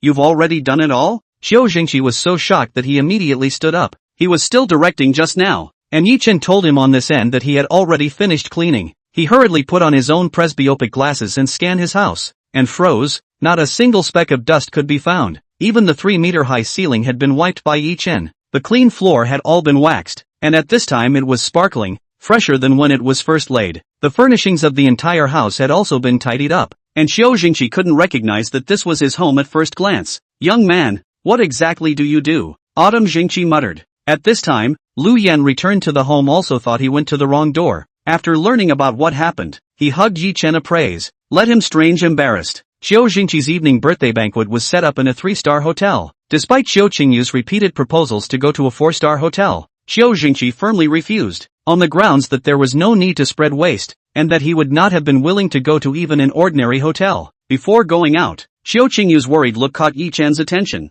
What's wrong with you, Ching-yu? Still not changing your clothes? Later on, I should run into the man that Dad talked about last night. I don't know how to deal with him. Autumn Ching-yu said. Why do you say that? Could it be that he's difficult to deal with? Not only that, he's a complete scoundrel. Not at all as good as what my dad said in his mouth. Don't worry, your boss will protect his employees. Xiao Qingyu looked at Ye Chen's naive smile as he patted his chest and finally revealed a hint of a smile. At 7 o'clock in the evening, the Mountain and Sea Hall on the third floor of the Tianyi Hotel was already almost full of people, and at this time, the highlight of the whole scene was running around the hall. This person was today's birthday boy, Xiao Jingqi. At this time, he was wearing a classic suit, mature and decent. The whole person was much more spirited, just like 30 years old. Don't look at him in front of Ye Chen is extraordinarily serious, but as soon as he faces his friends and family he has a smile on his face has never stopped, and when he welcomed his old comrades from the past, he was so happy that he almost burst into tears. Autumn Jingqi is very valuable to this section of the comradeship. Valued to the family members are driven to other banquet, so that the comrades with their own table, but this time there is an empty seat on the seat of the comrades, and is still next to the position of the Autumn Jingqi. He pulled his neck to look around, finally led him to hope. He hastily got up and walked towards the hall door. Aya old Zhang, you finally come. I'll have to punish you with 2 cups later, Xiao Jingqi said excitedly. Okay, I'll accept the penalty. Ah old Autumn you look so refreshed. Old Zhang laughed. This person was the comrade in arms that Xiao Jingqi had mentioned at the dinner table last night. His son was the president of Tongda Hospital. Hello Uncle Autumn. At this time, another tall figure emerged behind old Zhang, suited and booted, with a silver watch ringing his wrist. At first glance, he was a very temperamental young man, but the dark thick glasses on the bridge of his nose ruined the entire image. But this completely does not affect the good feelings of Xiao Jingqi towards him. He feels that this is how a man of culture should look like, not to mention that he is also the god of heaven who saves lives and helps people.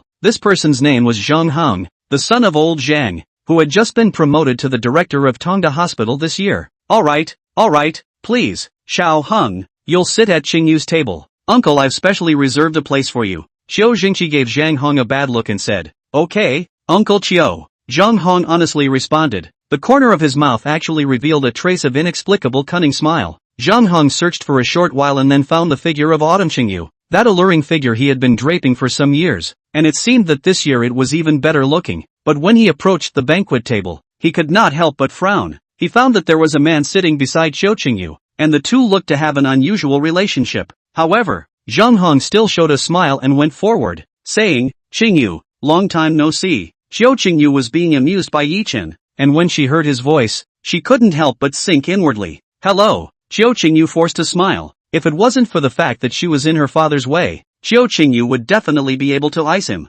After Xiao Qingyu turned her face, Zhang Heng's eyes were even more fiery. He found that Xiao Qingyu had become much prettier than before, but at first glance it seemed that nothing had changed. It seemed to be a change in temperament. You are so beautiful tonight, Zhang Heng said intoxicatedly. Autumn Qingyu almost didn't commit nausea at the sight. Thank you. This is. Zhang Heng at this time cast his eyes to Ye Chen, and found that his dress was very unusual, although it was a brand that he had not seen before. But Zhang Heng could tell that the material of Ye Chen's clothes was absolutely extraordinary, and his heart could not help but be a few points of emptiness. Xiao Qingyu was waiting for Zhang Heng to ask this question. She revealed a smile that Zhang Heng had never seen before and responded, This is my boyfriend, Ye Chen. Zhang Heng almost didn't stand still when he heard this. His fists behind him gripped tightly, continuous beads of sweat rose on his forehead, and his breathing became rapid. Hello, I am Zhang Heng. Zhang Heng stretched out his hand to Ye Chen with difficulty, his face looking very bad. Ye Chen was a clear-eyed person. He could tell at a glance that Zhang Heng was very wrong, but he still shook his hand in a friendly manner. After that, Zhang Heng reluctantly sat across from Xiao Qingyu.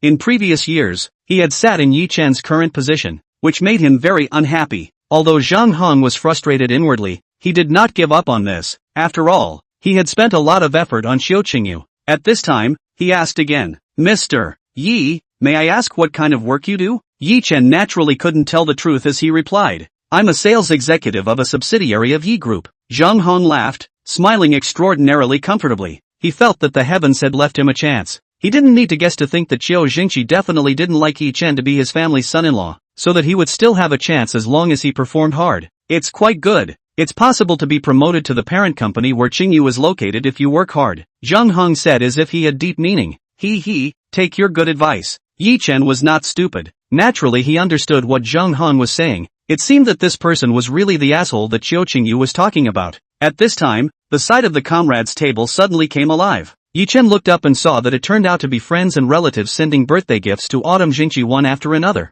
Zhang Hong also got up and walked over at the sight of the situation, and in his hand, he was also carrying an antique wooden box. Seeing this, Qiu Qingyu couldn't help but panic. Oh no, I forgot to bring out the jade trigger finger from my room. He, I took it out for you. Ye Chen laughed and pulled out the priceless jade trigger finger from his pocket. Qiu Qingyu was about to relax and immediately tensed up again. You just put it in your pocket like that? Ye Chen said in disbelief. Or are you afraid I'll drop it? Don't worry, I'm steady as can be. I mean shouldn't. You have to put it in a gift box if you give it as a gift? Qiu Qingyu said awkwardly. Ye Chen couldn't help but slap his head when he heard this. Oops, I forgot about this. It's too late to find it now, and it's not easy to find a gift box that can match this jade trigger finger. Why don't we just send it like this? Autumn Qingyu proposed. It can only be like this first. The box will be made up afterward. The gift-giving guests all knew Qiu Jingqi very well, knowing that he liked antiques, and sent all kinds of exquisite objects. But these objects all had one thing in common. They were all petty antiques, worth at most $1,000 or $2,000.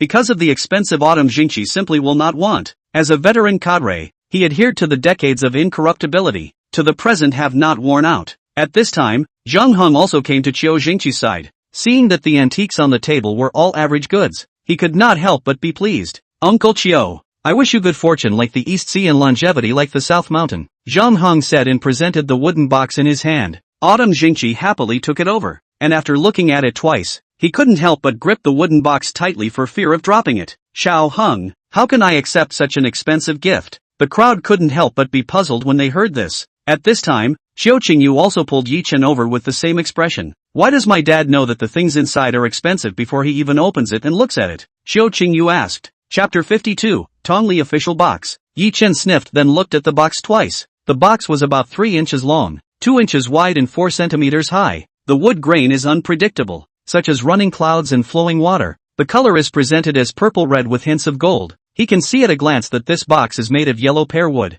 Then he saw that the wood boils were extremely flat, old but not damaged, showing the texture of a fox's head. The 4 sides were wrapped with brass corners, and the overall temperament was very ethereal. There's nothing inside. The valuable thing is this box itself. That's a Tongli official box from the Ming dynasty, Ye Chen said. It was then that Qiu Qingyu came to a realization, and suddenly a peculiar idea camped in her head, at which time Ye Chen also looked at her in tacit understanding. Now won't there be a suitable box for the jade trigger finger? Right. But the problem was that Qiu Jingqi was now too embarrassed to accept the box, because he was clear that the market price of this Tongli official box had already been speculated to around $50,000, which was a generous gift. Uncle, don't worry about it, I got this box back from the antique market with $3,000. That boss himself doesn't even know that this box is so valuable, Zhang Hong said proudly. Autumn Jingqi immediately felt much more at ease when he heard this, and gave a thumbs up. Little Hong, your eyesight is really good, then I won't be polite. He held the wooden box firmly in his hands.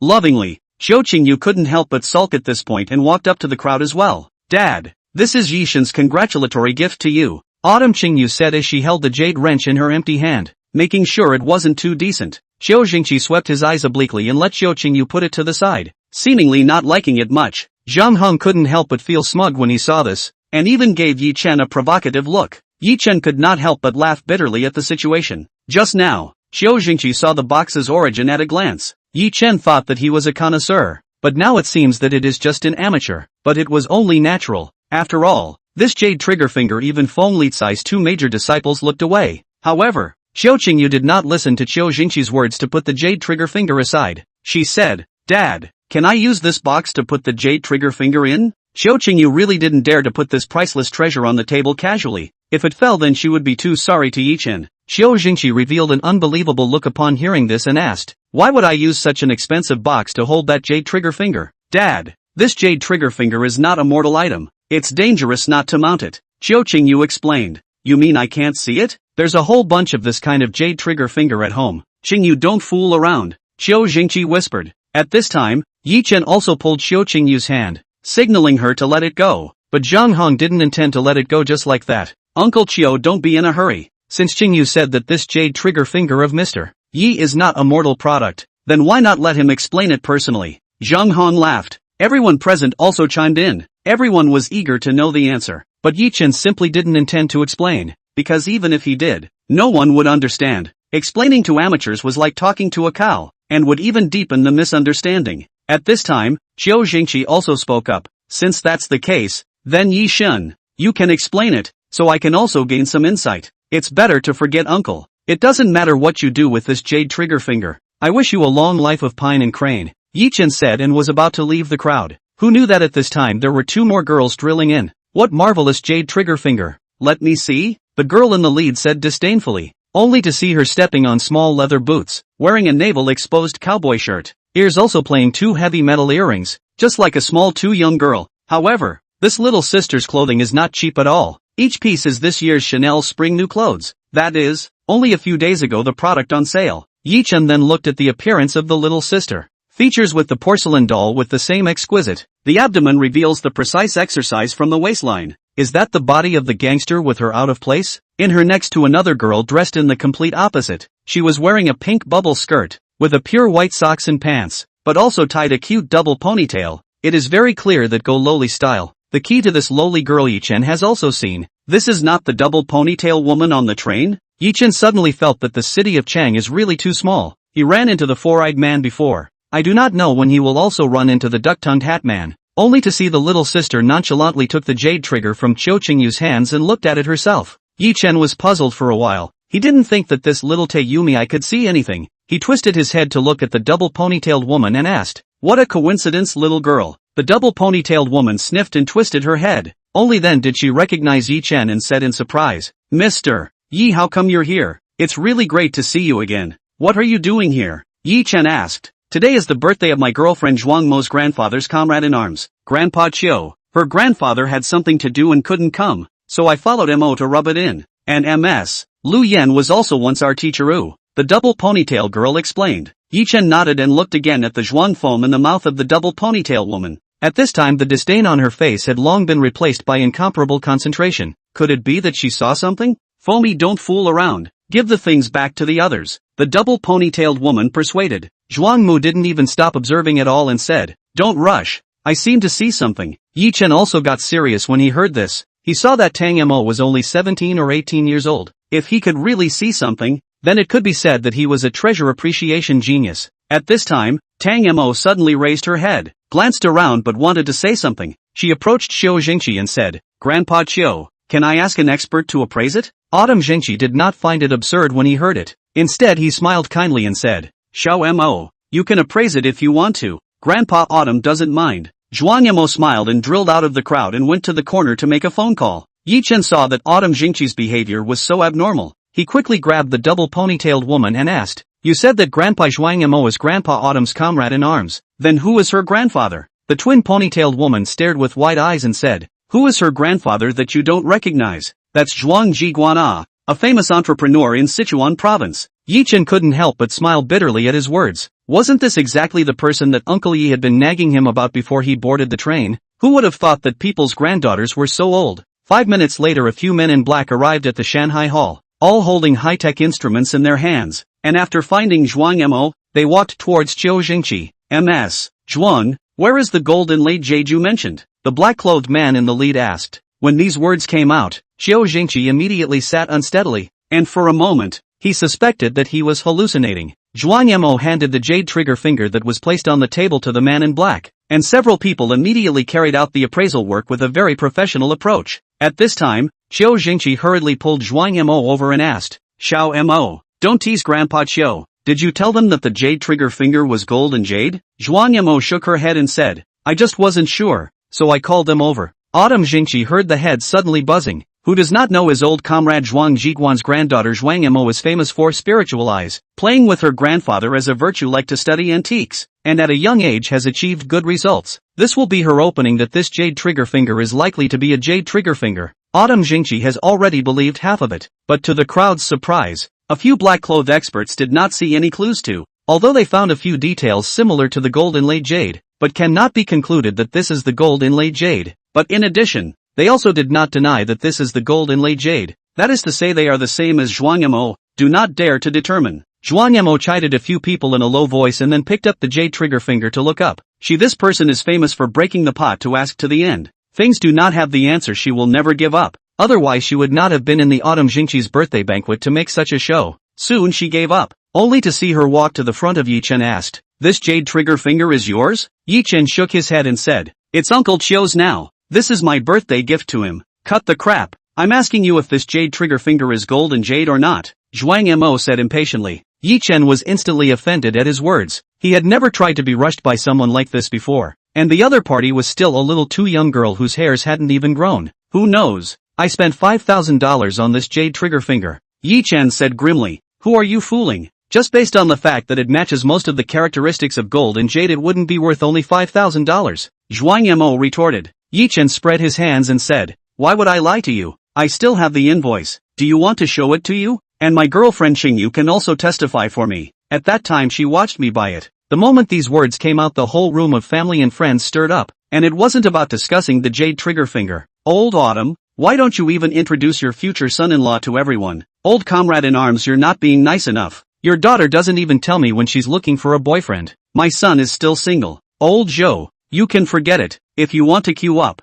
you have to wait for old Zhang's son first." Xiao Jingqi listened to these words. His face is green. Why would he not want to say it? The problem is that Qiu Qingyu's boyfriend is just a small supervisor. Where is the goodness of him to say it to show off? Zhang Heng's heart is even worse. Originally thought that Ye Chen sent a bargain to Qiu Jingqi. Who knows that halfway killed another Zhuang Mo. Zhuang Mo also lazy to pay attention to who is whose girlfriend. Now her mind only wants to know whether this jade trigger finger is actually a gold inlaid jade. "You don't say, right? Do you think I will beg you?" Zhuang Mo disdainfully said, and then drilled out of the crowd to dial a cell phone. Only, this call Zhuang Mo seemed to be extraordinarily agitated, and Ye Chen seemed to be able to hear a sentence or two. "If you can't make it within 10 minutes, I won't go home," Zhuang Mo said and hung up the cell phone. Ye Chen shook his head helplessly. Who could stand up to this temper? Chapter 53, No one can identify. At this time, Xiao Jingqi also showed a difficult face. Today is his birthday banquet. He can't keep staring at this jade trigger finger without having a banquet, but he didn't want to block Zhuang Mo's appraisal. Ye Chen also found that Xiao Jingqi seems to love Zhuang Mo.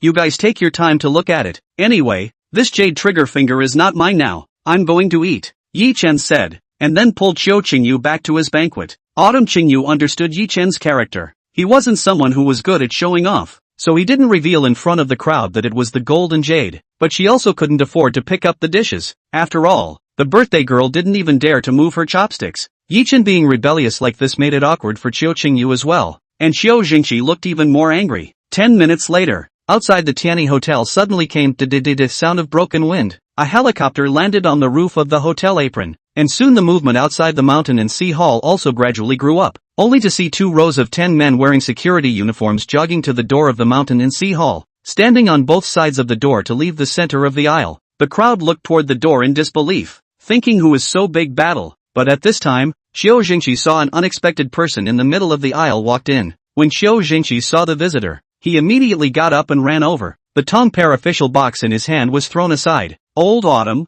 great birthday," the visitor laughed. "Old headmaster, you actually came," Xiao Jingqi said excitedly. The two met with hot tears and couldn't help but embrace each other. "You have to thank my little ancestor for this. I had an important matter on my mind. Who knew that she even forced me to come over, saying that she must want me to meet Grandpa Qiu." The visitor was wearing a simple and majestic Chinese mountain suit, a head of silver hair but not so decadent old, eyes shining, chest bulging. It seems that there is still adhere to the habit of fitness, looks very strong and sturdy, and his age is actually more than 60. That's right, this man is Tang Mo's grandfather, Autumn Jingqi's comrade in arms, Zhuang Jiguan. At this time, the old warriors on the comrades table all went up to talk to Zhuang Jiguan, to know that he is a person who is hard to see on weekdays, but he himself has no shelf at all. It is really because he is too busy. "Old comrades, I'm late, but I accompany you to drink 2 cups of water wine before I have to go. I'm really sorry," Zhuang Jiguan said guiltily. He had almost forgotten these old comrades who had once been with him in life and death these past few years. "Don't say that, old squad leader.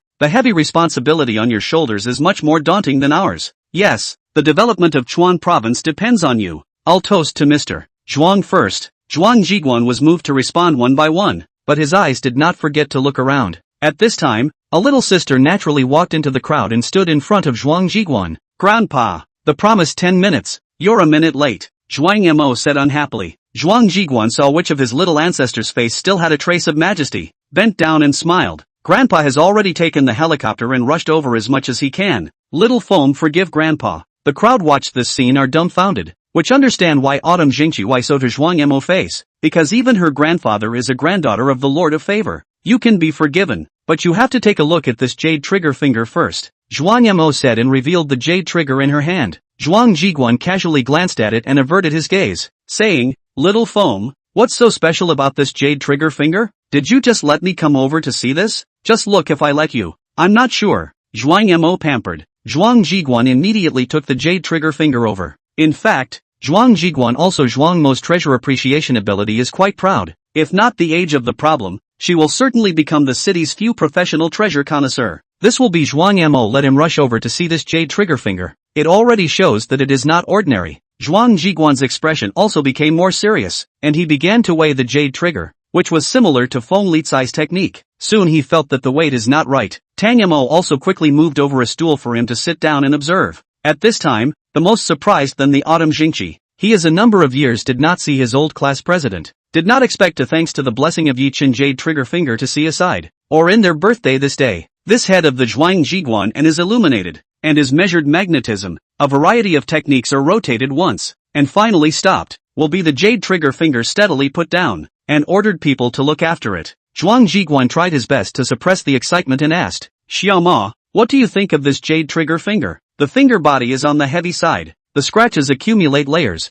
and the golden dragon swims in the body. These points are all in line with the characteristics of gold and jade. Tang Mo analyzed. That's a good point. After measuring the magnetism I also ruled out the possibility that the metal inside is copper. The gold parquet has never been one of the problems in the treasure identification world, but as long as it can be identified that it is gold inside, then it is a gold parquet. But the only person in the country who can identify it is old Grandpa Feng, and he still operates with human hands. Zhuang Mo said, yes, although I was able to identify that it is gold and jade, but I can't say why. Right, who is the owner of this jade trigger finger? Zhuang Jiguan suddenly realized, it's that uncle. He said he bought it back with $5,000. Tang Mo pointed at Ye Chen who was wolfing down his food not far away and said, Ye Chen almost didn't swallow to death when he heard the word uncle. Was he that old? Fart. $5,000? Unless that seller is a little cutie. Zhuang Jiguan said and walked towards Ye Chen. This friend, may I ask, little Yi? Zhuang Jiguan looked at Ye Chen's positive face then blurted out. Ye Chen laughed nervously, wiped his hands full of oil then stood up and said,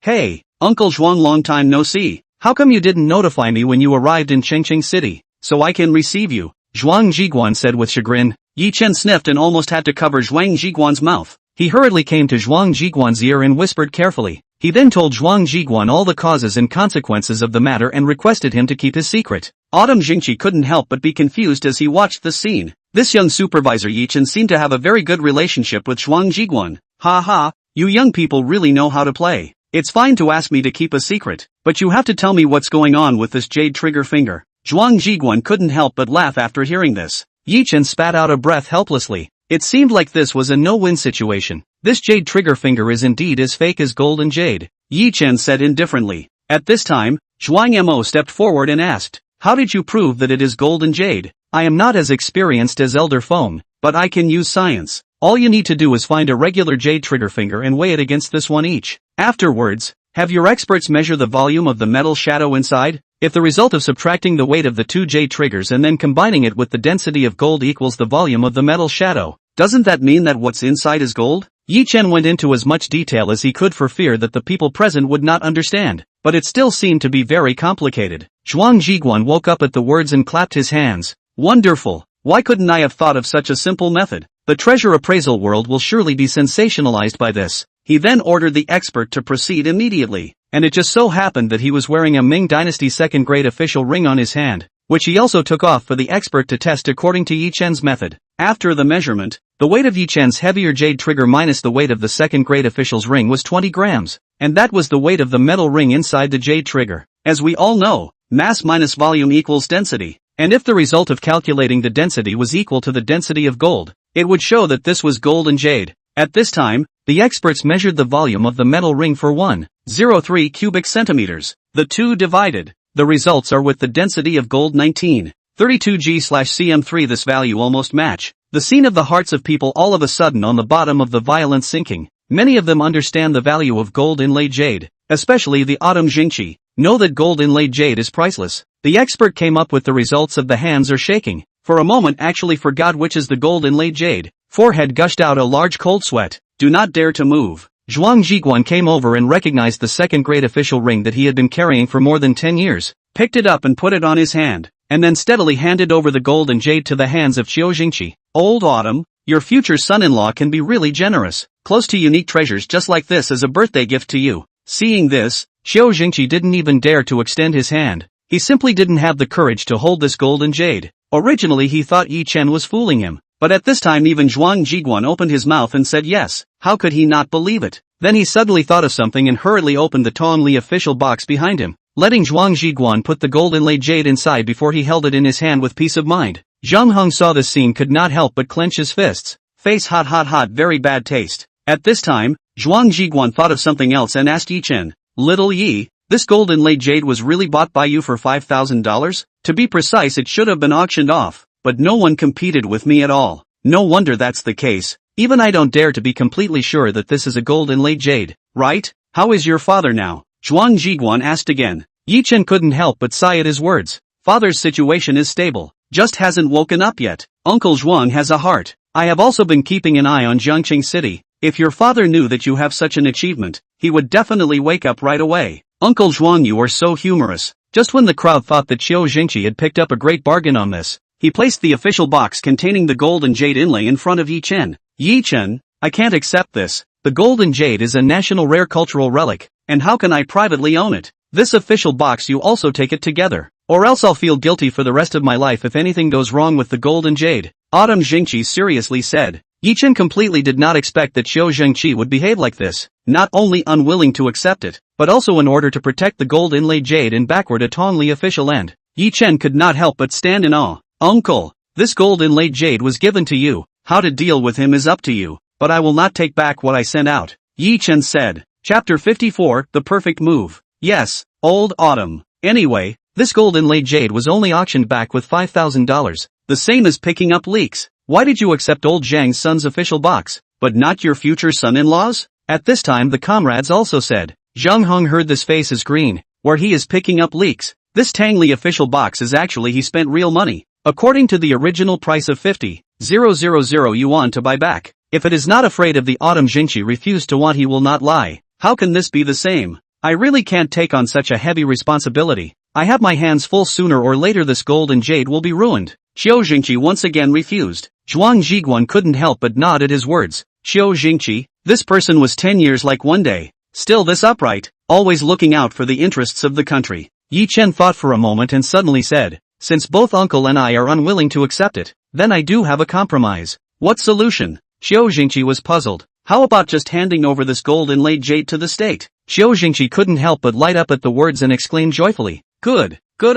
If Ye Chen you agree, I will express my heartfelt thanks to you on behalf of the country. Uncle, what are you talking about? This gold inlaid jade is yours now. The decision is naturally yours to make. Ye Chen laughed. Zhuang Zhiguan also expressed his strong approval. This should be the most perfect method. Every one of the 3 known gold and jade in the country had been in circulation. If one of them could be protected by the state now, it would contribute a great strength to the protection of cultural relics. Finally, after all the people deliberated, the cultural relics handover ceremony will be responsible for Zhuang Zhiguan to inform the above in coordination. Not surprisingly, the future of this gold inlaid jade will be stored in the country's highest level of museum, National Museum. Ye Chen's hands up is a major contribution to the cultural relics sector. At this time he suddenly found himself on the shoulders of the responsibility is getting heavier and heavier. As the saying goes, the greater the ability, the greater the responsibility. This evening, the Autumn Jingqi mood is extraordinarily cheerful and happy. Abstaining from alcohol for more than 10 years, he also made an exception to drink up. A drunkenness he could not think of his own age can still contribute to the country, can be said to be the old steed in the stable, ambition in 1,000 miles. So how can he not be excited and exhilarated? And Zhuang Zhiguan also because of this big event put off all the things, accompanied the Autumn Jingqi pain drink up. A group of old comrades singing the horn big drink 3 cups. Very painful. If this time look around the mountain and see hall a week, it is not difficult to find the hall has disappeared. Zhang Heng's trail, Strike has long been unable to withstand the frustration, slipped away, and no one noticed the disappearance of his. The others were happy, but Ye Chen was worried, looking out the window at the city's liquid crystals, annoyed by Shinirong's matter. When Xiu Qingyu came over, Mr. Yi, I haven't seen how happy my father has been for a long time. How can I thank you? Ye Chen was still in the middle of his thoughts when Xiao Qingyu suddenly spoke and froze him. Wow, it's fine. It's just a show of hands. I didn't pay anything. It's good that uncle is happy. Ye Chen said, I think you are the best boss in the world. Autumn Qingyu laughed.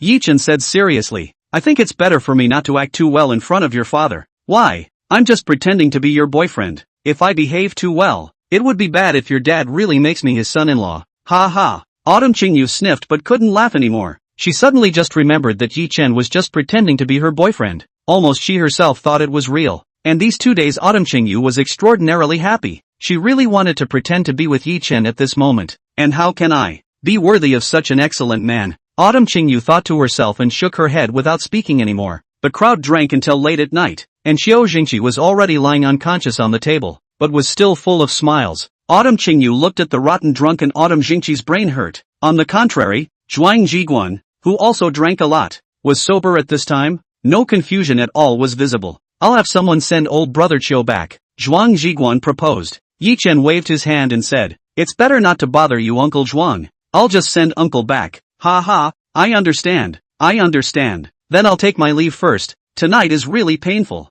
Zhuang Jiguan laughed badly, and after saying that, he helped the equally rotten drunk Zhuang Mo to leave. Ye Chen shook his head helplessly. He didn't know what this little sister was doing. At this time, Zhuang Jiguan turned back and reminded, Little Yi, remember to look for me when you encounter anything in Sichuan province. Ye Chen raised his hand at that and thanked Zhuang Jiguan. In the end, only Qiu Qingyu's family was left in Shanghai Hall. Ye Chen smelled an unpleasant smell of alcohol when he got close to Qiu Jingqi, but he still nimbly put Qiu Jingqi on his shoulder. To the downstairs of the home, Ye Chen in one breath will Autumn Jingqi back up to the 4th floor. Autumn Qingyu see in the eyes very touched. This should have been a night of happiness for all, but in the middle of the night, Qiu Jingqi suddenly wailed, Ah, my head hurts. Qiu Jingqi then rolled on the bed with a painful expression. Being awakened, Lu Yan immediately climbed up, tapping on the door of Autumn Qingyu's room, shouting, Qingyu, something happened to your father. Get up. Without waiting for Qiu Qingyu to open the door, Lu Yan locked eyes with a pair of innocent eyes in the living room.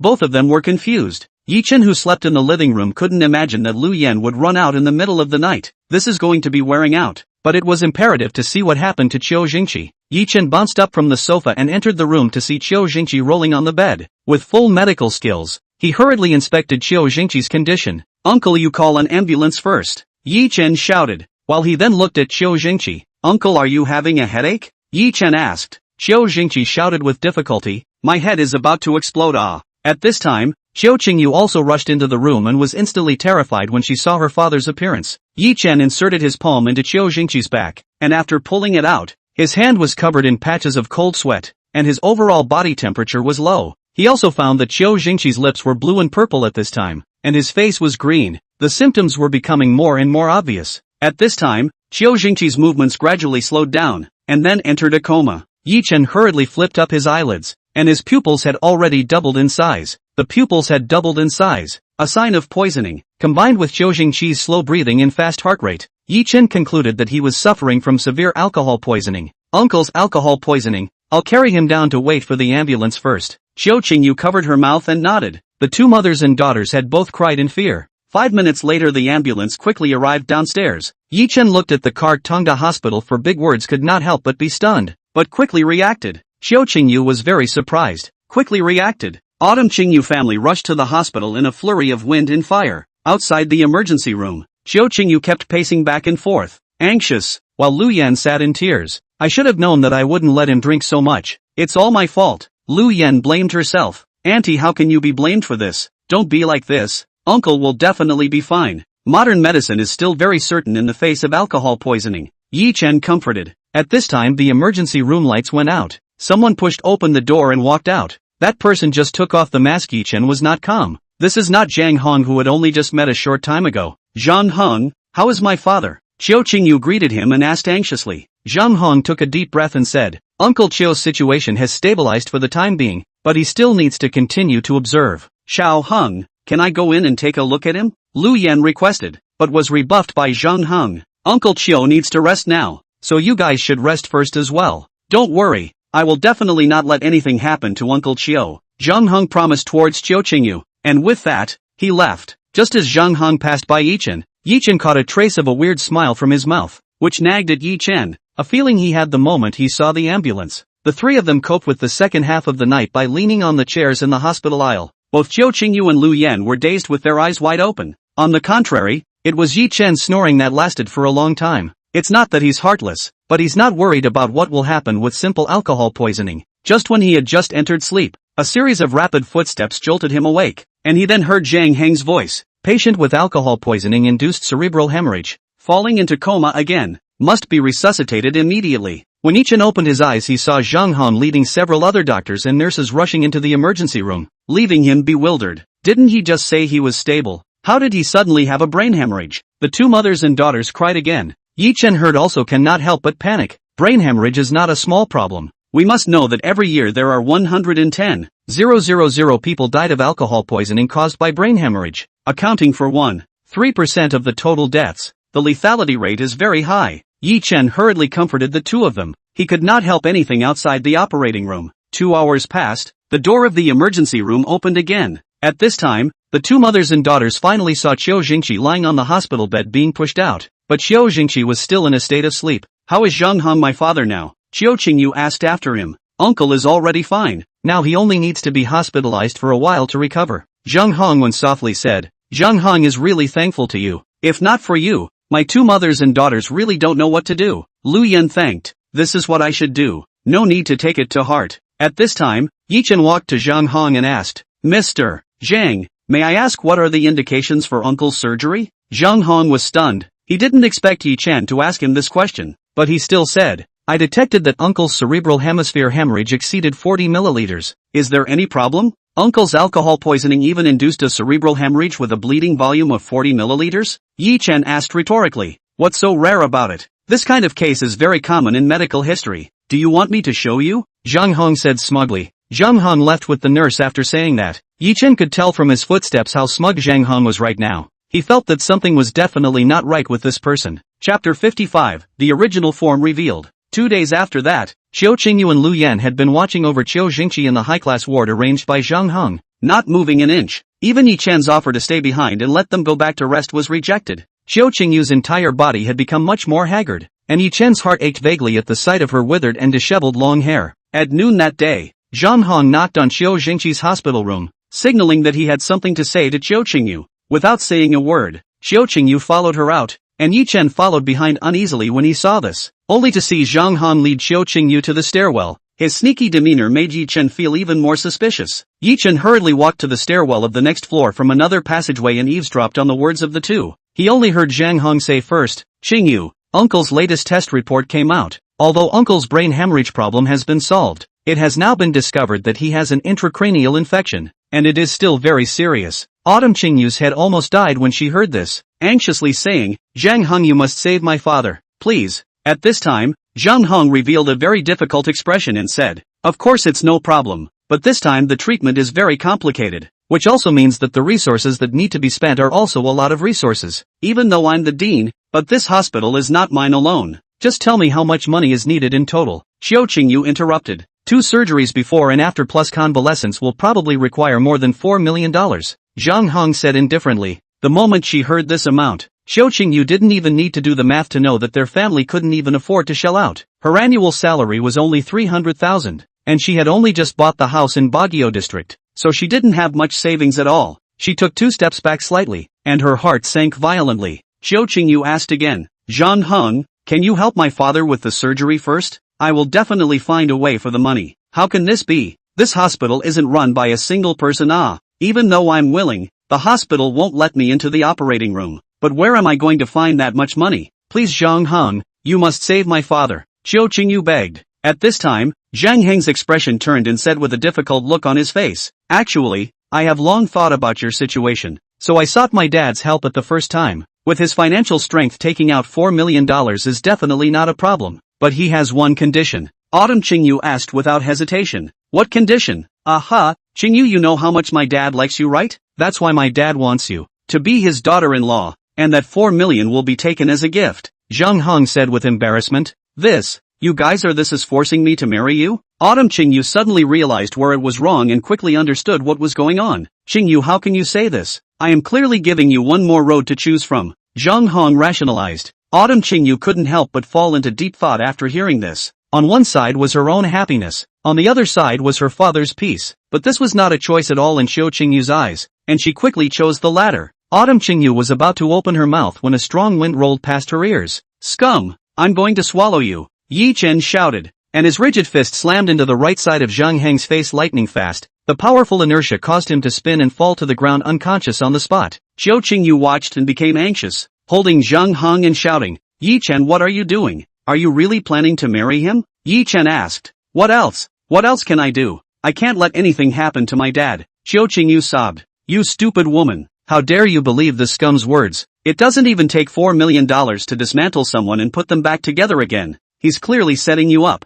Qingyu could not help but spread away from Zhang Hong, who had just helped him up. The latter did not stand still and fell on the ground again, wailing. What you said is true, Qingyu asked. Then who do you think is more trustworthy between me and him? You. It must be you. So what should we do? Qingyu blurted out. Ye Chen had already performed the impossible in front of her countless times. She now had immense trust in Ye Chen. It's not like he's the only hospital in Sheng City. We'll just switch to another one, Ye Chen said. At this time, Zhang Hongbud laughed, only to see him spit out 2 rotten teeth and said, I have inserted 3 drainage tubes for uncle. If we move the hospital now, the consequences will be unimaginable, ha ha ha. Ye Chen sniffed and stormed out again, but Qingyu held him down. Don't be like this. We have to think of another way first, Qingyu reminded. This time Zhang Heng finally revealed his true colors, but Qingyu was unable to do anything at all. You brat, be careful. Ye Chen let loose a vicious statement towards Zhang Heng. You're still worried about that old bastard. If you can't get the money, I'll kick you out of the hospital, Zhang Heng said smugly, but in the next moment, Ye Chen's fist went against the wind again. Zhang Heng only remembered that at the last moment, his eyes went black, and when he opened his eyes again, he was already facing the ceiling. In the end, Ye Chen dropped a sentence and left the stairwell with Qingyu and returned to the ward, not mentioning a word about what had just happened. Lu Yan didn't know where she ran off to, and the only person left in the ward was Jingqi, who had only awakened this morning, but was still very weak. At this time a doctor with a mask with a few trainee nurses stood at the bedside and said icily, which one is the family? Hurry up and come pay the money. Only after you pay the money can you do the surgery. Otherwise we can't be responsible for dying in the hospital bed. Ye Chen sniffed, his fists clenched violently. It seems that Zhang Heng had to force people to die. That end was beaten. This end came to rush. One of the pretty little nurses, frowning, asked, Dr. Wang, I'm afraid this is not good, right? He finally woke up. We have to hurry to save him first. Are you the attending doctor? Or am I the attending doctor? You don't have to pay to save someone. Ha! Look at him like this. Does he look like someone who can afford to pay? Jingqi lay on the bed with difficulty and said weakly, Doctor, you let me die. Don't involve my family anymore. My daughter is not married. Yet. What a heartbreaking words. Ye Chen's heart tugged as he listened. He loudly scolded. All of you get out of here. We don't need you quacks. That wine doctor was very mindful of Ye Chen's words and questioned. Where is this brat from? What are you babbling about here? Who are you to say that I am a quack? Do you know that I'm a graduate of the medical school? Who cares where you graduated from? In the face of a patient whose life is in danger, you are asking for a price to ship out as if you were doing business. Can you stand up to the 4 words of medical practitioners' benevolence? You don't even have the honor of being a healer. If you're not a quack, who's a quack? Ye Chen. You. The doctor was choked speechless by Lin Chen. Turning his head and seeing Zhang Heng again, he hurriedly asked, Dean Zhang, why are you here? Didn't inform us either. Zhang Heng waved his hand and said, it's fine, just came to see others bragging. By this time, Zhang Heng had already put on a mask to cover the bruises on his face, and if not for the fact that he still had his badge, then Dr. Wang wouldn't have been able to recognize who he was. Bragging? Bragging about who? Zhang Heng skimmed Ye Chen and said in a conspiratorial manner, just now, someone told me that he could make it so that this old bastard could walk out of the hospital alive. Ha ha, there is someone else who dares to say such words in Tonga Hospital? This person can't be this nonsense kid, right? Ye Chen didn't bother to pay attention to these two. It was still Jingqi's condition that mattered. In fact, he already had an idea in his mind, but he didn't dare to try. The idea was simple. That is, he would personally perform the surgery for Jingqi, but his mind only theory and specific practices, and does not have any experience. He does not know if this works, but just at this moment, Jingqi, who was lying on the bed, suddenly went into convulsions, and his eyes turned white. Not good. Surgery must be performed immediately. Ye Chen shouted, and Dr.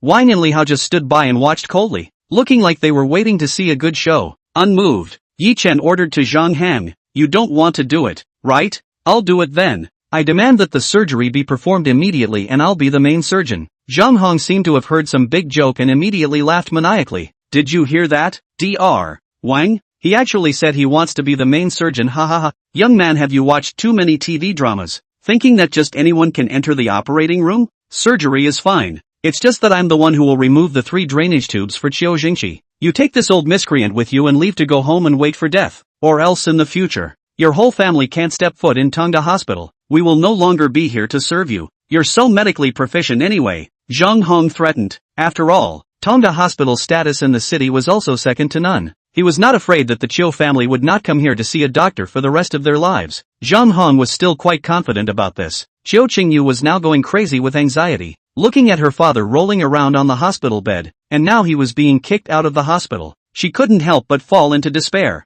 At this time, Dr. Wang added another stab. "I advise you guys to hurry up and leave. For the patient's family members who cause problems with doctors and patients, I can also report to the higher-ups and put you on the city's blacklist. So don't even think about seeing a doctor in any of the hospitals in the city at that time." Zhang Hate couldn't help but throw him a satisfied look. The attending doctor saw this and continued. "Also, the patient moved his hand once before. You guys must pay the full amount of medical bills before you can leave. Not a penny less." Ye Chen, listening to the 2 words, is really harsh. He did not think that the human heart can be so ugly. He is also too lazy to say what benevolence and morality with each other. With the unkind people say benevolence and justice is like a cow to a cow. And Autumn Jingqi is now in a very critical situation. At this time a familiar murderous aura emanated from his body, very similar to his last time in the warehouse fighting villain's aura. Just see his steps like the wind. 2 face to face in front of Zhang Hong. Tiger's mouth slightly gathered force to pick him up. Hanging to the window swayed twice. The people where the floor is 8 floors. Fall down to be sure to fall into the mud. Chapter 56, Taking Orders in the Face of Danger. Originally tilted his head complacently, Li Hao one glance was still looking at Ye Chen, who was unmoved in his original position. The next second he saw this downstairs like a mole cricket passerby, and before he could react, he saw the god of murder Ye Chen in front of him. You dare? Do you know who my father is?" Zhang Hong said in horror. "Then let your dad catch you in the air." Lin Chen increased the amplitude of the shaking. This Zhang Hong was really arrogant, all dead in the water and still able to talk about things. At this time, it happened that an air current blew over, blowing Zhang Hang's heart out of his mouth. Immediately he was snotty. On the spot, he begged for forgiveness from Ye Chen. "Master, spare me, quickly put me down." "Grandpa," Zhang Hong cried out. Dr. Wang, who was standing at the side, also hurriedly knelt down, calling out to Ye Chen and Qiu Qingyu as a master, lest Lin Chen really throw this young master down. If he was to be blamed for this, he definitely wouldn't be able to get away with it. He was a graduate of the medical school, and he didn't want to accompany this heartless dean in his madness. "I don't want to say the same words twice," Ye Chen gritted his teeth and said. Zhang Hong also recalled for a second or two after hearing this, before he said, "Surgery. Right, I'll operate on uncle right away. Off Nima. I can't trust you. I'll be the main surgeon. Have someone come over right away." Ye Chen roared. Zhang Hong nodded frantically before Ye Chen retrieved him and threw him onto his feet. Immediately, Ye Chen smelled a urine smell. He suspiciously looked in search of the smell, only to see that Zhang Heng's crotch had already wet a large portion of his pants. The liquid dripped with the corner of his pants to Ye Chen's heel. That Li Hao was still full of panic, completely did not realize that he had already pissed his pants. "Coward," Ye Chen said disdainfully. At this time, the medical staff notified by Dr. Wang had already rushed into the ward and sent Qiu Jingqi to the operating room, and Ye Chen was about to leave to do the preoperative work, when Qiu Qingyu pulled him back. "Ye Chen, are you really okay?" Qiu Qingyu was worried. "Trust me, a good boss will also protect his employees' loved ones." Ye Chen laughed. The smile he revealed at this time gave Qiu Qingyu great comfort and persuasion. Only after Ye Chen left the ward did Dr. Wang dare to run next to Zhang Hong and asked in a low voice, "Dean, are you really going to let that kid have an operation?" Zhang Hong was still a bit stunned at this time, and said with a trembling voice, "Let him do it. I'll see how he can do such a complicated surgery. But instead, it's his fault for playing someone to death. Right, I don't believe that kid will do surgery, but how can his strength be so big?" Ye Chen on this end had already put on a surgical gown and ran into the operating room wearing sterile gloves. This place had been fully taken over by him. The medical staff in the operating room looked at each other in disbelief. Before this they had zero communication with Ye Chen. This was a very ridiculous thing to do in front of the operating table. "Don't be nervous everyone, This is just a simple surgery. I will guide you throughout. You can call me Mr. Ye Chen pacified. The self-introduction was not redundant, but necessary, as communication had to be kept smooth during the surgery. When the crowd was still unmoved by what they heard, Ye Chen shouted again, "What are you waiting for? Put down the anesthesia. I'm going to open the skull." It was then that people reacted and began to do their own work. "Report the patient's situation," Ye Chen shouted. Immediately after the words fell, someone responded, "Patient has high pressure 260, intracranial localized traffic hydrocephalus, and low heart rate." Ye Chen pondered and said, "Immediately perform ventriculoperitoneal shunt surgery." The crowd nodded, all agreeing with Ye Chen's statement, and the operating room began to work in coordination and unhindered on this, and Ye Chen was surprisingly professional. After the cranium was opened, Ye Chen couldn't help but curse Zhang Hong twice, as Qiu Jingqi's situation wasn't as bad as he claimed. 2 hours later, Ye Chen completed the surgery and pushed Qiu Jingqi out. The two mothers and daughters who were guarding the outside immediately greeted him, and both revealed smiles when they saw that Qiu Jingqi looked much better. "Ye Chen, is my father all right now?" Qiu Qingyu blurted out. Lu Yan couldn't help but be puzzled by what she heard, but she didn't put it on her mind, and took it as if Qiu Qingyu was just being impatient and fast-talking. "Well, he'll be fine after a few more days of rest," Ye Chen said. On the side, Zhang Hong and Dr. Wang grabbed a nurse who had just come from the operating room. Zhang Hong asked, "How was the surgery?" "The surgery was very successful." "Which hospital's doctor is Mr. Yi?" The nurse laughed. Go. He's just a small supervisor." Zhang Hong couldn't help but fall into deep thought after sending the nurse away. "Dean, this person is not ordinary. What is his origin?" Dr. Wang was puzzled. "I don't know, but I'm definitely going to skin him." Intriguingly, Zhang Hong had taken the initiative to tell his father about this matter, but he wasn't admitting his mistake. "What? Old Qiu even flatly refused?" Zhang Heng's father, Zhang Dong, said unexpectedly, "Yes, Dad. At that time, he was lying on the operating table and almost came down when he heard me request so, thanks to which I immediately gave him anesthesia." Zhang Hong said, "This old Qiu really doesn't know what's good for him. I've been less than his gift during the festivals these years. A good dean's son-in-law doesn't want to. He has to keep a small supervisor. Stupid to the extreme. Dad, I think this Ye Chen is very suspicious. Should we check him out?" "Well, I'll have someone do that." The so-called joy brings sorrow was a perfect description of Qiu Jingqi at this time. If he hadn't gotten drunk that night because he was too happy, he wouldn't have induced all sorts of hidden physical problems due to alcohol poisoning. This day is already the New Year's Eve. That is, what people call New Year's Eve. Qiu Jingqi had already woken up, but his condition could not yet be discharged from the hospital peacefully. This meant that the Qiu family would have to spend the new year in the hospital, and Qiu Jingqi didn't know whether to laugh or cry. But what made him happy was that Qiu Qingyu had found a very good boyfriend, and this was more important than anything else. And Autumn Jingqi woke up will also be the back of things. When Ye Chen heard Zhang Hong even in the first resuscitation after forcing Autumn Jingqi let his daughter to marry their own time, cannot help but angry hair, cannot wait to immediately that scum to chop. However, there is nothing more grievous than Qiu Jingqi. He could not imagine that his old comrade, who had fought with him, would treat him in such a way that would make people's hearts chilled. At this time, the ward ushered in an honored guest. Qiu Jingqi saw this and hurriedly let Ye Chen help him up. "Why did you come, old leader?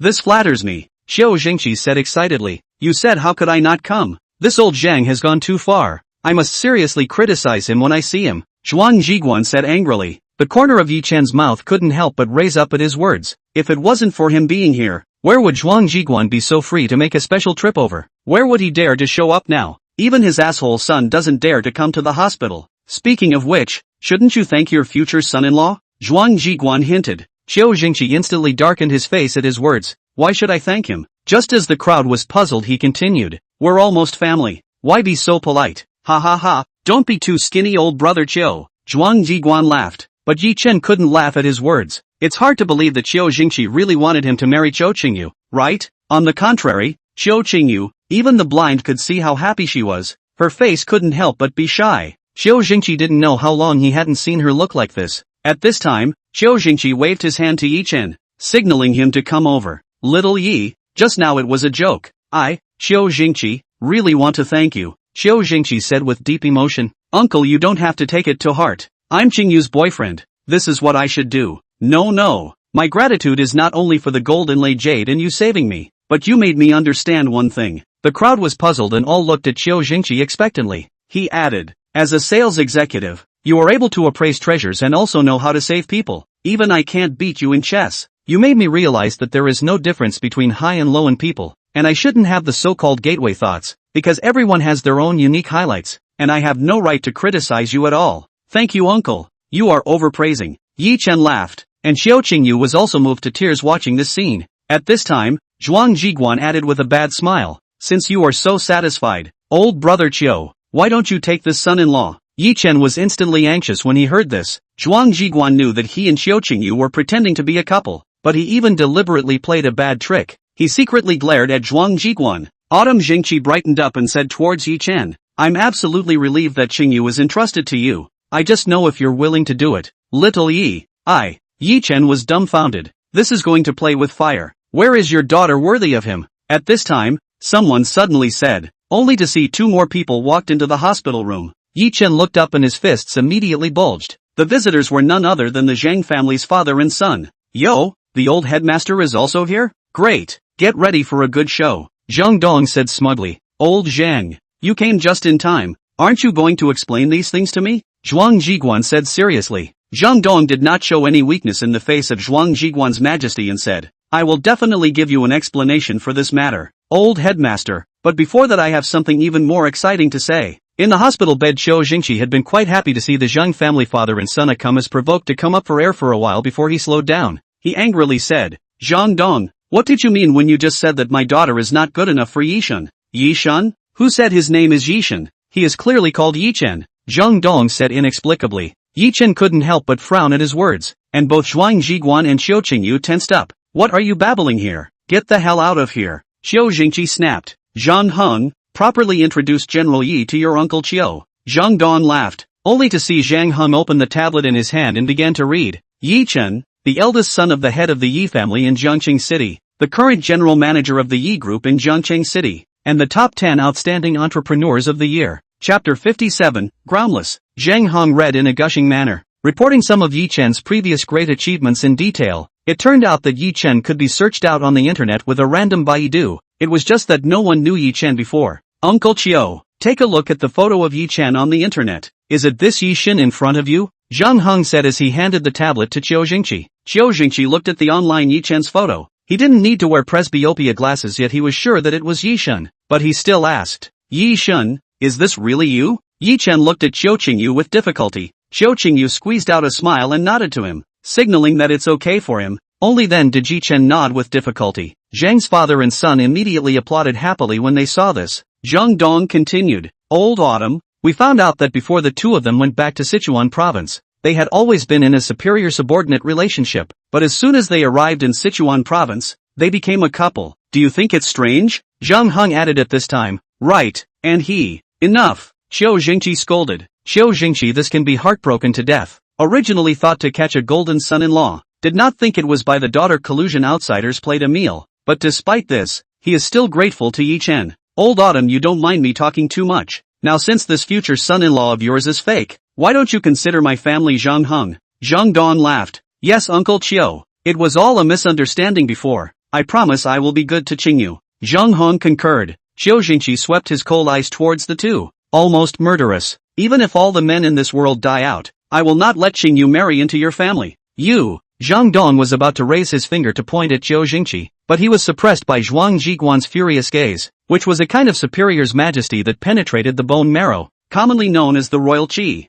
At this time, Qiu Jingqi guiltily looked at Ye Chen and said, Mr. Yi is really sorry. It's all because of my family's Qingyu's nonsense. It's troublesome to you. I also treated you like that before. I apologize to you now. Ye Chen quickly waved his hand and said, Uncle, don't say that. I am actually very happy to be here. You shouldn't blame Qingyu either. She actually really cares about you too. Autumn Jingqi again held a sliver of expectation and asked, But, are you guys really just pretending? Do you really not like my family Qingyu at all? Autumn Qingyu grumbled when she heard this. Dad, what are you babbling about? As she spoke, Qiu Qingyu secretly shed a tear. How could that feeling of love but not being able to love not make people feel sad? And why wouldn't she want this to be true? But in the next moment, Ye Chen said something that made out of everyone's expectation. Actually, I quite like Qingyu. But, before Ye Chen finished speaking, Qiu Jingqi bounced up from the bed, just short of dancing. It's good if you like it. It's good if you like it. Qiu Jingqi said excitedly. Autumn Qingyu was also very surprised when she heard this,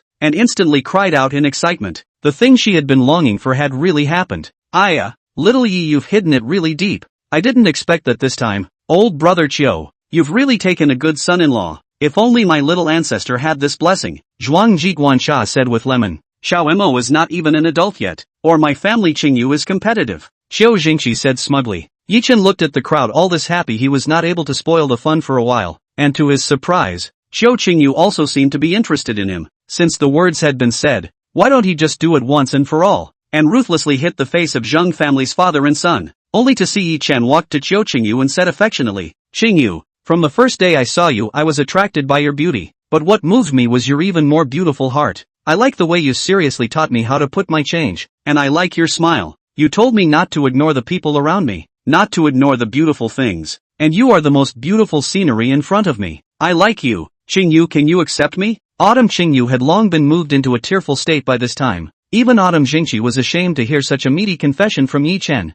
and the small nurses outside the hospital room all exclaimed romance. Zhang Hong completely unexpected things will develop in this direction. He thought as long as the demolition of Ye Chen's identity two people's relationship will not be broken. Who thought that he also provides a pad for other people's confession of? Seeing this scene he ran out like crazy. Zhang Dong at this time also have no face to stay here, also followed the departure. Autumn Jingqi looked at this pair of Lang talent and daughter is really too happy. Shouted, Qingyu, quickly promised people what are you waiting for? Old man you are less involved. Lu Yan snickered. Autumn Qingyu had long been immersed in happiness as she looked at Ye Chen's deep love. And only then did she react and nodded her head in contentment. The two of them excitedly embraced together, forming a beautiful picture. Only that Ye Chen seemed to be concerned about something at this time. That night, Ye Chen also logically stayed in Xiao Qingyu's room. Xiao Jingqi's situation had improved a lot, and Xiao Qingyu also went home to rest under Ye Chen's persuasion. This would be Ye Chen holding a breath in his throat. He really didn't want to spit it out, but he really didn't know how to open his mouth.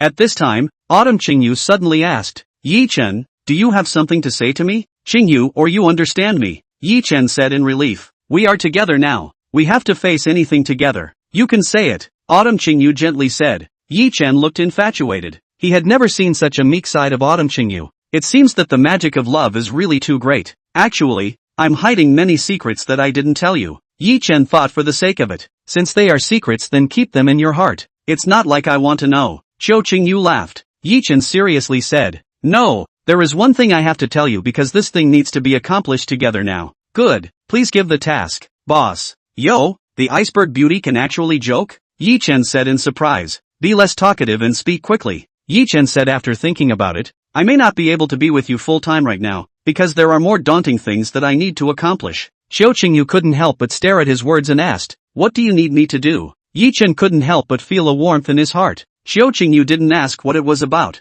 Instead, she directly asked Ye Chen what he should do, saving him a lot of heartache. Don't reveal our relationship to the outside world after you go back. There are some things that I don't want to involve you. I'm afraid that something will happen to you. Ye Chen said seriously. No way. It was agreed that we will face anything together. I won't agree. Xiao Qingyu twisted her head and said. Ye Chen sniffed then reached out and pinched Xiao Qingyu's two dimples and laughed. You don't believe me again? I believe. But, Xiao Qingyu felt weird the first time she was pinched by a boy's face like this, but she enjoyed this moment. No more buts. Nothing will happen to me. After all, I'm omnipotent. Ye Chen said smugly. Really? Ye Chen, what else do you know? Quickly tell me. I'll know whatever you want me to know. New Year's Eve. A night without dreams. The Chinese New Year customs all over the country were pretty much the same. Ye Chen also had a regular Chinese New Year in Chang City in the past 2 days. The only difference was that this time there was more of a taste of home. On the third day of the Lunar New Year, Xiao Jingqi was discharged from the hospital early because he was recovering well, and Ye Chen was going back to Jiangqing City with Xiao Qingyu on this day. Before that, Ye Chen called Xiao Jingqi into the room. Xiao Jingqi personally made tea for Ye Chen. After the tea had passed 3 ways, he poured out a cup of the purest and clearest kung fu tea and put it in front of Ye Chen, and it was also one of the most sincere and heartfelt things that he did for Ye Chen. In fact, I have long known that you are a fake, Xiao Jingqi suddenly said. Ye Chen was sipping his tea and couldn't help but choke on his words. Xiao Jingqi's words made him really embarrassed. Ye Chen laughed nervously. Aha, I still hope uncle will ask for advice. Qingyu is withdrawn by nature, not to mention the opposite sex, not even many same-sex friends. How could she suddenly have a boyfriend? And it's still a small supervisor. You have to know that she is the same as me. She likes outstanding boys, but she's different from me. In the past, the excellence in my eyes was measured by someone else's salary, while Qingyu valued the other party's achievements and talent. This is something I should really learn from my daughter. but if it's both like you, Xiao Yi, that would be great. Autumn Jingqi said and couldn't help but blossom with joy, not to mention how happy he was. Worthy of knowing a daughter is not like a father. Ye Chen laughed. I won't tease you. In fact, it's me who has the habit of night peeing. The first day I saw you sleeping in the living room you've already worn out. Also, I guess that you are by no means an ordinary person when I saw how close you were with the old headmaster. Am I right? Qiu Jingqi said smugly. Ha ha ha. Both of them laughed together after looking at each other and toasted each other. On the way out, Qiu Jingqi solemnly patted Ye Chen's shoulder and said, "Be sure to take care of Qingyu. This child has been withdrawn all her life. It's really rare to run into someone she truly likes. Don't let her down." Ye Chen nodded his head vigorously, and took Qiu Qingyu on the road back to Jiangchen, but the two this time to go back and not by train, and now there is no need to act, and the two are wanting to sit or not sitting. It is estimated that the train station or some have not gone home for the New Year's stagnation of the guessed it. At this time Ye Chen's cell phone rang. Connected to here is Zhuang Jiguan. Little Yi, listen to the old Autumn said you returned to Jiangcheng today is it? Zhuang Jiguan asked. Yes, next time I will personally visit your old man. Thank you for this journey, Ye Chen politely said. I can't wait for next time. Just now, I just want to go to Jiangcheng to see your father. I'll use the helicopter to give you a slight ride. Wait for me, I'll be there in 5 minutes. Zhuang Jiguan said and hung up the phone. 5 minutes later the helicopter docked at the square dance park closest to Qiuqingyu. This was the closest stopping point to Qiuqingyu's home. Ye Chen stepped onto the helicopter with big strides under Zhuang Jiguan's greeting, and realized that Tang Mo was also on the plane, and was currently chewing gum and staring at him. Chapter 58, Dreams Without End. The wind and waves swirling from the plane's plasma rushed over Qiuqingyu in waves. She suddenly felt as if this was a dream, but if it was, she hoped that she would still be asleep when she returned to Jiangcheng City. On the plane Zhuang Jiguan sold a secret, saying that his cell phone would definitely ring before the plane touched down. As expected, the helicopter just sailed into the city of Jiangshan. Zhuang Jiguan's cell phone rang. He connected to listen to a moment to hang up, did not say a word. Zhuang Jiguan looked at Ye Chen and said smugly, "How is it? God, right? Uncle Zhuang, what's so godly about it?" Ye Chen scoffed. Zhuang Jiguan was unconvinced when he heard this and added, "Do you know what was said on the other end of the phone? I'll listen if Uncle says it. I won't listen if he doesn't." Zhuang Jiguan was now defeated. Who would have thought that Ye Chen was a master of oil and salt? Just a moment ago, Tanda Hospital was asked to be forced to undergo an investigation, and the Zheng family's father and son were both imprisoned. Zhuang Jiguan confessed, "This efficiency really makes me admire. Uncle Zhuang is good. Where? This is also thanks to the evidence you provided. Otherwise how could I get those two fathers and sons down?" Autumn Qingyu was listening to the conversation between these two people was cloudy, and couldn't help but look at Ye Chen, who then explained what happened. It turned out that when he was eavesdropping in the stairwell, Ye Chen had already used his cell phone to record the conversation between Autumn Qingyu and Zhang Hang, and Ye Chen himself had left behind the records of Autumn Jingqi's surgery as one of the evidences. On the other hand, Ye Chen asked Zhuang Jiguan to investigate whether Zhang Dong had played any tricks behind his back. As expected, Zhuang Jiguan's people soon found out that the food enterprise under Zhang Dong's name had been evading taxes for many years, and there were also illegal behaviors such as stealing and discharging polluted water, which was eventually brought to justice as well. But Tanda Hospital is the largest hospital in Changcheng City. Being investigated now will cause a big impact, right? Qiu Qingyu analyzed at this time. Don't worry, Uncle Zhuang won't do anything he's not sure of. Ye Chen laughed. Zhuang Jiguan proudly snapped his fingers and said, "I've already issued an order to the private hospitals under my banner that during the investigation period, all medical prices will be lowered to the standard of public hospitals, but the quality of service will be maintained at the level of private hospitals." That's really great. Qiu Qingyu laughed. Soon the helicopter descended to the public tarmac of the hidden Dragon Mountain City. At this time but to Ye Chen's cell phone rang. One look at the caller ID he immediately jumped off the plane and ran to the side. "Mr. Ye can be really punctual. You just came back in the helicopter that just flew by, right?" As soon as Ye Chen answered the phone,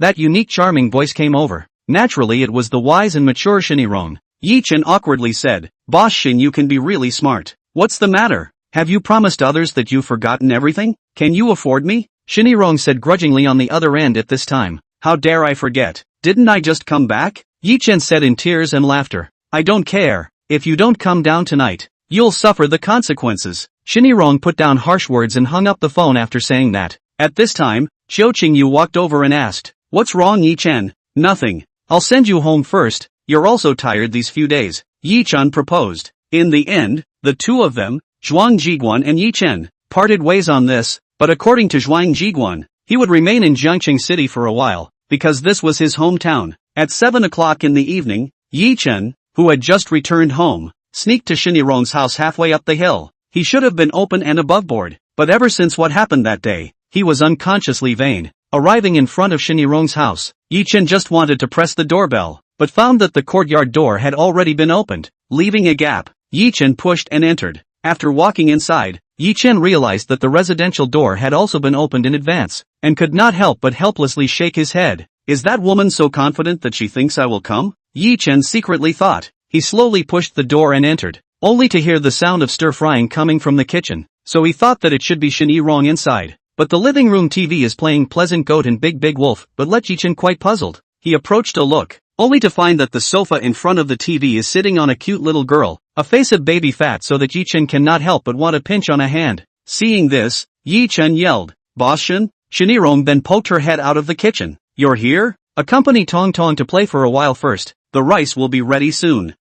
He had just felt that this little girl had a few similarities with Shinirong. He didn't realize that it was really her daughter. But Ye Chen could tell that this little girl would definitely be a great beauty in the future as well. Ye Chen tried to sit next to Tong Tong at this time. Seeing that the other party did not resist, he leaned on the sofa. "Your name is Tong Tong, right?" Ye Chen took the initiative to say. Said the child did not have no reaction, just self-concerned about watching TV. Ye Chen face as stiff, and said, "Haha, this joyful really cute." Tong Tong immediately retorted, "That's boiling goat, idiot." Then she ignored Ye Chen's accosting. Ye Chen accompanied her to watch the whole episode of Pleasant Winds. When the child turned her head to look at him, Ye Chen saw this and revealed a naive smile. Silly. Unexpectedly, the other party was aloof and moved slightly closer to sniff him. "Stinky uncle, my room is full of the smell of your body," Tong Tong said in a milky voice. Ye Chen was ashamed. This fact was too shameful, and this even let a 4-year-old little girl reveal it. "Tong Tong, come over for dinner," Shinirong shouted at this time, and Ye Chen escaped from this. Ye Chen walked to the dining table and casually found a seat to sit down. Just sat down on the waist on the crispy itchy. Lowered his head to look at the original as the child poking himself. "This is my throne. Stinky uncle away." The child was not happy. Shinirong saw this and laughed. "You're sitting on her little cushion. That position is what she's used to sitting on." Ye Chen got up awkwardly and found that there was really a cartoon chair cushion under his butt. "Your daughter is really cute." Ye Chen laughed nervously and sat next to Shinirong. "Do you like her?" Shinirong asked. Ye Chen blurted out, "Of course I like it. Who wouldn't like such a pretty and cute girl? Then let you be her father, okay?" Shinirong softly said, casting a regal gaze at Ye Chen. "Put." Ye Chen coughed dryly at the words, and he suddenly wanted to leave here immediately. He couldn't feel whether Shinirong was telling the truth or not. It seemed like she was just teasing him, but whether it was true or false, he couldn't accept it. "I don't want Uncle Stinky to be my father." Tong Tong waved his hands in protest. "Come on, it looks like Uncle Stinky doesn't like you." Shinirong laughed badly. The child cried at the words. Ye Chen couldn't help but cry and laugh. A woman's mind can't be guessed. A little girl's mind is even more inexplicable. Ye Chen walked to the child's body to comfort. "Child, do not cry. Child, so cute, uncle of course like. Just uncle does not like your mother." Tong Tong sniffed, immediately smiled triumphantly, provocatively looking at Shinirong. "Humph, cut the crap, the food is getting cold," Shinirong said towards Ye Chen. Ye Chen honestly ate his meal, while still organizing his thoughts. The situation was probably, during the spring festival Tong Tong returned to her mother's side, while Shinirong called herself over in the presence of her daughter and said such ambiguous words. It was hard to believe that Shinirong was serious, right? After the meal, Shinirong called Ye Chen out of the garden alone. Ye Chen thought to himself that the fox is finally going to show his tail. At this time, Ye Chen took the initiative to say, "Boss Shin, I am very sorry for what happened that day. I really did not expect.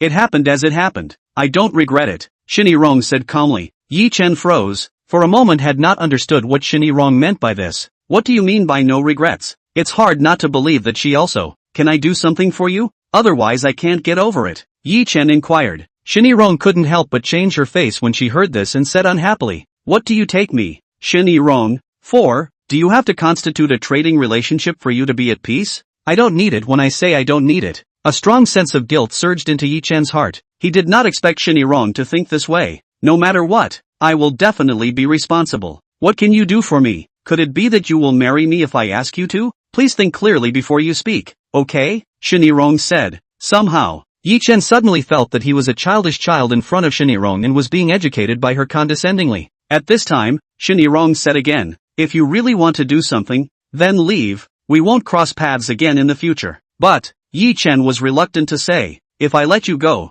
do you want to stay? Shinny Rong urged. Ye Chen could not stay here any longer when he saw this. Saying so he slowly left with a very sad look on his face. At this time, Shinny Rong looked at his departing back and couldn't help but reveal a hint of a smug smile. Dead phase. I'll see if you can still sleep tonight. Ha ha, Shinny Rong secretly said. It had to be said that Shinny Rong's trick of trying to escape was used really well. Ye Chen really lost sleep this night after a long time. He tossed and turned in bed and thought for a long time. Although Shinny Rong firmly let him leave, but he could not just cut off with the other party as she said. He could not do this heartless. Ye Chen suddenly made a decision. Even if he and Shinny Rong will not have results, but he must secretly guard their mother and daughter. Yes, this year just 4-year-old child finally out of the arms of grandparents, to Shinny Rong's side to start school, which means that their two mother and daughter will be in the Jiangcheng city in the future dependent on each other. However, when Shinny Rong jokingly said that she wanted him to marry her, Ye Chen's heart suddenly stirred, but he immediately thought of Chiu Qingyu before suppressing it. Sure enough, like Shinny Rong, this kind of person there will be no man who is not moved. Ye Chen is no exception.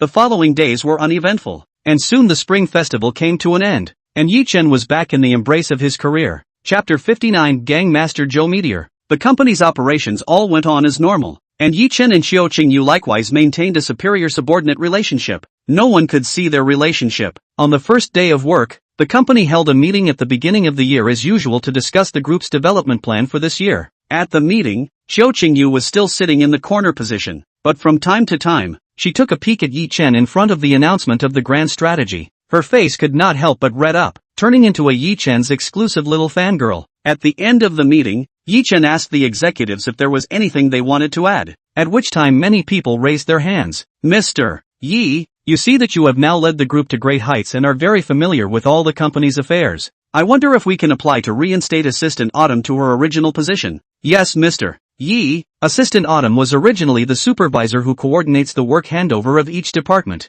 The work position is very important. All this time an assistant you have caused inconvenience for our departments to work. But don't worry, Mr. Ye, we will definitely find a new assistant for you who is as outstanding as Miss Autumn. All the department ministers voiced out their requests. Autumn Qingyu couldn't help but frown at what she said. Not because she was going to be demoted, but the distance between her and Ye Chen was going to become farther away. To be honest, she really enjoyed the feeling of assisting her by Ye Chen's side. It was very present. However, Chiu Qingyu quickly recovered her mood because she knew that Ye Chen would definitely not agree to transfer her. At this time, Ye Chen waved his hand to signal everyone to be quiet. He thought for a moment and said, since all departments have the same idea, then everything should be done in the interest of the company. I agree that Miss Autumn should resume her position as the administrative supervisor, and this change will take effect tomorrow. The crowd all praised Ye Chen upon hearing this. Only Chiu Qingyu was at a loss, but she just bit her lip and did not object. After the meeting was adjourned, Chiu Qingyu walked into Ye Chen's office with a stack of documents and threw them in front of him. Documents, sign, Autumn Qingyu indifferently said. Ye Chen looked at Chiu Qingyu in surprise, thinking that someone else had come. My Autumn beauty, why are you so cold again? Ye Chen laughed. Mr. Ye, please show some respect. You are my superior, Autumn Qingyu deliberately said. Ye Chen smiled faintly, got up and approached Chiu Qingyu in 2 steps, domineeringly embraced her into his arms, so fast that Chiu Qingyu couldn't react. Don't fool around, this is the company, Chiu Qingyu said shyly. Ye Chen asked back, wow, who is fooling around? You also know that this is the company? Then why are you still angry with me? I'm not angry, it's just that I'm sad to hear you announce it yourself. Autumn Qingyu aggravated. Fool, it's just a position change. It's not like I'm leaving you. Work well, I'll pick you up after work for dinner. Ye Chen consoled, and then in the face of Autumn Qingyu in a lightning-fast situation blew a bite. A tingling electric current then swam madly all over Chiu Qingyu's body. She hadn't tried to be kissed on the face by another man. She suddenly felt her face was hot and steamy. Okay, I'll go out first, Chiu Qingyu said in a daze and mechanically walked out. Ye Chen also revealed a playful smile when he saw this. In his eyes, Chiu Qingyu wasn't cold at all. Instead, she was quite interesting. On the other hand, the 4 great families that had been silent for more than a month were not surrendering their arms. For more than a month they had been discussing how to deal with Ye Chen. In the end, they unified. Since soft is useless to Ye Chen, then come to hard. To know in Jiangcheng City and even Pinghai Province, the most rampant is not the 4 big families, but the infamous Black Dragon Gang. If you can let the Black Dragon Gang deal with Ye Chen, it is certainly twice the result with half the effort, because they do things much more ruthlessly than the 4 big families. This task also fell on Qin Shuangyue. Rumor has it that the Black Dragon gang leader is a master who doesn't love money but loves beauty. With Qin Shuangyue's beauty to negotiate, the words definitely doubled the chance of victory. In a calm evening, Qin Shuangyue was invited to the sports center. She could not understand why the Black Dragon gang leader would ask him to meet here. Soon a flying S stopped next to Qin Shuangyue's Maserati. The car ran down. A black-clothed man wearing sunglasses opened the back seat door and a tall, thin bald man walked down. The moment the man came out, Qin Shuangyue knew that he was Joe Meteor, the leader of the Black Dragon gang, because she saw a black dragon tattoo on the other party's bald head, which was the symbol of the Black Dragon gang's supreme leader, and no one dared to impersonate him. Qin Shuangyue took the initiative to step forward to show her goodwill. Gang leader Zhou, how are you? I am Qin Shuangyue, the head of the Qin family. Joe Meteor looked up, not expecting that the four great families had shot the prettiest Qin Shuangyue over to talk to him, and immediately greedily held Qin Shuangyue's hand. The tender and delicate texture made him really love it. Qin Shuangyue retracted her hand in disgust, and only then did Joe Meteor realize that he had lost his temper. MS. Qin, don't be polite. Just treat me as your friend. The ball game is about to start. Let's go in. Joe Meteor laughed. Qin Shuangyue was puzzled. Ball game? Didn't Gangmaster Joe promise to discuss with me about dealing with Ye Chen? Of course I remember. It's just that I want to watch and talk at the same time. Does Clan Master Qin not mind? It's fun. Joe Meteor smiled wryly. Outsiders couldn't even guess what he wanted. Qin Shuangyue didn't know what Joe Meteor wanted, and she didn't have an ounce of interest in the ball game either. But she still nodded her head. Zhou Yu brought Qin Shuangyue into the highest level VIP viewing platform of the stadium,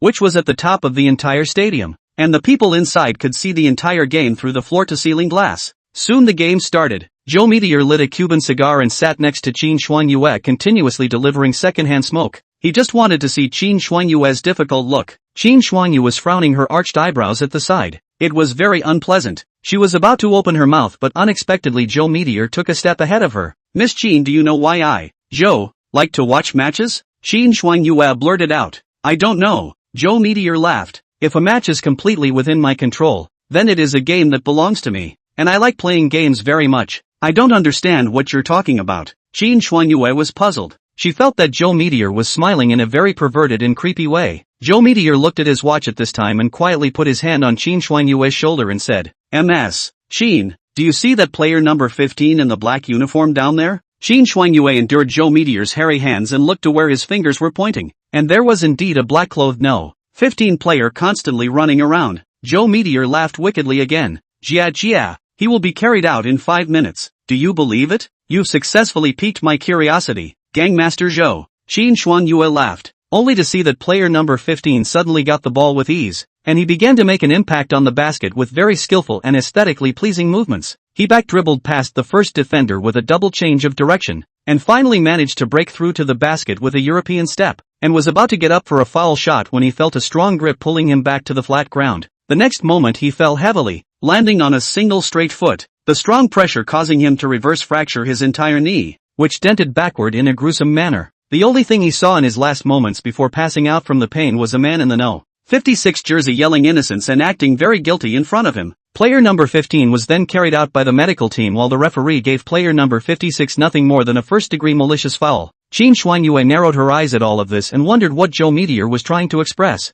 Am I right, MS? Qin, isn't it funny? Joe Meteor laughed. Qin Shuangyue said flatly, it seems that Master Joe has bought off quite a few players. That's what you said. I didn't say anything. I'm starting to understand the fun you're having. Gangmaster Zhou, you've placed quite a few bets on the periphery of the ballgame, right? Joe Meteor took a deep breath of his cigar and laughed. A first-level malicious foul only requires a 1-game ban, but that's in exchange for the opposing team's ace player not being able to play for a season. It's absolutely cost-effective. How can I not take advantage of this loophole in the rules? Not bad for the Black Dragon gang leader. Why don't we get down to business? Qin Shuangyue said. Joe Meteor suddenly stood up when he heard this and walked to the floor-to-ceiling glass with his back to Qin Shuangyue. Said, Miss Qin, you don't have to bother. I won't help you deal with Ye Chen. What makes you say that? Gangmaster Zhou? Qin Shuangyue said calmly without the slightest bit of panic. You don't understand this person of mine. I, Joe Meteor, have always liked to make more friends and fewer enemies. That Ye Chen has no grievances with me. Although I am the Black Dragon Gangmaster, I won't go looking for someone else's stubble for no reason. Qin Shuangyue laughed at this time. Gangmaster Joe wouldn't be afraid, right? If that's really the case, then I won't bother you much. With these words, The atmosphere in the viewing platform immediately became oppressive. Even the faces of Joe Meteor's two bodyguards became ugly. Joe Meteor slowly turned his body at this time and pushed the black dragon on top of his head towards Qin Xuanyue. He roared in a low voice, the Black Dragon Gang, destroyed the Yi group and slaughtered the entire Yi family just by raising my hand. But I just don't want to, that's all, do you understand? Zhou Shui was approaching Qin Xuanyue little by little, exerting a terrifying pressure on her, because Qin Xuanyue's words just now really upset him too much. If not for the fact that she still has a little bit of beauty, Zhou Shui estimated that he would immediately let someone throw her down from the observation deck. Qin Xuanyue did not shy away from Joe Meteor's threat. Instead, she took the initiative to move her face closer to Joe Meteor. Since Master Joe likes to make friends, will you help out if your friend has a need? Qin Xuanyue asked. Of course, as long as I become a friend of my Joe Meteor, I will go through fire and water without hesitation. Then I don't know if I can become a friend of Gangmaster Zhou, Qin Xuanyue delicately said. A charming womanly flavor came out, frantically dispersing Joe Meteor's intimidating pressure. Joe Meteor continued to bring his face closer to Qin Xuanyue and said, that depends on whether Miss Qin is worth deep friendship. As soon as the words fell, Joe Meteor branched out the two security guards. The next day at noon, the River Stream Manor. At this time, there had long been 4 people waiting inside the manor, and they were now very eager to know the outcome. Chapter 60, Speed of Life and Death. At this time a Maserati drove into the manor. The crowd put their eyes on it. It was none other than Qin Xuanyue's car, but when Qin Xuanyue got out of the car, Zhao Nantian collapsed. The thing he least expected to happen still happened, because at this moment Qin Xuanyue's pace was very strange. It seemed that she was overworked. How is the Qin family master doing? Has Joe Meteor agreed to deal with Ye Chen yet? Su Changqing greeted her and asked. Qin Xuanyue nodded indifferently and added, he still has one more request, which is to get half of Yi Group's shares after success. The crowd looked at each other in disbelief as Su Changqing added, this we can accept. What we want is just the Yi family to be overthrown. We don't care about their property. Mu Yanhua looked between Qin Xuanyue's legs and said, oh my god, Qin family master, what the hell have you done here?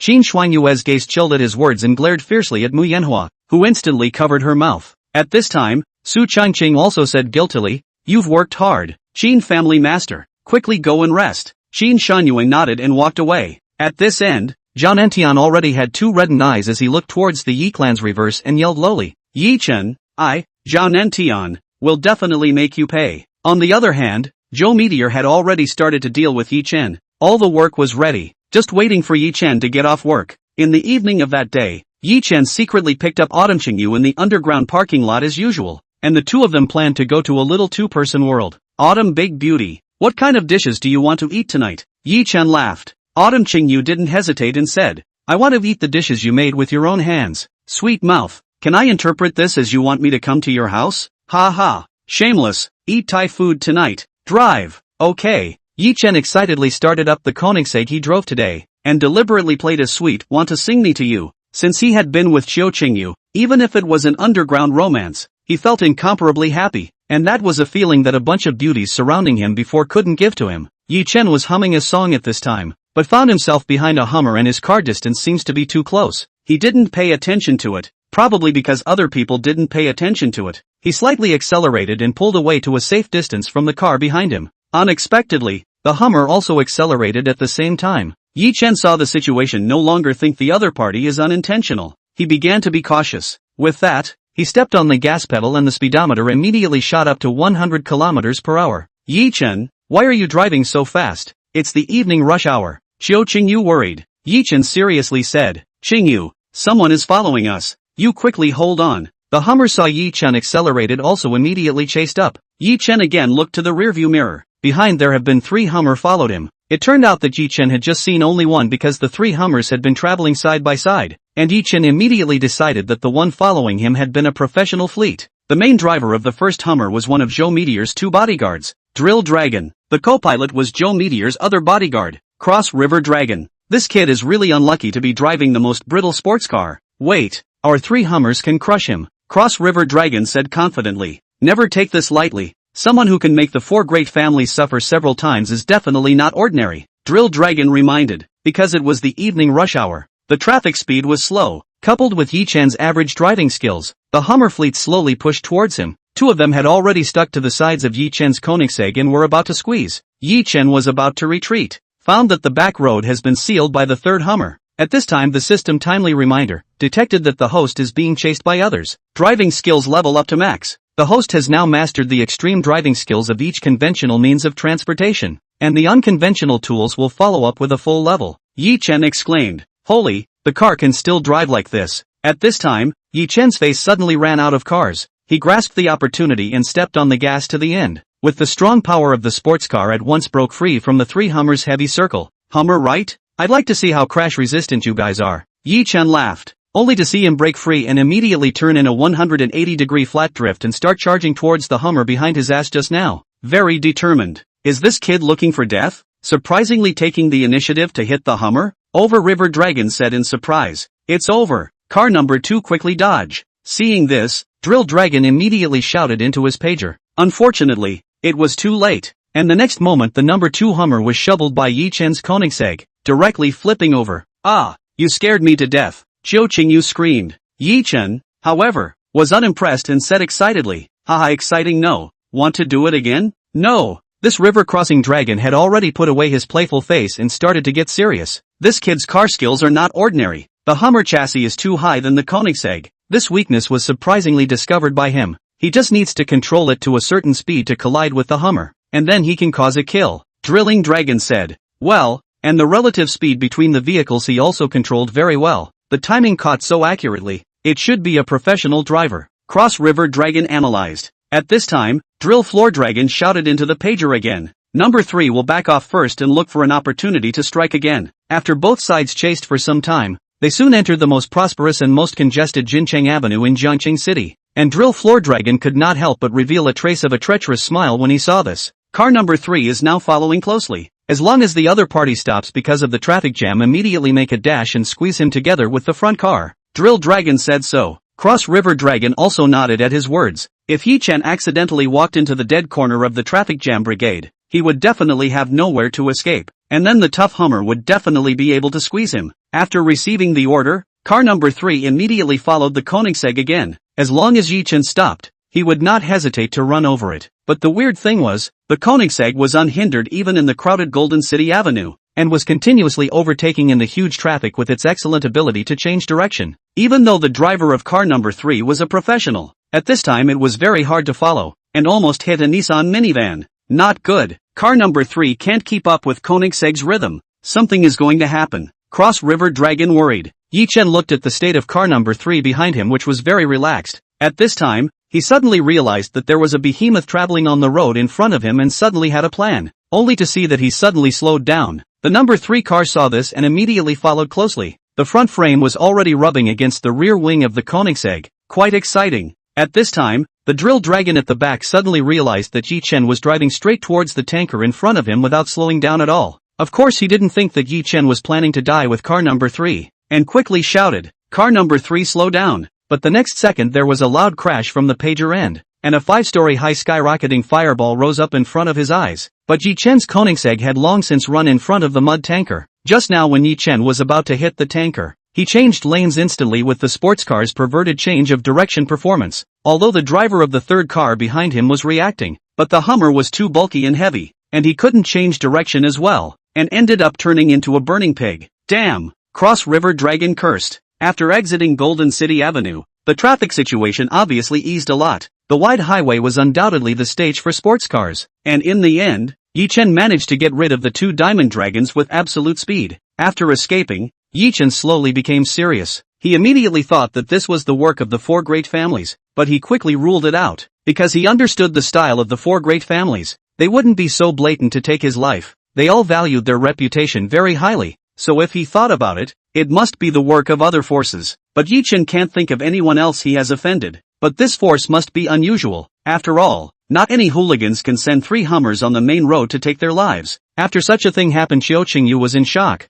Where there is still any mind to eat, Ye Chen sent her back to Baguio neighborhood. Sorry Qingyu, got you involved, Ye Chen said guiltily. Autumn Qingyu took a deep breath. What exactly is it that you haven't told me? I'll tell you after I figure this out. Don't worry, I won't let anything happen to you. It's you I'm worried about, Autumn Qingyu retorted, saying this before shedding tears. She couldn't even cry in the situation just now. Ye Chen carried her into his arms. Autumn Qingyu felt the wide firm chest subconsciously and felt very solid. Ye Chen whispered softly in her ear, and Xiao Qingyu nodded her head and obediently went upstairs. Looking at Xiao Qingyu's back, Ye Chen couldn't help but laugh. Who isn't already a little girl? Immediately after that, Ye Chen dialed a phone, and as soon as the call was made, it was immediately answered. Young master, what are your orders? Uncle Yi respectfully said. Uncle Yi, I was just chased by someone. What? Young master, are you alright? Where are you now? I'll send the heavenly group over right away. No need. I'm fine. I need you to investigate what they are from right away. One of the license plate numbers is.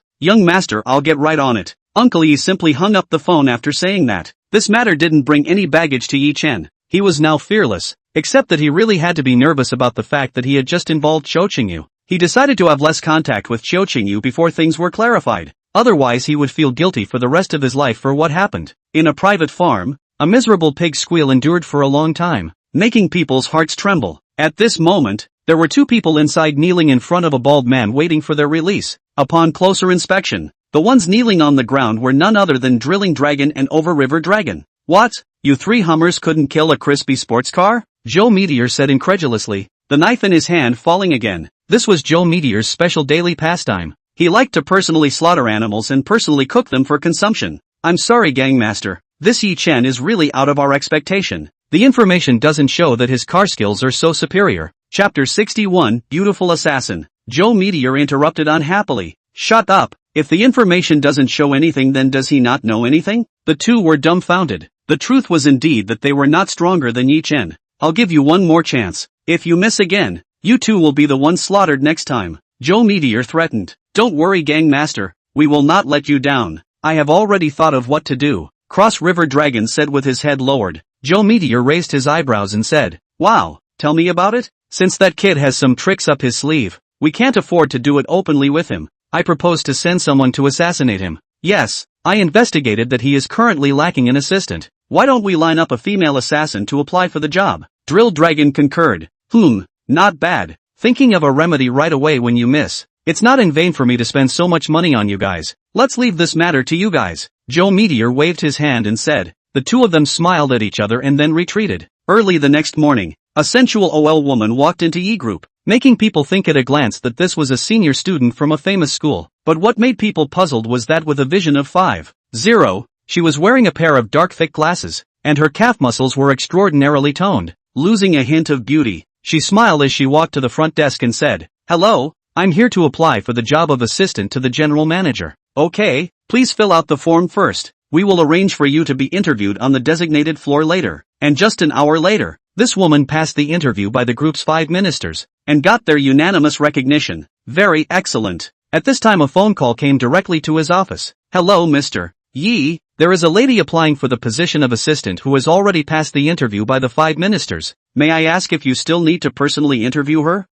No need. You ship her information and tell her to work tomorrow. Ye Chen said, then put down the microphone. Where would he still have an opinion if the 5 choicest ministers of Yi Group all said yes to the person? Besides, he didn't have too high requirements for his assistant. His computer then received the person's resume, and a look at it was really discouraging. Gu Yiru, female, 24 years old, Harvard University MBA in Social Science double doctorate degree, honorary student representative of the British Union of Colleges and Universities, worked in the world's top 100 companies as assistant to the president, was invited as a special guest of the World Economic and Trade Forum Summit. Ye Chen couldn't help but laugh bitterly after reading this, thinking that this person should be sitting in the position of general manager more than being the assistant to the general manager. If he had the help of the system when he was studying, then his resume must be the world's most popular. Ye Chen thought so and couldn't help but laugh out loud. Early the next morning, a rhythm of knocking on the door that Ye Chen didn't fail to hear resounded in his office, and Ye Chen knew that it was a new employee as soon as he heard it. Come in.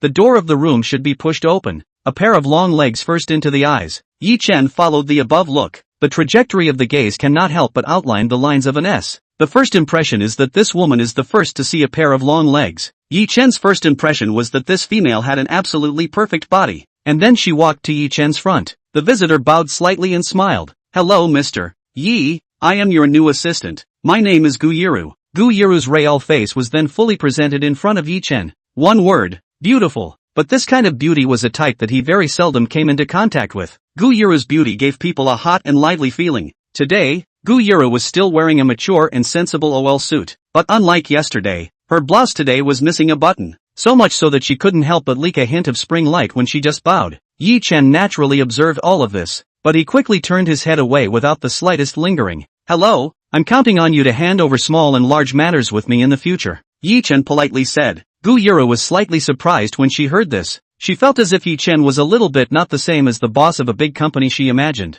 Ye Chen gave her the feeling of being more like her colleague. Gu Yuro smiled. Mr. Yi is polite. I will definitely do my best work. Just in time. I have a task for you right now. On your first day at work, just accompany me to negotiate with a client. Ye Chen said. Okay. Ye Chen was going to meet the building materials supplier of the Songjiang Village Plan project this time. The other company was suddenly going to raise the price of raw materials by 30% because they were in the middle of the project construction, or else they would stop the supply of building materials. Stopping the supply of building materials can directly and completely interrupt the Songjiang Village project. If this kind of thing affects the project cannot be expected to complete, will cause very bad impact on Ye's group. The other party's building materials quality is the highest in Jiangqing City and even Pinghai Province, so Ye Chen had to negotiate with the other party. Soon the two came to this building materials company, but ate up the closed door. Sorry both of you, our manager is still on his way back. Please have a cup of tea first and wait for a moment, the staff said and left the parlor. Ye Chen wore a light smile on his face and didn't say anything.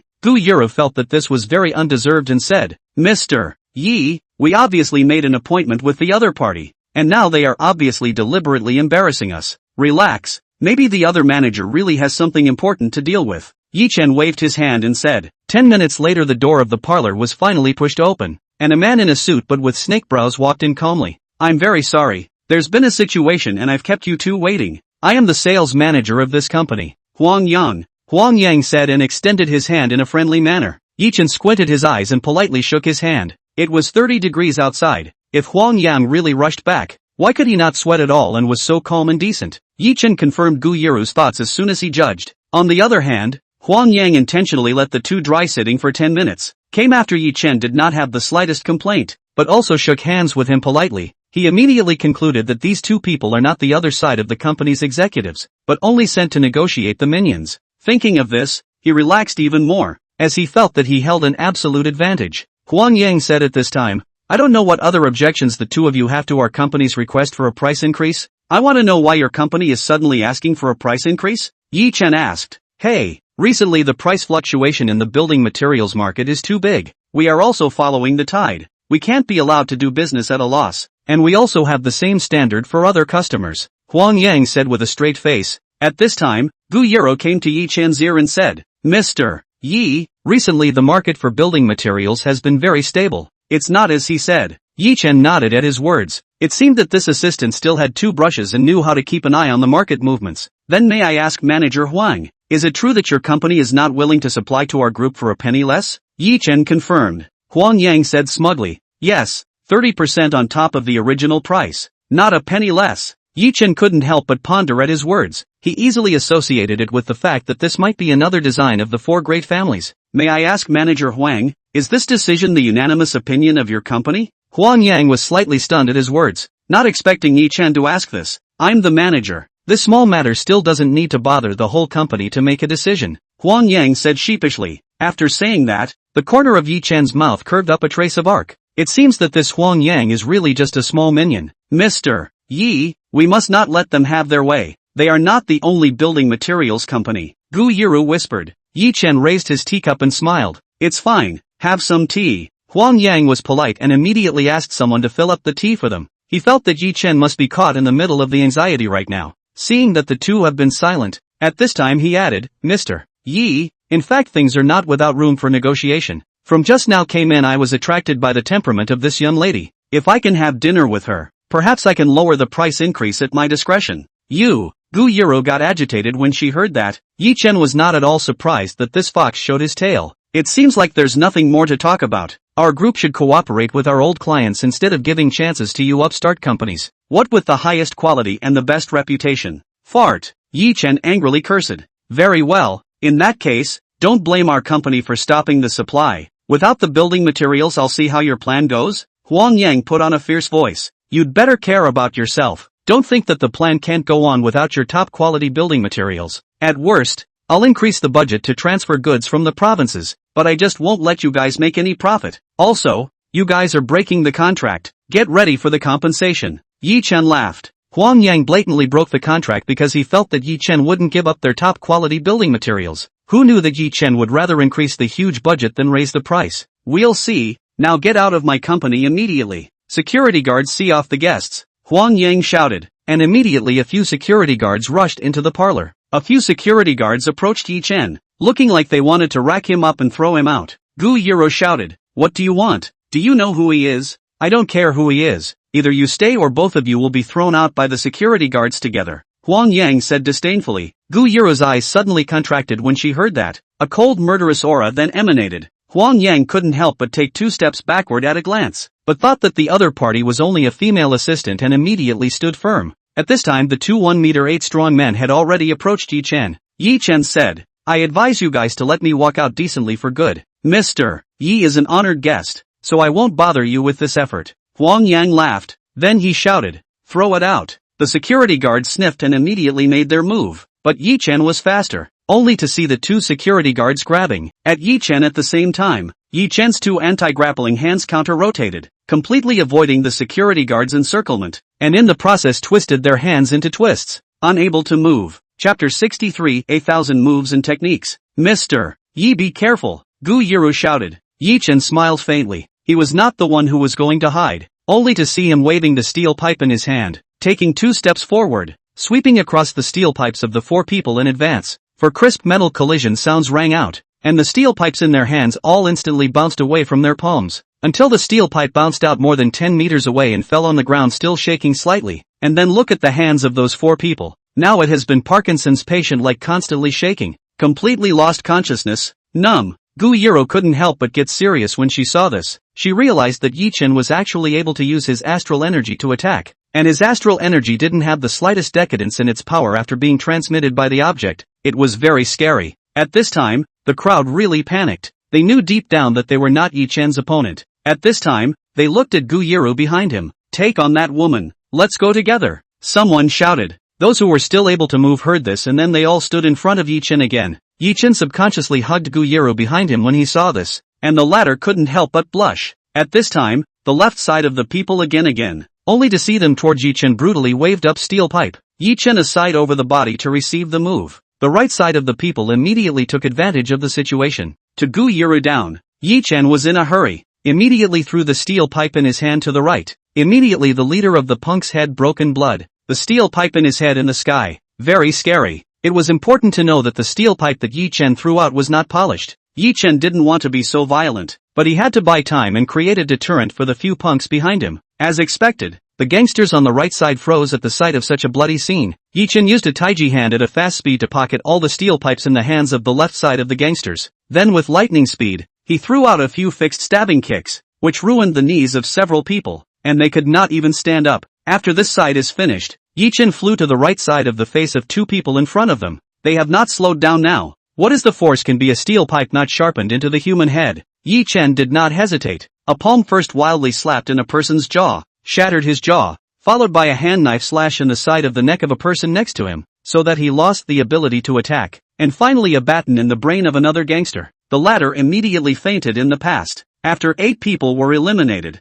there were still 9 people standing on the field, but Ye Chen always acted in a cloudy manner, something that Gu Yiro couldn't understand no matter what. The 9 launched their final attack, the left, center, and right striking together, and Ye Chen couldn't help but protect Gu Yiro tighter, only to see that the situation on the scene suddenly turned into an eagle catching chicks in general. All 9 people were eagles, towards the attack of the chicks behind the mother hen Ye Chen. "Come on, ha ha," Ye Chen shouted painfully. His face was filled with a hearty smile, and this kind of boldness immediately ticked off Gu Yiro's soul. The 9 punks were almost mad at the sight of the situation. Originally they had received money to teach Ye Chen a lesson for Huang Yang, but they didn't expect to come across such a madman who had angered them, and now they were all holding up the mentality of certain death to meet the battle. After a look, the punks have already bullied to the door of Ye Chen's face, swung up a steel pipe and swept over to Ye Chen. Ye Chen just resisted this stick. The right side immediately ushered in the head of a stick. The left calf bone has also smelled the smell of metal. Ye Chen realized that he was gullible.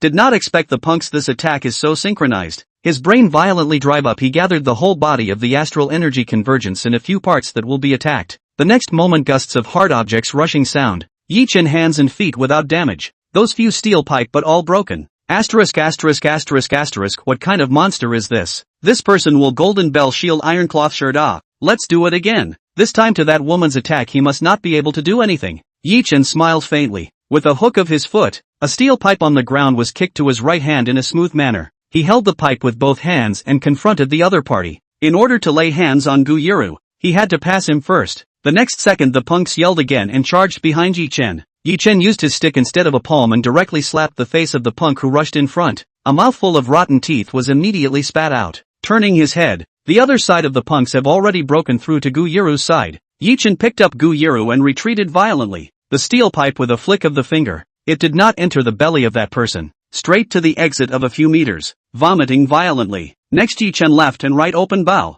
who leaned over to hit a stick to repel the comber. No one can get close to. Quite a one man. 10,000 men cannot open the trend. Finally, only when Huang Yang was left standing on the opposite side, Ye Chen threw away the steel pipe that had been broken. Huang Yang watched this whole process not even 3 minutes enough. Immediately scared, confused. During the day just lost his job, but now he is going to lose his life.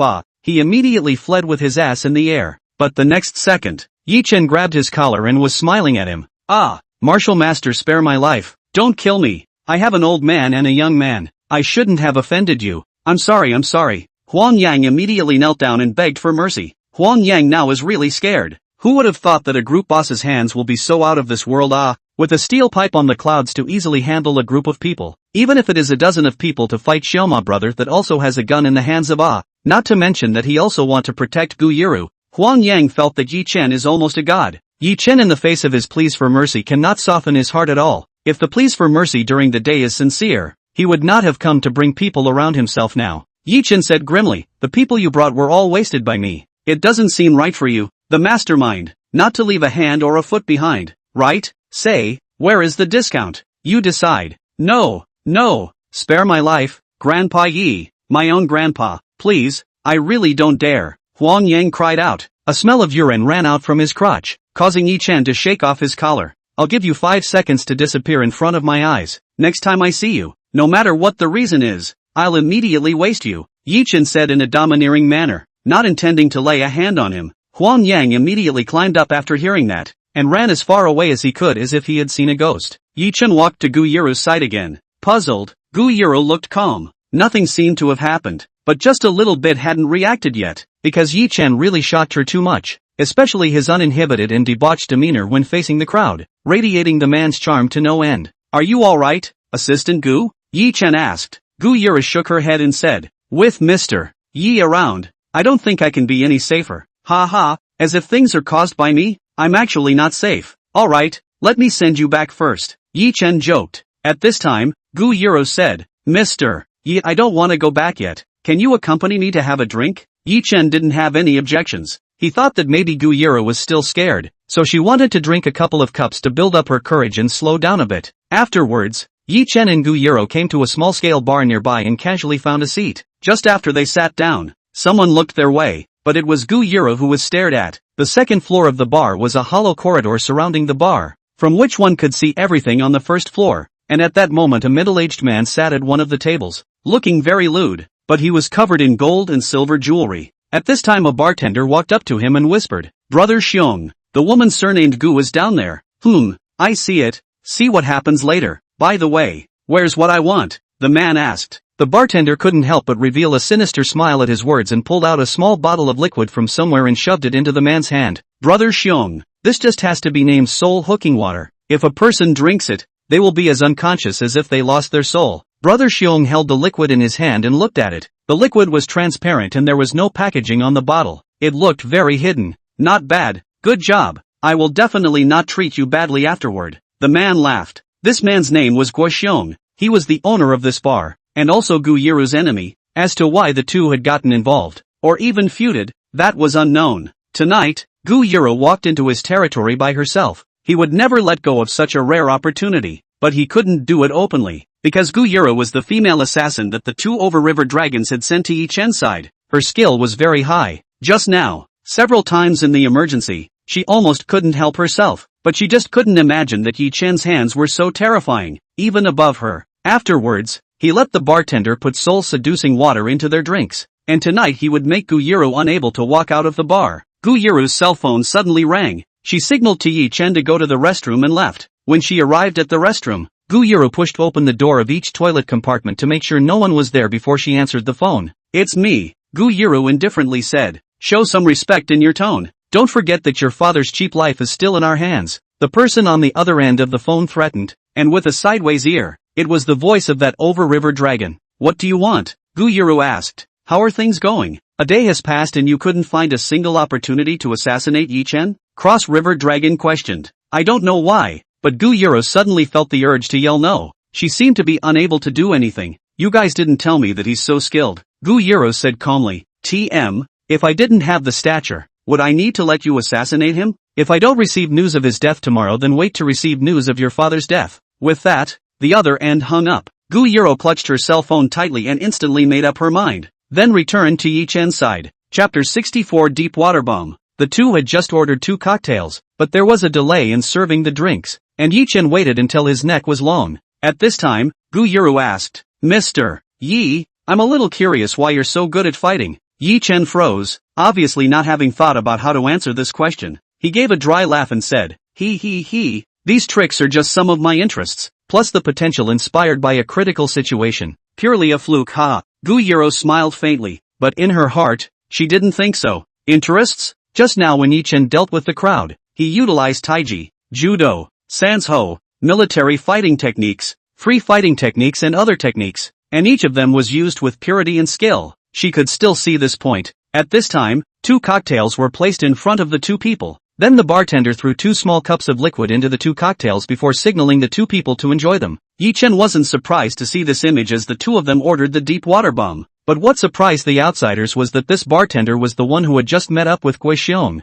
The deep water bomb was a unique cocktail made by pouring 2/3 full of beer in a Rocco glass, filling a small glass with vodka, and then sinking the small glass into a wide-mouthed glass, while some people also used scotch instead of vodka. And the depth charge, as the name suggests, describes it as sinking deep, powerful and high in alcohol. If you drink it like a beer, it has a strong aftertaste and is suitable for men. However, under Ye Chen's persuasion, the passionate and spirited Guyuru still insisted on ordering this cocktail. "Assistant Gu, congratulations on your first day of work. Cheers." Ye Chen raised his glass and smiled. The 2 glasses clashed together, and countless bubbles rose up in the glass, stimulating the nerve cells of both of them. Ye Chen did not hesitate to drink up. His drinking capacity is well known throughout Jiangqing City. It was practiced from the previous days and nights of drunkenness. Guyuru was even more bold and atmospheric. A mouthful of a cup, so that men are daunted. Upstairs, Gui Xiong watched the 2 drink like this, and was even more pleased, when the bartender also returned to his side. "Is it done?"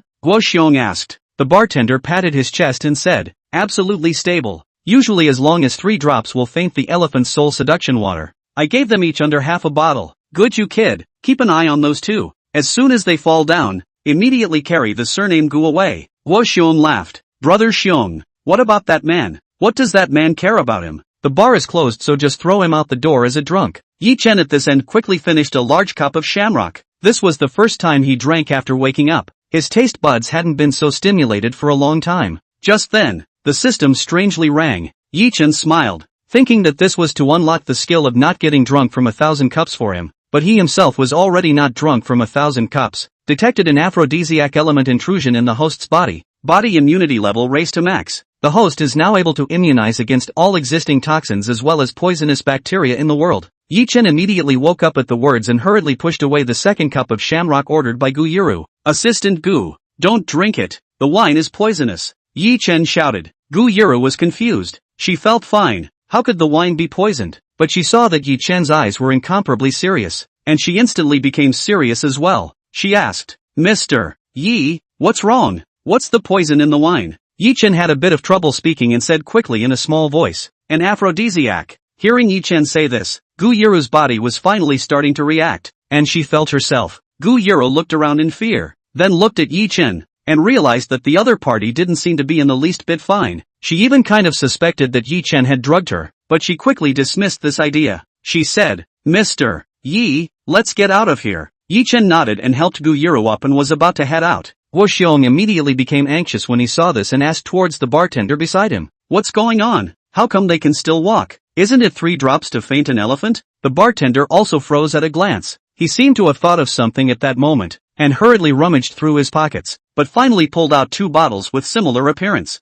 Oh no! Brother Xiong, I took the female seeing sorrow you're going to use tonight as hooking soul water and put it into the 2 people's wine, the bartender said in embarrassment. Wo Xiong slammed the bottle onto the bartender's head and cursed. Waste! This is going to be cheap for that kid. Hurry up and send someone to stop them. The bartender's head immediately bled out, but he endured the pain and did as he was told. After leaving the bar, Guyuru was blown by a gust of evening breeze. The drug was playing more strongly, and Ye Chen's torso was not as strong as it should be. And then after that Ye Chen saw the situation, cried out bad, must hurry to find a place for her treatment. At this time, a group of people blocked in front of Ye Chen again. The leader's head was still wrapped up with a white cloth, but the blood inside still seeped out. Holy, there's no end to this. How come there's a group of even more trash? Ye Chen said helplessly. At this time, the bartender took 2 steps forward and shouted, Kid, I advise you to obediently put this woman down. I can still let you go. You have to know that not everyone is someone you can touch. He simply thought that Ye Chen was a beggar picking up cheap.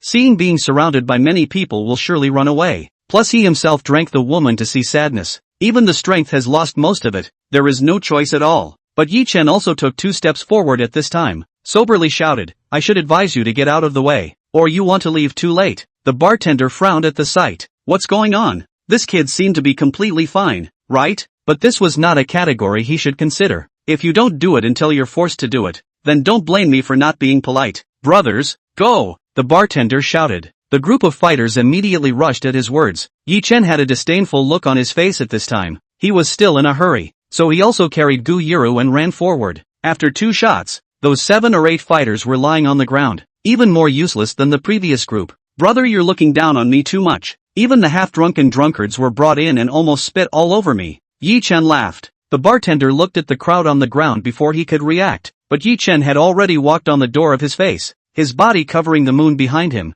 making it all dark in front of him. Who instructed you to do this? Ye Chen growled lowly. His voice was not loud, but it was majestic. Warrior, spare my life. I was just following orders. The bar owner told me to do this. The bar begged for mercy. Ye Chen asked again. Why did he arrest my assistant? The bartender was puzzled and said, Assistant? What assistant? She's a famous female assassin in the underground market, nicknamed Fei Yu. He then continued, our boss arrested her because she assassinated the boss's own brothers a while ago. Right. You said that she is your assistant. It's likely that she is the one who was lurking around you in this capacity to prepare to assassinate you. Hearing the bartender say this, Ye Chen couldn't help but wonder about Guyuru on his back. He grabbed the bartender's collar and questioned, are you telling the truth? Yes, warrior. If you don't believe me, just go ahead and take her away. Spare my life. Ye Chen took a deep breath, threw the bartender aside and left. He went to the pharmacy first, after which he found a random hotel and drilled in. It was imperative that Guyuru regained her sobriety, and Ye Chen threw her onto the bed. Which the latter? People always thought that if they took an aphrodisiac drug,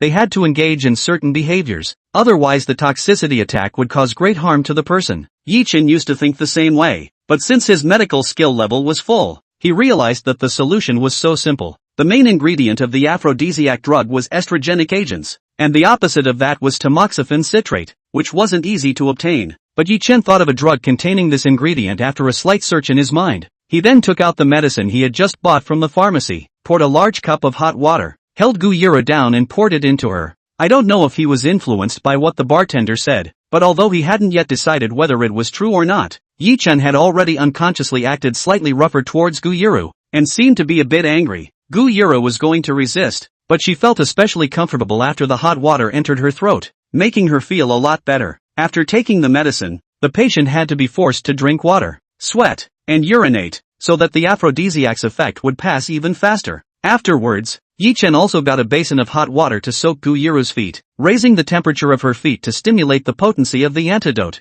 and then continued to feed Guyuru hot water. After working for a full hour before and after, Guyuru stabilized quite a bit and finally slept peacefully. Ye Chen sat paralyzed on the side, not knowing whether he should take a small break or not, because he was afraid that Guyuru would suddenly wake up and assassinate him. He sat like this looking at the moon until the middle of the night. His mind was full of thoughts. He began to connect the signs of Guyuru when she was surrounded by the gangsters. The more he thought about it, the more he felt that she looked like a killer with extraordinary skills. At this time, Guyuru on the bed moved. Ye Chen could not help but be alert. only to see Gu Yiro sitting up in a daze, seeing that everything around her was very strange. "You're awake?" Ye Chen asked emotionlessly. Gu Yiro froze, only to realize that there was also a man sitting in the darkness. But what surprised her was that it was impossible to detect Ye Chen's existence with her ability. Unless Ye Chen's ability was above her. Gu Yiro calmly asked, "Mr. Yi, what happened? Where is this place?" Chapter 65, Charitable Organization. Ye Chen said,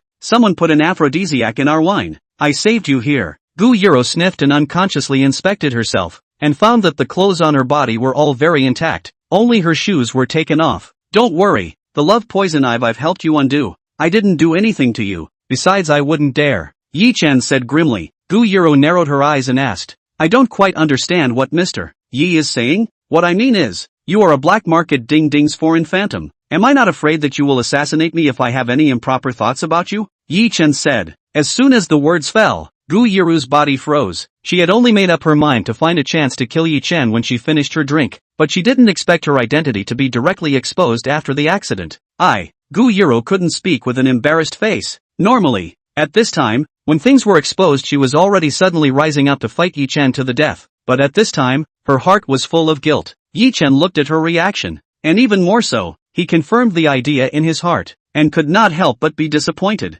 He helplessly asked, "Who sent you? I won't make things difficult for you if you give an honest answer." Unexpectedly, Gu Yiru told everything without hesitation. "It was the Black Dragon Gang that sent me." She uttered a name that Ye Chen had never heard of at all. "What is the Black Dragon Gang? An underground gang?" Gu Yiru shook her head and said, "They are a charity fund organization in Zhongqing City." Ye Chen didn't know where to start spitting when he heard that. "It's called the Black Dragon Gang, and it's also a charity organization? Would a charity organization buy and kill people?" Gu Yiru was not surprised that Ye Chen had this question and said, "Black dragon refers to the black dragon fish. This fish has obvious black stripes. The reason why it's black is so that it won't be attacked by other fish in the river. It's also not good at attacking other fish. It likes to be quiet. And that's why the organization feels that this fish is peace-loving, calm and peaceful. Hence the name Black Dragon Gang." Gu Yiru added.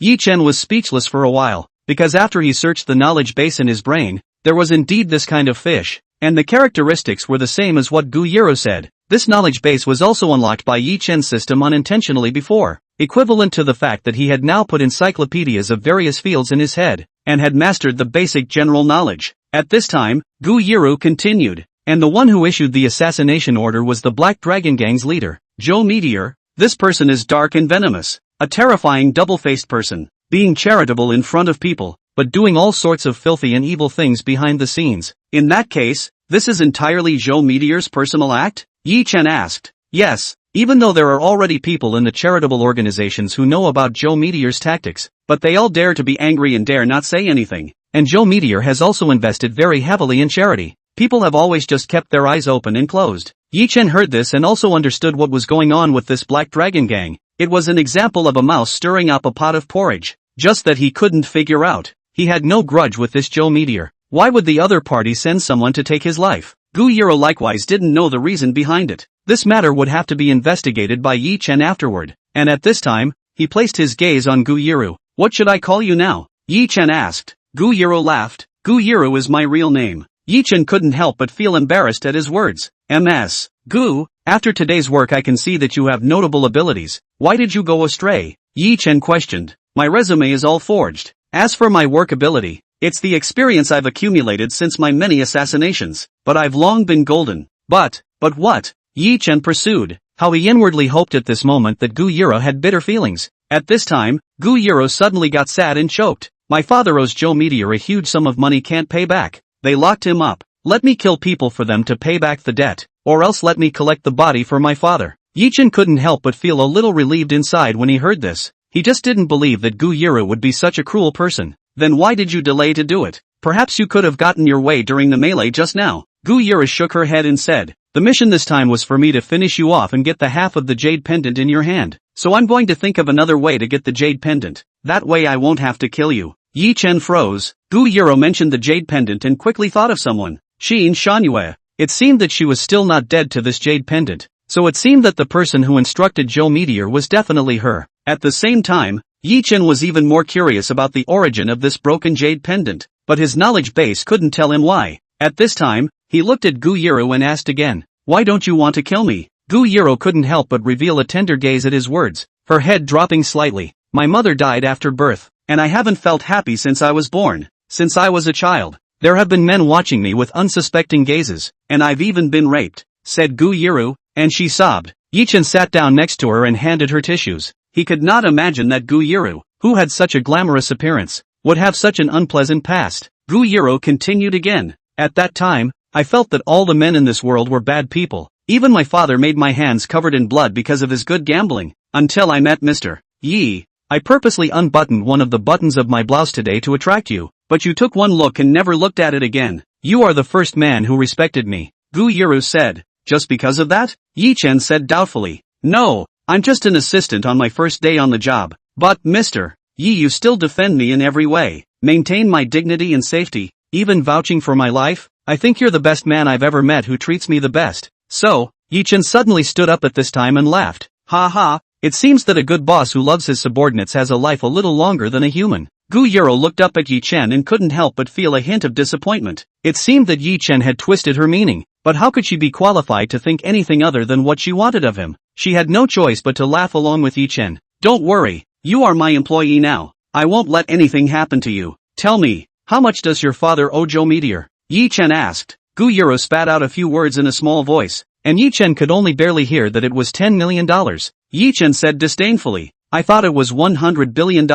Tomorrow, you will take me to meet that Joe Meteor. After rescuing that father out, you can just work in my company to pay back the money. At this time, Gu Yiro, however, shook her head and said, Mr. Yi must not. The two bodyguards beside Joe Meteor have unfathomable depths in them, and I'm afraid that Mr. Yi will not be able to do so. Ye Chen was instead more excited when he heard this and said, so powerful, then I'll go all the more. Besides, I'm only going to return the money for you. Why would they touch me? Gu Yiro thought about it and agreed to Ye Chen. Gu Yiro then proposed to Cross River Dragon to meet with Joe Meteor, saying that she had already gotten her hands on the jade pendant, and then the place for both parties to meet was set at the only golf course in Jiangqing City. Green No. 1. The next day Ye Chen and Gu Yiro arrived here. The golf course had been emptied today. This was Joe Meteor's habit. No matter where he went, he liked to pack the whole course. Gu Yiro wasn't surprised at all and walked in with Ye Chen. The trail of the two was soon discovered by the sentry drill dragon. His eyes widened angrily as he shouted into the intercom.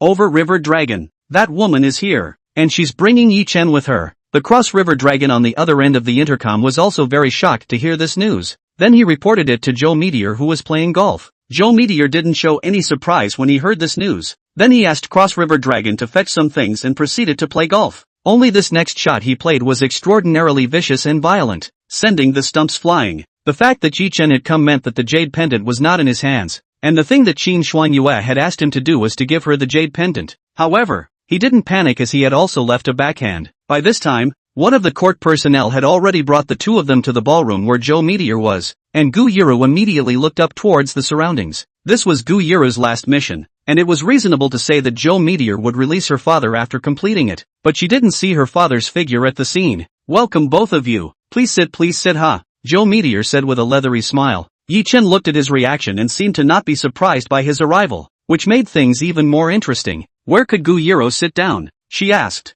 Master Zhou, where is my father? Joe Meteor smiled and asked back. Ridiculous. May I ask if your mission is complete? Gu Yiro sniffed a breath that had rushed to her throat, but not a single word could be said. At this time, Ye Chen said, I heard that Miss Gu owes Mr. Zhou $10 million. I came here today to pay back this money for her and take her father away on the way. Is that so? Let's not talk about this first. Mr. Yi, please take a seat. I've heard that your business acumen is unmatched, and I'm sure you have the courage to do so when I see you today. I'll have to toast you later for dinner. Joe Meteor laughed. When Ye Chen heard this, he realized that he had stumbled upon a tough guy. Surprisingly, he was completely unconcerned about what had happened before as well as today's events, and he had a cloudy and light face. He added, Thank you, Mr. Joe, for your kind words, only that I have important matters to attend to today, and I just want to get things settled quickly and make amends to you later. At this time, Joe Meteor sidled his head and asked, Settle what matter? His reaction seemed to be that he had heard something inexplicable, but Ye Chen had clearly said it carefully just now. Ye Chen knew in his heart that this was Joe Meteor creating a mental barrier for himself, but he wasn't that bad. He added, I'm here today to pay the debt for Miss Gu's father and take Mr. Gu away. Whoops, pay back the money, right? No problem.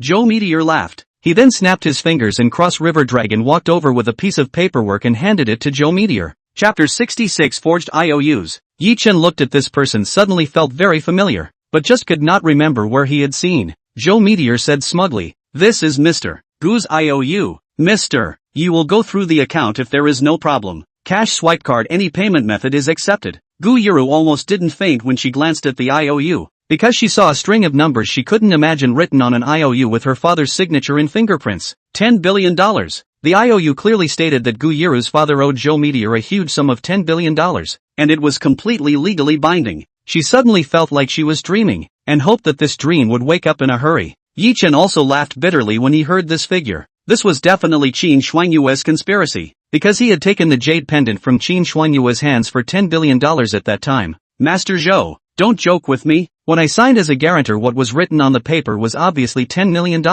Why has it become 10 billion now?" Gu Yiru said breathlessly. Gu, Miss Gu, as you don't joke with me is right. This above but has your father's handwritten signature and fingerprints it. You suddenly tricked me, really too scared. Ye Chen narrowed his eyes at all this. It seems that Joe Meteor has long laid a plot. He is absolutely convinced that Gu Yiru's. As for that loan note, only through some small means can Gu's father's signature and fingerprints be moved over. At this point, he questioned. The authenticity of the loan note is unknown, but I would like to know, as the head of a charitable organization, how was Master Zhou able to come up with $10 billion to lend to Mr. Gu, or did you use the charity fund without authorization? Gu Yiru also immediately snapped out of it after hearing this, because it was impossible for Joe Meteor to have 10 billion. This he was not a retreat whether he admitted it or not. At this time, Joe Meteor's eyes finally changed as he looked at Ye Chen. There was no need for him to be hypocritical with Ye Chen when it came down to it, revealing his original dark and poisonous side. "How come I can't take out $10 billion?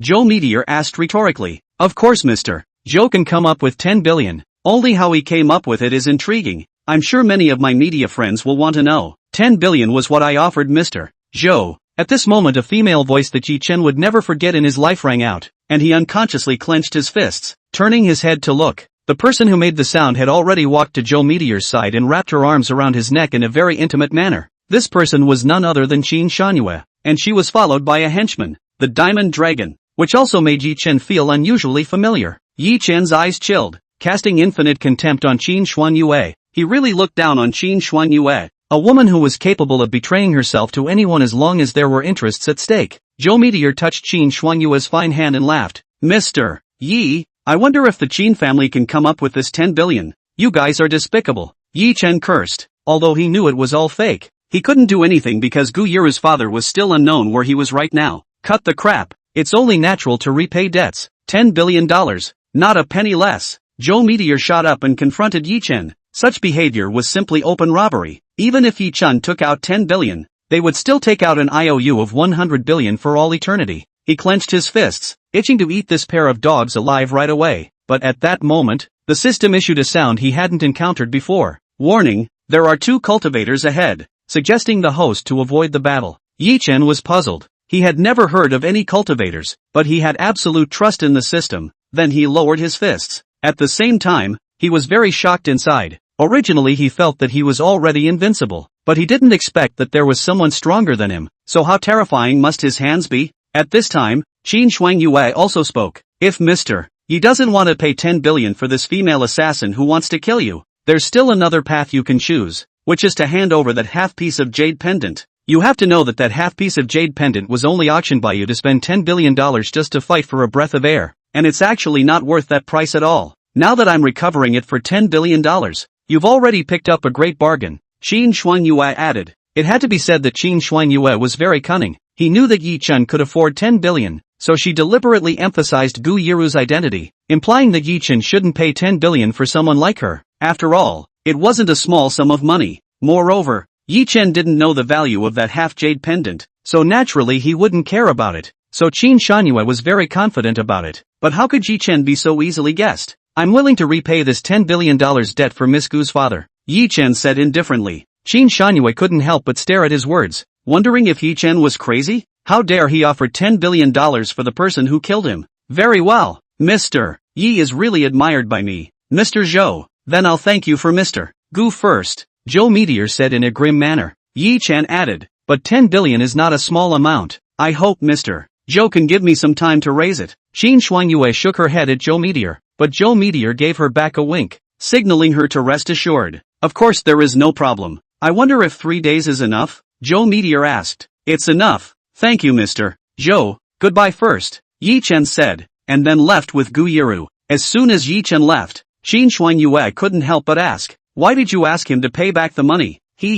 Don't be in a hurry, baby. Since that kid is determined not to give you the jade pendant, there's no point in playing with these falsehoods anymore, Joe Meteor explained. Qin Shuangyue pursued, you have a way? Letting him go is just to look for a new opportunity to finish him off. This time I'll let 2 of my men do it personally. They can both be cultivators. There's no need for me to say more about how strong they are, right? Qin Shuangyue couldn't help but light up when she heard this. The identity of a cultivator was enough to make all the ordinary people in the secular world scared. No one was an exception. She was already imagining what would happen to Ye Chen. It wasn't until they walked out of Green No. 1 that Gu Yiru had the chance to say, Mr. Yi, how can you agree to their demands? They are swindling. Let the law punish them. Ye Chen shook his head and said, how can you sanction them when your own hands are covered in blood? Besides, I'm just slowing down. I didn't intend to give them $10 billion, or else I could have transferred the money to them on the spot. Gu Yiru was a bit confused. She didn't know where Ye Chen got the tone to say this. She asked again, then Mr. Yi, you want to do this? Well, I do have a plan, Ye Chen said indifferently. What plan? What about the first step of this plan is to eat first? In the end, Ye Chen told Gu Yiru to stay put and just go to work as usual for the past 3 days, because he knew that the other party would definitely come to actively look for him, or else they wouldn't have let them go. It was only after just 1 day that 2 black shadows followed Ye Chen, and they followed Ye Chen, who was in a sports car on foot. It was only when they had followed them to the foot of Hidden Dragon Mountain City that they started to strike, because when they went up the mountain, Ye Chen would slow down, and this was the best opportunity to strike, but the 2 of them didn't know why. They always felt that a force more powerful than them was approaching them, but there was nothing nearby. No matter what, the moment was to deal with Ye Chen first. This end of the Ye Chen, riding his favorite Porsche 911, just walked up the mountain road. His car tire's bang sound blew off. He got off the car and looked. There is no sharp objects on the road. It is hard to believe that the tire blew itself out in the heat stroke. Asterisk. Really evil, Ye Chen muttered. After saying that he was about to call the housekeeping team to come and deal with it, it was too late. That's when his cell phone was blasted away by an invisible force, and 2 attacks of black shadows approached Ye Chen's back at a terrifying speed, bringing with them a nerve-wracking sense of oppression. Ye Chen's gaze coalesced violently, suddenly sharp, and he immediately reacted. Good timing, he shouted. Saying that, he turned around violently, and with a black tiger hollowing out, he grabbed right at the black shadow's heart, gripping it tightly, giving a heart-rending pain. The black shadow shivered for a while, completely not expecting Ye Chen to be able to detect his secret plan, but instead, he was still being assassinated by Ye Chen, who was not moving in place. Right at this moment, another pressure once again came towards Ye Chen's back, but what made Ye Chen puzzled was that he also detected a person rapidly approaching, and the next second he heard someone shout, young master, be careful. As soon as the words reached the person, a familiar figure suddenly blocked Ye Chen's back, and the raging black shadow, followed by a palm imprinted on that person.